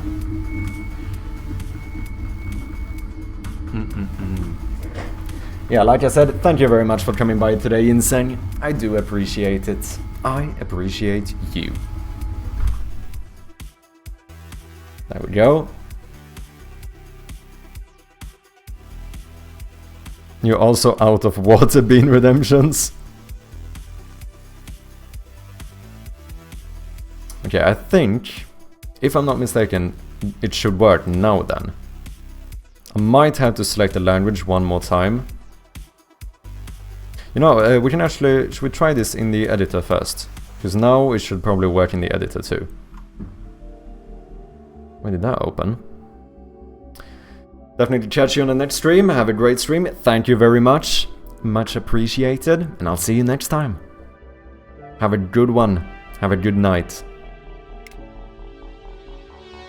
Okay, language. No, let's go back. English. Open this, delete all player prefs. Boom. We're gonna start up the game pretending it's the first time. We're now forced to choose a language. We are going to select like European Portuguese. Boom. Should we add a little bit of a loading screen there? Like just like a 5 second, no, not even 5 second, like a 1 second loading screen or something. Just to not have you see, because you can see the text updating, right? Which looks a little bit weird. Okay, it did not save here still. Interesting. Player press local selector. But this might be because we're in the editor.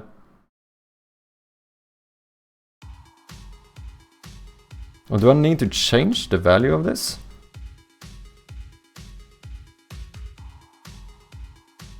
Maybe I do.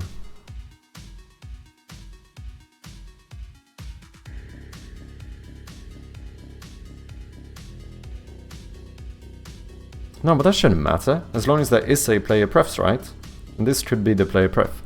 Okay, let's build the game instead. I think the fact that I'm trying to do this in the editor might be the issue. Maybe, potentially.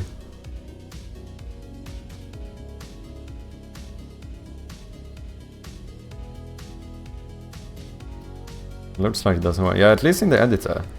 This might be because... Delete all player prefs. Then we're gonna switch language to European Portuguese. We're gonna close out. Now, we're gonna build the game again.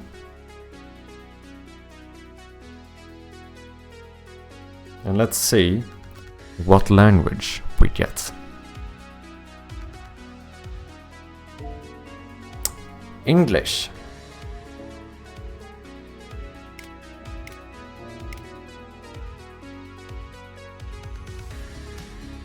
Maybe I need to change it.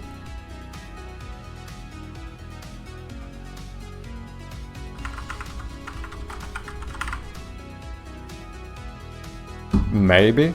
I mean, I'm just trying now because I don't fucking know what the issue is otherwise. Or is there some other setting? No, I feel like he probably should have mentioned it then, right?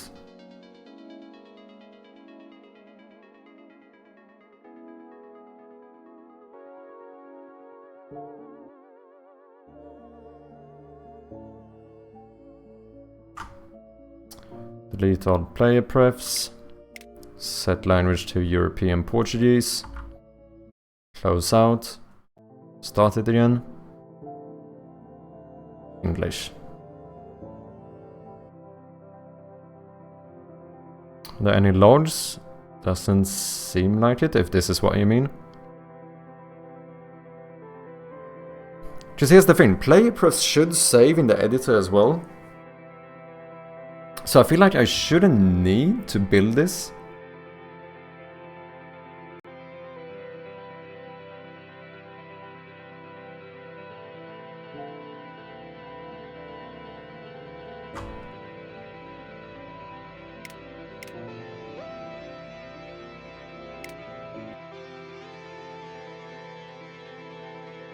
Yeah, because whenever I change other settings,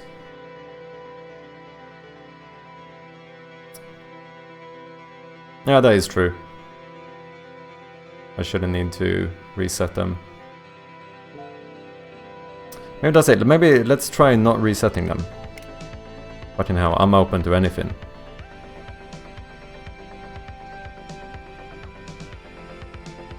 Maybe there's something weird when you do delete all and it won't save them next time around.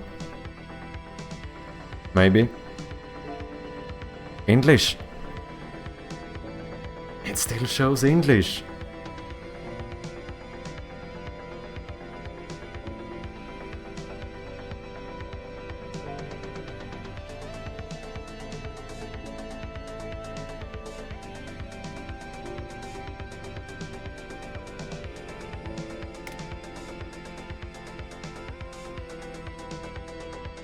Oh.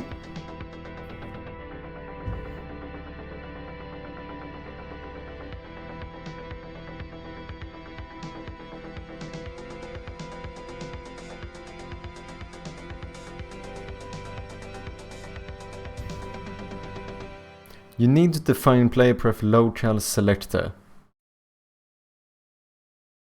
Which I did.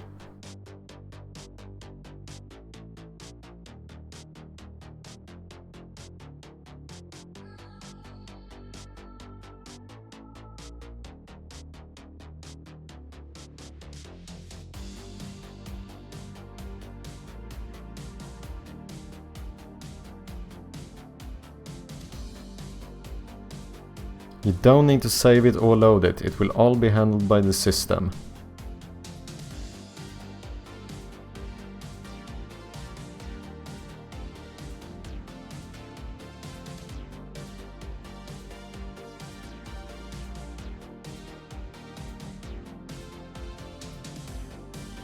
Player pref selector at the top of the list in the settings. It needs to be first, or another selector will be used before it. Okay. Okay. So this needs to be moved up here. I think that is it. You need to calm down with ChatGPT a little, sir. Your thumbnail on Twitch right now shows it. Oh, fair enough. That's very funny. That's very funny. I respect it. What is up? Almost absent. How you doing? Welcome in, man. I have doubts. You have doubts? I don't have doubts. I trust this. Command line local selector. Specific. Oh, fuck it. Let's just run it like this. See what happens.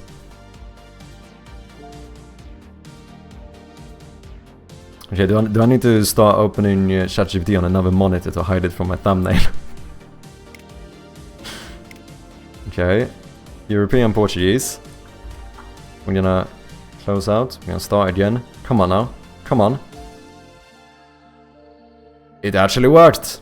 Now, Now it actually works. Let's fucking go. Holy shit, that was a silly little problem. Now, out of curiosity, did it show it the same way here? Don't forget to save. True. I mean, he does have command line selected first, but he has moved it up. Interesting. It was the order indeed. Very good, sir. I am in a zone of gathering motivation by watching others work. Let's go. Well, if I can give you some motivation, I'll be happy. I mean, we've fucking got this to work, so I'm feeling pretty motivated. Let's go. I actually think though, I think we need to add some sort of, like, little loading screen or something. Just let's be honest, it looks a little bit shit when you, in real time, can see the language update. Like, you see the former language and you see it switching. I need to go sleep. Good stream, good progress. Thanks. Thank you very much for dropping by, Liomatech. I do appreciate you and I appreciate your help. Have a good night of sleep. I will be getting off pretty soon as well. It is getting a bit late here, not gonna lie. How long have I been live? Almost 10 hours. Holy shit, we did it again. We have done it again.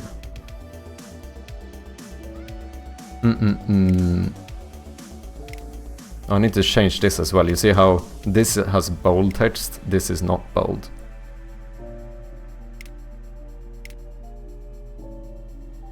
Let me see, if I switch language here. Yeah, like for a split little millisecond or something, you see the language change. I don't like that. And I assume the same thing is gonna happen after it's selected and I build it. It feels a little bit, for some reason it feels a bit unprofessional or something to be able to see it happen. Yeah, I don't like that. I do not like it. If you want to hide the language change, maybe instead of loading screen, just make the text show up with a little animation after a short delay. Oh yeah, true, you know what? Now when you say it, I actually already have like a splash screen implemented in this game. I've just turned it off. So what we could do is just turn the fucking splash screen on again. Then the first time you, or like when you open the game, that plays for like 1 second and you won't see the language switch, because then we can already switch the language behind it. Because now, for example, if I open a new menu after the language has been loaded, this shows up immediately. Yeah, that's a good idea. That's, yeah, absolutely much better than a loading screen, because a loading screen is boring. I would rather have a splash screen in that case. I mean, I suppose you could have a mixture of both as well. But no, I think maybe just going for splash screen, a short one. The only issue is I wonder here, if I switch language here, I think I will still see it in real time. I guess what you could do here is to have a little, if we add like animations or something in the menu, so that it gives you just that, because let's be honest here, if it waits like not even one, like 0.2 seconds, it would be enough to not see it. So if that was this screen like sliding away or something and then the other one popping up, that would be enough to hide it. Because I think now, if I click here, yeah, it's close, but you can, yeah, you can definitely tell that that it's switching.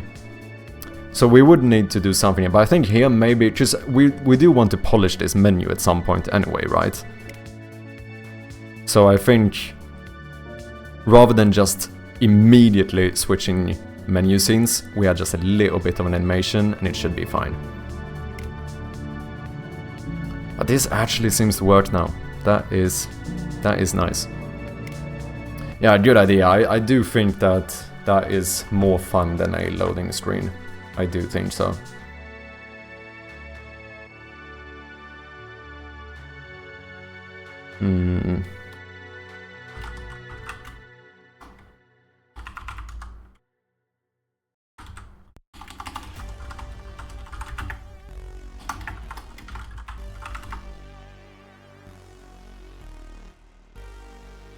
Does it say Portuguese Europe and Brazilian? Yeah, it's European Portuguese and Brazilian Portuguese. Are they different?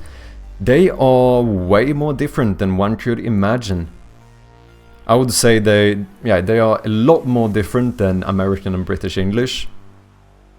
I would say, yeah, it's always hard to define like how different something is. Just it's all, you know, it's all kind of relative. But they are, especially if you look at pronunciation, they are very different. But even in certain vocabulary and stuff. So, for example, if we check like Brazilian Portuguese, like for full screen, they would say tela cheio. However, if we switch to European Portuguese, they would say ecrã inteiro. So that's like the difference between saying, you know, it's something like the difference between saying whole screen or entire monitor or something. Like they choose to use different vocabulary for it. I think that in general though, to be honest, I think that most Portuguese people understand Brazilian Portuguese, because obviously Brazilian Portuguese is bigger, since they have like, you know, 220-30 million speakers, whereas European Portuguese has like 10 million.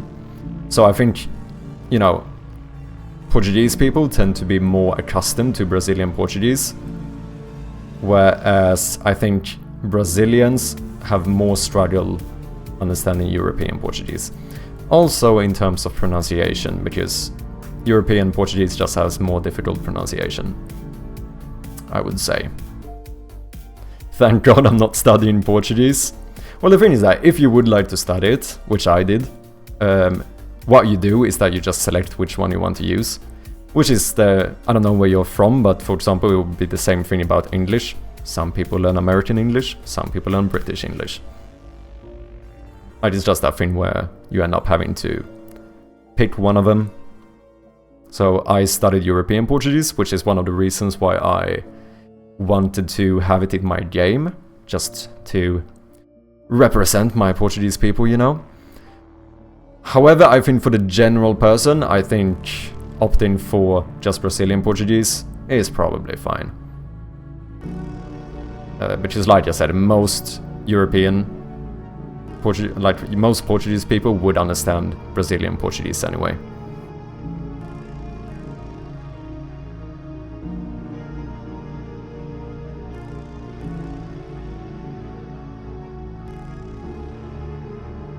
Better learn from the original, I'd say. Now I can be fancy and type color instead of color. I've actually started doing that. It's kind of mad. Obviously my girlfriend is British, so that has kind of changed my English quite a bit, and I've actually started spelling color with a U. No joke. Neighbor with a U as well. Actually mad, I know. Who fucking could have seen it coming? I didn't, but it is what it is. I don't mind it though. I mean, I kinda like British English, to be honest. GG people, we actually got this to work. I am excited. However, I do think it is time for me to end it here, because I have been live in 15 seconds. I have been live for 10 hours. Well done, sir. Thank you very much. So yeah, we are gonna go and raid someone, so if you don't mind, please stick around for the raid. Also, Almost Absent, thank you very much for the follow. I appreciate you.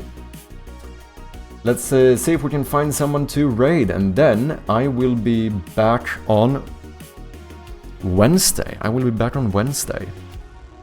See you around for sure, man. Thank you very much for dropping by. Also, you know, since the Steam page is live, I suppose I should kind of market myself a little bit.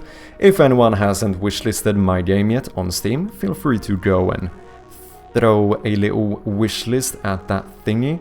Let's see, who do we have live?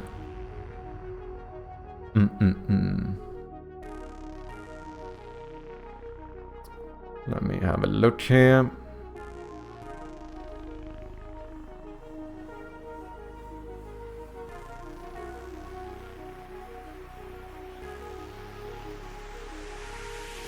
You know what? Let's jump over to Irish John Games, another awesome developer here on Twitch.